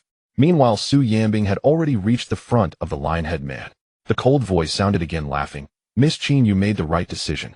As he spoke, the lion-head man extended his hand, preparing to take Su Yanbing away. But at that moment, a gust of wind rushed towards them. Then Jiang Chen's figure suddenly appeared in front of the lion-head man. Your master said I can hit you. Don't blame me. Jiang Chen's eyes hardened, and without a word, he swung his fist down at the lion-head man. In the next second, a dull sound echoed. The lion-head man's feet left the ground in an instant, flying backwards like a cannonball. Bang, bang, bang. Its body crashed into trees, breaking over a dozen thick ones before finally coming to a stop. Jiang Chen glanced at Su Yanbing and said, although I don't understand what is happening, all we need to do now is catch the guy hiding in the shadows, right? Su Yanbing was taken aback. Jiang Chen. Before she could finish, Jiang Chen saw the lion-head man charging over and quickly interrupted. Whatever you need to say, explain it to me after the fight. I don't have time right now. With that, Jiang Chen charged towards the lion-head man. Bang! Jiang Chen and the lion-head man both leaped into the air and exchanged a punch. In an instant, a powerful wave of energy erupted, spreading outwards. The trees within 100 meters trembled. The next moment, the lion-head man was sent flying. However, Jiang Chen remained unmoved, steady as a mountain. As he landed, Jiang Chen immediately shot out again, pouncing towards the lion-head man with relentless attacks. Bang, bang, bang, bang. Before the lion-head man could land, Jiang Chen had already reached him, seizing the opportunity to unleash a flurry of punches. Aura, aura, aura. In just a few seconds, dozens or even hundreds of punches were thrown. As fists fell like raindrops, the lion-head man's fierce gaze became noticeably clearer. This? Ling Shuang watched Jiang Chen, who kept shouting aura from a distance, completely dumbfounded. Su Yanbing, on the other hand, was anxious to the extreme. In her view, although Jiang Chen had the upper hand for now, once controlled by the puppet master, just thinking about it made her worry. With Jiang Chen's strength, wouldn't she be easily trampled? There would be no chance to fight back at all. Miss Su, your boyfriend is so strong. At this time, Ling Shuang came back to her senses, standing behind Su Yanbing, and asked in surprise. His strength is indeed exceptional. Su Yanbing responded instinctively. It wasn't until she spoke that she realized her heart trembled violently. What did Ling Shuang just ask? Forget it, given the current situation, it wasn't the right time to explain. Su Yanbing took a deep breath and said to Ling Shuang, let's go while Jiang Chen keeps the lion-head man busy. We will find that puppet master. Just as Su Yanbing and Ling Shuang were about to leave the corpse of the black spade, Hugh suddenly began to writhe at an astonishing speed. In the blink of an eye, the pieces of the corpse came together, connected by muscle fibers, into a whole. Under the watchful gaze of Su Yanbing and Ling Shuang, black spade, Hugh suddenly stood up. With knees bent and one arm drooping to the ground, the connecting parts of the corpse were still dripping with blood, looking particularly horrifying. Ling Shuang's beautiful eyes tightened as she spoke seriously. What kind of monster is this? Even she had never seen such a situation. What kind of creatures has this owl organization raised? It's still not working. Su Yanbing attempted to use her supernatural abilities, but still could not mobilize the spiritual energy within her. Suddenly, Black Spade Q opened its bloody maw and charged at Su Yanbing and Ling Shuang. Just as Su Yanbing prepared to dodge, Ling Shuang, however, stood still and shouted, "Eat it." As her words fell, a giant python emerged from beneath Black Spade Q, opening its bloody mouth and swallowing it whole. Immediately, the giant python transformed into a half-human, half-snake form, flicking its tongue and spinning in place as if nothing had happened. Phew! Su Yanbing let out a slight sigh of relief, but still did not dare to let her guard down. It was only when she realized she could move the spiritual energy that she finally felt completely at ease. The troublesome creature has finally disappeared. Ling Shuang also sighed. But at that moment, a cold laugh echoed through the air. Not good. Su Yanbing's expression stiffened, and she quickly reacted. The death of Black Spade Q was likely intentional by the puppeteer. Under the influence of Black Spade Q's abilities, they could not use their supernatural powers. Similarly, apart from the poison insects planted in advance, the puppeteer could not use any other supernatural abilities. Now the puppeteer actively chose to give up on Black Spade Q's abilities. This could only mean that he had an even bigger trump card. Meanwhile, Jiang Chen, who was pressing down on the lion-head man not far away, sensed something was off. It felt like the ground was shaking, as if something was about to burst forth. With a heavy punch, Jiang Chen struck hard at the lion-head man. Then he suddenly jumped back, retreating 10 meters. The next second, he saw the ground at his original position instantly tear open a fissure. The lion-head man's figure fell and disappearing without a trace. Jiang Chen, are you okay? Su Yanbing hurried a few steps forward and asked with concern. Senior, I'm fine. Jiang Chen waved his hand, looking at the fissure in the distance, his brow slightly furrowing. What's going on? Su Yanbing shook her head. I'm not sure either, it's probably the puppeteer's abilities behind us. At this moment, Ling Shuang said with a serious expression, it's an earth dragon. Just as her words fell, they heard the puppeteer's cold voice. As expected of the supernatural association, there's actually a prodigy who cannot be controlled by my abilities. I had good intentions and did not want to escalate the situation, Miss Qin. All of this is your fault. Next, no matter how many people die, it will be the karma you have created. Accompanied by a loud rumbling sound, the earth began to tremble violently. They saw the fissure on the ground suddenly widen, spreading rapidly in all directions. Suddenly, a gigantic claw emerged from the fissure. With a loud bang, the claw slammed onto the ground, unleashing a powerful surge of energy. On the other side, in the judge's viewing area, how long has it been blacked out? Is it not ready yet? Principal Zhang of Shanghai University looked at Principal Wang, asking helplessly. Principal Wang glanced at Principal Zhang and said helplessly, what are you in a hurry for? The staff is already investigating the situation. In reporting you, it's been over 20 minutes of blackout. Just as he finished speaking, a sudden loud noise came. The disconnected lines reconnected, and the principals and judges saw the footage of Jiang Chen and Su Yanbing's area. In an instant, everyone's eyes widened. Especially Principal Wang of South Emperor University, who stood up in shock, exclaiming, how did the Earth Dragon get disturbed? The 7 universities in Shanghai City were arranged in the pattern of the Big Dipper. Each university was suppressing a giant dragon underground. Isn't this the university you manage? Who the hell are you asking? Principal Zhang slammed the table, shouting angrily. Principal Wang, sweating profusely, said, don't panic. Quickly cut the broadcast. The competition is paused. Over the mountains behind South Emperor University, urgent broadcasts echoed. The competition is paused. Please, all students immediately head to the nearest stronghold. Students, please proceed to the nearest stronghold as quickly as possible and await transportation. Hearing the announcement, the participating contestants all looked astonished. Before they could react, they suddenly felt the tremors of the earth. Immediately, the contestants, scattered across various locations, simultaneously saw the enormous creature rising in the distance. It was a monster nearly 100 meters tall, covered in rocks, standing on 2 feet, resembling a lizard. Each step it took caused the ground to shake violently. What the hell? Jiang Chen stared wide-eyed, looking up at the giant creature, unable to help but gape. Upon closer inspection, he could even see a man wearing a clown mask standing on the earth dragon's shoulder. Stop gawking, let's go. At this moment, Su Yanbing tugged at Jiang Chen's arm, speaking urgently. Want to leave? It's too late. The clown said as a poison insect quietly crawled up behind Su Yanbing. Just as the poison insect was about to crawl onto Su Yanbing, Jiang Chen suddenly stepped back and stepped on the insect, crushing it to a pulp. Huh. The clown's expression stiffened. At that moment, Jiang Chen gathered his strength and jumped high. In the blink of an eye, he jumped to the same height as the clown. Just as Jiang Chen was about to swing his fist at the clown, the earth dragon suddenly opened its mouth and spat out a massive rock at him. Bang! With a loud crash, the boulder slammed directly into Jiang Chen. In an instant, both Jiang Chen and the boulder flew rapidly into the distance. Jiang Chen, Su Yanbing gasped in shock. The clown let out a long breath, unconsciously wiping the cold sweat from his forehead. The previous commanding aura vanished without a trace as he said with relief, that scared me. I thought. Ling Shuang quickly pulled Su Yanbing, running away. Miss, the dead cannot be revived. We should leave. The clown narrowed his eyes, looking at Su Yanbing and Ling Shuang, who appeared like ants on the ground. Just as he was about to manipulate the earth dragon to use its supernatural abilities, a massive rock flew in at high speed, heavily smashing onto the earth dragon's shoulder. After a loud crash, the earth dragon staggered back a few steps. The clown looked in shock at the direction the giant rock had come from. That guy, he didn't die? Oi, what are you looking for? Suddenly, Jiang Chen's voice rang out from behind. The puppeteer suddenly turned around. Immediately, he saw a fist the size of a sandbag coming toward him from a distance. Bang! Jiang Chen's fist, as large as a sandbag, heavily struck the clown man's mask. In an instant, the mask shattered, and the clown man was sent flying off the shoulder of the earth dragon. Jiang Chen did not rush to pursue, but instead gathered all his strength to punch the earth dragon's head. With one punch, the dragon's head tilted to one side and fragments of rock flew everywhere. However, it did not suffer any fatal injury. So powerful. Jiang Chen shook his hand, faintly feeling a twinge of pain.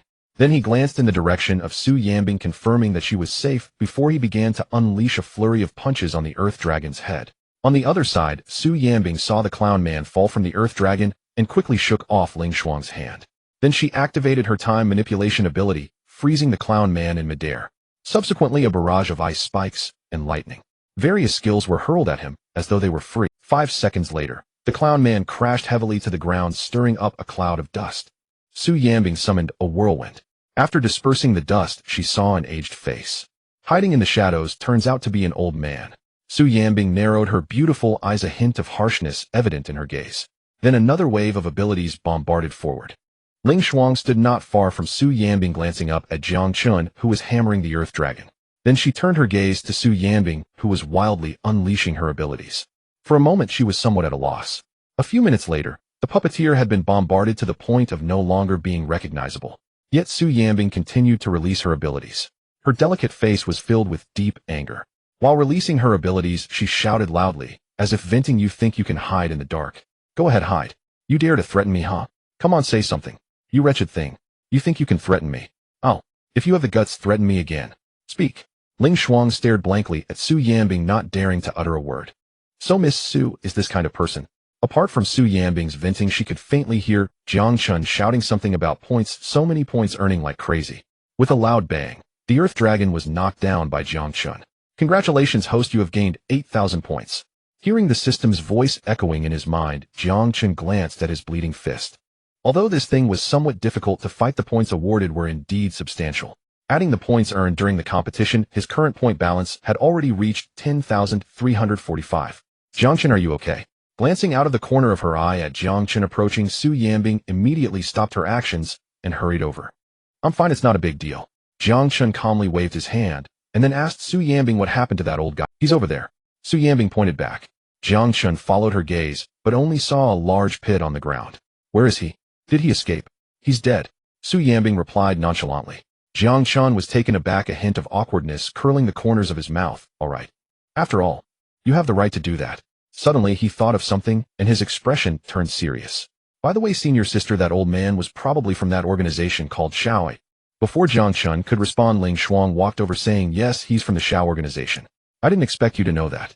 It seems Miss Su trusts you a lot. Indeed, considering your strength and your relationship with Miss Su, you're quite trustworthy." Hearing this, Jiang Chen, he forgot that Ling Shuang was also present. If the matter of extracting information were to come to light. Fortunately, Ling Shuang did not suspect anything, but continued to ask, "Did you see clearly what pattern was on that guy's mask? What was the design?" Without hesitation, Jiang Chen replied, "The king of playing cards." "The king?" Ling Shuang's eyes brightened. "So this guy is the leader of the Shao organization. Are you sure he is the leader?" Su Yanbing furrowed her brows, looking at Ling Shuang with confusion. To think the leader of the Shao organization personally took action. "Yes." Ling Shuang nodded affirmatively, stating, "According to the association's investigation, members of the Shao organization always wear playing card masks. By the design and number on the playing cards, one can determine their rank. 3 is the lowest, and the design corresponding to the king signifies the leader." Hearing this, Su Yanbing pondered, "No wonder this guy is so difficult to deal with.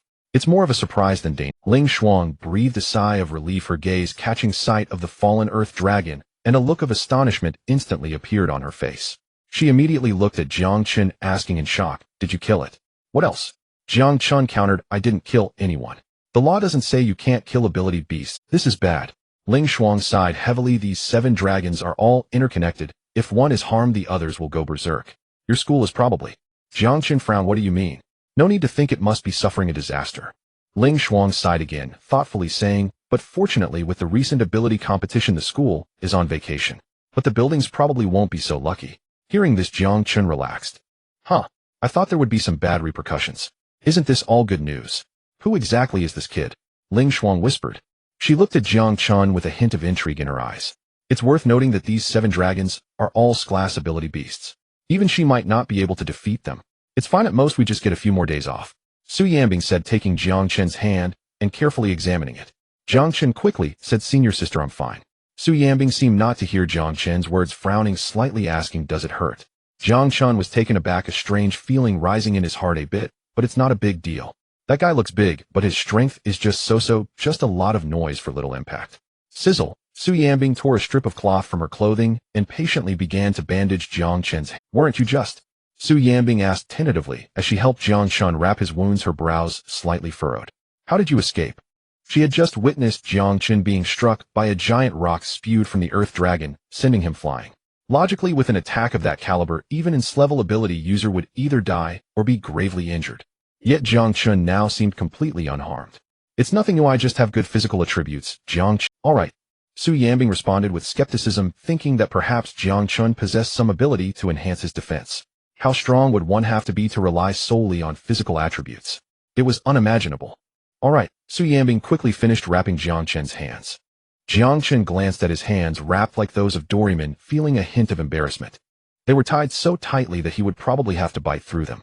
Just as Jiang Chen felt helpless, suddenly a loud noise erupted nearby. Jiang Chen, Su Yanbing, and Ling Shuang along with the snake lady all turned to look. A rock flew out from a crack in the ground. Following that, a lion-head man crawled out. Jiang Chen stepped forward, and Su Yanbing also became vigilant. Ling Shuang quickly said, "Miss Su, don't worry, he has already broken free from control." "Really?" Su Yanbing looked at Ling Shuang and asked. "Absolutely." Ling Shuang nodded firmly. "He is my beast, and I can sense it."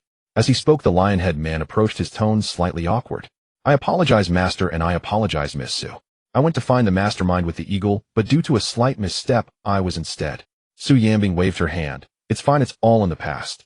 Regardless, the leader of the Owl organization personally intervened. Moreover, he fought under conditions of missing intelligence. If one were to scrutinize, it was she who had recklessly come here as bait, and thus, she bore the most responsibility.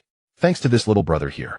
The lion-head man spoke again, his gaze landing on Jiang Chen, exclaiming, "If it weren't for you suppressing me, the consequences would have been unimaginable." Indeed, Ling Shuang nodded in agreement. At that time, she couldn't use her abilities to counter the lion-head. Had it not been for Jiang Chen's arrival, even she, an animal tamer, might have perished here, being killed by one's own beast, even if just injured. If this news spread, her reputation would be ruined. "By the way, where is the eagle?" Ling Shuang suddenly recalled something and asked the lion-head man. Just as she finished speaking, an eagle's cry rang out from the sky. The lion-head man looked up and sighed. "When I was just controlled, I was still conscious and saw this guy running away." "Oh well." Ling Shuang looked at the eagle and said, "Unlike you, it's merely a functional beast. Running away is the correct choice." Just then a hurried and rhythmic sound of footsteps approached from afar. The others looked in the direction of the sound, and Ling Shuang calmly said, "By the looks of it, the enforcement team from Shanghai City has arrived." As she spoke, she turned to Su Yanbing. "Miss Su, I can't show up, so we'll take my leave first." Su Yanbing nodded slightly. "He'll handle things here." Ling Shuang then looked at Jiang Chen and said, "Kid, you did a great job today. I will report to the association and you will definitely receive recognition. In the next few days, think about what reward you want, and let Miss Su know once you have decided. I will help you apply it." After saying that, Ling Shuang turned to leave, but Jiang Chen called out, "I've made up my mind." Ling Shuang looked surprised so soon. Su Yanbing looked at Jiang Chen helplessly, saying, "Don't tell me it's something like a bonus or a meal card. The opportunity to apply for recognition from the Ability Association is rare. This incident could certainly grant at least a second-class merit. It shouldn't be wasted." "Of course not." Jiang Chen smiled. He knew when to say what. Asking for a meal card or a bonus was something for students from the same school. Demanding mountains of gold and silver from them would yield nothing. "I want to learn about the information regarding the secret realm." Jiang Chen looked at Ling Shuang, speaking earnestly. "If there is news about the secret realm, please inform me at the first opportunity." Although he already knew that a secret realm was about to appear in Shanghai City, this information had been privately disclosed by Su Yanbing and could not be casually mentioned. Ling Shuang paused for a moment before calmly saying, "A secret realm will appear in Shanghai City, soon, likely in October." Jiang Chen pretended to be surprised. "What a coincidence." "Yes, quite a coincidence." Ling Shuang smiled slightly, stealing a glance at Su Yanbing. "Can I participate in this secret realm?" Jiang Chen continued, "Consider it my reward. I cannot promise you at the moment, but I can help you apply." Ling Shuang smiled playfully, "But don't worry, the chances of approval are quite high." "Then I appreciate your help." Jiang Chen smiled slightly. "It's no trouble. If there's nothing else, I will take my leave." Ling Shuang noticed that Jiang Chen already knew about it. It was clear that Su Yanbing had informed him. Jiang Chen also realized that Ling Shuang could tell he already knew the news. But they both kept it unspoken. In just a few exchanges, the originally dark news became white. Not long after Ling Shuang left, members of the enforcement team from Shanghai City arrived at the scene. "Miss Su." Upon seeing Su Yanbing, the enforcement team leader instantly displayed a look of astonishment. Su Yanbing calmly said, "The crisis has been resolved. Let's go. I will cooperate with you to take notes." "Understood." The enforcement team leader snapped out of his daze and hurriedly followed Su Yanbing to the side. As they walked, Su Yanbing suddenly turned and glanced at Jiang Chen. "Wait for me, it will be over soon." "All right," Jiang Chen replied. He was puzzled about how Su Yanbing could tell he was about to leave. Around noon, Jiang Chen and Su Yanbing left the back mountain competition venue. Waiting for them were the principal of Shanghai University and several logistical teachers. The moment Qin Ruoshi saw Su Yanbing emerging from the back mountain, she dashed over from a distance and hugged Su Yanbing tightly. Su Yanbing was taken aback and secretly sighed surprisingly, not giving Qin Ruoshi a cold shoulder. A few seconds later, Qin Ruoshi remembered that Jiang Chen was beside her and quickly added, "Jiang Chen, it's not what you think I just." She stuttered for a while, not knowing how to explain. She was afraid of exposing her relationship with Su Yanbing.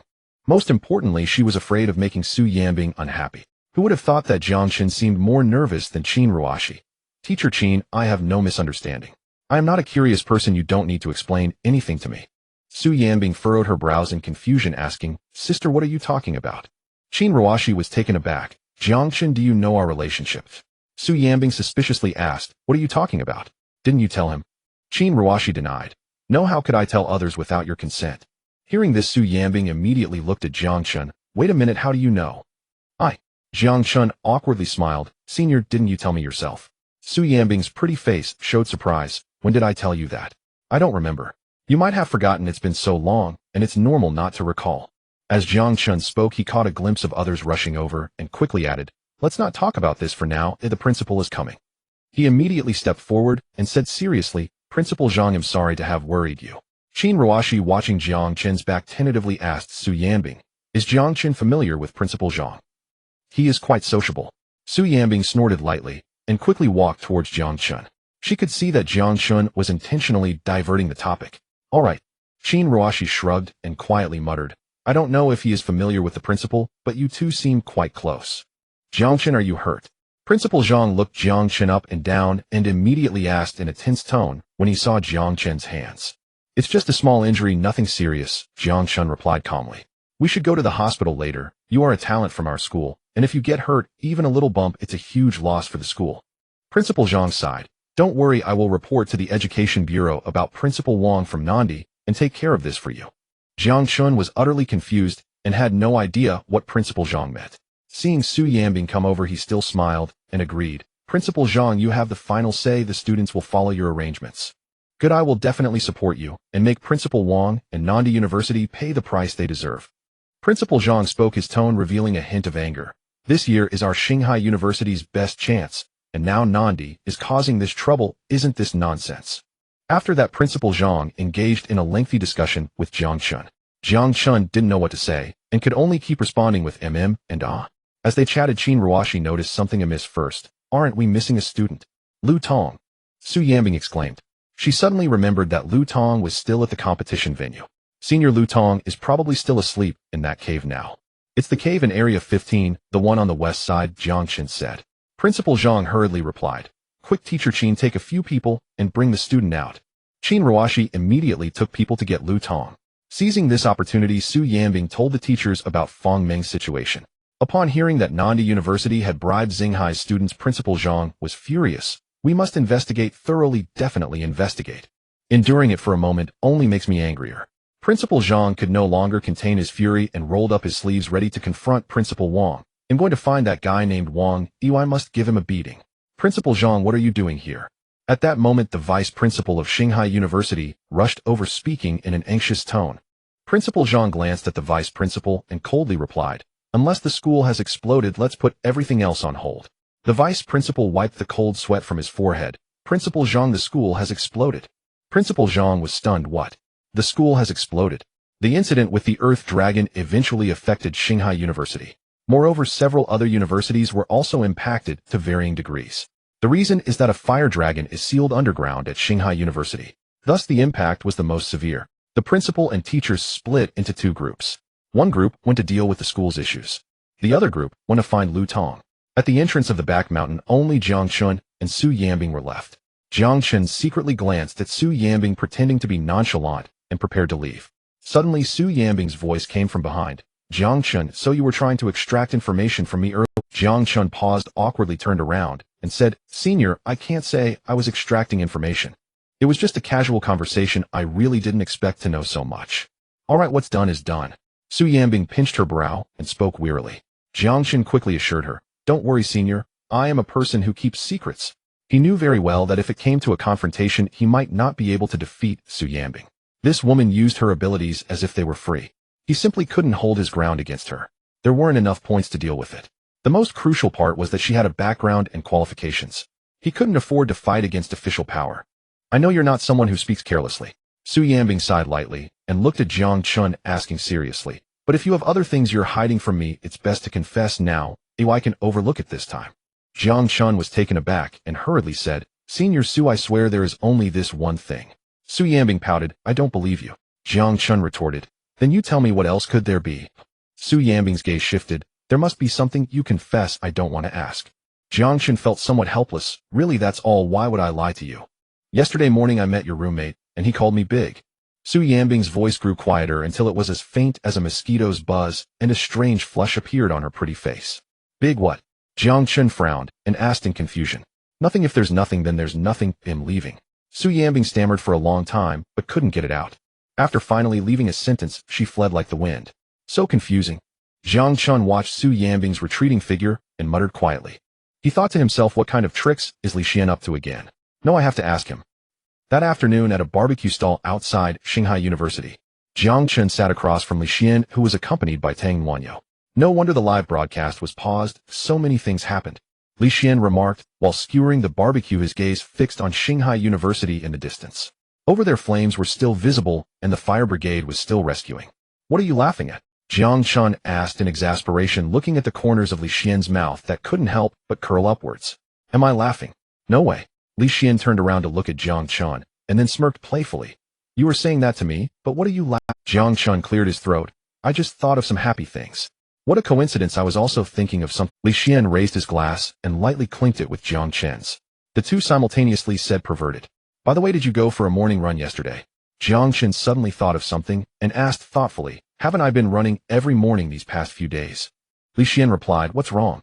Jiang Chen frowned. Did you meet Senior Su when you went for your morning run yesterday on the playground? Indeed. Li Xian calmly said after swallowing a mouthful of beef kidney. Jiang Chen spoke again, curious, as he asked, Senior Sister Su mentioned that you called her something like big. Li Xian replied nonchalantly, oh, big sister-in-law. Jiang Chen had just taken a sip of draft beer when he heard the words, big sister-in-law, and instantly turned his head to spit it out. Why are you so excited? Li Xian looked puzzled and handed a tissue to Jiang Chen. You call her big sister-in-law? Jiang Chen took the tissue, wiping the corner of his mouth as he asked. You are my older brother, so isn't she my older sister-in-law? Li Xian countered seriously. That's not how it works, bro. Jiang Chen helplessly replied, you can't eat things recklessly, and you can't talk recklessly either. Li Xian blinked and said, I didn't say anything wrong. Aren't you two in a relationship? When did we ever start dating? Jiang Chen replied, looking exasperated. Didn't I explain it all to you? Jiang Chen said in disbelief. Wait. Li Xian raised his hand. You told me before that you two are dating, and that you should cherish the relationship. Jiang Chen was taken aback. When was that? Why don't you just admit it? Li Xian said, rolling his eyes. Let me help you remember. He then recounted the events of that night in detail, starting from when Jiang Chen and Su Yanbing bought their gear and returned to the dorm, to when he went downstairs to get the weight loss meal that Tang Wanyo had sent, then to the conversation they had back in the dorm. After hearing Li Xian's narration, Jiang Chen suddenly realized it was a misunderstanding. You talk about being in sync. What we discussed then was completely different. Jiang Chen looked at Li Xian, expressing his viewpoint. However, Li Xian made a face of disgust and said, bro, are you crazy? Su is a wealthy person, true, but wealthy people aren't fools. Why would she spend money on you for no reason? It must be because she likes you. Jiang Chen waved his hand dismissively. You don't understand the meaning of emotional value, just like those big brothers and sisters who spend lavishly in live streams. Stop. Before he could finish, Tang Wanyo interrupted, looking at Jiang Chen as she asked, Jiang Chen, you're saying that President Su spends money on you to provide her with emotional value, right? Jiang Chen nodded exactly. Tang Wanyo continued, then why doesn't she spend money on others? Jiang Chen was momentarily speechless. Also, to say something unpleasant, why do big brothers and sisters in live streams spend money on gifts? Tang Wanyo said with a slight snort, isn't it? Because they like that streamer. Wanting to date someone, when it comes down to it, is just wanting to sleep with them. Then, Jiang Chen opened his mouth, but stopped short, unable to refute. Insightful. Li Xian looked at Tang Wanyo and gave her a thumbs up. Tang Wanyo smiled slightly, lifted her cup, took a gentle sip, and calmly said, this principle is quite simple. Your roommate understands it, he just doesn't want to admit it. With every gesture, she exuded an aura of superiority, making Jiang Chen feel momentarily blinded. Is it really like that? Li Xian looked at Jiang Chen and asked. Jiang Chen awkwardly smiled. How would I know these things? No, you do know. You just resist the idea of, Tang Nuanyo spoke again, her tone flat. You've been hurt in the past, seen too many negative sides, and deep down you're unwilling to admit that there are good girls even resisting contact with women. Jiang Chen waved his hand. Nonsense. That's not the case at all. Li Xian stated firmly. Bro, stop pretending. Nuanyo can't be wrong. Jiang Chen pouted. You two are in cahoots. You definitely believe her words. Brothers are like limbs and women are like clothes. But brothers are like the limbs of a centipede and women are like winter clothing. He understood this much. Bro, I'm not biased toward my girlfriend. Li Xian looked at Jiang Chen, his brow furrowed because her ability. Jiang Chen was taken aback and turned to Tang Nuanyo, who was shocked, and asked, mind reading? Yes. Tang Nuanyo nodded and said, without hiding, my ability indeed lacks combat effectiveness, but fortunately Shanghai University doesn't just train combat talents. Li Xian chimed in. Her future development direction is to become a psychologist. So you used your ability on me just? Jiang Chen asked skeptically, but the system didn't alert him to increase his resistance. Yes, I used my ability while you were explaining the situation to Li Xian. Tang Nuanyo said, but don't worry, my ability has no side effects and won't invade your privacy. It measures your emotional changes deep down to make judgments. Is that so? Jiang Chen frowned.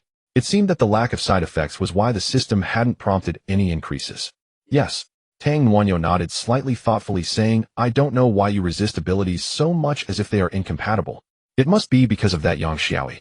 Li Xian looked at Tang Nuanyo and said, let me tell you, Jiang Chen's previous girlfriend was really disgusting. Jiang Chen didn't respond, lost in thought. In the past, he hadn't realized there was a problem. But after hearing Tang Nuanyo's analysis today, he involuntarily began to self-reflect. Of course, the reason couldn't possibly be Yang Xiaoyi. In reality, Yang Xiaoyi meant nothing to him. The things Yang Xiaoyi did to him were trivial. In his eyes, rather than saying Yang Xiaoyi was an ex-girlfriend, she was more like a tool for gaining points. After pondering for a moment, Jiang Chen understood the reason. It was probably related to the experiences from his previous life. In his last life before he struck luck, he was only 18 or 19. His mind was still immature and easily influenced by external factors. At that time, he had come into contact with too much information about gender opposition. He had also witnessed too many absurd events online. He was brainwashed by various news. At first, Jiang Chen didn't take it seriously. He observed from the perspective of a spectator for amusement. However, some incidents were so outrageous. Any comment online would lead to conflict. At first, he tried to reason. Gradually, he found that some arguments simply couldn't be made. Eventually, he simply joined the crowd, enjoying the drama of those who passed away. It seems you were indeed right. Jiang Chen came back to his senses and looked at Tang Nuanyo. I have a few matters to attend to, so I'll leave first. You all can continue eating. Jiang Chen glanced at the information on his phone, slowly stood up, and said to Li Xian and Tang Nuanru. As he spoke, he added to Li Xian, I understand and I will think it over carefully. After saying that, he left the barbecue stall and settled the bill before leaving. Li Xian watched Jiang Chen's departing figure and hurriedly said, Nuanru quickly read his mind and see what Jiang Chen is considering. Tang Nuanru narrowed her eyes and said, I can't tell. He seems quite confused right now. It appears there are quite a few things he needs to think about. What is he even thinking about? Li Xian said helplessly. It should be related to President Su's family, Tang Nuanru continued, and also, what is it? Seeing Tang Nuanru's puzzled expression, Li Xian quickly asked. Tang Nuanru said, no, I can sense he is still a bit lost, as if he has never been in a relationship before. Li Xian curiously asked, what else? Tang Nuanru pouted. He's too far away now, I can't read him anymore. Senior, what happened that you are in such a hurry? On the Shanghai Bridge, Jiang Chen found Su Yanbing leaning against the railing, gazing at the river scenery. A red sports car was parked nearby, exceptionally eye-catching. I can't discuss the matters of the Ability Association over the phone, so I called you here to talk in person. Su Yanbing turned to Jiang Chen and said lightly, Ling Shuang has already helped you apply for the admission to the secret realm. The process has gone very smoothly, and after the final review, you will be able to enter the secret realm. Is it really that efficient? Jiang Chen was somewhat surprised and asked, Senior, what kind of review? Simply put, they need to understand your family situation. Su Yanbing replied. Jiang Chen was taken aback. Political review. You can understand it that way. Su Yanbing nodded. But you don't need to worry, it's just a formality. Jiang Chen tentatively asked, so does Ling Shuang need to go to my house and meet my parents? What do you— No matter how you look at it, Ling Shuang is a core member of the Ability Association. How could she personally handle such a trivial matter? As Su Yanbing spoke, her gaze shifted to the side, and she continued, this task has been assigned to me. Jiang Chen was surprised. Su Yanbing shot Jiang Chen a glance. What do you mean, Get ready, we're going to your house tomorrow. All right then. Jiang Chen hesitated, but reluctantly agreed. Su Yanbing continued, and Jiang Chen's heart tightened as he asked, what else? Su Yanbing said calmly, you know the situation at school, we will at least have a month off. The news will be notified soon, so I wanted to give you a heads up. Jiang Chen inexplicably breathed a sigh of relief and said, a vacation sounds good. Don't be too happy too soon. Although we will be on vacation, classes won't be missed and will be conducted in the form of online courses. As Su Yanbing said this, she turned and walked toward the sports car. Tomorrow at 8 o'clock still at this place. Don't be late again. After finishing, she opened the car door, got in, and drove away. Online classes. Jiang Chen frowned. Normally classes are just about teaching how to control spiritual energy. It's just passing time as it is. Now with online classes it will be even more of a waste. Well, if I have to waste time, it doesn't matter where I do it. Jiang Chen sighed lightly and turned to look in the direction where Su Yanbing had left. In his mind, the conversation with Li Xian and Tang Nuanru from earlier unconsciously resurfaced. Regarding matters of love, he decided to take it step by step. Just go with the flow. Night fell. Jiang Chen found a nearby hotel to rest. Su Yanbing, on the other hand, went to stay at Qin Ruoxi's home in Shanghai. Yanbing, how did it go? Qin Ruoxi approached Su Yanbing immediately upon her return. What do you mean? Su Yanbing frowned, slightly puzzled. Qin Ruoxi asked with a smile, did you talk to Jiang Chen about meeting his parents? What meeting parents? That was a political review, okay. Su Yanbing rolled her eyes at Qin Ruoxi. Why does everything you say sound so twisted? I already told Jiang Chen, and tomorrow I'm going with him. As she spoke, she suddenly thought of something and looked at Qin Ruoxi with a probing gaze, asking, this matter should normally be your responsibility as a teacher. Why has the association given you a task at this critical moment? Yanbing, I really don't know that. Qin Ruoxi said earnestly, and you have to understand I received the task first before deciding to give Jiang Chen a political review. Alright, then I'll go. They'll take care of it myself. After saying that, Su Yanbing turned and walked toward the bathroom. Qin Ruoxi watched Su Yanbing's back, a playful glint flashing in her beautiful eyes. Yanbing, I know you don't want to go and are afraid of the trouble. Would you like me to help you contact someone else? Hearing this, Su Yanbing paused for a moment and then said, once a decision has been made, don't change it easily, or it will be even more troublesome. Qin Ruoxi smiled meaningfully and said, you're right, what you said makes sense. Then this task will be a bit of a burden for you. I'm going to take a shower.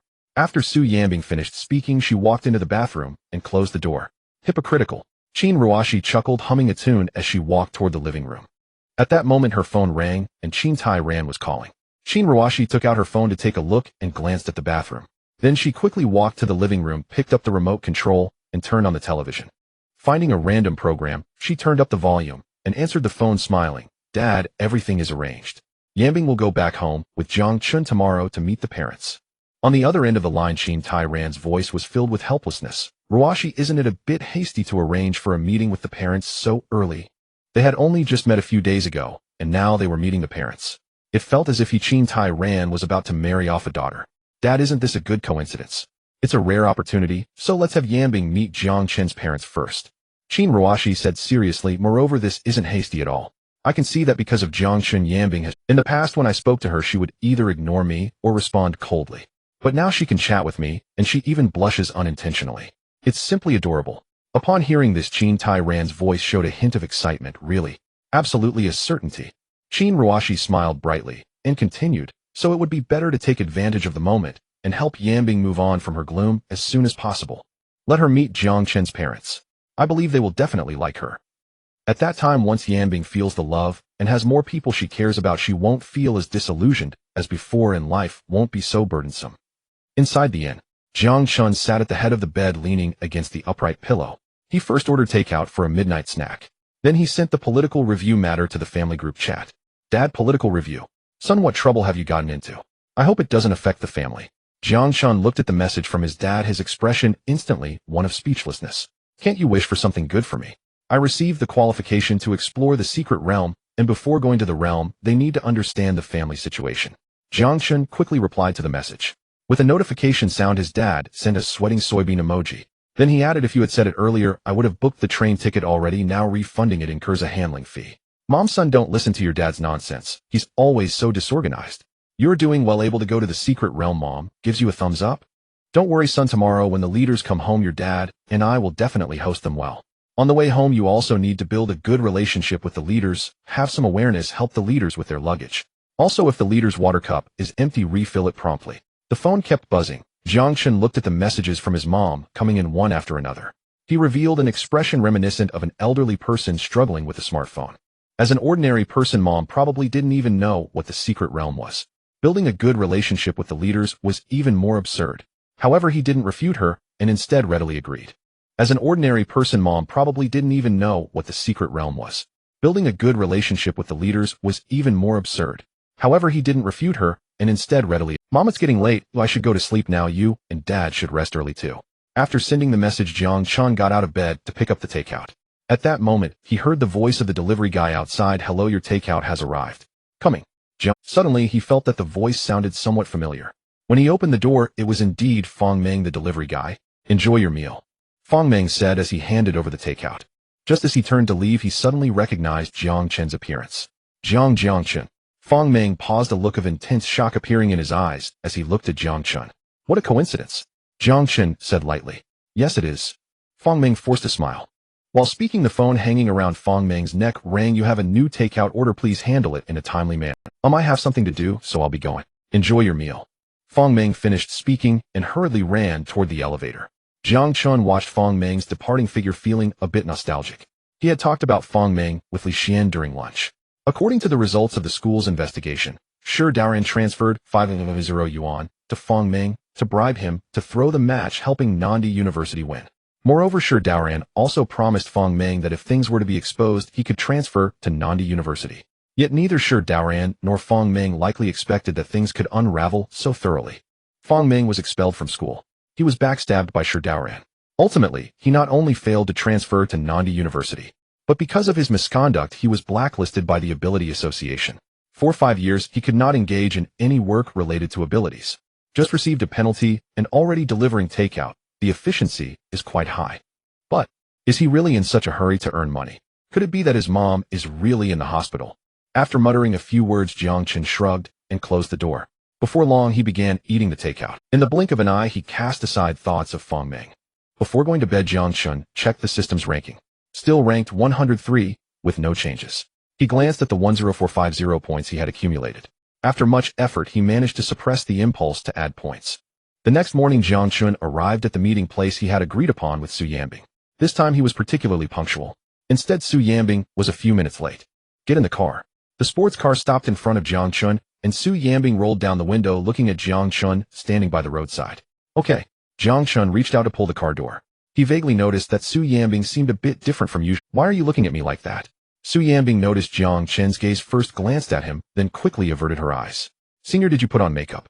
Jiang Chen asked tentatively. Su Yanbing was taken aback and quickly replied, in a rush, I stayed over at Qin Ruox's house last night. She insisted on using me as a practice model for makeup, and I couldn't refuse her, so I agreed. This dress was also forced on me by her. The gift for your parents in the trunk was also bought by her. Jiang Chen stared blankly at Su Yanbing. He had only asked one question. Why did she explain so much? For a moment, he didn't know what to say. After hesitating for a moment, he said, you look really good with makeup on. Thank you. Su Yanbing responded stiffly, then immediately changed the subject. Where is your house? Jiang Chen answered without thinking. My house is in Qingping County, Qingshui Town. Qingping County, Qingshui Town. Su Yanbing mumbled, taking out her phone to navigate. When she saw the route, she couldn't help but furrow her brows. Over 1,000 kilometers driving would take at least. At this moment, Jiang Chen said from the side, Senior, it's a long way, driving will be tiring. Why don't we take the high-speed train? It will be faster. I know how to get there. Su Yanbing said as she started the engine and pressed the gas pedal. After a dozen minutes, Su Yanbing brought Jiang Chen to the branch of the Shanghai Ability Association. Wait for me in the car. After Su Yanbing said this, she pushed the car door open and walked straight towards the. Jiang Chen sat in the car looking at the sign that read Ability Association, Shanghai branch. A deep look of astonishment appeared on his face. What's going on? Are we here to buy tickets at a discount? Or can we get a free ride? Hiss, it's just a high-speed train. There's really no need to use such a hard relationship, right? Before long, Su Yanbing walked out of the building followed by several members of the Ability Association in uniforms. One of them looked somewhat familiar to Jiang Chen. It seemed he had seen him somewhere before. Su Yanbing opened the car door and sat in the driver's seat, fastening her seatbelt, while saying to Jiang Chen, buckle up, we are off. As soon as the voice fell, a blinding white light enveloped the vehicle. Jiang Chen quickly squinted, instinctively raising his hand to shield his face. When the white light dissipated and his vision returned, he saw several members in Special Ability Association uniforms still standing outside the car. However, their faces seemed different. With an inadvertent glance, he was taken aback to find that the sign saying Special Ability Association, Shanghai City Branch, had changed to Special Ability Association, Jiangdong City Branch. And his hometown Qingping County belonged to Jiangdong City. Jiang Chen came to his senses, and looked at Su Yanbing asking in surprise, "Senior, have we arrived in Jiangdong City?" "Yes, we just underwent a spatial transfer," Su Yanbing replied, calmly glancing at the navigation. Although there was still nearly an hour's journey ahead, the distance was much closer now. "It can work like this." Jiang Chen was astonished.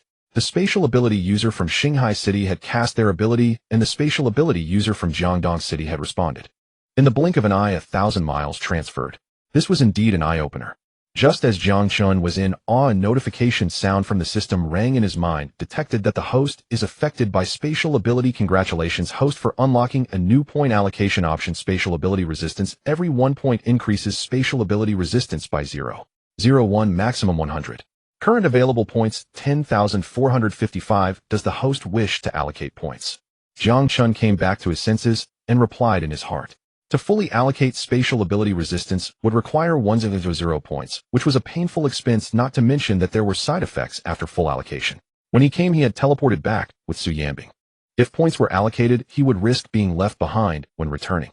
Just then the system's voice rang again. "The property of spatial ability resistance is special. After point allocation, the host can choose whether the resistance effect takes effect." Hearing this, Jiang Chen began to ponder. It seemed that there was indeed no risk of being left behind. However, the required points were too many, and it was unnecessary to allocate this resistance for now. He decided to save the points and use them at a critical moment. "Is it really that surprising? Haven't you come to your senses yet?" At this time, Su Yanbing's voice rang in his ear, pulling Jiang Chen back to reality. Jiang Chen glanced at Su Yanbing. At the same time, he saw the rapidly passing roadside trees outside the car window. Just when he was talking to the system, Su Yanbing had already driven onto the road. "This is my first experience of such a long-distance spatial transfer. I consider it an eye-opener," Jiang Chen said, looking at Su Yanbing with a calm response. "Actually, this is my first time too," Su Yanbing said, driving with a steady gaze. "Although I joined the Special Ability Association a few years ago, this is my first time executing a task for the association.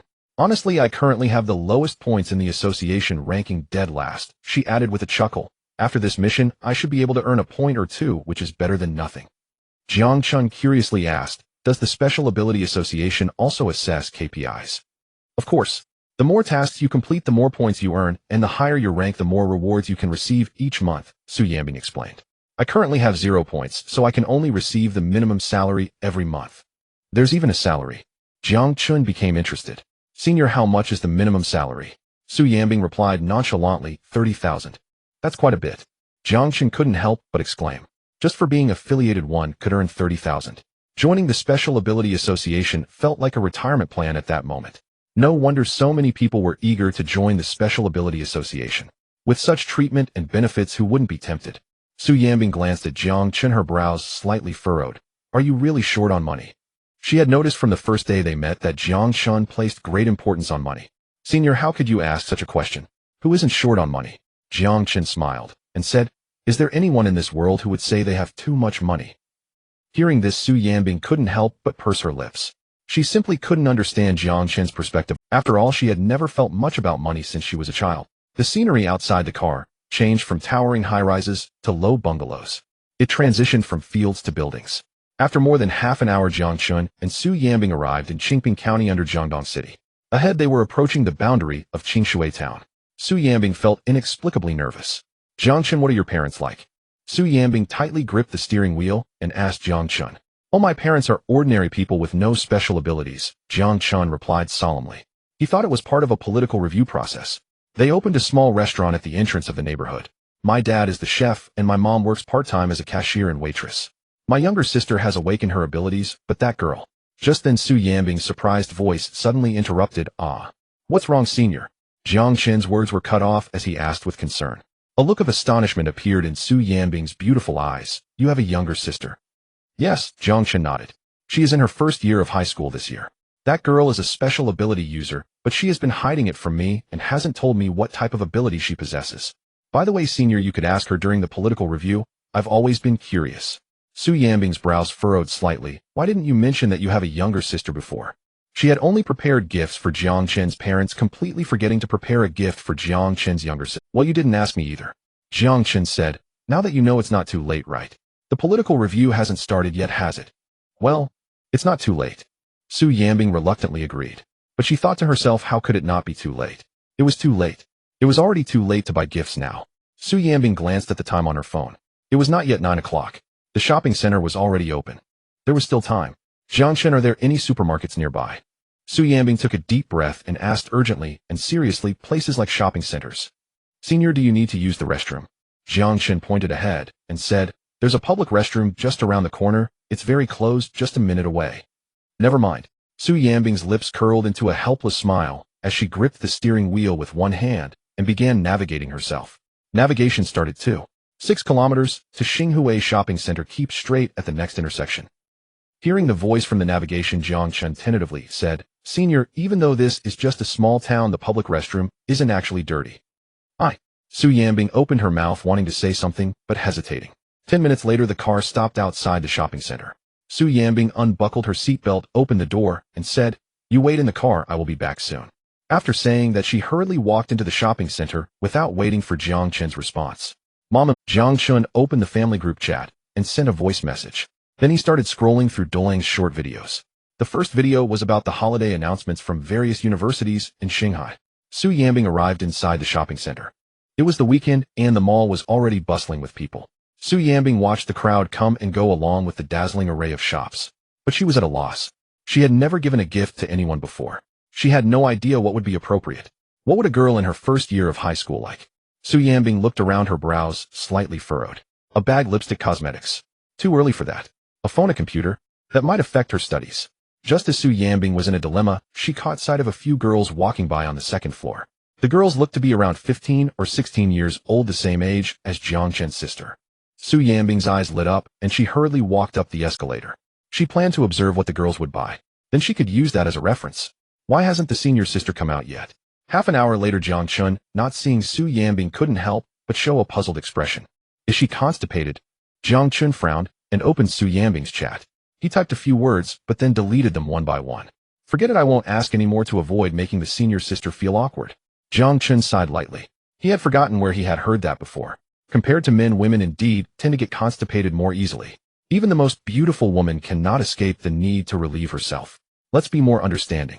With that thought, he exited the green bubble and continued scrolling through Dolong. Meanwhile, inside the shopping center, Su Yanbing followed the girls from the second floor to the third floor. Then they went back down from the third floor to the second floor. The girls were chatting and laughing, pointing at the shops. But they didn't go inside, just loitered in the corridor. Eventually, the girls stopped in front of a milk tea shop. It seemed they were tired from shopping. This is completely lacking in reference value. Su Yanbing sighed quietly just as she was about to turn around. Suddenly, she heard one of the girls in front say, that aunt over there has been following us sneakily for half a day. What do you want, aunt? Su Yanbing was taken aback, frowning as she looked at the girl who spoke. Is there a problem, aunt? The girl looked at Su Yanbing and questioned her. Their dialogue attracted the attention of the other girls. The nearby girls also looked at Su Yanbing. Then someone said to the girl, Ruo, this sister is quite beautiful. She doesn't look like an aunt. Another added, yes, she's so pretty she must be a star. Maybe you misunderstood. You too, how can you judge by appearances? The girl snorted lightly, seriously saying, good people and bad people aren't distinguished by looks. If you judge someone by their beauty, you'll easily fall into trouble later. Ruo, that's not how you use judging by appearance, right? Yeah. And what does calling her aunt have to do with this? The other two girls looked at Jiang Ruo helplessly, their tone filled with awkwardness. Jiang Ruo furrowed her brows slightly. Tisk, you two, whose side are you on? The two girls exchanged glances. Then they looked at Su Yanbing and asked, sister, were you really following us just now? Are you looking for us for something? Su Yanbing saw that the other two girls were polite. The anger in her heart dissipated significantly. I want to buy a gift for a friend's younger sister, but I don't know what would be good to buy. Su Yanbing replied honestly, her age is similar to yours, so I thought I'd see what you would buy for reference. Upon hearing this, the two girls looked at Jiang Ruo helplessly. Ruo, look, this sister is not a bad person. Yes, she's here to buy a gift. Jiang Ruo looked at Su Yanbing with a hint of suspicion, tentatively asking, really? Are you sure you're not deceiving us? Do I have to deceive you about something like this? Su Yanbing looked at Jiang Ruo, her tone suddenly turning cold. I say, little girl, do you have a persecution? You must always be cautious of others. Jiang Ruo tossed her hair and coldly snorted. And in my eyes, you still haven't cleared your suspicions. Don't think I'm as easy to fool as the other two. Ruo. The two girls wanted to persuade her. Jiang Ruo interrupted. Trust me, I have a feeling, even though I don't know why, but the moment I saw this woman, I inexplicably disliked her. As she spoke, she looked at Su Yanbing again. Honestly confess, what is your purpose? Su Yanbing slightly parted her lips, but hesitated. She didn't want to argue with this little girl, so she simply took out a wad of cash from her bag. Here's 1,000 yuan. Whoever helps me pick a gift can keep this money. As soon as she finished speaking, Jiang Chen was the first to dash out her attitude, doing a complete 180 as she cheerfully said, "Pretty sister, I'm the best at picking gifts. Come with me, I know a shop where the stuff inside is simply divine." The two girls stood at the entrance of the milk tea shop, their faces showing expressions of disbelief. "No way. What are you doing?" A little over 10 minutes later, Su Yanbing walked out of the shopping center. In her bag was a gold bracelet that Jiang Chen recommended. She initially didn't want to take Jiang Chen's suggestion. She had intended to give the money to the other two girls. But those two had no opinions. The key was that Jiang Chen's words were so persuasive and sounded so, "Sorry to keep you waiting." Su Yanbing sat in the car and said to Jiang Chen, "It wasn't a long wait." Jiang Chen replied calmly, "I can understand such things, but it's human nature." Su Yanbing raised her hand and rubbed her temples. There was no need to think too much. She just knew Jiang Chen must have misunderstood. This guy's comprehension ability has never been reliable. Just like that little girl from earlier, so full of herself. As she thought of this, Su Yanbing suddenly remembered something. She quickly looked at Jiang Chen, observing him closely. It can't be that coincidental, right? She was shocked to find that the girl she met earlier bore a resemblance to Jiang and their personalities. Jiang Chen furrowed his brow and asked, "What's wrong, senior sister?" "What coincidence?" Su Yanbing asked, "What is your sister's name?" Jiang Chen, "What's wrong?" Jiang Chen asked, a flicker of suspicion stirring within him. Understood, Su Yanbing replied, feigning composure. He recalled that the young girl's friend had also called her Ro. Could she truly be Jiang Chen's younger sister? "Where do you live? Let's go there now." Su Yanbing spoke again. "Xingfu Residential Complex." Jiang Chen gave her the full address of his home. Without hesitation, Su Yanbing immediately input the destination into her navigation system and started the engine. Jiang Chen's younger sister was still shopping at the mall with her friends. If they completed the political review as swiftly as possible, they would likely avoid any encounter. Half an hour later, Jiang Chen and Su Yanbing arrived outside Xingfu Residential Complex. From afar, Su Yanbing spotted a restaurant named Xingfu Restaurant near the residential complex's entrance. Standing before it were a middle-aged man and woman. Unlikely to be anyone else. These were almost certainly Jiang Chen's parents. "Senior, my parents are just ahead. You can park directly in front of the restaurant." At that moment, Jiang Chen sat upright and addressed Su Yanbing. She responded softly. Yet beneath her calm exterior, an inexplicable tension coiled within her chest. The moment the car came to a halt, Jiang Chen opened the door and stepped out, walking toward his parents. "Mom, Dad."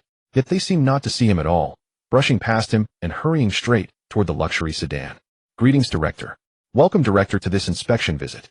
Jiang Feng, the father, and Wen Hong, the mother, approached the sedan, their faces radiant with warm, effusive smiles as they enthusiastically greeted its occupant. The car door opened. Su Yanbing glanced at Jiang Chen's parents and offered a polite practice smile. "Uncle, Auntie, hello." "Director, you're far too modest. Jiang Chen has surely troubled you so often." Wen Hong began, then abruptly fell silent. Beside her, Jiang Feng's expression likewise shifted, astonishment flickering across his features. This director appeared astonishingly young. She couldn't possibly be much older than Jiang Chen himself. "Mom, Dad, no need for such formality." Jiang Chen stepped forward and introduced Su Yanbing. "This is Su Yanbing, my senior from year 3. She's also a member of the Paranormal Abilities Association, and she's here to conduct a preliminary assessment of our family circumstances."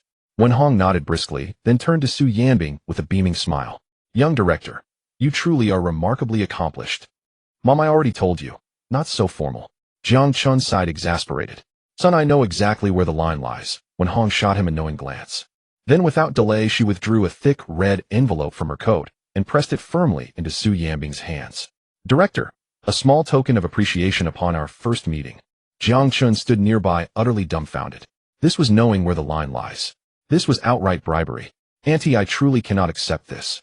Su Yanbing tried to return the envelope, but Wen Hong kept stepping backward, evading her grasp while insisting, "Young director, it's merely a gesture, nothing substantial. Please do accept it." Jiang Feng chimed in warmly, "Indeed, young director, just a token." But Su Yanbing, unaccustomed to such overwhelming hospitality, faltered, momentarily at a loss. At that instant, Jiang Chen urgently pulled Wen Hong aside.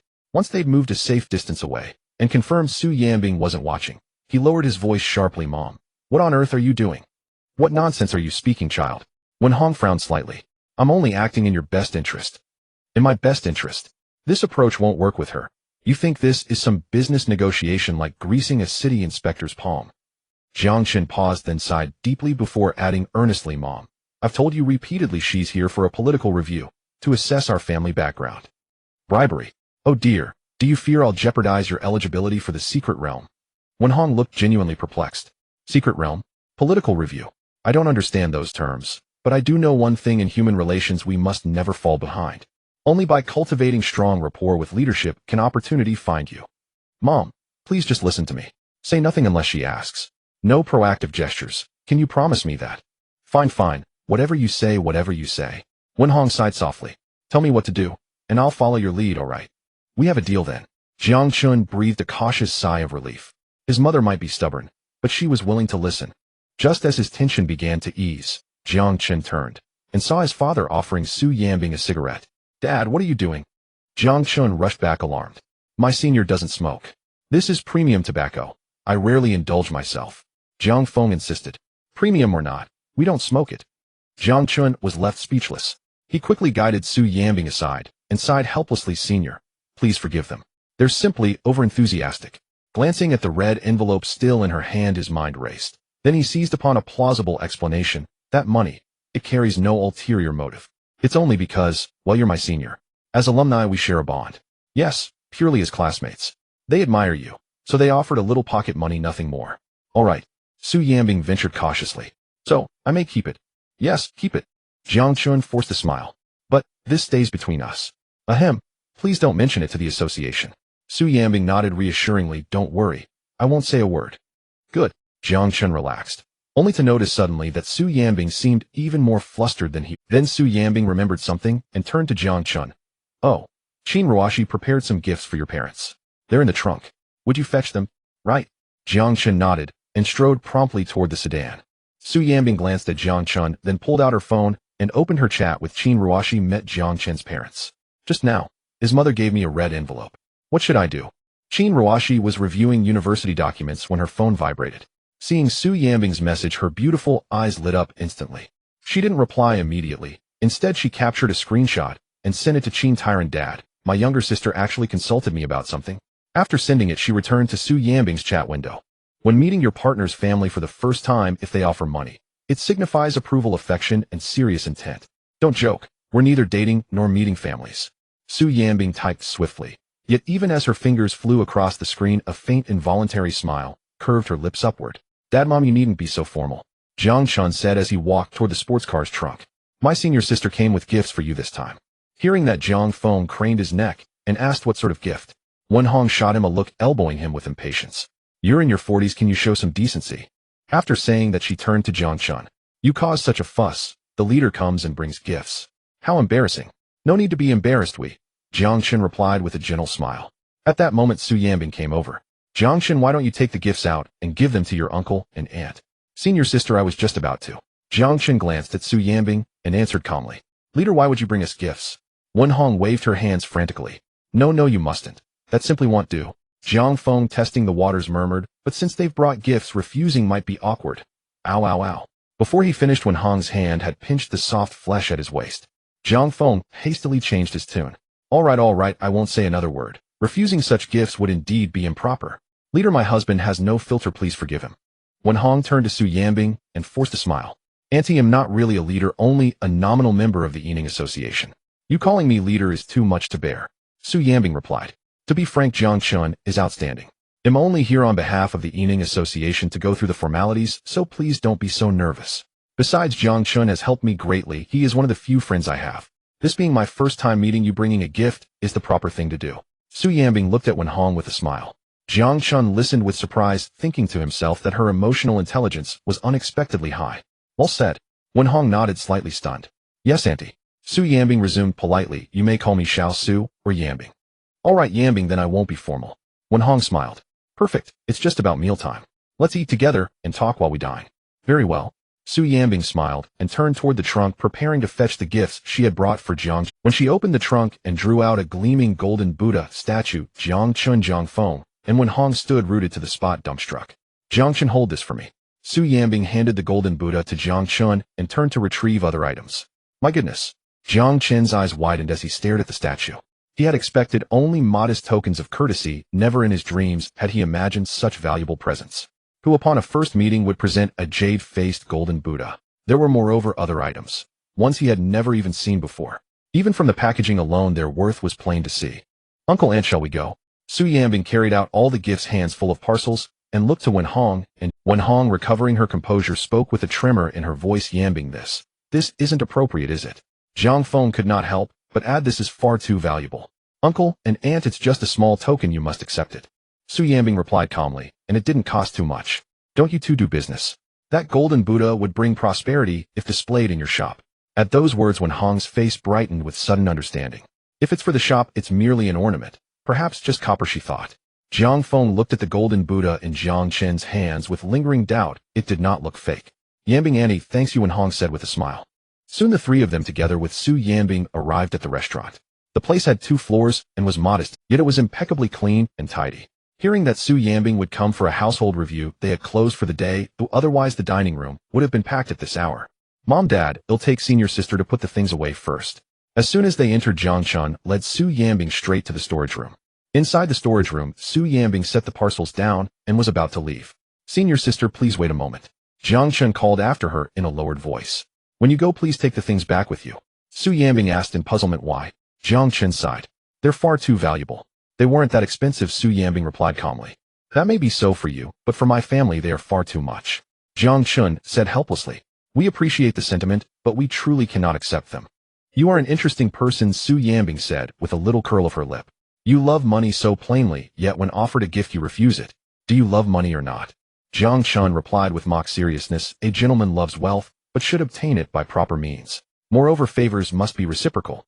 If you give such an expensive gift, we would have no way to repay you. Su Yanbing, puzzled, asked why repay? If we give it to you, you should simply accept it.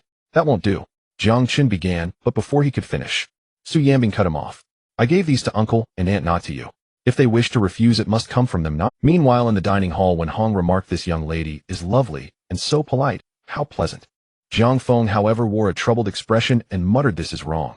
There is something very, very wrong about this. Wenhong shot him a look. What are you worrying about now? Her gifts are too extravagant, Jiang Feng said solemnly. An ignorant onlooker might think she came to Wenhong frowned. Your loose tongue. Jiang Feng continued, it all feels suspicious. He added, that golden Buddha looked to me like pure gold, and the jade inset seemed top-grade material. Also, I looked up the letters on one of the gift boxes. It was a brand that sells belts. Even the cheapest of theirs starts in the 5 figures. At that, Wenhong grew anxious. Is it true? She just met us and sent such lavish gifts. And wasn't she supposed to be here to vet our family? Dad, Mom, I'm home. Just as Jiang Feng and Wenhong were conversing, Jiang Ruo's voice rang out from the doorway. She bounced into the restaurant lightfoot and radiant. She tossed her bag aside and strode over to Jiang Feng and Wenhong with a grin. Found money? Why so cheerful? Jiang Feng teased his daughter. Absolutely, I did find money. Jiang Ruo laughed, pulling a thick wad of cash from her pocket. Earlier, while shopping with my friends, I met a woman who couldn't even choose a gift, so she paid me to advise her. What? Really? Jiang Feng blinked, utterly bewildered. Wenhong, equally perplexed, asked, who pays someone else to pick out a gift? What on earth was she thinking? I'm just as baffled. Can you believe it? In this day and age, someone like that actually exists, and I happened to meet her. Jiang Ruo smiled, then launched into a solemn, almost theatrical recounting. Back at the mall, she followed me and my friends. At first, I thought she had some sinister motive, but it turned out she simply needed help choosing a gift. Then she offered to pay us for our advice. How could I possibly refuse such an opportunity? Dad, Mom, surely if I'm to advise her, I must know who the gift is for, right? And what's her relationship with the recipient? When I asked, she stammered and hesitated, too embarrassed to speak plainly. But I'm sharp. I coaxed it out of her with ease. Turns out she's buying the gift for the sister of the person she loves. Ah, what a pity. She's quite beautiful. No, beautiful doesn't do her justice. Even as a woman, I must admit my looks pale beside hers. Yet beauty alone is meaningless. She's hopelessly love-struck, naive, and dreamy, likely to count money for the very person swindling her. As she spoke, her peripheral vision caught sight of Su Yanbing, and her gaze snapped toward her. With a bright smile, she announced, Mom, Dad, look, it's her. She's. Her voice dwindled rapidly. It faded to a mosquito's whisper. At that very moment, Su Yanbing noticed Jiang Ruo too, her delicate face lighting up with genuine surprise. Having just met Jiang Chen's parents, she'd been so flustered she'd completely forgotten Jiang Chen had a younger sister. Their eyes locked, Jiang Ruo and Su Yanbing silent and suspended in mutual recognition. Jiang Feng and Wenhong exchanged a glance. An awkward hush settled over the room. Senior, let me introduce her. This is my younger sister, Jiang Ruo. Jiang Chen broke the silence. Hello. Su Yanbing forced a gentle smile. Hello. Jiang Ruo returned an awkward yet impeccably polite one. Senior, my family's all here now. You're welcome to ask anything you'd like. Jiang Chen added, turning. Before Su Yanbing could respond, Wen Hong interjected warmly. Yanbing, shall we sit down for dinner first? Yes, I'll follow Auntie's lead, Su Yanbing replied promptly. Yanbing, do you have any dietary restrictions? Wen Hong asked, her tone tender and attentive. Su Yanbing waved lightly. None at all. I'm easy to please. Wonderful. Wen Hong nodded and gently took Jiang Feng's arm, steering him toward the kitchen. I'll go help. Jiang Ruru hurried after them. Has the sun risen in the west today? Jiang Chen murmured, watching his sister's retreating figure with playful disbelief. His sister, who'd never lifted a finger around the house since childhood, had just volunteered unprecedentedly to lend a hand. Truly extraordinary. Inside the kitchen, Jiang Ruru's cheeks burned crimson. Mom, Dad, what on earth is going on? What is this? That young woman is your brother's senior at university, and a member of the Paranormal Abilities Association. She's the one assigned to assess our household. Oh, I see. Jiang Feng's expression cleared instantly. Dad, what exactly do you see? Jiang Ruru pressed. Isn't it obvious? This assessment is merely a pretext. In truth, your brother has brought his girlfriend home to meet the family. Makes perfect sense. Jiang Ruru nodded firmly. He's afraid you won't approve of her, so he went to such elaborate lengths to soften the introduction. Yet her lovely brow furrowed again, and she whispered pensively, but something feels off. Doesn't my brother already have a girlfriend? Since when? Wen Hong blinked in astonishment. Jiang Feng echoed. I've heard nothing of this. Jiang Ruru faltered, momentarily speechless. She sighed softly. It's been half a year. He forbade me from telling you. But now, well, I can no longer. Her name is Yang Xiaoyi, his high school classmate. But honestly, I don't care for her. She's a manipulative. I warned him, truly, but he dismissed it all with indifference. After that, I stopped interfering. She trailed off, realizing both Jiang Feng and Wen Hong were staring at her intently. Their gazes held quiet scrutiny, as if she were a suspect under interrogation. Mom, Dad, please don't look at me like that. I've told you everything I know, nothing more, nothing less. I swear it, by this lamp. As she spoke, Jiang Ruru raised 4 fingers toward the ceiling light, her expression grave and resolute. So, have you started dating yet? Jiang Feng asked sternly. Jiang Ruru froze. Wait, we were talking about my brother. What does that have to do with me? Jiang Feng frowned. Answer what you're asked, no deflections. Jiang Ruru hastily replied, No, I haven't. The boys in my class are all clueless dunces, not a single one worthy of notice. And even if one were, I wouldn't date him. Jiang Feng exhaled deeply, then turned to Wen Hong. We'll need to keep closer watch on Ruru before she falls into early romance. Wen Hong nodded emphatically. Absolutely, strict supervision is essential. Wait, Mom, Dad, aren't we discussing my brother right now? Why does everything keep circling back to me? What does any of this have to do with me? Jiang Feng said calmly. He's already in university, too late to rein him in. Right now, it's you we focus on. Fine. Jiang Ruru gritted her teeth and glanced toward the kitchen door. That infuriating older brother of hers, sneaking around in love with impunity, yet triggering their parents' vigilance against her.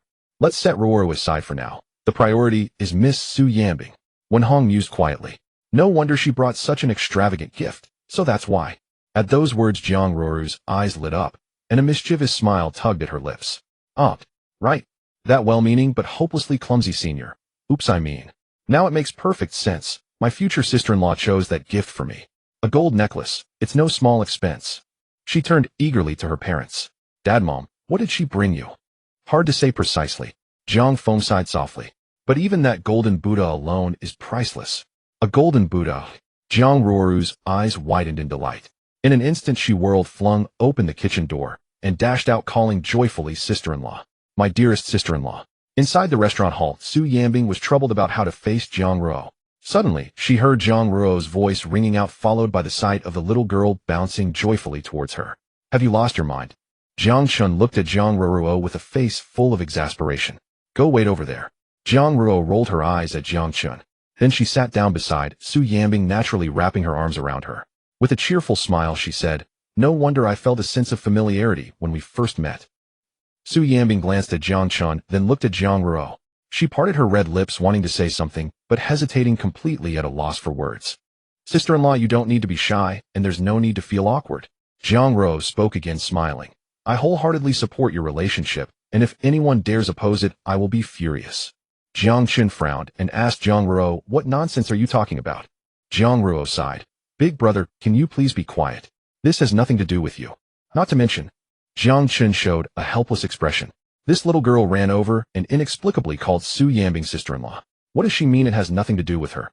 She only has one brother. Without a brother, where would a sister-in-law come from? Sister-in-law, let me formally introduce myself to you. Jiang Ruo looked at Su Yanbing with a bright smile and said, my name is Jiang Ruo, I'm 16 years old, and I've just started my first year of high school. Although my brother has his flaws, he's a good person.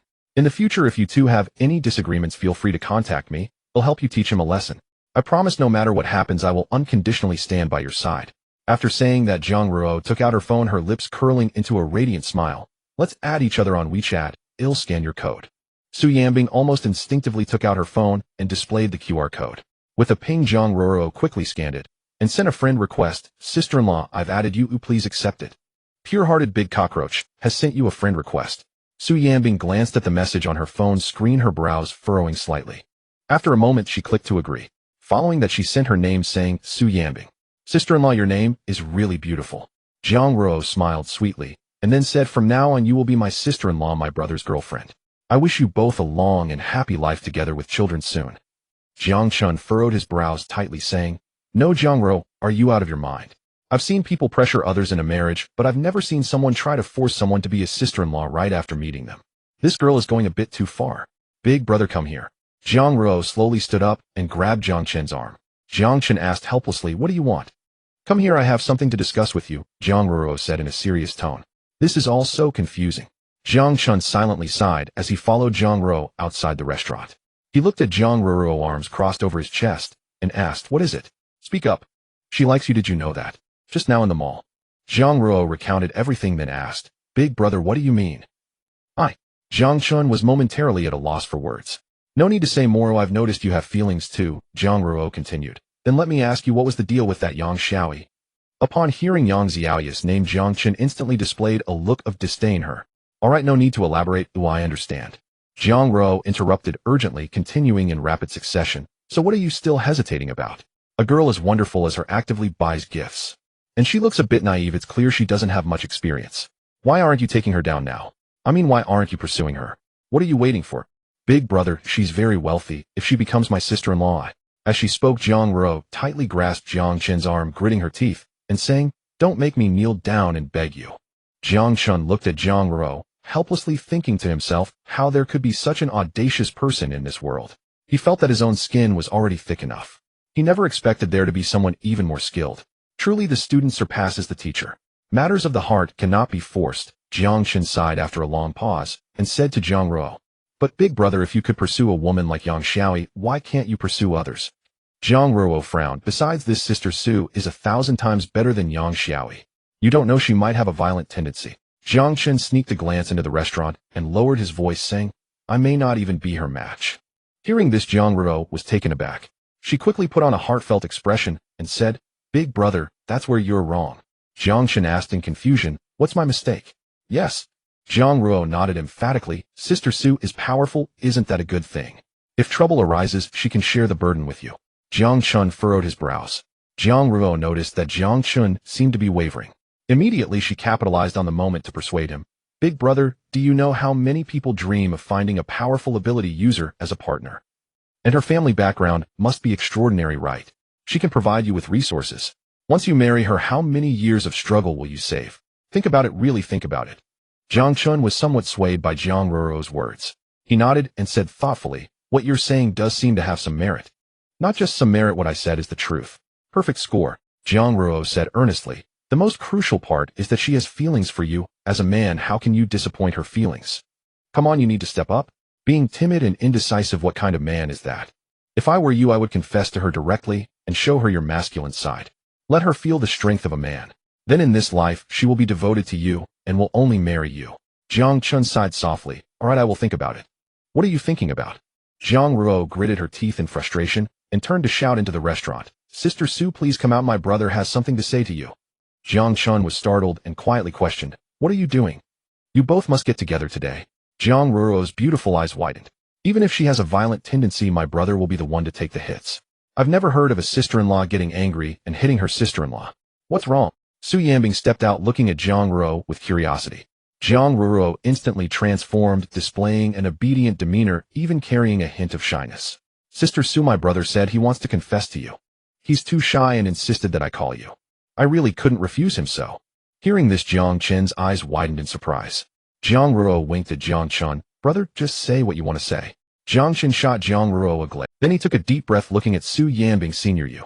But before he could finish, Su Yanbing interjected, sure. Without waiting for Jiang Chen to react, Jiang Ruo slipped around to Su Yanbing's back and gave her a gentle push. Caught off guard, Su Yanbing stumbled and fell directly into Jiang Chen's arms. Jiang Chen instinctively embraced Su Yanbing at the moment of contact with her soft warmth. The mechanical voice of the system suddenly echoed in his mind. Detected host has initiated a romantic relationship. Points 1 points 1 points. Jiang Chen was stunned, rooted in place, unable to regain his senses. Previously, when he was dating Yang Xiaoyi, the system also granted points. About 10 points for an hour of interaction. Sometimes it was only single digits. But now with Su Yanbing, the situation was entirely different. Points increased almost every second. Even faster. Undoubtedly, the amount of points gained should be related to the strength of the romantic partner. That's great. Brother, congratulations. You must treat my sister-in-law well. Sister-in-law, I look forward to your care from now on. Jiang Ruo looked at Su Yanbing, speaking rapidly. I will. Su Yanbing replied shyly, then suddenly remembered something. Alright, I have a gift for you. I know what it is, I'll go get it. After saying this, Su Yanbing awkwardly left Jiang Chen's embrace and turned to walk towards the restaurant. Points 1. Points 1. As Su Yanbing departed, Jiang Chen clearly felt the rate of points accumulation slow down. From originally 1 point per second, it changed to about 1 point every 10 seconds now. This suggests that the frequency of points increasing should be related to the distance from Su Yanbing. Close contact like hugging yielded the fastest rate. Wait, there's also negative distance. That should be even faster. Thinking of this, Jiang Chen couldn't help but blush, shaking his head vigorously. Brother, why are you shy? At this moment, Jiang Ruo's teasing voice rang out beside him. Am I? Jiang Chen came back to his senses, clearing his throat. Ahem, you're just being ridiculous. I won't hold it against you this time, but don't let it happen again. Tisk, taking advantage and pretending to be unwilling. Jiang Ruo rolled her eyes at Jiang Chen disdainfully, saying, Can you please not play both sides? Brother, you hit the jackpot. Indeed. Jiang Chen turned to glance at Su Yanbing. Her graceful and enchanting figure made it impossible not to be moved. On ordinary days when he was with Su Yanbing, his eyes would unconsciously switch to autofocus. There was nothing he could do, it was a man's instinct, impossible to turn off. The most crucial part was that the points were increasing like he was on drugs.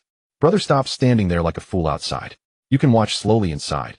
Jiang Ruo smiled and turned quickly, heading into the restaurant towards Su Yanbing. Wow, sister-in-law, this necklace is so pretty, I love it. Damn, dead green tea. Jiang Chen furrowed. If she weren't his little sister, he would really want to punch her. At noon, Jiang Chen's family of 3 sat around the dining table with Su Yanbing. On the table were a total of 12 dishes, indicating the importance placed on Su Yanbing. Yanbing, we didn't know what you liked, so we just made a few dishes. I hope they suit your taste. Wenhong looked at Su Yanbing, speaking politely and awkwardly. The food looks delicious. Thank you, uncle and aunt. Su Yanbing forced a smile, feeling as awkward as could be. She didn't understand why things had developed to this point. Originally, she just came for a political review, intending to leave a good impression on Jiang Chen's parents. Yet, they directly confirmed their relationship. It's not hard, it's not hard. Wenhong waved her hand. After that, she didn't know what else to say. Seeing that Su Yanbing was hesitant to pick up her chopsticks, she turned to Jiang Chen with a knowing glance. However, she saw Jiang Chen staring blankly into space. Wenhong sighed, nudging Jiang Feng with her elbow. Jiang Feng instantly understood, clearing his throat. He said to Jiang Chen, Son, why are you dazed? Serve some dishes to little Su. Oh, okay. Jiang Chen came back to his senses and picked up his chopsticks. Seeing this, Su Yanbing hurriedly grabbed her own chopsticks, saying, I'll do it myself. Jiang Ruo pouted, Sister-in-law, don't mind him, my brother is just slow. He hit his head when he was little. Su Yanbing was taken aback. Huh? Jiang Chen shot Jiang Ruo an eye, then turned to Su Yanbing, saying, Senior, don't listen to her nonsense. He was clearly calculating points just now. Through testing, he discovered that as long as Su Yanbing was within 10 meters of him, he could gain points. The maximum distance was about 1 point every 30 seconds. Now sitting beside her, it was about 1 point every 5 seconds. Sister, when I said you hit your head, I was giving you an out. Jiang Ruo teased, if you don't appreciate it, then it means it's natural. Being naturally foolish would be even worse. Jiang Chen retorted, I'm foolish. Aren't we born from the same parents? You're foolish too. Jiang Ruo immediately turned to Jiang Feng and Wenhong. Dadma, my brother is insulting you. Jiang Chen glared at Jiang Ruo. You little girl, always reporting. Alright, you two just know how to make a fuss. Wenhong sighed, turning to Su Yanbing, saying, Yanbing, don't mind them. These siblings have loved to bicker since they were young. Annie, this is quite nice. Su Yanbing smiled, slightly a hint of envy flashing in her eyes. She couldn't help but think of her sister Qin Ruashi. By the way, little Su, what do you usually study at the Ability University? At this moment Jiang Feng casually asked Su Yanbing while pouring wine. You're not an ability user, why are you asking her this? Wen Hong shot Jiang Feng a glance, as if knowing this would awaken your powers. Jiang Feng pouted, look at your words. I'm just caring for the kids. Su Yanbing couldn't help but chuckle at Jiang Feng and Wen Hong. It seemed that Jiang Chen and Jiang Ruo's bickering was inherited from their parents. Uncle, it's like this at our school. Su Yanbing patiently answered Jiang Feng's question. After finishing, she heard Wen Hong ask, Yanbing, are you the only child in your family? Su Yanbing replied, and I have an older sister. She is 5 years older than me and works as a teacher at our school. Wen Hong's eyes lit up. Being a teacher is great, it's a stable job. Before Su Yanbing could respond, Jiang Ruo helplessly said, Mom, the teachers at the ability school are not the same as those in regular schools. Su Yanbing smiled slightly. There's not much difference, they're all the same. Look, Yanbing has said it's about the same. Wen Hong glanced at Jiang Ruo and snorted lightly. Whether ordinary people or ability users, they are all human. As long as they are human, they must go to school. Being a teacher is definitely a secure job. Ruo, I think you should become a teacher. Since Yanbing's sister is a teacher, you can ask her for guidance. Listening to Wen Hong's chatter, Jiang Ruo couldn't help but pout. She knew that once Wen Hong started talking, she would go on forever. Moreover, she was particularly talkative during meal. Yanbing, is it troublesome? Wen Hong looked at Su Yanbing and asked tentatively. No, it's not troublesome at all, Su Yanbing quickly replied. I'll tell my sister, and she can come to teach Ruo personally. Upon hearing this, Wen Hong smiled broadly. The more she looked at Su Yanbing, the more satisfied she felt. She even secretly marveled at what kind of blessing her son had to find such a wonderful girlfriend. Yanbing, there's no need to go through so much trouble. Just have your sister give Ruo a few pointers online. Wen Hong said, turning to Jiang Ruo, and continued her chatter. Hiss! Jiang Ruo secretly inhaled sharply. Her head was already buzzing. If she let her mom keep talking, she didn't know how long it would go on. No, I need to think of a way. With this in mind, Jiang Ruo glanced at Jiang Chen. Seeing him still in a daze, she suddenly had a plan. She first looked at Su Yanbing and said, seriously, sister-in-law, you have such a good personality. You really don't seem like how my brother described you. Su Yanbing was taken aback. What did your brother say about me? Oh. Jiang Ruo quickly covered her mouth with her hand. Nothing. Su Yanbing glanced at Jiang Chen. In front of Jiang Chen's parents, she felt it inappropriate to pry further. But at this moment, Wen Hong was not pleased and looked at Jiang Chen saying, Jiang Chen, what did you say about Yanbing in private? Jiang Chen, hearing his mother call his name, snapped back to reality and asked in surprise, what's wrong? What do you mean, what's wrong? Stop pretending to be dumb with me. Wen Hong took a deep breath and started nagging Jiang Chen. Jiang Chen listened to his mother's nagging and shot a disgruntled glance at Jiang Ruo. No need to think, but must be this little brat's fault. The meal was noisy and lively. Su Yanbing, however, felt particularly happy. She could tell that Jiang Chen's family was showing their natural side, not treating her like an outsider. After lunch, Su Yanbing didn't forget about the serious matter. She looked at Wen Hong and Jiang Feng and said, Uncle and Aunt, I still need your cooperation to go through a process. What process? Wen Hong, while cleaning the dishes, showed a curious expression. Mom, didn't you forget why I came back this time? Jiang Chen asked speechlessly. Wen Hong retorted, aren't you bringing your girlfriend home to introduce her? Jiang Chen rolled his eyes and said, it's for the political review. For the mystic realm qualifications. Is there really such a thing? Wen Hong pouted. Alright, I'll take care of it right away. Saying this, she turned to Su Yanbing, her attitude completely transformed and her tone became gentle. Yanbing, just wait a moment, Aunt will clean up the dishes and wash her hands and come right over. And I'll help you, Su Yanbing said as she also started to help clean the dishes. No need, you just rest. It's fine, Aunt. Su Yanbing along with Wen Hong and Jiang Feng walked towards the kitchen with the dishes. Jiang Chen and Jiang Ruo sat in the restaurant hall as if nothing had happened. Jiang Ruo casually picked up a toothpick, crossed her legs, and looked at Jiang Chen asking, Bro, are you really going to the mystic realm? Jiang Chen shot Jiang Ruo a glare. I don't want to talk to you, you little brat. If it weren't for me, would you be able to find a girlfriend? Jiang Ruo sneered, forget it, I'm not curious about the mystic realm. Just be careful, or otherwise I'll be in. Jiang Chen said helplessly, can't you wish me a little good? Jiang Ruo smiled. It's always like this in the competition for the heir. Soon, Su Yanbing and Jiang Chen's parents returned to the hall. She took out a form from her bag and asked Jiang Feng and Wen Hong a few questions. After a brief registration, the process was complete. Su Yanbing was about to say no. But before she could open her mouth, Jiang Chen interrupted saying, nonsense, of course, aren't you an ability user? The organization needs to know your ability attributes. Is that true? Jiang Ruo asked skeptically. Then she looked at Su Yanbing, sister-in-law, I don't believe my brother, I'll listen to you. Hey, you little girl. Jiang Chen frowned. This child, having grown older, has become more discerning and is harder to fool. It's not like 2 years ago when she could be easily distracted with a bag of candy. Just as Jiang Chen and Jiang Ruo were bickering, Su Yanbing suddenly whispered, "It's true." Jiang Chen was taken aback, not expecting to have guessed right. He immediately raised his voice and called out to Jiang Ruo, "Doubting me? Do you still doubt? Hurry up and give the information, and don't delay my important matter." "Fine." Jiang Ruo sighed softly. "Sister-in-law, to be honest, I'm a strength-type ability user." Su Yanbing nodded. "It seems you and your brother have the same ability." "Yes, we're both strength-type," Jiang Ruo replied with a smile. Hearing Jiang Ruo say this, Jiang Chen became unsettled. He scrutinized Jiang Ruo with a curious gaze. This girl, could she really be a strength-type ability user? "Why are you looking at me like that?" Jiang Ruo noticed Jiang Chen's gaze and coldly said, "What's wrong? We're siblings. Isn't it normal for me to have the same ability attributes as you?" "Normal, quite normal," Jiang Chen replied calmly. The next moment he suddenly called out to Jiang Ruo, "Ding." Jiang Ruo frowned. "Are you sick?" Jiang Chen ignored her and continued to probe. "Odd changes even do not change." Jiang Ruo replied, "Symbols, look at quadrants." "What the heck do you mean?" Jiang Ruo said, speechless. "You can get the symbols right with the odd changes, and yet you still say." Jiang Chen spoke, but his words abruptly ceased. A hint of embarrassment surfaced on his face. "No way. Launching teaches these two.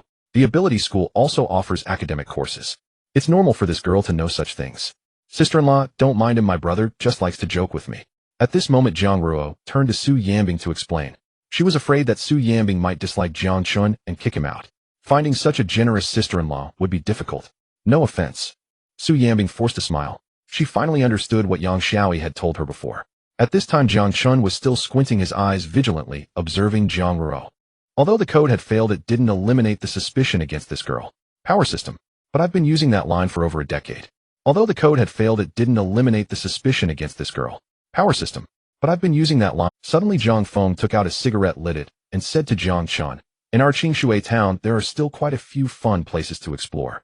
Yes, take Yanbing out to play, and come back for dinner later." Wen Hong chimed in with a smile. "If you don't return, just let mom know if you need money." As soon as the words fell before Jiang Chen could respond, Jiang Ruo stood up first. "I want to go too." "What do you want to go for?" Wen Hong shot Jiang Ruo a glare. "This girl those young people are dating. Wouldn't she just be a hindrance?" Jiang Ruo ignored Wen Hong and asked Su Yanbing, "Sister-in-law, can I come along?" "Sure." Su Yanbing smiled and agreed. Hearing Jiang Ruo call her sister-in-law, she couldn't help but feel a bit awkward. "Here." At this moment Jiang Feng unbuckled the car keys from his waist and tossed them to Jiang Chen. "You drive, you're a grown man, don't always let little Su drive." Jiang Chen caught the keys and said, "Dad, I just got my license." "Oh, I'm still not skilled." Jiang Feng said seriously, "Not skilled? Then practice. Who can drive perfectly right away?" Before Jiang Chen could respond, Wen Hong interjected unhappily, "If he's not skilled, how can you let him drive? What if something happens?" Jiang Feng glanced at Wen Hong and then looked at Su Yanbing. "Xiao Su, could you supervise him a bit?" Su Yanbing nodded. "Don't worry, uncle, I will. Let's go." Jiang Chen was too lazy to argue with his dad, stuffed the keys into his pocket, and led Su Yanbing outside the restaurant. Jiang Ruo followed closely behind. Wen Hong looked at Jiang Feng and said helplessly, "He hasn't driven much at taking people out like this, is just reckless. What's there to fear? She's an ability user, what's wrong with driving?" Jiang Feng puffed out smoke, speaking calmly. Wen Hong frowned. "That still doesn't work. Senior sister, where do you want to go?" Jiang Chen sat in Jiang Feng's small car and glanced sideways at Su Yanbing in the passenger seat, asking, "It's my first time here, you say where, and I'll go there." Su Yanbing replied faintly, "In Qingshui town there really aren't many places to go." Jiang Chen frowned, contemplating. "How about we just go back to Shanghai City?" "That works." Su Yanbing nodded. "Then tell uncle and aunt, and we'll drive my car back." Though Jiang Chen's parents were quite good, his sister was a bit mischievous, but still fine. However, it was their first meeting. Interacting was still somewhat awkward. Now that things were settled, it would be better to head back early. "Don't. Sister-in-law, why are you in such a hurry to leave?" Just as Jiang Ruo opened the back door, she heard Jiang Chen and Su Yanbing discussing leaving and quickly said, "I know where to go, let's go to the mall shopping. If not, we can go to the county or the city, it's still early." "Senior sister, don't listen to her. This girl just wants to tag along to get free food and wants to spend your money." Jiang Chen shot Jiang Ruo an annoyed glance, then turned to Su Yanbing. Su Yanbing said, "Spending money is fine. How about we go to the mall?" Jiang Chen was momentarily speechless. "Look at you, then look at my sister-in-law. We're all people, how can the difference be so big?"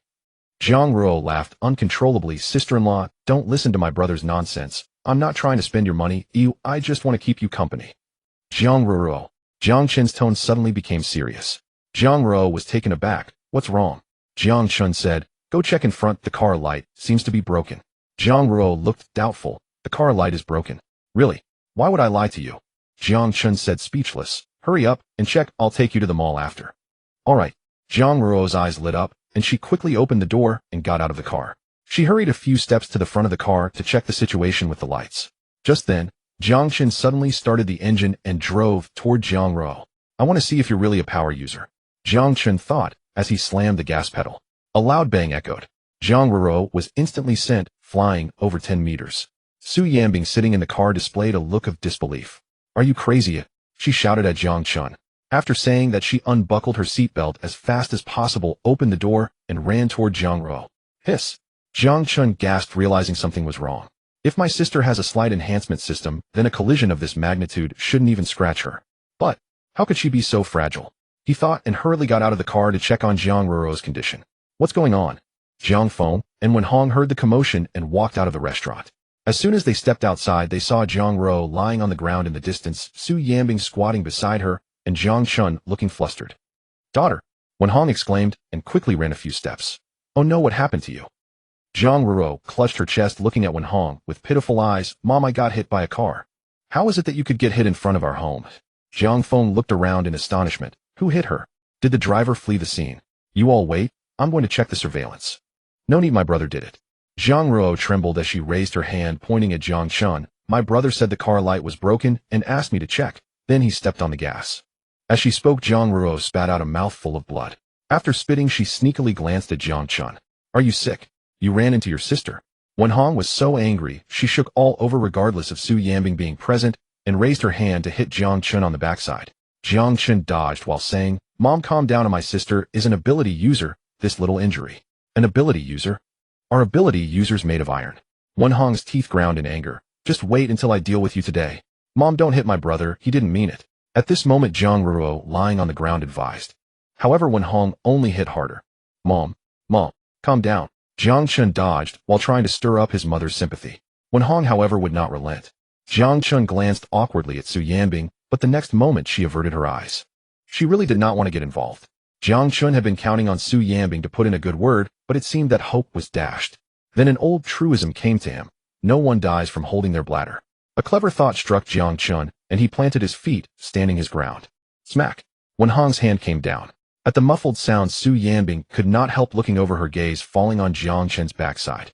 Not going to lie, it's rather pert. Run? Why aren't you running? Wenhong glared at Jiang Chen and demanded. Mom, run where? Jiang Chen drew a breath, furrowed his brow, and said with mock solemnity, the urgent matter is to take my sister to the hospital. I know it was my fault. My foot slipped and I accidentally hit the accelerator. Enough, this is not the time for explanations. You and Dad should take Ruo to the hospital first. If it's delayed and something happens, what then? At those words, Wenhong belatedly registered alarm, her face flashing with surprise, before she immediately ran toward Jiang Ruo. She kept muttering, yes, the hospital, the hospital. Jiang Chen cast a sidelong glance at Jiang Ruo, still lying on the ground. He could see through the act. Jiang Ruo was putting it on. It was plain to anyone that she would soon squeeze him for everything he had. Mom, I don't need the hospital, I'm fine. Jiang Ruo scrambled up as Wenhong approached. You girl, you've fallen like that. How can you simply refuse to go? Wenhong said with concern. Lie down properly, you'll call an ambulance. Really, Mom, I don't need it. I'm fine. Do I look hurt? Jiang Ruo hopped on the spot a few times as she spoke. Etch. Wenhong, watching her bound about, could not help but be astonished. Could someone hit by a car truly be unscathed? They knew Jiang Chen and Jiang Ruo were gifted and unusually robust in physique. But she had not expected them to be this resilient. Just as Wenhong was about to abandon the idea of taking Jiang Ruo to the hospital, Jiang Chen spoke up with mock gravity. Little sister, it's my fault. Don't be brave for my sake. No. Jiang Ruo froze and turned to look at Jiang Chen. He could read her thoughts, and she was no less able to read his. Jiang Ruo narrowed her brows, thinking bitterly, of course. Big brother is trying to get Mom to take me to the hospital, so I can't go shopping with him. That would never do. She intended to make him pay. Mom, look, she even coughed up blood. Don't listen to her. She's just too stingy to spend money. Jiang Chen spoke again, signed to Wenhong. Wenhong's brow tightened as she looked at Jiang Ruo. Child, you can't be scared to spend money on something like this. Come on to the hospital. Mom, I won't go. This blood is from biting my tongue by accident and spitting it out. Jiang Ruo protested. Don't listen to my brother's lies. Jiang Chen said, Mom, in any case, my sister was hit by a car. Even if the injuries are minor, she should be examined at the hospital. Wenhong took it to heart and nodded emphatically. Yes, your brother is right. Go get her checked. Mom. Jiang Ruo tried to object further. Jiang Chen tossed the car keys to Jiang Feng. Dad, drive and take my sister to the hospital. Then he grabbed Su Yanbing's hand and strode toward the sports car. Lowering his voice, he urged, Senior sister, hurry, if we don't leave now it will be too late. Su Yanbing glanced back at Jiang Ruo. But, don't worry, she's fine. She clings like a stubborn plaster. If we don't leave, we'll be the ones in trouble. As he spoke, Jiang Chen urged Su Yanbing to open the door and slid into the driver's seat. Hey! Jiang Ruo watched the sports car drive off, thinking of dashing after it. Unexpectedly, Wen Hong gripped her arm. Don't thrash about, oh, what if you injure tendons or bones? We're going to the hospital. Jiang Ruo cried. Are we just going to let them go like this? In the sports car, Su Yanbing sat in the passenger seat frowning as she asked Jiang Chen a question. He did not answer, only smiled. Senior sister, I'm taking you to a very good place. Su Yanbing paused, and then nodded very well. In an instant, she seemed to forget Jiang Ruo's plight. Don't leave. Hey! Jiang Ruo stamped her foot as the car disappeared from view. Her cherished plan to mercilessly fleece Big Brother at the mall had been ruined. All right, girl, stop shouting. You still can't beat your brother. Jiang Feng lit a cigarette and said calmly, don't act like it's just you. I can hardly outplay him either. Wen Hong shot Jiang Feng an anxious look. What are you standing there for? Go drive. Jiang Feng shrugged. Look at your daughter. Does she seem hurt?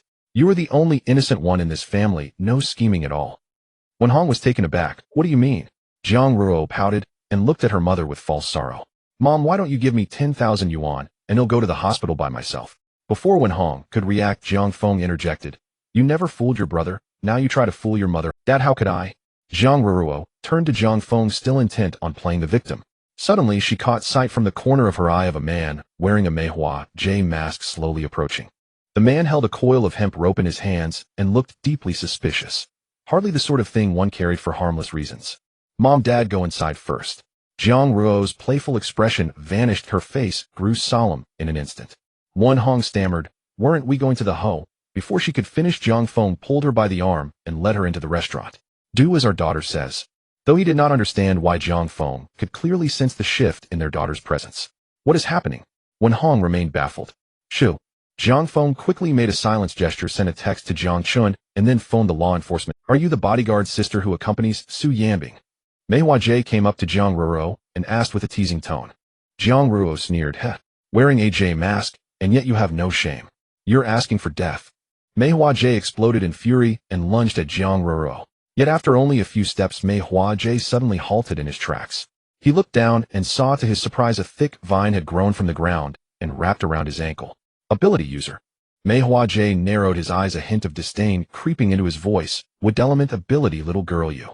But before he could finish his sentence, suddenly he caught sight of a spider perched on his shoulder. Turning his head, he noticed another one resting on the opposite shoulder as well.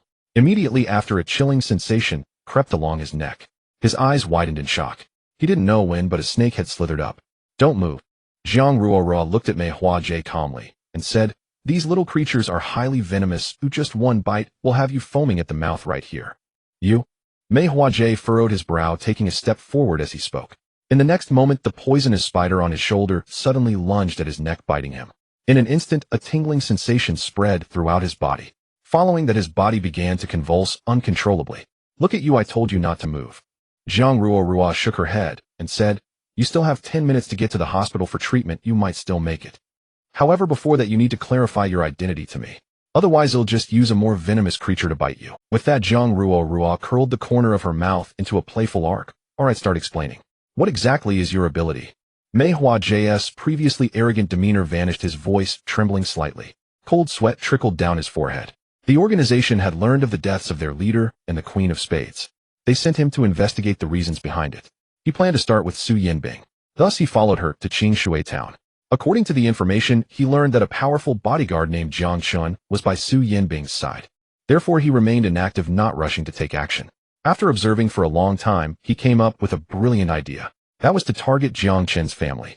By taking Jiang Chen's family hostage as bait, he could establish an invincible position. After waiting for a long time, he finally saw Jiang Chen and Su Yanbing leave. He thought the opportunity had come, but unexpectedly he was defeated by a little girl. Jiang Ruo glanced at Meihua J without responding, instead pulling out her phone to scroll through short videos. Whether she cooperates or not, it only wastes his time. If he ends up dead, he could just say he was bitten by a poisonous insect. After all, there's no evidence to pin it on him. Little girl, let me go, and I can make a deal with you. Seeing Jiang Rua ignoring him, Mei Huajie urgently changed his strategy. He knew that if this stalemate continued, he would only face dire consequences. Deal? What deal? Jiang Rua's eyes lit up with curiosity. You are Jiang Chen's sister, right? Mei Huajie asked tentatively. Yes, and then what? What do you want? Jiang Rua replied, a playful smirk forming on her lips. Are you planning to harm my brother? Don't worry, it has nothing to do with your brother. I only want the woman next to him. Seeing the situation was promising, Mei Huajie quickly added, just help me capture Qin Wangshu, and whether you want money or something else, I'll give it to you. Qin Wangshu. Jiang Rua displayed a puzzled expression. That's Su Yanbing, Mei Huajie explained. Oh, I see. Jiang Rua nodded secretly and took out her phone to start recording. Mei Huajie was taken aback. What are you doing?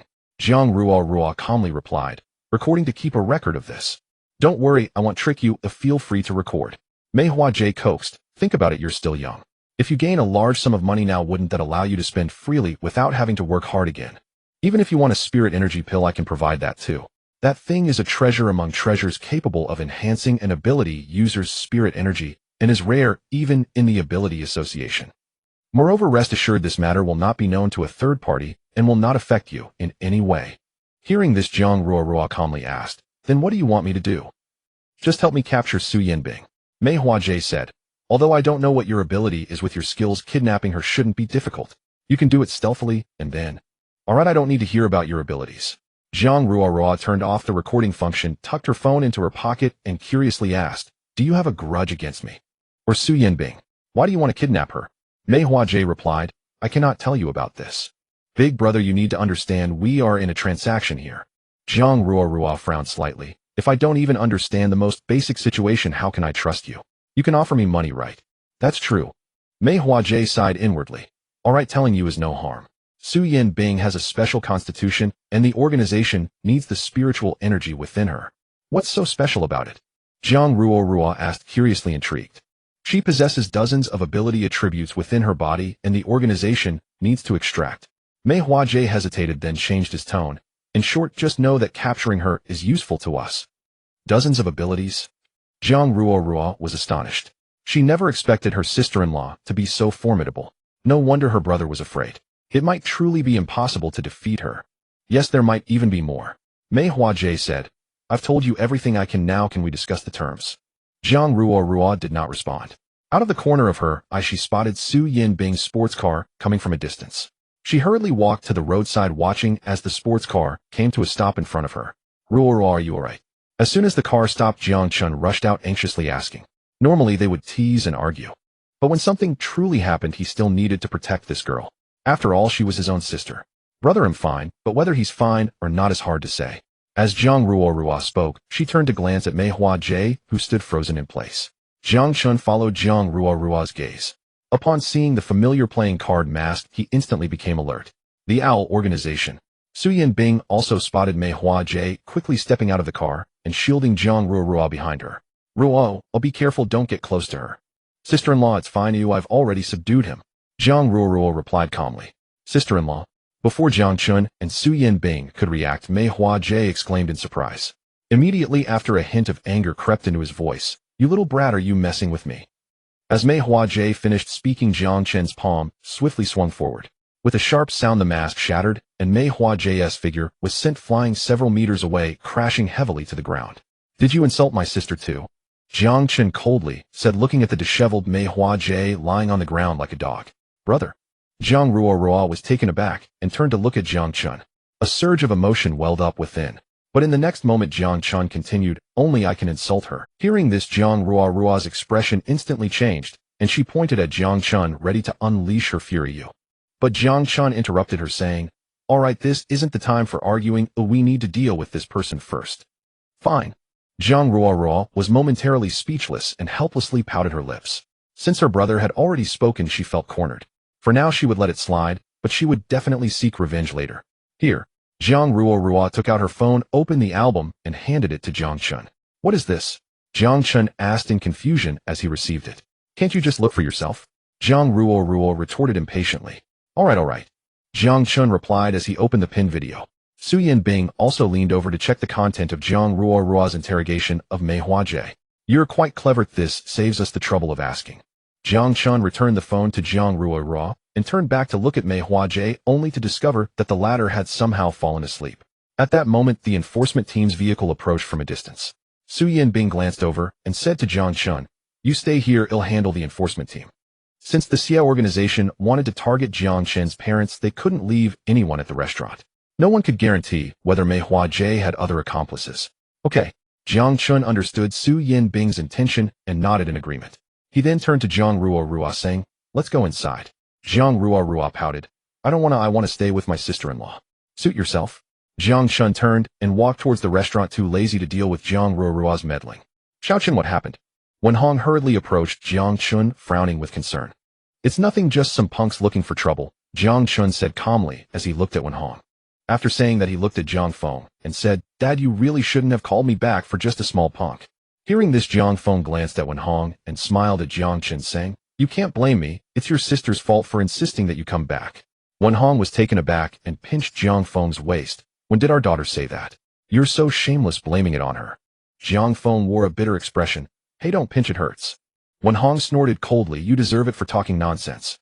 Jiang Feng didn't say anything more and exchanged a knowing glance with Jiang Chen. The father and son managed to keep the matter under wraps. They knew that even if Wen Hong found out, it would only make her anxious. It was better to keep it a secret. It would allow her to rest easy.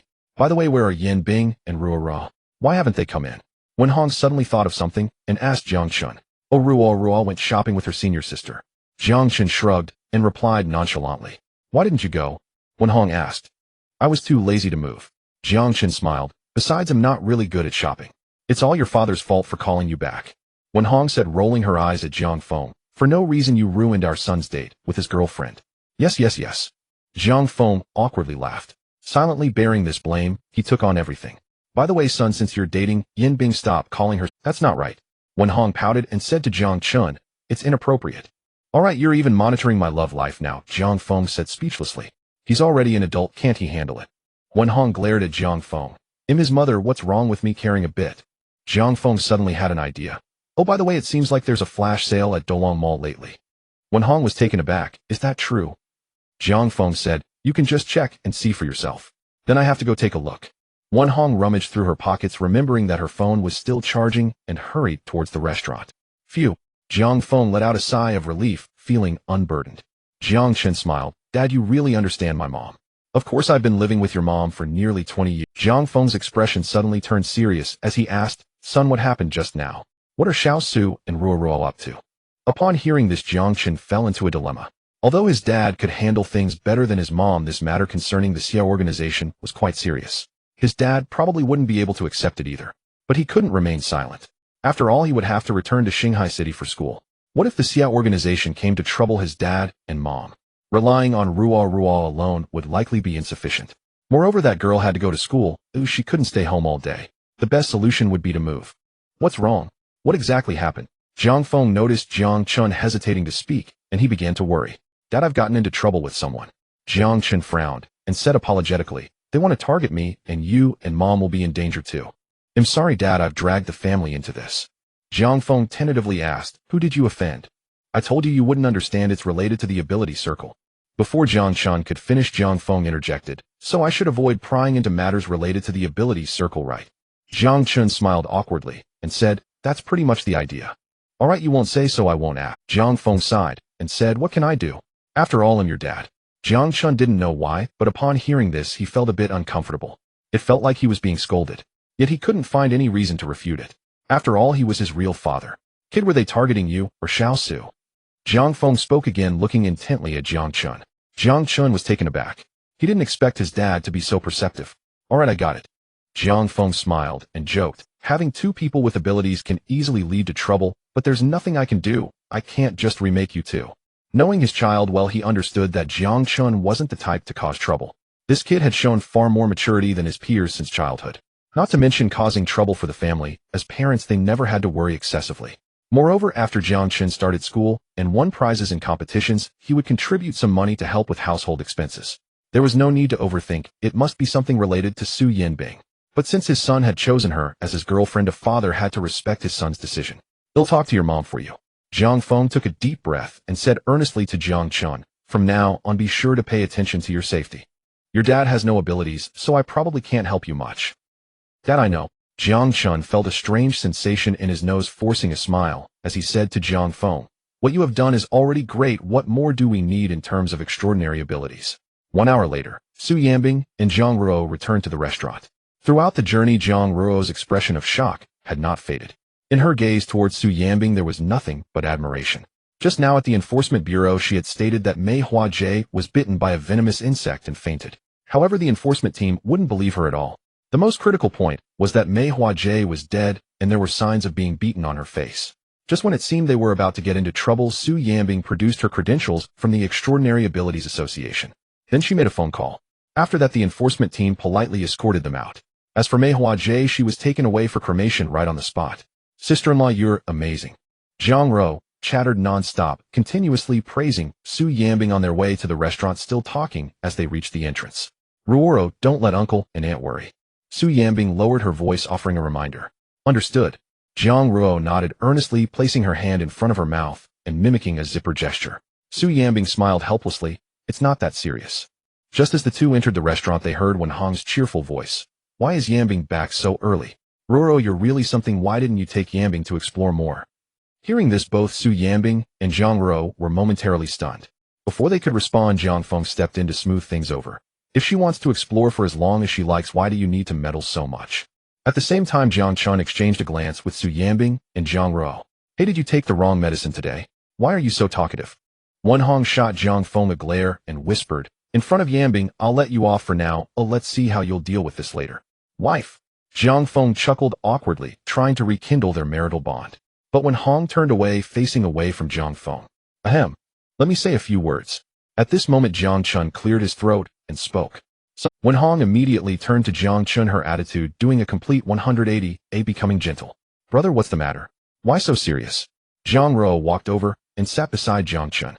Su Yanbing followed and sat on Jiang Chen's other side. The family gathered around a table, everyone looking at Jiang Chen, who wore a serious expression, as if he had something important to announce. Mom and Dad, I've gotten into trouble. Oh, we need to move. Jiang Chen took a deep breath, his gaze fixed on Wen Hong's face. Gotten into trouble? We have to move. Wen Hong looked surprised. Son, who did you get into trouble with? Jiang Chen sighed. Well, it's a long story. It's quite serious. If it's a long story, then you'd better tell us. Wen Hong furrowed her brow. Son, what on earth is going on?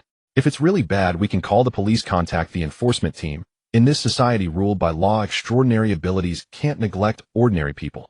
Jiang Feng interjected. Hold on, let him finish, don't get too worked up. However, Wen Hong ignored him, her eyes locked on Jiang Chen, filled with anxiety. Mom, it's like this. Jiang Chen spoke in a deep voice. But at this moment, Su Yanbing also said, and about this matter. Just as she finished speaking, Jiang Chen quickly pressed down on Su Yanbing's hand resting on the table, giving it a gentle squeeze. Wen Hong was taken aback, looking at Su Yanbing. Yanbing, do you have something to say too? In this short span of time, there were suddenly multiple issues. Her heart was almost unable to take it. And it's like this. Su Yanbing took a deep breath, steeling herself to confess. She understood Jiang Chen's intention. However, in her view, the Xiong organization was targeting her, not Jiang Chen, and it had nothing to do with Jiang Chen's family. But Jiang Chen interjected before Su Yanbing could speak, saying to Wen Hong, Mom, the senior's point is that no matter what happens, she is willing to bear it with me. Su Yanbing was taken aback, looking at Jiang Chen in surprise. Jiang Chen continued unwavering. Haven't I been competing? I've won against many people, cutting off their financial resources and affecting their development. Among them, some want to retaliate against me. Their strength is quite formidable. They can be described as ruling over Qing Shui town.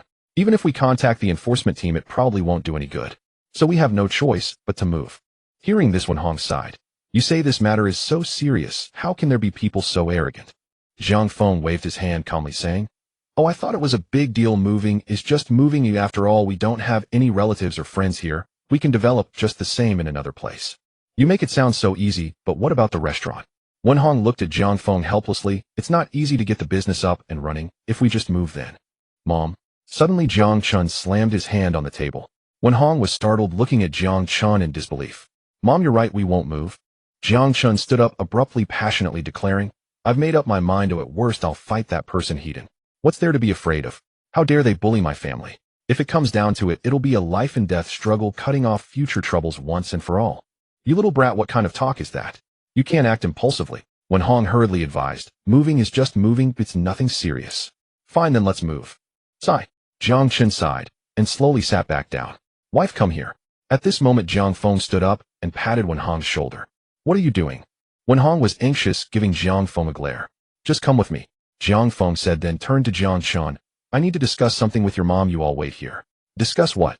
Wenhong helplessly stood up, following Jiang Feng into the inner room.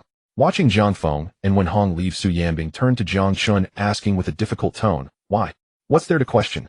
Jiang Chen waved his hand helplessly, saying, now that it has come to this, do you think if I distance myself from you that Xiong organization will let my family go? If you think you can reason with them, they won't reason with you. If I were a member of the Xiong organization, I wouldn't let any opportunity slip away. Senior, don't be too naive. Zhang Ruo added. Yes, sister-in-law, some matters once involved aren't so easy to get out of. But you don't need to worry, moving to a different place is enough to make it so they can't find my parents. If it comes down to it, I'm here too. Although I'm not clear about what that organization is all about. But their members are pretty weak. They're not even a match for me. Moreover, my extraordinary ability can protect them even if I'm not by my parents' side. Hearing this, Jiang Chen looked curious. Sister, what exactly is your extraordinary ability? Do not ask what should not be asked. Knowing too much is not good for you. Zhang Ruo glanced at Jiang Chen and said solemnly. Jiang Chen wore an expression of speechlessness. This girl is getting more and more trouble. It's my fault for involving you. At this moment, Su Yanbing spoke apologetically. Let me handle the moving you. I know a place that is absolutely safe. Zhang Ruo curiously asked, sister-in-law, what place? The headquarters of the Ability Association. Su Yanbing replied, to be precise, it's the staff quarters of the Ability Association. Their security measures are strict, and the people from the Hawk organization cannot investigate. Even if they were to discover it, they would not dare to act against it. After saying this, Su Yanbing, worried that Jiang Chen would refuse, immediately stood up and walked towards the restaurant's exit. I'll arrange it right away. Zhang Ruo looked at Su Yanbing's back and quietly asked Jiang Chen, bro, what exactly is my sister-in-law's identity? She can arrange things at the headquarters of the Ability Association. Jiang Chen glanced at Zhang Ruo seriously, saying, do not ask what should not be asked. Knowing too much is not good for you. Tisk, you're such a wise guy. Zhang Ruo rolled her eyes. I can't be bothered to ask you. I'll just ask my sister-in-law directly later. Suit yourself. Jiang Chen shrugged and ignored Zhang Ruo. Instead, he began to ponder in his heart. They had just started discussing, and his senior sister had already arranged for the whole family to move into the headquarters of the Ability Association. He felt like he was living off others. But in life, when there's a shortcut, why should one be stubborn and reckless? Besides, he hadn't exactly been idle. What's wrong with eating a little soft food? If it's free, why not enjoy it? And make sure to get a big portion. It's all arranged. Soon Su Yanbing returned to the restaurant lobby and said to Jiang Chen and Zhang Ruo. At this time, Jiang Feng and Wenhong also walked out from the inner room. Jiang Feng said to Jiang Chen and Zhang Ruo, I discussed with your mother, and we will move to South Island where the scenery is beautiful and it's spring all year round. The key is that there are few ability users. Jiang Chen replied, Dad, no need to go to South Island. My senior sister has already arranged it. She will take you to the Ability Association. Ability Association? Jiang Feng was taken aback. Wenhong frowned, but we don't have any abilities. Isn't it inappropriate for us to go to the Ability Association? It's not like you'll be going to fight. The Ability Association still needs to eat. Jiang Chen smiled. We can always book a cafeteria there, or open a restaurant in the staff quarters, and continue doing what you're good at. Can that work? Jiang Feng looked at Su Yanbing cautiously, asking. Don't worry, uncle. I've already arranged everything. Su Yanbing said, looking at Jiang Chen. Just so happens that a shop has opened up in the staff quarters of the Ability Association. When you and Anne arrive, you can do whatever you like, and the association will provide funding support. Wenhong's eyes brightened, asking in surprise, there's such a good deal. Su Yanbing smiled and said, yes, Aunt, it's a rare opportunity, just right for you. Then, Wenhong wanted to say something, but suddenly saw a woman in a white uniform walking into the restaurant. She was momentarily taken aback before saying, the restaurant is closed today, and we are not open for business. I'm here to find someone. The woman said calmly, her gaze landing on Su Yanbing. Miss Su, everything has been arranged. Good. Su Yanbing nodded slightly, looking at Jiang Feng and Wenhong. Uncle, Aunt, the person here to pick us up has arrived. We can set off at any time. Jiang Feng quickly said, just a moment, we need to pack our things first. The woman in white looked at Jiang Feng calmly, saying, where are the things? I can help you bring them over directly. There are quite a few items. This restaurant has many things. Jiang Feng said helplessly, I'm afraid it will take a while to pack everything. Wenhong interjected, why don't you come back tomorrow? We'll find a moving company first. We probably won't finish packing today. The woman in white looked around and asked, just this restaurant? There aren't many things at home, mainly this restaurant. Wenhong said, there are 2 stories plus all these tables and chairs. And Jiang Feng interrupted helplessly, let's leave the tables and chairs. We can just find someone to recycle the equipment. Wenhong pouted, recycling will cost a lot. What's a few bucks for recycling? Jiang Feng advised. Besides, how much will it cost to take all this with us? The extra travel expenses would be enough to buy a new set. Just as the couple was discussing, the woman in white raised her hand, and the restaurant door closed with a thud. In the next moment, everyone felt the ground tremble a few times. Immediately afterwards, the woman in white spoke again. You too, it's all moved. Moved. Wenhong was stunned. The woman in white nodded slightly, then gently waved her hand, opening the restaurant's large door. Outside, a completely different scene awaited. Jiang Feng and Wenhong hurried outside, looking at the unfamiliar environment with astonished expressions. This is all moved. When did this happen? Wenhong and Jiang Feng turned back to look inside the restaurant. The interior of the restaurant had not changed at all. Did they just move the entire restaurant?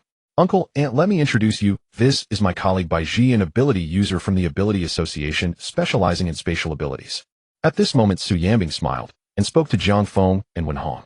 After finishing, she whispered to Jiang Chen, she is the 15th ranked powerhouse in the Ability Association. Jiang Chen was taken aback and instinctively asked, why is she weaker than Ling Shuang? Su Yambing pouted, unsure how to explain. In reality, Ling Shuang had not shown her true strength. Although as a beast master she could rely on her beasts to fight. However, under the influence of the Black Spade Q ability, her strength was significantly diminished. Bai Ji glanced at Jiang Chen, awkwardly cleared her throat, and asked Jiang Feng and Wenhong, is there anything else that needs to be moved? I have more things at home, why don't we move my house too? Jiang Feng tentatively asked, is that possible? Sure, then uncle, please come back with me for a moment. Bai Ji said, walking to Jiang Feng's side and placing her hand. Seeing this, Wenhong immediately frowned, feeling inexplicably jealous. She was just about to say something, but in the next second Bai Ji and Jiang Feng vanished from the spot. Wenhong was startled and quickly looked at Jiang Chen and Jiang Ro. Xiao Chenro, where did this woman take your mom? Weren't we moving? Jiang Chen smiled helplessly. She must have gone back to Qingshui town. Just like that.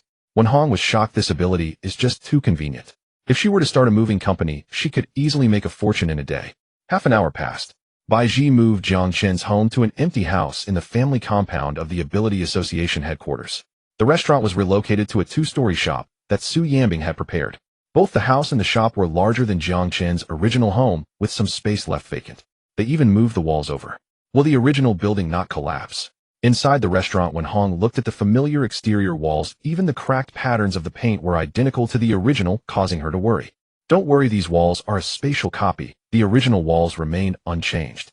Bai Ji explained, and these items were directly transferred through space. Wenhong nodded blankly. She was confused, but felt embarrassed to ask more, fearing it would expose her ignorance. Miss Su, if there's nothing else, I'll take my leave now. Bai Ji said, looking at Su Yambing. Thank you for your trouble. Su Yambing nodded slightly. You're too polite, Miss Bai. Bai Ji smiled gently and turned to walk outside the restaurant.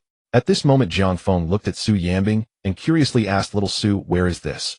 Uncle, this is Longdu, the family compound of the Ability Association headquarters. Su Yambing raised her hand and pointed into the distance, explaining, do you see that tall building? That's the headquarters of the Ability Association. Jiang Feng nodded, it's really impressive. I never expected that one day we could live in Longdu and even in the family compound of the Ability Association. Wenhong looked at Jiang Chen with a smile. This is all thanks to our son. Jiang Feng glanced at Wenhong, feeling a bit helpless. While Wenhong and Su Yambing were chatting, he called Jiang Chen aside. After lighting a cigarette, he seriously asked, son, have you really decided on this? Decided what? Jiang Chen asked in confusion. Jiang Feng looked at Jiang Chen. Have you decided to be with little Su for life, with no other thoughts in mind? Su Yambing had arranged so many things for him. Even in terms of human emotions, it was already a significant if the son and Su Yambing were to break up, the consequences. Of course, he hoped Jiang Chen would remain loyal. But who could predict the affairs of the world? Son, fate has already set a price in the dark. Seeing Jiang Chen did not respond, Jiang Feng continued, it may seem good now, but it could turn into something bad in the future. Always be cautious. Dad, I understand. Jiang Chen was clear about his father's meaning. It was just a concern that if they broke up, there would. After all, Su Yambing's family background was not ordinary. Dealing with ordinary people was incredibly easy. Don't worry, things are not as complicated as you think.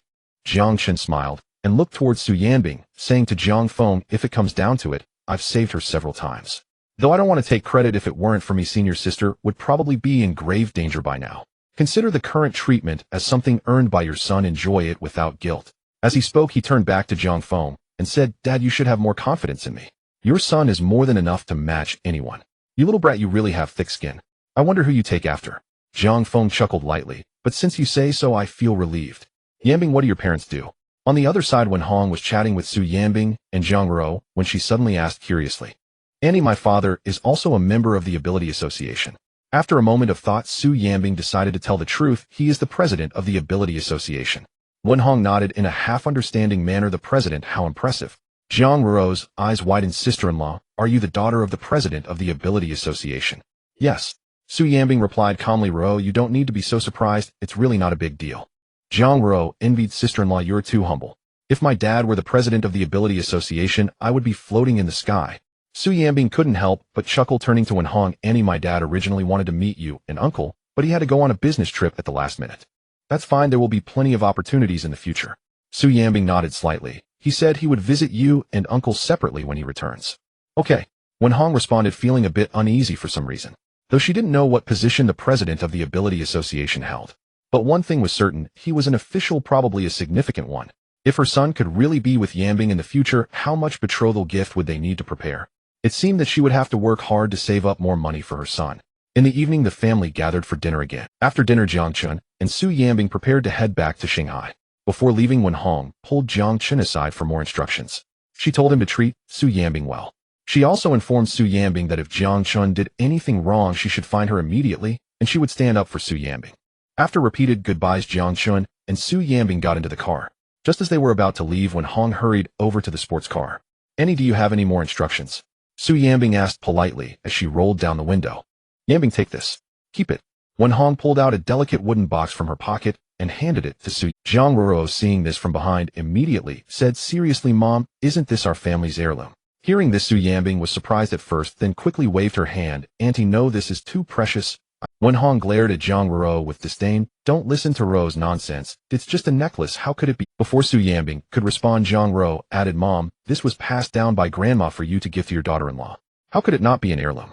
Yanbing is my daughter-in-law. I've already acknowledged her, so I'm giving her this in advance. Wenhong forcefully pressed it into Su Yanbing's hands. Yanbing, don't refuse. Annie means no harm. If you ever don't want it, just return it to Annie. It's fine, don't feel burdened. Su Yanbing took a deep breath and solemnly accepted the wooden box. Annie, then I will accept it. Wenhong smiled gently, and then looked at Jiang Chen in the passenger seat, glaring, you little brat, treat Yanbing better in the future. Got it. Jiang Chen nodded and shot a helpless glance at Jiang Ruo. His mom was naive, perhaps not meaning anything else. After several rounds of pleasantries, Jiang Chen and Su Yanbing finally set off on the road back to Shanghai City. Su Yanbing drove the car toward the headquarters of the Ability Association. The return journey, of course, involved spatial teleportation. Senior sister, why are we in such a hurry? Jiang Chen asked as he glanced at Su Yanbing from the passenger seat. He had intended to stay in Longdu for a few more days to spend time with his parents and sister. After all, the school had been blown up, and there was some time before the secret realm opened. Since he had nothing to do while waiting to return to Shanghai, Jiang Chen had not directly inquired about Su Yanbing in front of his parents. He was worried that Su Yanbing wanted to return to Shanghai early due to feeling awkward around the elders. I just received news that the secret realm will open ahead of schedule. Su Yanbing glanced at Jiang Chen, her voice taking on a more serious tone. The secret realm will open tomorrow at noon. Regardless of whether it opens early or late, there have been incidents before. However, without exception, secret realms, with varying opening times, tend to be several levels more dangerous than those that open on time. Hearing this, Jiang Chen pondered and asked, what level is this secret realm? Based on the information available to the public, the danger level of secret realms is divided into 7 levels from S to F. However, the rewards from the secret realm are not related to its danger level. S-level secret realm may offer meager rewards, while F-level secret realm can sometimes yield a windfall. The secret realm that was initially classified as a level is now estimated to be at level or even a level. Su Yanbing said, this time the Ability Association has dispatched an elite team, so we can team up with others later. Alright. S-level secret realm may offer meager rewards, while F-level secret realm can sometimes yield a windfall. The secret realm that was initially classified as a level is now estimated. If they teamed up and there were discrepancies in the sharing, it would be troublesome. Moreover, teaming up with the Ability Association as an official group would complicate matters even further. Thinking of this, Jiang Chen checked his system points. He discovered that since confirming his relationship with Su Yanbing, he had gained over 8,000 points in just 7 hours. Adding the previous over 1,000 points, he was rapidly approaching 2,000 points. There was no need to worry about points at all. Exploring the secret realm, regardless of the danger, could be temporarily managed with points. Then why team up at all? Coming back to his senses, Jiang Chen looked at Su Yanbing and said with a smile, Senior sister, we don't need to team up, just the 2 of us will do. They'll take you flying. The more he looked at Su Yanbing, the more pleasing she seemed. Wow, how is she so beautiful? Not only is she beautiful, but she also has depth. A depth that adds points. All right, Su Yanbing said, noticing Jiang Chen's gaze. For a moment, she felt a bit shy under his scrutiny. Before long, Jiang Chen and Su Yanbing arrived at the headquarters of the Ability Association. Having called ahead, Bai Ji was already waiting at the entrance. Su Yanbing slowly rolled down the car window and said to Bai Ji, "Take us to Shanghai City Nanshan Road." Bai Ji asked proactively, "Is it Miss Su's home?" Su Yanbing frowned slightly. "You know, the president mentioned it to me before." Bai Ji nodded calmly. "We have been there once." Su Yanbing was momentarily speechless, feeling utterly helpless. She did not expect that her father had investigated her residence. He even went a spy on her. "Yes, let's go there." Su Yanbing took a deep breath, no longer wanting to argue with Qin Tairan. Moreover, since Qin Tairan was not present, it made no sense to mention it to Bai Ji. "All right, Miss Su."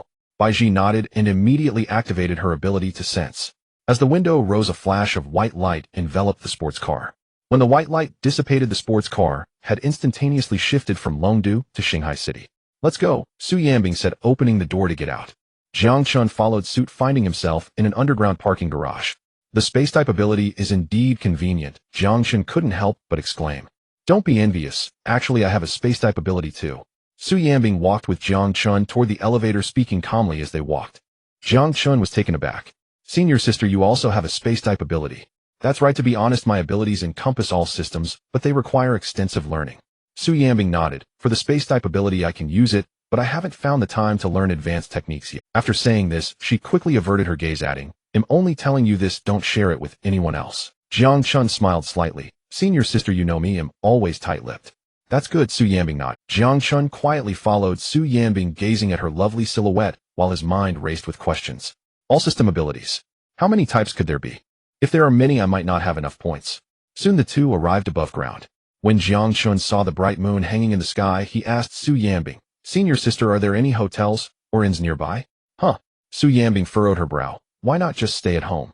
Why go to a hotel?" Hearing this, Jiang Chen's heart trembled. "Senior sister, isn't that inappropriate? We just started dating, and..." "What's inappropriate?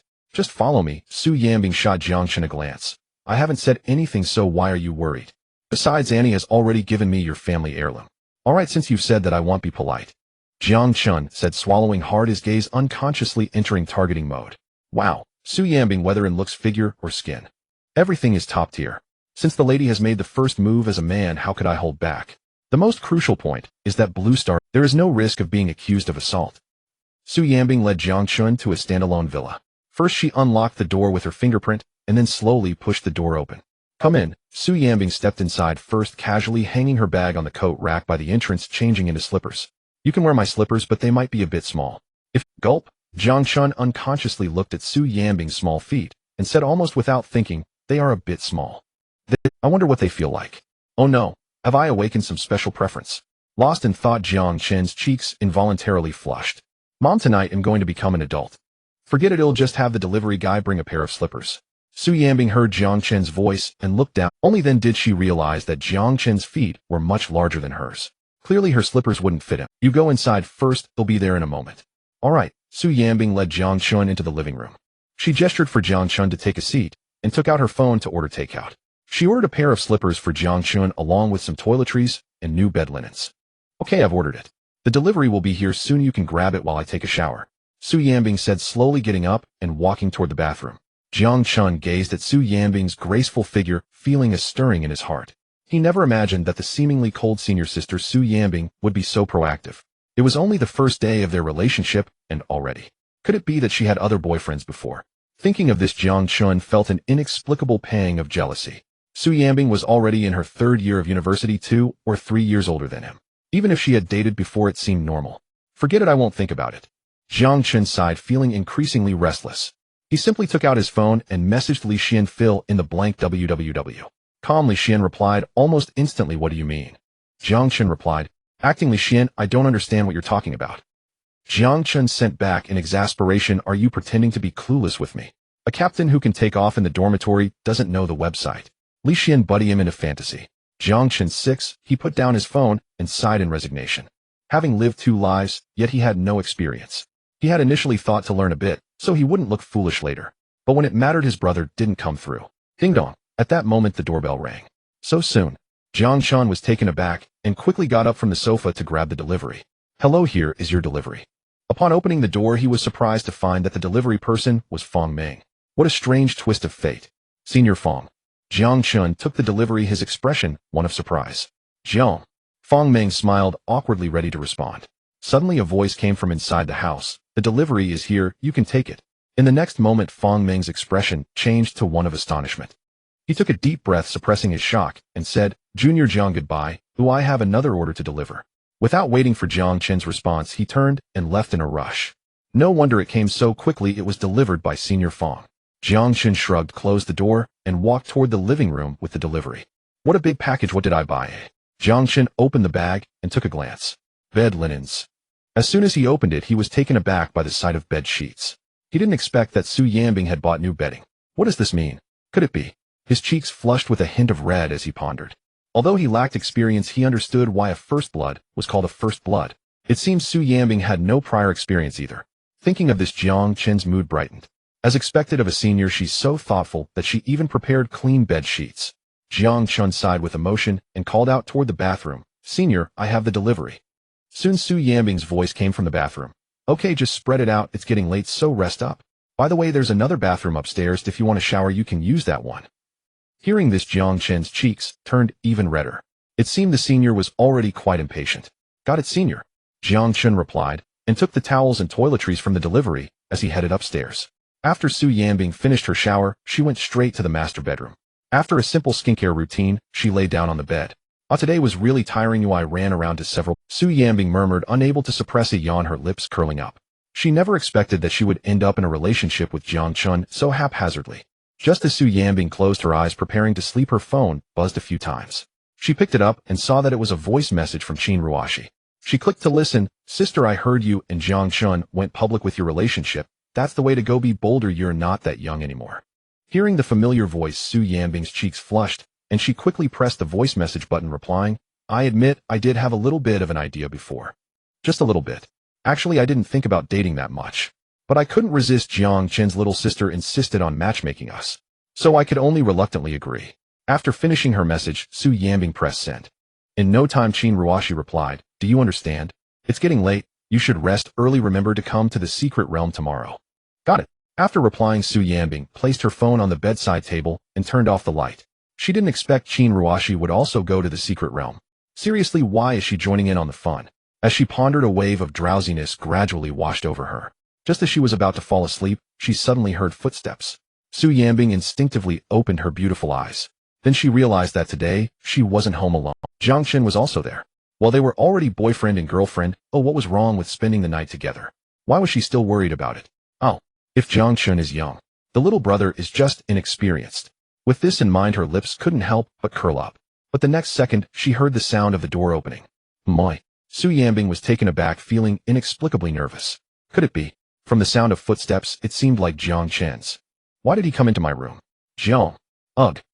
An hour later, Jiang Chen looked at Su Yanbing, stuttering, his face a deep shade of embarrassment. Senior, I. Su Yanbing curled up in the corner, wrapped in a blanket. Tears glistened in her beautiful eyes. She had thought Jiang Chen was inexperienced. But in the end, he hadn't given her a chance to react at all. She wanted to use her powers, but she was afraid of hurting Jiang Chen. While hesitating, Jiang Chen said, I thought you were. Jiang Chen sighed. Senior, I will take responsibility. While speaking, he caught sight of a crimson stain on the bedsheet. It was particularly eye-catching. Su Yanbing shot Jiang Chen a fierce glare that hurt so much. Jiang Chen felt somewhat at a loss. What should he do about the pain? He couldn't just help by rubbing it, could he? He thought to himself, after all, he hadn't used much strength just now. He was also worried about hurting Su Yanbing. Sigh. After all, she was an ability user. How could her body be so fragile? Stop dawdling and change the bedsheet, then get to bed early, he said. Su Yanbing pouted helplessly, saying, we have to go to the secret realm tomorrow. While speaking, she climbed up. Her gaze inadvertently glanced over. She didn't know what Jiang Chen had been raised on. Soon Jiang Chen had changed the bedsheet. Holding the old bedsheet, he asked Su Yanbing, Senior, where is the washing machine? Su Yanbing wrapped herself tighter in the blanket, saying, forget it, just throw it away. Throw it away directly. Isn't that a bit of a waste? Jiang Chen looked at the bloodstains on it. It can still be used if we wash it. Su Yanbing reproached, just throw it away, as I said, hurry up and do it. Alright, I'll throw it away, don't rush me. Jiang Chen pouted and turned to leave the bedroom to throw away the bedsheet. Huff. Su Yanbing let out a long sigh, a trace of pain appearing on her pretty face. At this moment, she felt as if her bones were about to fall apart. She wondered if this would affect tomorrow's exploration in the secret realm. After a while, Jiang Chen returned to the bedroom. After hesitating for a moment, he lay down next to Su Yanbing. What's wrong? Su Yanbing felt Jiang Chen's hand slip under the blanket, her delicate face showing a hint of surprise. I'm going to rub your belly. Jiang Chen turned his head somewhat embarrassed. His hand gently rubbed Su Yanbing's lower abdomen. Su Yanbing's face turned red. Lower a bit. Jiang Chen asked, is this okay? A little lower. The next morning, Jiang Chen was holding Su Yanbing both still in slumber. Suddenly a ringing sound echoed. Jiang Chen was the first to wake up, glancing at the nightstand, his gaze falling on Su Yanbing's phone. Who is it? Su Yanbing opened her eyes groggily, asking in a daze. Your sister, Jiang Chen replied, glancing at the caller ID on the phone. While speaking, he picked up the phone and handed it to Su Yanbing. Out of the corner of his eye, he noticed the time on the phone. It was already 1136. Oh no, it's already so late. Jiang Chen immediately sat up. Hearing this, Su Yanbing instantly lost all sleepiness. Hurry, get up. Su Yanbing quickly threw off the blanket, put on her clothes, and shot a reproachful glance at Jiang Chen. It's all your fault for not being serious while rubbing my belly. Jiang Chen pouted. For something like this, it takes two to tango. Su Yanbing shot him a reproachful glance. Hurry up and get dressed, then wash up quickly. The secret realm is about to begin. Don't be late. Got it. Jiang Chen responded, quickly putting on his clothes. Just as he had put on his pants and t-shirt, suddenly, he watched as a rift opened in the void before him. Immediately after, Qin Ruoxi stepped out from within. Jiang Chen was startled and instinctively looked for a place to hide. Yanbing, are you in there? Qin Ruoxi stepped out of the void, cautiously asking. As soon as she finished speaking, her gaze met Jiang Chen's terrified eyes. Out of the corner of her eye, she saw Su Yanbing looking at her in confusion. You guys? What is this? Qin Ruoxi's beautiful eyes widened in shock, her face displaying an expression of disbelief. She and Qin Tairan had indeed agreed to let Su Yanbing date. They thought to help her out of her gloom through Jiang Chen. Yesterday, when Su Yanbing confirmed her relationship with Jiang Chen, she had been quite happy for a while. But she never expected that these two youngsters would develop so quickly. It was like they were on a rocket. Qin Ruoxi couldn't figure it out. Could it be that she was getting old? Couldn't keep up with the pace of today's youth? Who told you to casually enter my room? Su Yanbing was the first to regain her senses and accused her. Qin Ruoxi was taken aback, then helplessly said, the secret realm is about to start and Dad saw that you hadn't arrived, so he asked me to come check on you. I was just at the door and called you, but you didn't answer. I was worried something happened to you, so I came in to take a look. Then, Su Yanbing was momentarily speechless, unable to find a rebuttal. What is going on with you two? Qin Ruoxi frowned, turning to Jiang Chen. You just started dating and you're already. I thought you were an honest person, but I didn't expect you to be so. Sighed. Hearing this, Jiang Chen felt extremely awkward. He never dreamed he would be caught in the act by Qin Ruoxi. Fortunately, he had already put on his clothes. If she had come in a little earlier, it would have been even more embarrassing. Huff. Jiang Chen took a deep breath. There was really nothing to argue about in this situation. As a man, one must take responsibility for his actions. Qin. He looked up at Qin Ruoxi, just about to speak. But at that moment, Su Yanbing spoke rapidly. You're wrong, Jiang Chen was just here to wake me up. To wake you up. Qin Ruoxi narrowed her beautiful eyes and turned to look at the pillows on the bed. Both pillows are sunken from being slept on. You sleep so restlessly. Su Yanbing hesitated. Forget it, senior, there's no need to argue about this matter. Jiang Chen glanced at Su Yanbing and then solemnly said to Qin Ruoxi, Teacher Qin, it is exactly as you think. I will take full responsibility for my actions towards senior. We'll talk to you about this later. Qin Ruoxi sighed. You two tidy up and head to the secret realm.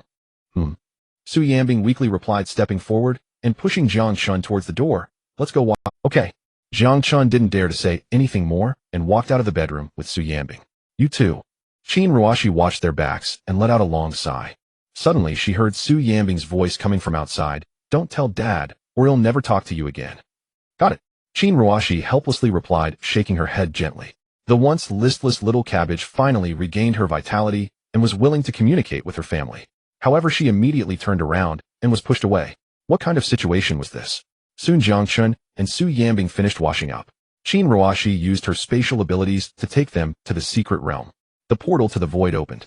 Jiang Chen followed Su Yanbing and Qin Ruoxi out of the alternate space. As soon as they landed, his gaze was immediately drawn to the crowd ahead. At the forefront stood a middle-aged man wearing a uniform from the Ability Association. The man appeared tall and imposing, exuding an aura that commanded respect without anger. Faintly, Jiang Chen heard someone in the crowd referring to the man as President. President. Qin Ruoxi quickly walked towards Qin Tairan, greeting him respectfully. Su Yanbing followed closely behind Jiang Chen and when they reached Qin Tairan, she awkwardly called out Dad. Qin Tairan and Qin Ruashi were both taken aback. Previously in front of the members of the Ability Association, Su Yambing had called Qin Tairan president just like Qin Ruashi. Today, however, calling him Dad felt particularly out of place. But soon Qin Ruashi understood. This girl was feeling guilty and attempting to awaken paternal love. Qin Tairan, however, seemed unaware of this. In his eyes, Su Yambing's call of Dad was rather endearing. Oh. Qin Tairan couldn't hide his smile as he looked at Su Yambing. Then addressing the other members of the Ability Association, he said the secret realm will begin in 15 minutes, so everyone should rest in place for a while. After saying this, he beckoned Su Yambing, Jiang Chen, and Qin Ruashi to walk towards a vacant corner. You must be Jiang Chen. Qin Tairan's gaze fell on Jiang Chen. Immediately his smile wide. Nice to meet you for the first time. I am Yambing and Ruax's father. My name is Qin Tairan. Jiang Chen. President Qin, I've heard a lot about you. Jiang Chen quickly shook hands, feeling inexplicable. If it weren't for last night's events, he could face Qin Tairan with composure. But now that the incident had occurred, there was no turning back. With the experience from last night, he couldn't help but feel guilty facing Qin Tairan. All right, heroes emerge from youth. Qin Tairan smiled slightly. I heard you and Yambing are in a relationship. Yes, we are. Jiang Chen nodded, unconsciously blurting out, don't worry, President Qin, I will take responsibility for Yambing. Qin Tairan was taken aback, feeling inexplicably jealous. This kid had only been with Yambing for a few days, yet he was already thinking about claiming his little darling. Not old, but quite bold. However, he didn't show it. He merely cleared his throat and feigned calmness, saying, young man, it's still too early to talk about responsibility. Unexpectedly, Jiang Chen said seriously, it's not too early. Qin Tairan was once again taken aback. Suppressing his displeasure, he patted Jiang Chen's shoulder and smiled at Su Yambing, saying, I didn't expect Xiao Jiang to be quite humorous. Su Yambing's heart skipped a beat, her gaze darting away. He's actually not that funny. Hearing this, a hint of astonishment flashed in Qin Tairan's eyes. What does that mean? Is she contradicting me? Why isn't she looking at me? How come after just starting a relationship her elbow is already bending outward? No, it shouldn't be like this. Yambing must be joking with me. Yes, just joking. I didn't expect that the once cold Yambing would start to joke around after being with Jiang Chen. This could be considered a good thing. Qin Tairan forcibly comforted himself in his heart. Qin Ruashi, who was in the know, couldn't bear to look at Qin Tairan. Dad, please stop asking. My sister has... However, she didn't dare to say this to Qin Tairan. If she offended Su Yambing, it wouldn't be worth the trouble. The best approach was to act as if she knew nothing. Dad, you guys chat, I'll go prepare. Qin Ruashi took a deep breath and looked up at Qin Tairan. All right, you go ahead. Qin Tairan nodded, watching Qin Ruashi leave. Then he turned to Jiang Chen and Su Yambing earnestly, saying, you two should take your time. You are still young. Talk about responsibility a few years later. As soon as he finished speaking, Jiang Chen tentatively asked, Uncle, how much betrothal gift does your family? Hearing this, Qin Tairan's expression twitched a few times as he forced a smile. You kid, thinking ahead, it seems you are quite serious. Indeed. Jiang Chen smiled in agreement. After all, not being serious was not an option. I need to ask for a number, so I can save up money. I can't rely entirely on my family. Besides, with my current ability, I can earn money faster than my family. Talking about betrothal gifts is too mundane. Qin Tairan thought for a moment and smiled. As long as you perform well, everything is negotiable. How about this? The secret realm is about to start. Let me see your abilities. Mark my words, as long as you take first place, you can get engaged right now. In his view, no matter how talented Jiang Chen might be, it was his first time entering the secret realm, and he could never take first place. He decided to just brush it off to avoid awkwardness and losing face. All right. Jiang Chen nodded heavily, having already made up his mind to make a significant profit in this secret realm, striving to earn enough for the betrothal gift. Good lad, ambitious. Qin Tairan awkwardly responded, already unsure of what else to say. After a moment of hesitation, he said to Jiang Chen, while you go prepare, I want to talk to Yambing alone for a bit. Jiang Chen agreed and walked to the side. The moment he turned around, he revealed a look of relief. This kid, not bad. Qin Tairan forced a compliment as he watched Jiang Chen's back, fearing to upset Su Yambing. Su Yambing responded awkwardly, then asked, Dad, what do you want to talk? Yambing, you've had a hard time these years. Qin Tairan put away his smile, looking at Su Yambing earnestly. From now on, if there's anything, don't bear it all by yourself. Communicate more with me and your sister. Su Yambing nodded okay. Qin Tairan was taken aback. He had only tentatively said that. He was already anticipating that Su Yambing would refuse or even find him nagging. But unexpectedly, Su Yambing agreed so readily. It seemed that Jiang Chen really did have some skills. How long has it been since he changed this girl? Over the years, no matter how much he and Qin Ruashi had tried to persuade her, Su Yambing had always ignored them. Why is he suddenly praising Jiang Chen? This kid is going to take away his little darling. It must be because the newcomer can recite scriptures. Moreover, Jiang Chen and Su Yanbing are of similar ages and have common topics. Dad, do you have anything else to say? At this moment, Su Yanbing saw that Qin Tairan was slow to speak and well. Qin Tairan hesitated, wanting to find a topic, but unsure where to start. The secret realm is about to start, I'll go prepare. Su Yanbing glanced at Qin Tairan, and without waiting for a response headed straight for Jiang Chen. A girl should not be kept. Qin Tairan sighed, and turned to walk towards the team. Once you enter the secret realm, follow Yanbing. Qin Tairan arrived at the center of the team, and found Ling Shuang immediately whispering to her. She knew that directly assigning Yanbing to the team would likely meet with her disapproval. However, concerned for Yanbing's safety, she could only send someone to secretly protect her. President Qin with Jiang Chen here, there shouldn't be a need for me, right? Ling Shuang's pretty face flushed with embarrassment as she whispered to Qin Tairan. She had witnessed Jiang Chen's strength. Within the ability association, he was considered among the top. Not to mention protecting Yanbing would be more than enough. Moreover, she was also thinking of thoroughly exploring. After all, rewards are given based on the results of the secret realm exploration. Most importantly, there are 8 teams participating in this exploration. Each team consists of 3 members. If she were to act as a bodyguard for Yanbing, it would definitely hinder the efficiency of their exploration. Besides, with Jiang Chen around, a bodyguard would be of little use. Being a bodyguard, she would likely end up as a mere follower doing nothing but watching and wasting time. Who would want to do such a job? You girl, Jiang Chen is after all still a child. Qin Tairan frowned, his tone helpless. It would be better to have Yanbing protect him instead. President, you must not understand Jiang Chen's abilities, otherwise you wouldn't say that. Ling Shuang pouted and said, with his skills he can last several exchanges with you. No more than 10. Qin Tairan was taken aback. Is this kid really that impressive? Ling Shuang nodded. She was still being modest considering the respect she had for Qin Tairan. In reality, she had no idea what Jiang Chen's true strength was. After all, from their previous encounters, she could tell that Jiang Chen had not fully unleashed his potential. Whether fighting anyone, he appeared calm, and even left room for his opponent. She speculated that if Jiang Chen fully exerted himself, he could stand a good chance against Qin Tairan. Even a 50-50 chance. You girl, are you afraid of hindering your own exploration of the secret realm and trying to fool me? Qin Tairan narrowed his eyes and asked Ling Shuang. Hearing this, Ling Shuang was momentarily taken aback and the embarrassment on her face increased. President, to be honest, that is indeed part of the reason. But what I said is also true. It's precisely because it's unnecessary that I don't want to do this job. Ling Shuang sighed. After speaking, her embarrassment vanished, replaced by a serious demeanor. Qin Tairan found himself at a loss for words. You girl, you're quite straightforward. Yes, President, you know me. Ling Shuang smiled. You asked me to come to Shanghai before, and I did come. I have a close relationship with Miss Su, and if she were in danger, I would definitely help. Moreover, Miss Su's own strength is quite formidable. Perhaps you don't understand. Or maybe you have always seen her as a child. But she is indeed very strong, ranking among the top 10 in the ability association. Hearing this, Qin Tairan showed a look of surprise. Is that so? He hadn't been paying much attention to Su Yanbing's strength. The key was that over the years he had wanted to pay attention, but Su Yanbing never gave him the opportunity. As a result, even until now he still didn't know how strong his little daughter truly was. Alright, I understand. You go ahead with your business.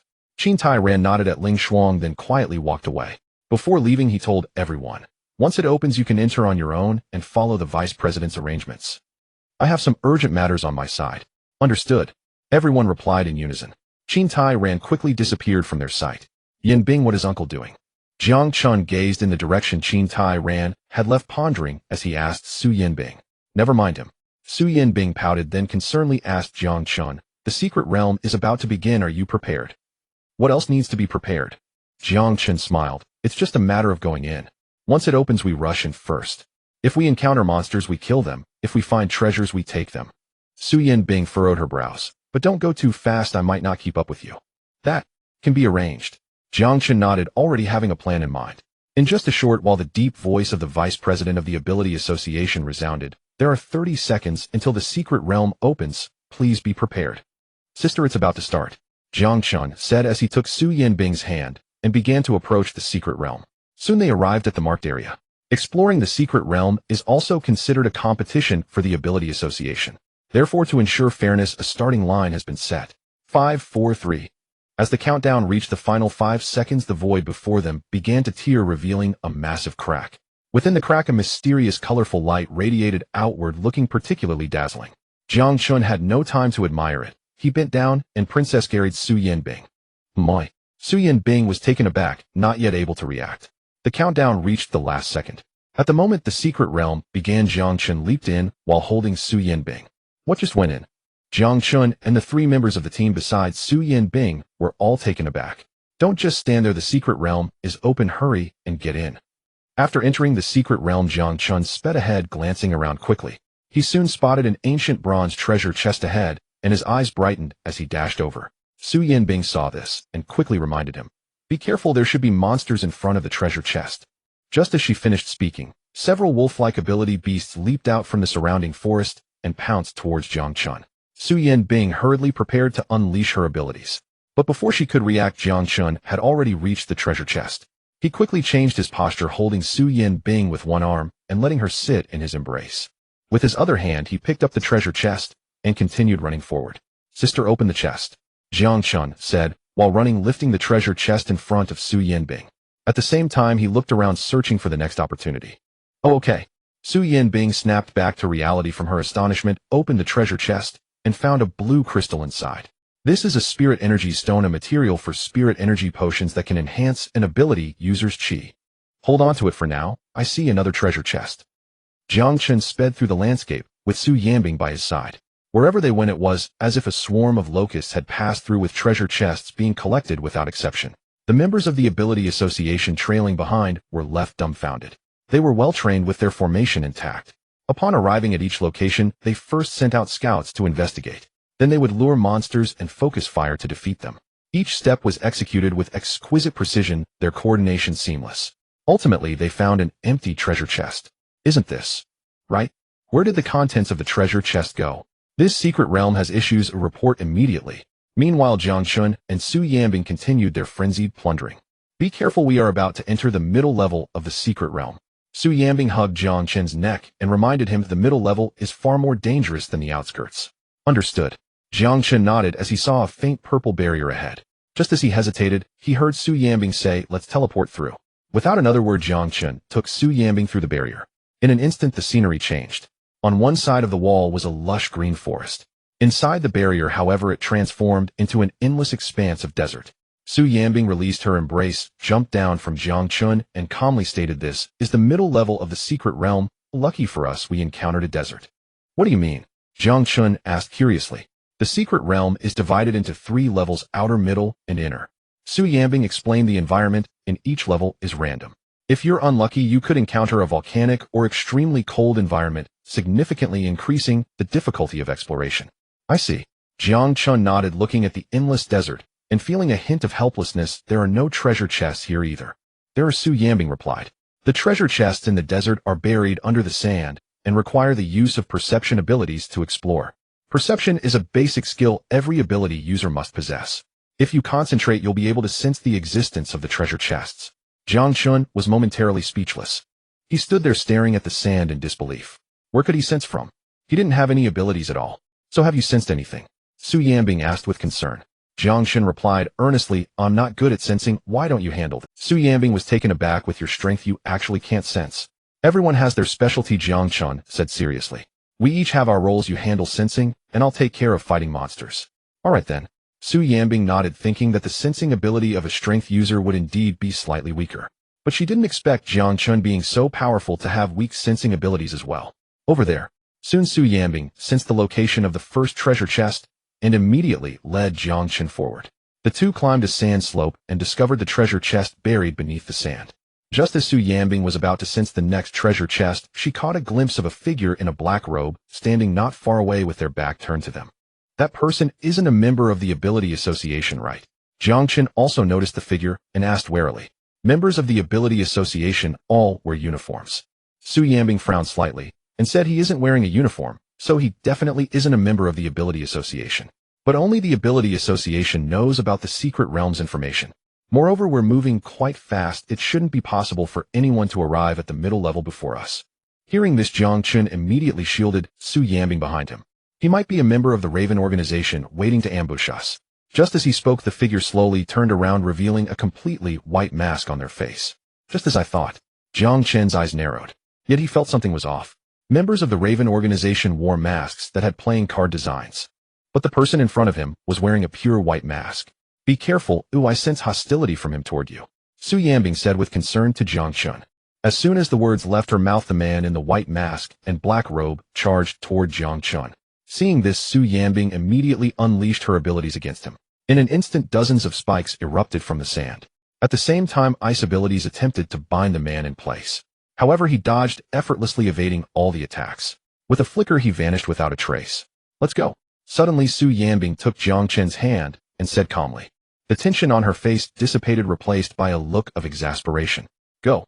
What about right in front? Before he could finish, Su Yanbing sighed helplessly. That's my dad. Initially, she had sensed something was off. Once the opponent attacked, she completely recognized his identity. This technique could only belong to Qin Tairan.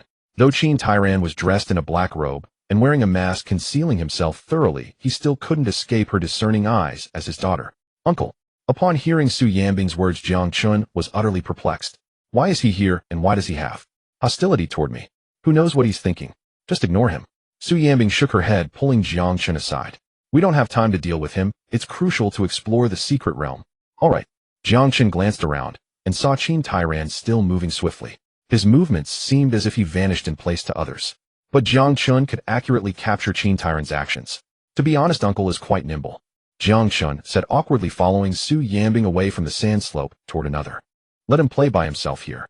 Su Yanbing sighed softly, her pretty face showing a hint of embarrassment. She felt embarrassed for Qin Tairan. She really didn't know what he was thinking. As Qin Tairan saw Jiang Chen and Su Yanbing walking away, he gradually stopped his movements. What does this mean? Why did they just run off? He frowned, muttering in surprise. Could it be that my speed was too fast, making them think I had already left? This looks like I need to slow down a bit. I shouldn't bully the young ones. As he spoke, he quietly followed them, preparing to continue testing Jiang Chen's strength. He just couldn't believe that Jiang Chen was as formidable as Ling Shuang claimed. Hearing is one thing, seeing is believing. He had to experience it for himself. Walking along the road, Jiang Chen occasionally glanced back, noticing that Qin Tairan maintained a distance of about 20 meters behind them, moving with incredible speed. To others, Qin Tairan's movements were completely imperceptible. Even the gravel on the ground showed no signs of disturbance. But Jiang Chen saw it clearly. Feeling particularly awkward, he hesitated. What's wrong? Su Yanbing, noticing Jiang Chen constantly looking back, couldn't help but ask. Jiang Chen struggled to find the words. For a moment, he didn't know how to express himself. He understood that in Qin Tairan's eyes he must have thought he hadn't noticed. If he spoke up, Qin Tairan would surely hear him. Forget it. It's better to keep it unspoken for the sake of face.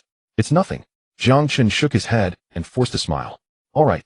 Su Yanbing replied, skeptically glancing back. But there was nothing there. Why does Jiang Chen keep looking back? Could it be?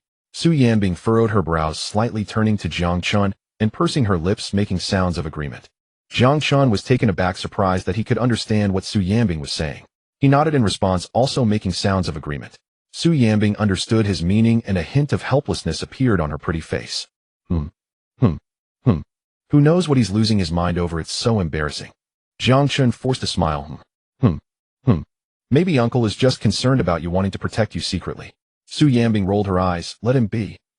Jiang Chen and Su Yanbing continued their exploration in the secret realm. To improve efficiency, Jiang Chen picked Su Yanbing up again. Su Yanbing was responsible for sensing. Jiang Chen transformed into a mount, significantly increasing their travel efficiency. Ahead at 2 o'clock, 50 meters. Su Yanbing locked onto a treasure chest and immediately informed Jiang Chen. He charged forward with incredible speed.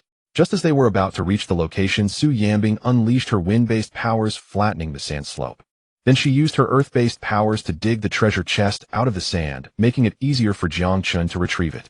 After taking the chest, they hurried to the next location. But at that moment, a massive, oddly shaped sandworm silently emerged behind them. This creature was rated as an A-level ability beast. Moreover, in the desert terrain, its power was doubled, capable of reaching S-level. Even core members of the Ability Association would need to be cautious when encountering it. The sandworm opened its gaping mouth lined with sharp, jagged teeth, looking exceptionally terrifying. It charged toward Jiang Chen and Su Yanbing at breakneck speed. But the next moment, a powerful force suddenly struck its plump body. In an instant, the sandworm's body exploded, bursting into a cloud of green blood mist, which quickly dissipated into the air. Su Yanbing glanced back, but said nothing, reminding Jiang Chen to head towards the next treasure chest. The two of them continued to explore. Behind them, various terrifying ability beasts appeared one after another. Without exception, they were all swiftly eliminated by Qin Tairan. In just 1 hour, Jiang Chen and Su Yanbing had collected more than half of the treasures. Various spirit stones and spirit herbs coveted by ability users filled their backpacks. As Jiang Chen and Su Yanbing entered the depths of the secret realm, Qin Tairan halted his movements, raised his hand to remove his mask, and wiped the sweat from his face. The desert environment was extremely hot, and the mask he wore was not breathable, causing him to sweat profusely. This kid is just charging ahead without a care. Qin Tairan sighed, speaking in frustration. Not a single creature taken down, all left for me. Yanbing uncle is indeed growing stronger with age. As Jiang Chen just entered the inner part of the secret realm, he looked back and saw that Qin Tairan had not caught up, so he said to Su Yanbing, if this were in the past, he would never have given the opportunity to defeat monsters to Qin Tairan. But now things were different. Together with Su Yanbing, the points were skyrocketing. They were practically unspendable, impossible to exhaust. Just from the hour last night, they had gained a whopping 100,000 points. Su Yanbing couldn't help but chuckle, saying, he's just following behind, and helping to fight monsters isn't a bad thing. Jiang Chen smiled, and seeing that Qin Tairan had not yet arrived, felt emboldened. He put his arm around Su Yanbing's shoulders and walked forward. Inside the secret realm, the scenery had changed dramatically, resembling a vast cave. All around were densely packed stone pillars spreading out like a spider web. Between the stone pillars formed narrow passages, each leading deeper into the secret realm. Hiss! Jiang Chen lifted his eyelids, exhaling deeply. He had never imagined that the interior of this mysterious secret realm could be so magnificent and vast. With so many paths, which one should they take? It was truly perplexing. This is my first time seeing such an... Su Yanbing said, glancing at Jiang Chen before asking, you decide where we should go. Let's go that way. Jiang Chen pointed to the nearest passage ahead and said to Su Yanbing. Su Yanbing nodded. All right. Let's be cautious. The secret realm is fraught with danger, and even elite teams can meet their demise here. I know. Jiang Chen nodded slightly. He led Su Yanbing carefully into the dark passage. Strange sounds occasionally echoed around them, eerie and frightening. Be careful, Su Yanbing exclaimed. She sensed that something strange was lurking in the darkness. As soon as she finished speaking, Jiang Chen saw something emerge ahead, a spiky hairy ball with a diameter of over a meter. The hairy ball was pitch black, covered in spikes, emitting a chilling glow. A sea urchin ability beast. Jiang Chen was startled, instinctively blurting out. Suddenly, the hairy ball's body opened a mouth resembling that of a sandworm monster. A series of terrifying howls erupted from the bizarre mouth, charging toward Jiang Chen and Su Yanbing. Noisy. Jiang Chen's eyes narrowed, quickly pulling Su Yanbing into his embrace while delivering a powerful punch. In that instant, the ground shook violently. The monster's spikes shattered into pieces, turning into powder. In the next moment, the hairy ball itself also exploded with a loud bang. Streams of black liquid splattered in all directions. Wherever it landed, the walls and ground were instantly corroded, creating numerous pits. Just as the black liquid rushed toward them, Su Yanbing unleashed her powers, generating an earthen wall to block it midair. After a moment, Su Yanbing used her sensing abilities to confirm there was no danger on the other side of the wall, before gently waving her hand. The earthen wall then collapsed into dust, disappearing without a trace. Let's go. Su Yanbing grasped Jiang Chen's hand and walked ahead. In the darkness, an eerie silence enveloped them. Suddenly up. Su Yanbing suddenly exclaimed, her delicate foot forcefully pushing against the ground as she hurriedly retreated a few steps. Jiang Chen looked down and saw Su Yanbing's body trembling, clearly terrified. What's wrong? Jiang Chen asked with concern. Su Yanbing bit her lip and pointed ahead, saying, I sense danger up ahead. Danger? Jiang Chen frowned slightly, slowly releasing Su Yanbing's small hand as he took a few steps forward. In the next moment, illuminated by the faint light, he saw a spider appear on the wall. The spider was pitch black and about the size of a cooking pot. It was much larger than an ordinary small spider, but it was only somewhat larger. Even if Jiang Chen wasn't an ability user, he could tell that this creature was not a spirit beast at all. This isn't dangerous, right? Jiang Chen said, slightly taken aback, looking back at Su Yanbing. No. Su Yanbing shook her head vigorously like a rattle drum and rushed forward to grab Jiang Chen, saying, let's change our route. This path is too dangerous. Jiang Chen frowned slightly, a teasing smile appearing at the corner of his mouth. You aren't scared of spiders, are you? I wouldn't be afraid of such a small thing, Su Yanbing hurriedly replied. Jiang Chen's teasing expression deepened as he suddenly pointed at the stone wall beside him, urgently saying, look, there's one here too. Su Yanbing screamed, hurriedly clinging to Jiang Chen. She jumped onto Jiang Chen, her legs tightly wrapping around his waist. She was so scared that she was on the verge of crying. Although she possessed powerful abilities, the spider was indeed one of the things she feared. Don't be afraid. Jiang Chen gently patted Su Yanbing's back, reassuring her, I'm here. Su Yanbing looked up with tearful eyes, but still stubbornly said, I'm not scared. Who said I'm scared? Jiang Chen chuckled. All right, I was just joking with you. There's only that one spider, there's none nearby. Let's go and find another route. Su Yanbing's pretty face flushed red as she shot Jiang Chen a glare, huffing. What time is it, and you're still joking with me? Jiang Chen smiled and led Su Yanbing out of the passage. This time I'll choose. After sensing for a while, Su Yanbing selected a path. All right. Jiang Chen smiled as he followed Su Yanbing into the new passage. This time they walked for a long while without encountering any danger. Within the passage there were many forks, leaving the two of them disoriented. Until roar. A thunderous roar echoed from all directions. Like the tolling of a great bell, it made Jiang Chen and Su Yanbing's blood surge. Jiang Chen hurriedly stopped, turning to look in the direction of the roar. Su Yanbing's beautiful eyes narrowed. That way, let's go. Jiang Chen nodded and took off running with Su Yanbing toward the source of the roar.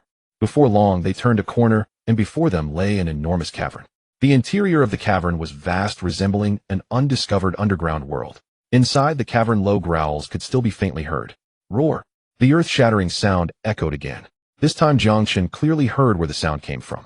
In the depths of the cavern ahead, a dark figure was roaring at the sky. Jiang Chen observed carefully and discovered that the figure was massive, standing at least 3 to 4 meters tall. He could vaguely see that the creature seemed to have 8 legs. It looked very much like a spider. This path was chosen by you. Jiang Chen glanced at Su Yanbing, a hint of embarrassment in his tone. What's wrong? Su Yanbing furrowed her brows, puzzled about why Jiang Chen suddenly asked such a question. Jiang Chen awkwardly smiled. That monster in the distance might be a giant spider. What a... Su Yanbing was taken aback. A look of fear immediately covered her pretty face. But then she quickly regained her composure, pouting. Are you trying to scare me again? How could a spider make such a noise? You've figured it out. You're quite cunning, you little brother. Yanbing, I'm not joking this time. We can still turn back now. Jiang Chen said helplessly. He wasn't afraid of the spirit beast, but was worried Su Yanbing might get to roar. At that moment, the creature roared again. The sound reverberated in the cavern for more than 10 seconds before fading. Su Yanbing looked up, her gaze fixated. When she saw the outline of the dark figure in the distance, her breath caught in her throat. Then her voice started to tremble slightly. It seems. It really is a spider. You stay here, we'll take care of it. Jiang Chen said calmly as he looked at Su Yanbing. With that, he started to walk. Be careful. Su Yanbing instinctively grabbed Jiang Chen's arm, and after speaking, she slowly let go. Don't worry. Jiang Chen smiled slightly and charged toward the dark figure. As he approached, he clearly saw its appearance. It was indeed an enormous spider. It radiated a bluish-green glow all over its body, lurking deep within the cavern, weaving a massive web. It hung there like a sharp sword suspended in the cavern. Upon closer inspection, however, the spider's abdomen had the head of a woman. With disheveled hair, it looked like a female ghost. The voice was emanating from that head. Hiss, Jiang Chen gasped. If Su Yanbing saw this scene, she would probably faint from fright. Suddenly, the mouth of the woman's head on the spider opened wide, spewing a green liquid that shot toward Jiang Chen's eyes narrowed as he easily dodged the attack by sidestepping. But at that moment, strands of white spider silk began to spew out from all directions. The spider silk covered all escape routes. Jiang Chen had nowhere to evade, and he was directly trapped in place. Toxins of various colors, red, green, and blue, began to spread along the spider silk toward Jiang Chen. Detecting host. Add points. Detecting. Add points. Add points. Jiang Chen remained silent, only focused on adding points. On the other side, Su Yanbing watched in horror as gigantic spiders crawled out from the dark corners, gradually making their way toward Jiang Chen. Gulch, Su Yanbing swallowed hard. Her legs instinctively trembled, her delicate body slightly quivering. She never expected that there would be so many terrifying creatures. As she watched these spiders crawling closer to Jiang Chen, Su Yanbing couldn't care less about her fear, furrowing her brows and charging forward. Jiang Chen, don't be afraid, I'm coming. Su Yanbing rushed towards Jiang Chen without a care for anything else. As she ran, she unleashed her abilities, randomly firing off a barrage of energy. Ice, fire, earth, wood, water, wind, lightning. At the same time, Jiang Chen had already broken free from the spider web and swiftly eliminated the surrounding spider swarm. Just as he was about to breathe a sigh of relief, he suddenly felt a wave of heat coming from behind him. Immediately after, he sensed a chill. One moment, it was fire, the next it was ice. The feeling of being caught between fire and ice left him astonished. He quickly turned around and watched as energy blasts hurtled towards him. Hey. Yanbing, calm down. Oh no, Jiang Chen shouted in his heart. Add more, hurry, and add more. Boom, boom. Su Yanbing's face flushed as she unleashed terrifying energy blasts, fierce and extreme. In an instant, she fired off dozens of energy blasts. The air was thick with smoke, and Jiang Chen at the center was coughing from the choking haze. Fortunately, he had added resistance quickly, otherwise he would have been directly blasted to death by Su Yanbing. In that brief moment, he had managed to max out several types of resistances. Fire, ice, thunder, earth, wind, and even poison. Bad news, he almost died. Good news, in the future, he wouldn't have to fear those types of ability users. This was the first time Jiang Chen witnessed the terrifying strength of Su Yanbing firsthand. Like a mini cannon of abilities. Jiang Chen. Are you okay, Jiang Chen? After a moment, Su Yanbing cautiously opened her eyes. She anxiously looked towards the smoky direction and shouted at the top of her lungs, I'm fine. Jiang Chen replied, raising his hand to fan the smoke as he walked out. Cough, cough, cough. Are you trying to murder your husband? What do you mean? Su Yanbing's pretty face froze in confusion as she asked. Just now all those abilities hit me. Jiang Chen said helplessly, fortunately, I have a sturdy body. Otherwise I would have dropped dead right in front of you. Just now all those abilities hit me. Jiang Chen said helplessly, fortunately, I have a sturdy body. Otherwise I would have dropped dead right. Jiang Chen pouted. Are you that afraid of spiders? Upon hearing the word spider, Su Yanbing trembled and quickly burrowed into Jiang Chen's embrace, timidly asking, where are the spiders? They're all dead. Look at the corpses on the ground. I don't want to see. Let's get out of here, to another place. Su Yanbing said, pulling Jiang Chen's hand and running towards the exit. As they sprinted back the moment they returned to their starting point, she finally let out a long sigh of relief. Now it's safe, we're fine. Su Yanbing patted Jiang Chen's chest softly and said. Jiang Chen was taken aback, thinking this should be his line. Why did it seem like he was the one afraid of spiders? Jiang Chen missed Su. At that moment, Ling Shuang's voice came from behind. Jiang Chen and Su Yanbing turned around in unison to see Ling Shuang leading her team through the barrier into the secret realm. A hint of embarrassment suddenly appeared on Su Yanbing's pretty face. She had been leading so far ahead, but the spiders had caused a ruckus, leading to them being caught up. You guys are pretty fast. Ling Shuang couldn't help but exclaim. Despite this, Qin Tyrant still thought about having her act as Su Yanbing's bodyguard. Those two had teamed up and their efficiency had already surpassed that of the members of the Ability Association. You all are not bad either. Su Yanbing's expression eased slightly as she said politely. It's all good. Ling Shuang smiled calmly and said, fortunately I teamed up with Bai Ji, so it was somewhat advantageous. As she spoke, Bai Ji nodded at Su Yanbing. Ling Shuang continued, Miss Su, have you noticed that this secret realm seems a bit strange? What's strange? Su Yanbing retorted. The treasures in this secret realm are particularly scarce. Ling Shuang said thoughtfully, there are fewer treasures here than in any previous secret realm.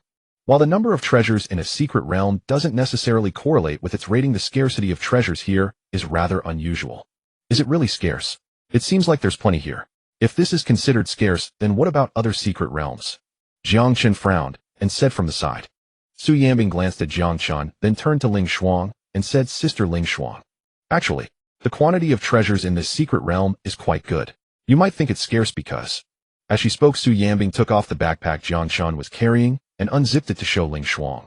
We've taken all the good stuff. Ling Shuang peered into the backpack, and when she saw it filled with spirit crystals and various spiritual treasures, her face was filled with astonishment. Bai Ji and another team member exchanged glances, both showing expressions of surprise. Isn't this quite the score? Ling Shuang muttered to herself, unable to help but ask, but there weren't any monsters outside. Where did you guys get all these? We didn't fight monsters. Su Yanbing suddenly felt awkward, as if she had been caught in a loophole. However, there was no rule stating that they had to kill those ability beasts. Aren't we here to treasure hunt? At this moment, Jiang Chen looked at Ling Shuang and asked with curiosity, why must we fight monsters? Besides, those ability beasts will disappear along with the secret realm. They won't pose any threat to the real world, right? Jiang Chen's sudden question left Ling Shuang, Bai Ji, and another team member momentarily stunned. Am I wrong? Seeing the few of them silent, Jiang Chen pressed on. That's the reasoning, but... Ling Shuang stammered for a long time, but couldn't clarify her point. Left with no other choice, she had to change the subject. It seems there's nothing to gain from the outer and middle layers of this secret realm. However, it looked like Jiang Chen and Su Yanbing hadn't had the chance to explore the interior yet. Fortunately, they arrived in time. The treasures inside hadn't been taken yet. The internal structure of this secret realm is quite unique. Suddenly, another member of the team looked at the various passages and said thoughtfully. His name was Shi Ming, a perception-type ability user. Although he also had certain combat abilities, he specialized in perception skills. In the fierce competition of the Ability Association, he chose to focus on perception abilities. With several class perception abilities, he found his own niche and gained a foothold in the Ability Association. Although his rank was not high, his position was stable and many tasks required his assistance. Ling Shuang chose him for the team also because she valued the uniqueness of his abilities. The passage was crisscrossed, resembling a chessboard. Within it lay hidden profound meanings akin to a labyrinth. If one were to explore each path individually, they would likely achieve nothing before the time in the secret realm expired. We must approach it from the direction of solving the chessboard. After Shi Ming spoke, Ling Shuang's eyes lit up, and she quickly walked over to his side and asked, "Do you have any ideas?" "I have a bit of an idea, but it's not confirmed yet." Shi Ming said cautiously, "Let me draw the chessboard first." As he spoke, he crouched down and picked up a stone, starting to sketch the chessboard on the ground. Seeing this, Jiang Chen quietly moved to the back to observe closely. "What are you doing here?" Ling Shuang caught sight of Jiang Chen and was momentarily stunned, asking with a hint of confusion. "Just learning." Jiang Chen smiled and said without taking his eyes off the drawing. "You've taken all the treasures outside. What more is there to learn?" Ling Shuang raised her hand to block Jiang Chen's view, saying, "Don't look, there's plenty to gain." Jiang Chen moved to the side, continuing to watch Shi Ming draw the chessboard on the ground. "I'm not taking anything from you, just learning. I've loved playing chess since I was a child." "You." Ling Shuang wanted to say something more. At that moment, Su Yanbing walked over and stood next to Jiang Chen, watching together. Ling Shuang was momentarily at a loss for words, swallowing her thoughts. If it were just Jiang Chen, she might have dared to say a few more things. Now that Su Yanbing was also present, she felt it inappropriate to speak. Soon Shi Ming finished drawing the chessboard and began to study it carefully. "Isn't it about connecting these 5 points to solve it?" Suddenly Ling Shuang pointed at the chessboard and curiously asked Shi Ming, "What do you mean?" Shi Ming was taken aback, looking at Ling Shuang in surprise. "You focus on your own research, don't mind him." Jiang Chen shot a glance at Ling Shuang and calmly said, "I can see it. This is a go board, and she thinks it's 5 in a row." Shi Ming chuckled awkwardly. "Captain Ling Shuang, this." "All right, no need to say more, I understand already." Ling Shuang's face turned red from embarrassment, quickly moving to the side to find Bai Ji in an attempt to change the subject. "Bai Ji, why aren't you watching?" "I don't understand chess, so watching would be pointless." "There's no need to pretend to understand something I don't." Bai Ji. Ling Shuang was taken aback. Although there was no evidence, she felt somewhat insulted. "Hey!" Suddenly Su Yanbing's eyes brightened as if she had discerned something. Seeing this, Jiang Chen quickly grabbed Su Yanbing's small hand and gently shook his head at her. Su Yanbing understood, realizing that Jiang Chen did not want to share with Ling Shuang and the others. So she took Jiang Chen aside and tentatively said, "I just have a few ideas, but I haven't solved the puzzle yet." "All right." Jiang Chen pouted, thinking Su Yanbing had figured it out and hoping to enjoy a private feast with. "What ideas do you have?" Su Yanbing looked at Jiang Chen curious. "Me?" Jiang Chen was taken aback, then shook his head. "I don't know how to play chess. I have no ideas at all." "Huh?" Su Yanbing looked at him suspiciously. "But you just..."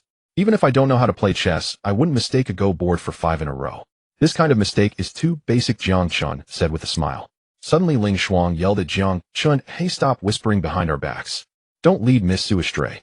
Jiang Chen glanced at Ling Shuang, then lowered his voice to Su Yanbing, saying, "Yanbing, you continue your research, they'll hold them off." "Okay." Su Yanbing nodded and resumed watching Shi Ming draw the chessboard. Jiang Chen then approached Ling Shuang and asked with a smile, "Sister Ling Shuang, where's that lion-head beast? Why didn't you bring it along?" "Him." Ling Shuang waved her hand. "He's being punished by facing the wall." Jiang Chen showed a curious expression. "How can a beast master fight without their beast?" Ling Shuang gave Jiang Chen a disdainful look. "How does it concern you?" "It doesn't." Jiang Chen shrugged and turned his gaze back to Su Yanbing. "What are you blocking my way for?" Ling Shuang pushed Jiang Chen lightly, but didn't budge, asking in a helpless tone. Jiang Chen replied without turning his head, "Where I stand has nothing to do with you." "You." Ling Shuang was momentarily at a loss for words. "I wanted to talk to you properly, but if you won't, there's no..." Jiang Chen stood still, waiting for Su Yanbing to solve the puzzle, so he could leave with her immediately. Ling Shuang shot Jiang Chen an exasperated look and asked Shi Ming, "Are you done yet?" "Captain, just a moment," Shi Ming replied, his eyes fixated on the chessboard. Ling Shuang frowned. "Is it really that troublesome?" "Stop talking," he's thinking. The most annoying thing when thinking is being interrupted.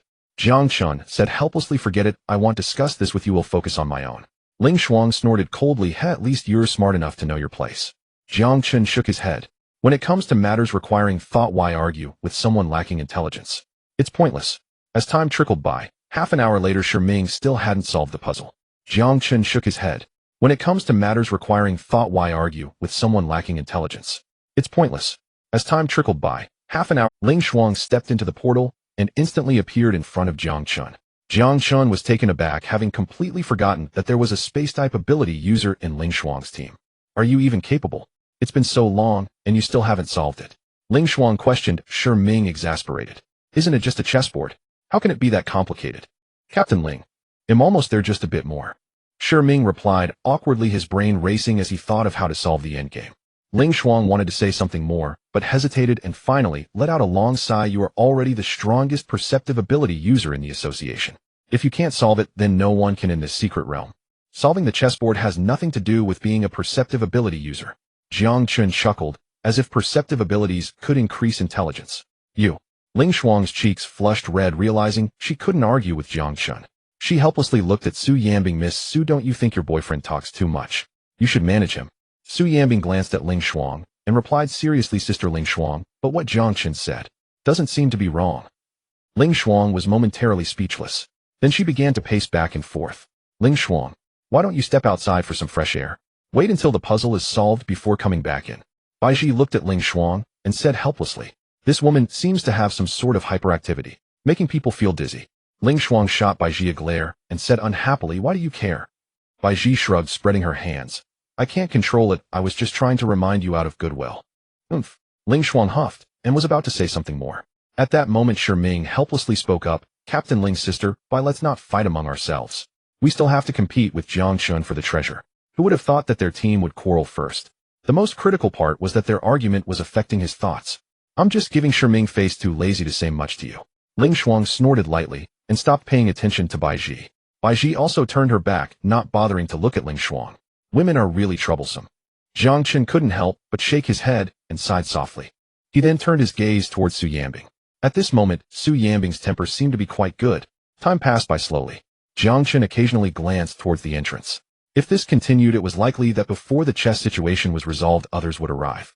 By then, even if they figured out the chess situation, it would lose its significance. After all, this was not an external competition, but an exploration within the ability association. If there were clues, they couldn't just keep them to themselves and not inform others. Once there were too many people, the treasures might not be enough to share. Jiang Chen also couldn't help but start studying the chessboard. However, just after looking for a dozen seconds, he felt an itch on his head, as if his brain was about to grow. Suddenly a thought struck him, and he took out his phone to open the chess game he downloaded earlier for fun. He usually played Ludo. But this app had various types of chess encompassing everything. Jiang Chen clicked into the Go interface, setting the computer to master-level difficulty. Then he looked at the drawing Shi Ming had made on the ground and tried to replicate it. But no matter how he tried, he couldn't set up the same chess situation. Hiss! Jiang Chen gasped in surprise. In less than 3 minutes, he went through the entire process of learning Go before giving up. Just as his patience was running out, Jiang Chen couldn't help but ask Su Yanbing, so do you have any clues? Su Yanbing shook her head. No, this chess situation is very strange. I've never seen such moves, and I have no idea how to solve it. Yanbing, can you confirm that you know how to play chess? Jiang Chen asked tentatively. Su Yanbing was taken aback, pouting as she looked at Jiang Chen. Are you Jiang Chen awkwardly chuckled. No, just asking. Is playing chess helpful for controlling spiritual? Su Yanbing said seriously. Moreover, I have so many types of abilities, controlling them is much more difficult than for ordinary people. So I have been playing chess since I was young, and I can recite all kinds of chess strategies by heart. Hearing this, Ling Shuang chimed in. I can vouch for that. When Miss Su attended the Go tutoring class, I used to drive her there. Jiang Chen glanced at Ling Shuang.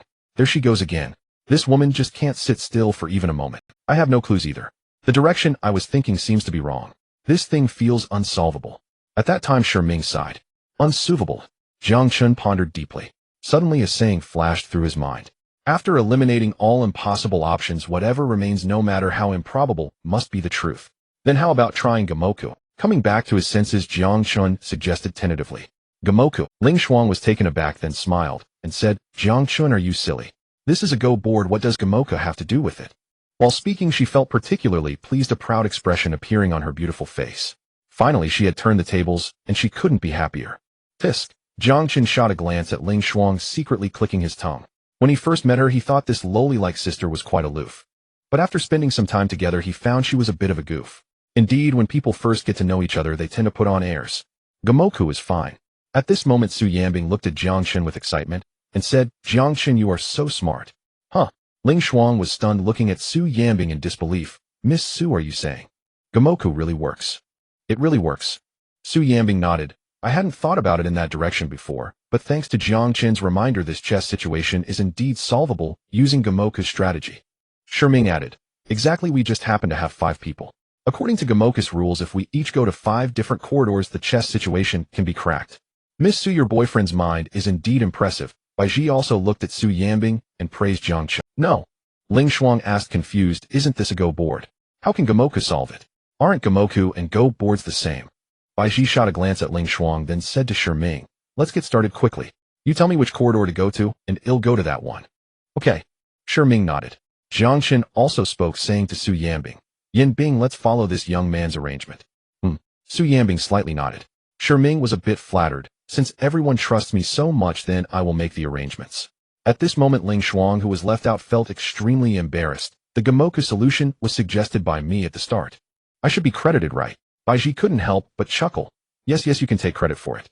Let's not dwell on this, or we'll waste more time. You? Ling Shuang hesitated, glancing at Bai Ji silently, keeping a mental note. Not saying anything for now, she would teach this woman a lesson later. Then I'll assign the teams now. Ming arranged the 5 of them, including himself, into different corridors. Soon Jiang Chen and the others were all in their respective positions. Ming then said, once everyone is ready, I'll say start, and then we all go in together. Wait. At that moment, Su Yanbing suddenly called out. Then under the puzzled gazes of the others, she quickly jogged to Jiang Chen's side. What's wrong? Jiang Chen asked curiously.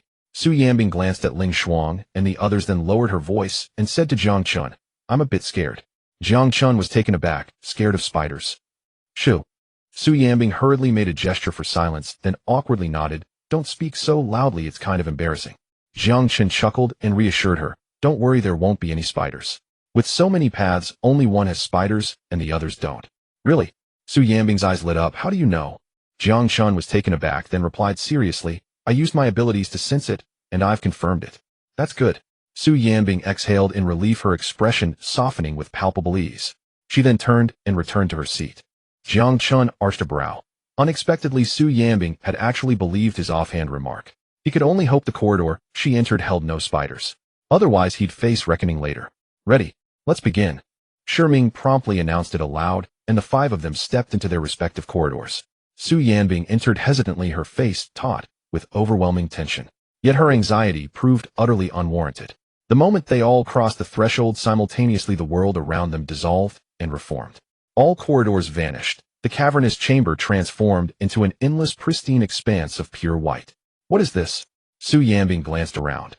Every direction revealed nothing but immaculate whiteness, unblemished and devoid of even the faintest trace of those revolting arachnids, filling her with profound reassurance. Is everyone all right? Ming hurriedly asked.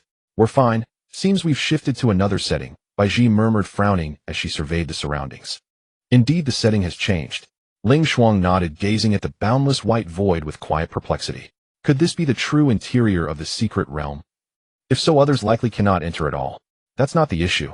The real question is how we exit. Jiang Chen swept his gaze across the emptiness, his tone laced with weary resignation. His words instantly tightened the air. Look, a door has appeared. Su Yanbing suddenly cried out, voice sharp with surprise. Before them, a luminous gateway shimmered into existence. At its emergence, every eye snapped toward it, drawn irresistibly by its ethereal radiance. That must be the exit.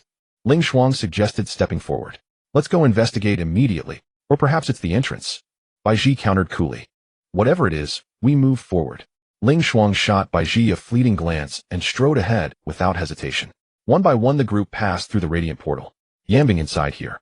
Jiang Chen began speaking, only to freeze mid-sentence as Su Yanbing vanished before his eyes. Not just her, Ling Shuang, Bai Ji, and Ming too. All gone without a trace. Strange, where did they go? Jiang Chen frowned in confusion. In the next instant, the luminous gate sealed shut. He halted abruptly, refusing to take another step forward. Yanbing, are you there? Jiang Chen called out tentatively. Silence answered him. His expression darkened instantly, eyes flickering with alarm and uncertainty. He scanned the void, then advanced cautiously. The whiteness remained absolute, flawless, sterile, blind. Jiang Chen narrowed his eyes slightly to shield them from the glare. He moved forward with deliberate care, yet no matter how far he walked, no exit emerged, nor any sign of Su Yanbing or the others. So, if we've been teleported here, are we trapped forever? Jiang Chen's brow furrowed in disbelief. Then this is truly dire. Suddenly, a line of characters materialized before him. Secret Realm Trial. Inner Demon Challenge commenced. Inner Demon. Jiang Chen blinked in astonishment. Before he could process it, a voice echoed beside him. Inner Demon Challenge concluded. Jiang Chen froze again. Already over. When he regained his bearings, he found himself back in the original cavern. Before him sat a gleaming golden treasure chest. Yet Jiang Chen made no move to open it. Instead, concern shadowed his features. An Inner Demon Challenge. If his suspicion was correct, then Su Yanbing would confront. Meanwhile, Ling Shuang stood within the competition arena behind Nandi University's campus. Before her loomed the puppet master she'd encountered earlier. Beside her stood the lion-head man, the eagle-faced warrior, and the serpent maiden. What is this?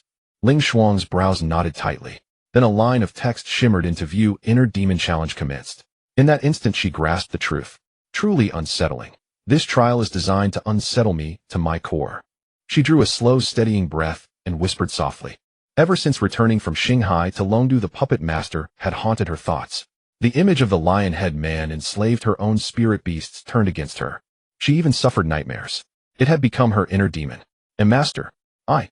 Suddenly the lion-head man's body convulsed uncontrollably, his voice trembling with strain. Is he being possessed? Ling Shuang glanced at him. Though she knew this might be illusion, it still sent a chill down her spine. As his eyes bled crimson, she leapt backward, creating distance in a single fluid motion. Go! With a thought, the eagle-faced warrior surged forward, talons bared, aiming straight for the lion-head man. But in the next breath, the eagle-faced warrior veered midair, diverting course to strike her instead. Damn it! Ling Shuang cursed under her breath, twisting aside just as the talons grazed past. The eagle too had been subjugated. As she evaded, the serpent maiden lunged from behind. You've seized control of all three of my spirit beasts. You wretched old man, how utterly vile. Ling Shuang shot a contemptuous glance at the puppet master, who stood motionless like a lifeless statue. A mere illusion. I waste no words on you. She muttered again, then unleashed her ability as the serpent maiden closed in. Instantly a figure of packed earth erupted from the ground, fists raised to intercept the serpent maiden's assault. Simultaneously, Ling Shuang manipulated nearby stones with her spiritual sense. A deep rumbling thunder filled the air as dozens of stones lifted, coalescing midair into a towering stone colossus, 3 to 4 meters tall. At her mental command, it charged forward and pinned the lion-head man firmly to the ground. The earthen figure continued its relentless assault upon the serpent maiden, while Ling Shuang herself dashed straight toward the puppet master. Do you think I'm harmless? Had it not been for that black spade Q, I'd have obliterated you alone. As she spoke, she reached him, and at the moment her fist struck, shattered stones spiraled upward, encasing her knuckles in a massive, jagged stone gauntlet. A heavy, muffled thud reverberated. In the next heartbeat, the puppet master rocketed backward, hurled like a cannonball from a breached barrel. Inner demon challenge completed. Phew. Hearing the announcement, Ling Shuang exhaled deeply, a long, cleansing breath. Pathetic. A 9-fold water bottle. Meanwhile, Su Yanbing walked down a rain-slicked street, her gaze adrift, searching. Everything around her felt alien, yet strangely, hauntingly familiar. Is this the alley behind my elementary school? But it looks different, she murmured softly, when a familiar voice drifted from beside her. Little girl, would you like some wonton soup? Su Yanbing turned her head and was taken aback. Grandma Chen. Yet the Grandma Chen before her looked somewhat different from the one she had seen a while ago. She appeared at least a decade younger, with hardly any gray hairs on her head, more like the elderly woman she remembered from her childhood. At that moment, Grandma Chen smiled with her eyes and asked again, would you like some wontons? No, Grandma Chen, I'm not hungry yet. Su Yanbing waved her hand, politely declining. In the next moment, a line of text appeared before her. Inner demon challenge begins. Could it be that the so-called inner demon is my childhood self? Thinking of this, Su Yanbing immediately ran towards the park. Soon she climbed over the wall, and the scene before her confirmed the speculation in her mind. Originally an abandoned park, it now brimmed with vitality. Su Yanbing saw a little girl with a ponytail playing on the grass. At a glance, she recognized that it was her childhood self. Back then her name was still Qin Wangshu. Little girl, would you like to buy a balloon? A kind-looking uncle approached her with a smile and asked. Little Qin Wangshu was momentarily stunned, hesitating as she looked at the balloon. At that moment, Su Yanbing's eyes narrowed and she rushed forward at the fastest speed, standing in front of little Qin Wangshu. It was because of her childhood self's playful nature that, after buying a balloon, it accidentally flew away. When she chased after it, she lost sight of her mother, which led to her being abducted by the organization. Although she didn't know why she had returned to the past. But this time she must not let the tragedy happen again. Sorry, we're not buying, Su Yanbing said coldly as soon as she finished speaking. In the next moment, little Qin Wangshu suddenly burst into tears. Su Yanbing was taken aback and looked back. Auntie, you're so fierce. Little Qin Wangshu said, wiping her tears. Auntie. Su Yanbing was taken aback, her expression showing surprise. This little girl actually called her Auntie. But in the next moment, Su Yanbing reacted. This little girl is my childhood self. How did I never realize how annoying my childhood self was? Hey, Su Yanbing felt a bit at a loss. I just wanted to buy a balloon, and you're being so fierce. Little Qin Wangshu said, sniffling. Su Yanbing awkwardly said, if you want to buy it, just buy it. He'll pay for you. As long as she kept an eye on her childhood self, buying a balloon was not a big deal. Even if people from the organization came, she could manage. Hearing this, little Qin Wangshu's crying abruptly stopped, and she revealed a sweet, innocent smile. Thank you, Auntie. Your mood changes so quickly. Su Yanbing pouted, muttering to herself.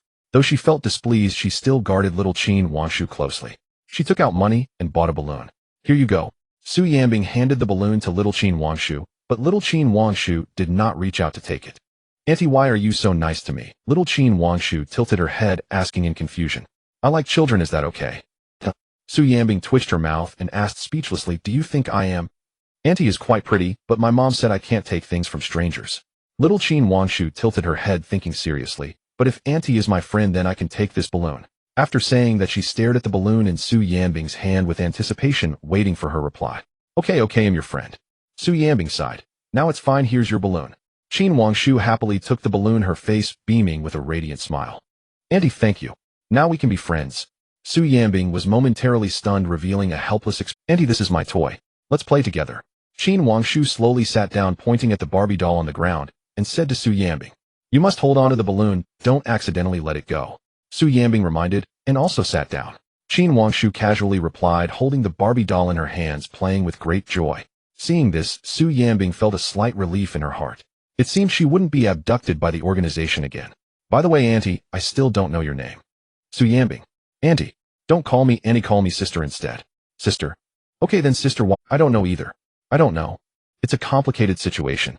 Even if I told you, you wouldn't understand. Su Yanbing and her childhood self chatted back and forth on the lawn. Not far away, Su Wan sat on a bench smiling as she watched the scene. While Su Yanbing was talking, she occasionally glanced in Su Wan's direction, feeling particularly touched, and her nose tinged with a hint of sourness. She silently thought, Mom, it's been so long since we last met. Su Wan sat for a long time watching until it was almost dark before she stood up. She called out to Qin Wangshu, Wangshu, it's time to eat. Hearing the call, Qin Wangshu stood up, one hand holding the doll, and the other holding the balloon reluctantly, saying to Su Yanbing, Sister, I have to go eat now. Let's play again next time. Su Yanbing was slightly taken aback. At that moment, Su Wan walked over smiling, and said, Wangshu, aren't you going to introduce? Mom, this is my new friend. Her name is Su Yanbing. She's really nice, and played with me for a long time. Qin Wangshu said seriously while looking at Su Wan. Su Wan turned to Su Yanbing, smiling and nodding. Hello, Miss Su, I'm Su Wan. Su Yanbing looked at the familiar yet strange gaze in Su Wan's eyes, momentarily lost in thought. Su Wan noticed her daze and took the initiative to say, Miss Su, have we met somewhere before? Su Yanbing hesitated, unsure of how to explain. Su Wan smiled slightly and continued, Thank you for playing with my daughter for so long. If it's convenient for you, I would like to invite you to dinner. What do you think? Su Yanbing hesitated for a moment, then nodded, okay. Qin Wangshu happily clapped her hands beside her. Yes, Sister agreed. Mom, can I invite Sister to our house as a guest? Su Wan looked at Su Yanbing, asking for her opinion. Su Yanbing hesitated slightly, but ultimately agreed, then it'll trouble you. She knew that all of this might be an illusion. But even if it was an illusion, she wanted to stay with her mother a little longer, just a little longer.